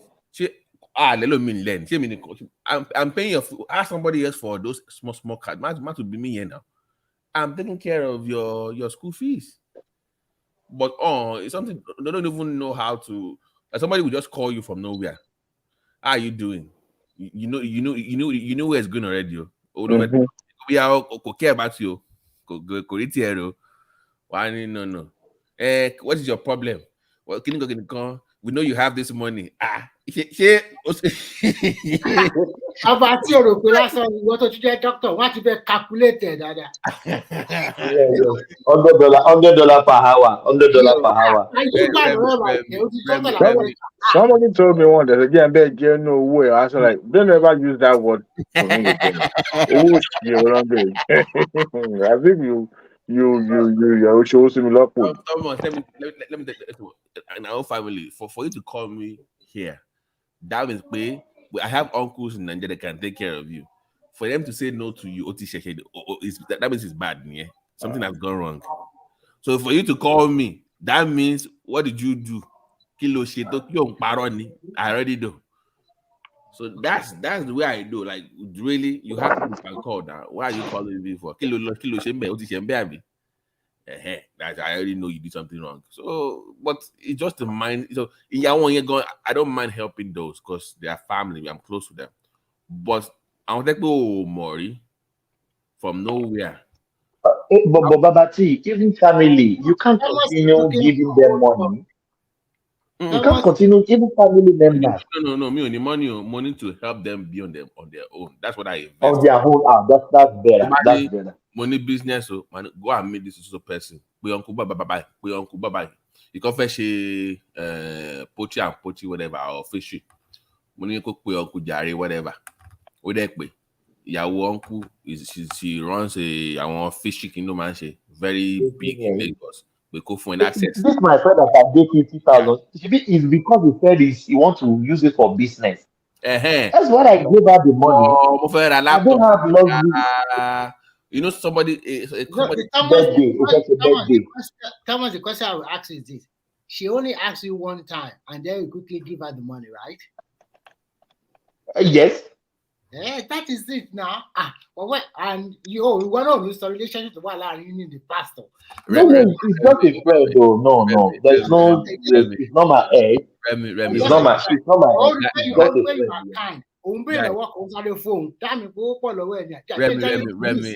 Remy, I have a friend.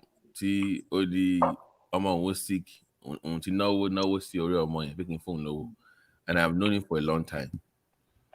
You know, I send this guy money for his child. And I know doctors in that hospital, community, they're able to inflate the guinea and 50 kilo buy any Charlie body 200, but me your mind. I know. Do you know what this guy told me? Only repay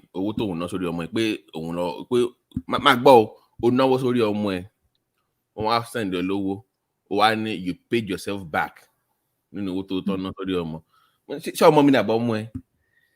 You know, so like you lied about the fee. Some people say you suppose now. No. Thomas, money. Okay, but if you are this way, the day you really need help, nobody will help you. No. That is it. And what money? Is it. Yes. Do you really need money? Oh, need to do 50 kilo, but 200 for more investment. Otherwise, nobody will help you. Ben, it's true. You know what I realized is that even if you come from a family that are rich, Nigerians feel entitled that even if they've not done anything for you in their life, they still believe that you can do it because you're in abroad, you're in America, you're in England. Sorry to say, my uncle, one of my closest uncle, I was in his hotel. His third hotel in America. The third one don't call. You know what you buy? I'm drink.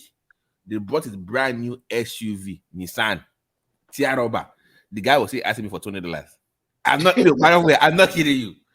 He was in his hotel. I'm telling you, I'm not making it up. To me, it's ridiculous. You know, there's one thing there's one habit that I heard. No, you don't inherit habit. What do? You copy habit, right? No, from my late father. You know, what you will not be able to pay back, don't borrow it. And I dislike when you ask something and help from someone, and they are unable to render that help.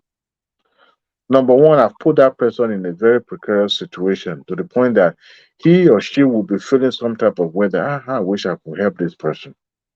And I will also feel ashamed that he or she is unable to help me. We'll get a name after will be I don't know how. So that is the reason why I hardly and I seldom ask for help from anyone. Mm-hmm. Not even my own. But this is my issue I have. Sorry guys to interrupt. When people find it so, when people, this is my issue. Okay. This is my issue.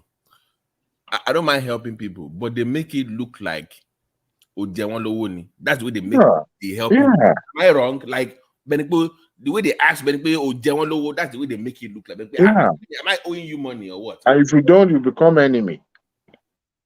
You know, like clothing out of joy. And I'm like, look, no matter what it is, nobody give anybody money in abroad.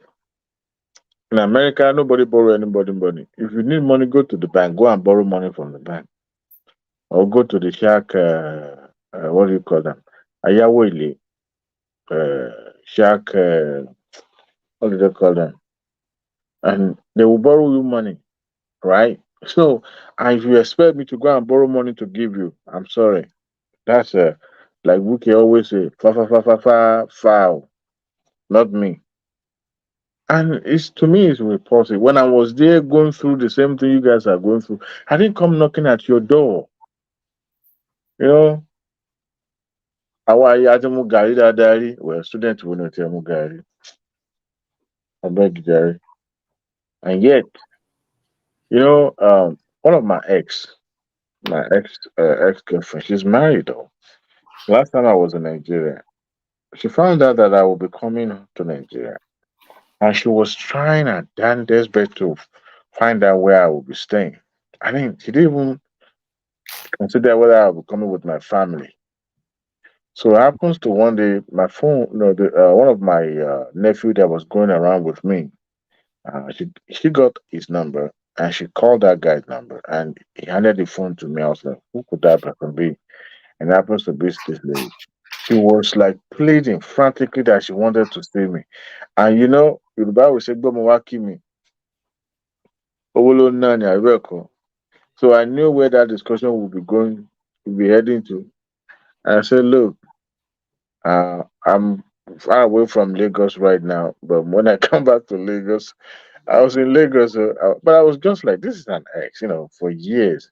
You're already married with kids and all that. What are you still doing with your ex and calling and all that? Is it that bad? And at the point, I wanted to, like, okay, maybe we just hear out. And I was like, I'm going my face to share Gary. Don't go on. And you know what happens, right? Before you know it, you start. I was in my, when the going was good, I knew she was, okay, but to this point that she was so desperate, like I needed to see you and all that, I was like, no, man, this is ridiculous. To me, that's a red flag. But at the same time, I was curious to know why was she so frantic. Maybe something I could find out without saying that one on one. Maybe I'll probably end up helping her out. But realized it was just like a regular beggy. I was like, when did you turn to beggy? You're already married. Your husband is a banker, but banking is no longer the way it used to be now. I was like, no, this is not. But people don't have shame. They want to see you. They want to beg you. Even they have the money in their see. I don't know how people sleep, yeah. And you have this thing that you are still collecting from other people. Eh? When let's say for example now, you call me your friend, right? Somebody told you, hey, there's a piece of land somewhere that you can buy. You went ahead and bought the land for yourself, right? You even tried to ask me for money during that period so that I can give you some money to add to the one, but you didn't tell me you are going to use it to buy land. Eventually, you bought the land, right? But you never deem it fit to even tell me that, look, all right, would you be interested in buying, this piece of land as well? Maybe you can buy something and keep it and add it to the one you already have. You never for once mentioned that. And yet, every now and then you'll be calling me that you need this, you need that. So I'm beginning to question that kind of friendship. Is that a friendship or just an ATM? You know, but I've learned my lesson. Don't, let me tell you a story of a friend of mine. So, Remy, your mic is low. Are you far away? Yeah, I started again. Yeah. You know? So this guy sent his uncle money to help him build a house, right? Like a bungalow, whatever. So when he went to Nigeria to Kolowo, Shena, the bungalow, whatever, onto the decking, the whole stuff. Opposite the house, the street opposite the house. The uncle too, she said, just finished building his own 3 bedroom. And also,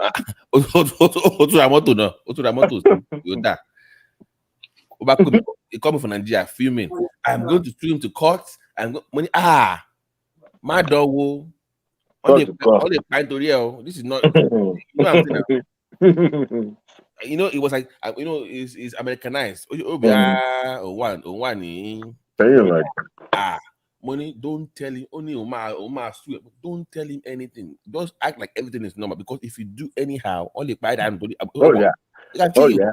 Oh yeah. Do you know what he ended up doing? He ended up selling that land, the whole that thing uncompleted, but that way, and he used the money to finish paying his mortgage. Yeah, wow. That was back before the money went down the drain. No, that was before. That was doing Yadua. Oh, yeah, that was that. Babati, let me shock you. Do you know Nigerians will be collecting money from you? They will be building house, buying cars, and you in abroad, you will not even have a land or one block. They will even show you fake building or somebody else.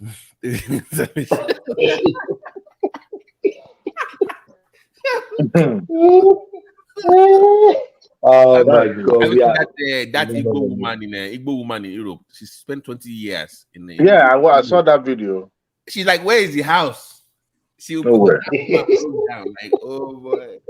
And some people will have the effrontery to say, "Oh, it's your sister." And forgive him now. It's your family. Blood is thicker than water. Blood is thicker than water.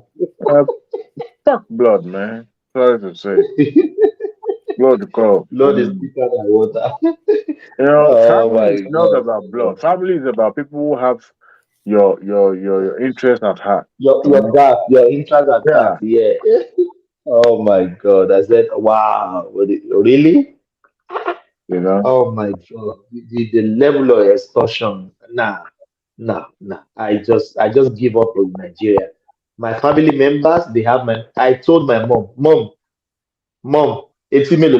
Meji, don't give anybody my number.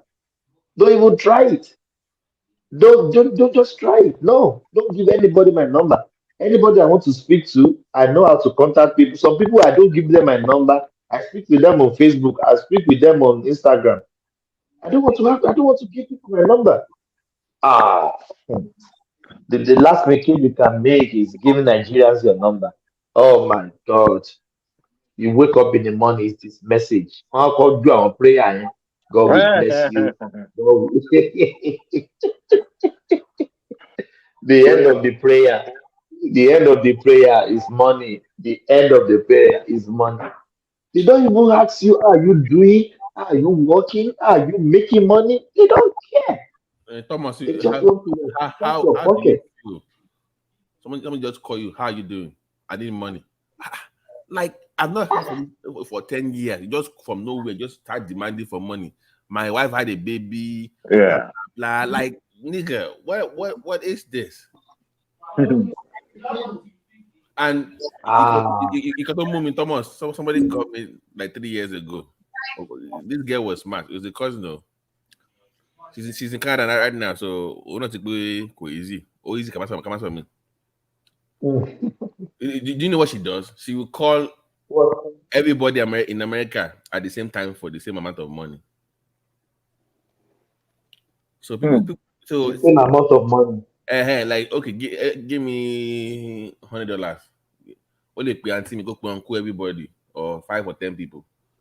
So everybody will now send the money to her. Only for me to call my uncle and say, about the What's your funny $100 last week? If me not $100, wait a minute. I think that's what you know. So I got money $100 in the but she will end up getting the phone or $500. Not bad. Agbalowo Mary, do you know what happens now when she calls for maybe $100 or $200? Man, she okay, let's just come together and give her 150 together. At the but why is he even asking for dollar? He's asking for naira. at the matric. No, it's one of those kids going to school that we are paying to go to school. They are paying to go to school. I need the money. Me tell mind my friend. Say I party school go call you no. But party school, but call you. Oh no. So that's now, can you imagine somebody asking you money for birthday? I've never the day of my birthday go Mufadola Loni. The day of my birthday I'm at work. Oh my BlackBerry. When BlackBerry was BlackBerry, yes. One of my said I should send when America got me load that BlackBerry brand. Mm-hmm. You know the way they were crazy about BlackBerry back then. Like the BlackBerry. Like you don't use BlackBerry, you never use phone then. The girl never talked to me again. There you go. Baba, let me shock you. That my female friend that say I should F off. Now she's regretting it. Now she went to his junior sister. You know, like that one is trying to persuade me. Did you delete her number? I said, I didn't delete her number. I still have her number. Money, the day that we just about borrow is the day he will mistakenly message me. Thomas, that's the day I will. This woman was not just more than a friend. Because no, it's just a friend. Am I the only one for like maybe? No. If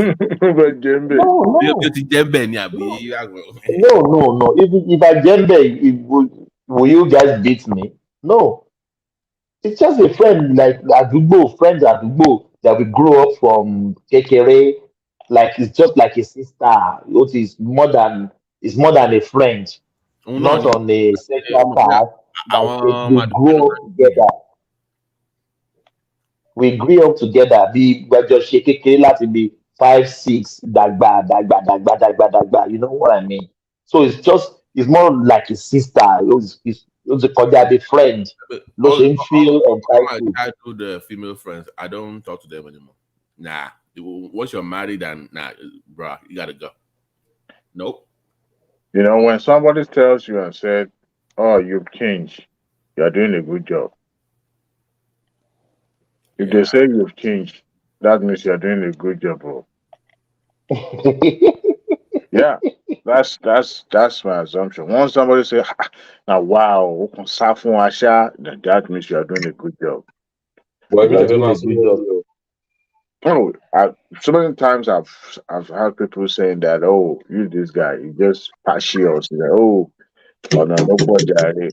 If not, if you're saying, but boy, you know, I've got somebody who traveled from 5 years ago, he was struggling. Now he's working at IT, making money. And he traveled home. He even became the president of his post student association and traveling. And then the entire village knew that, you know, he's there. I'm like, what kind of life is this? I want a jack of roof done.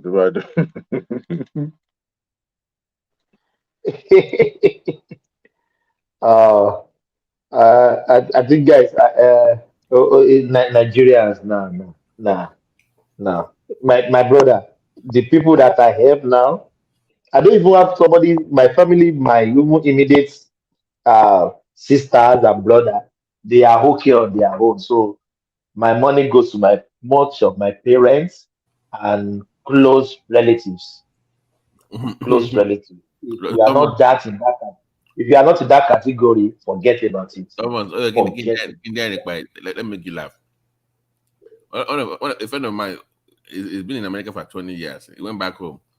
Oh, somewhere below Daisy. Where? A family house.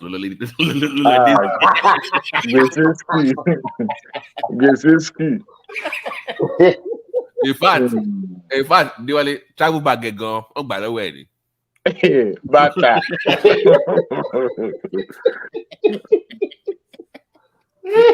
The guy said he had to go buy a travel bag in Nigeria to even come back. Wow. They sleep out naked. Singlet. Oh, in fact, bend down low. As I can father. Bend that select.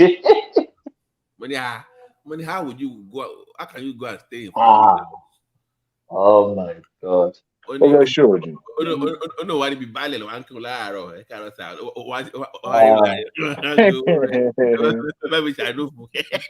Babati, I was even visiting my mom in Ibadan. We lodged in an hotel. We lodged and the hotel. That's my parents too. Nah. But today, let mama go all the nah. I can't even nah. I can't withstand it. We slept in the house maybe for 2 days. The rest we stay in the hotel. We when I'm in Nigeria, I'm not there only for my parents. You want to see friends, you want to go around, you want to, it's not only about family. No, I will go to family house. Really?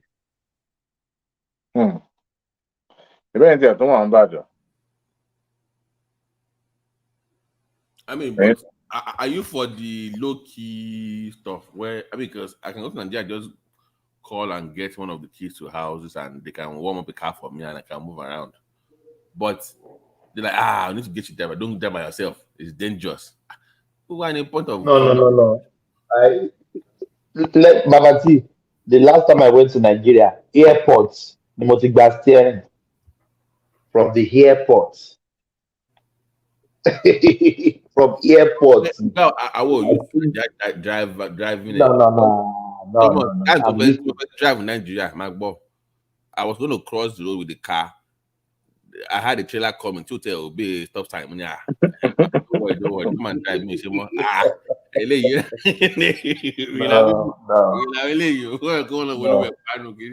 My mother-in-law came to pick us in the airport in Lagos. From there, I took the steering straight. I drove myself throughout. We went to Abeokuta, Ibadan. We went around the southwest. I drove all through. No driver, nobody. I don't trust anybody. They being on the steering, me drive. No. I drove all through. From the airport, I went to the Road Safety Commission. I renewed my driver's license, and I started driving straightforward. You know what, Babati? If you are this type of wakilumo, everybody must know that you've arrived. And that is some damn good thing. Then you end up in trouble. I've seen people traveling home calling. It's not that. Like, let me give an example. Okay, seeing but I love banking. They look poor. Like water will like better love. Boy, everybody. That's why I got the idea of being privileged in Nigeria. If you are from a class of family, you get some privileges. Like literally, you had crowd hero, low. Once they see you with like a long like better whatever. I was my uncle and like everybody to the left, Uncle Hilekun to the manager street. Like you just get some access by the way you dress or the word that they value those kind of things. But it was during the first citizen. It was for Babati, I want us to carve it under 9 hours. Let me shut down online. Then we come to our private house. I will even go and sleep now. I have to be at work till 8 o'clock. Maybe we just shut it down. I want to carve it under 9 hours. Okay. I've not heard from Fully. Fully is fine. Yeah. I'm fine. Thank you. Yeah, police. You came at the tail end. We are very sorry. The man of No change. problem. I just want to. Is that? Yeah. I was going to ask you when we were having talk earlier about when people say that they want change and they still vote for the old politicians and they ignore people like Showori and other people. Like, I was like, man, are they really looking for change or just making excuses? Because the person that they're voting for is not really, it's still part of the whole system. But they claim to want change, but they ignore people that are championing change, like Showori and Co. You know, so I was going to ask you that, but I didn't see you around earlier, so maybe next time. So, wow. No, I can't actually blame them. Yeah. Oh, they are Mumu now. They are Mumu. Mumu. Thank you, Foley. Okay, Yes. maybe later, Sha. Hey, everybody, good night. Yeah. Yeah, thank you. Adewale, thank you. Thank you, Babati. Thank you. You have to share me that dollar you are making in your call. I was hoping for one more I can do by here. I'm now. You know what I'm working now. So I know. We'll catch you later. okay. Thank you. Oh, we have come to the end of the session again. Yeah. One day, $1. Carry the conversation in the comment section. I say, see you later. God bless you. Thank you. We'll catch you tomorrow. Thank you.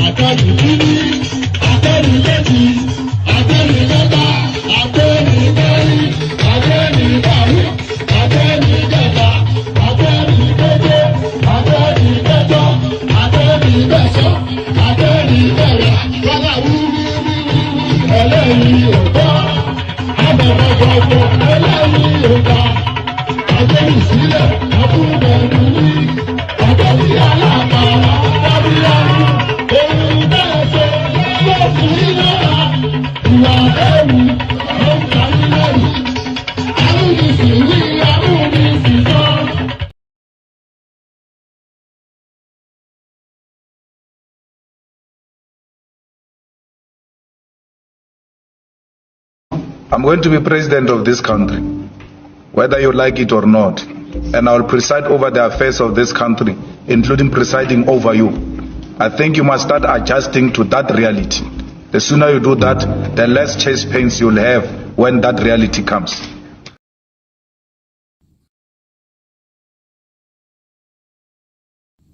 Country people, make una come here tori o. Say Dino carry money, give talk. Say make you go buy gun to Kiakwa. They say Dino carry money, give talk, carry gun, give talk. Say make dem go dey prepare for 2019. Ọlọ́run má jẹ́. They say me meet them for airport road. Alakiaye. My brothers, the venom of a viper cannot do anything to the back of a tortoise. I don't waka. But make I tell you now, Yaya Bello, do you know? Yaya Bello máa ṣẹ̀wọ̀n lẹ́yìn ìjọba. I know. Yaya Bello máa ṣẹ̀wọ̀n lẹ́yìn ìjọba. Do you know? GYB máa ṣẹ̀wọ̀n lẹ́yìn ìjọba. We know. GYB máa ṣẹ̀wọ̀n lẹ́yìn ìjọba. Ìwọ Yaya. You Yaya. Kí ló tún kù tí ó sọ? Kí ló tún kù tí ó sọ? Ẹni tí mo bẹ́ lórí tó ń sẹ̀nu wúyẹ́. Kí ló tún kù tí ó sọ? Àti ẹkún ìyá ni ó jẹ. Yaya Bello. Àti ẹkún ìyá ni ó jẹ.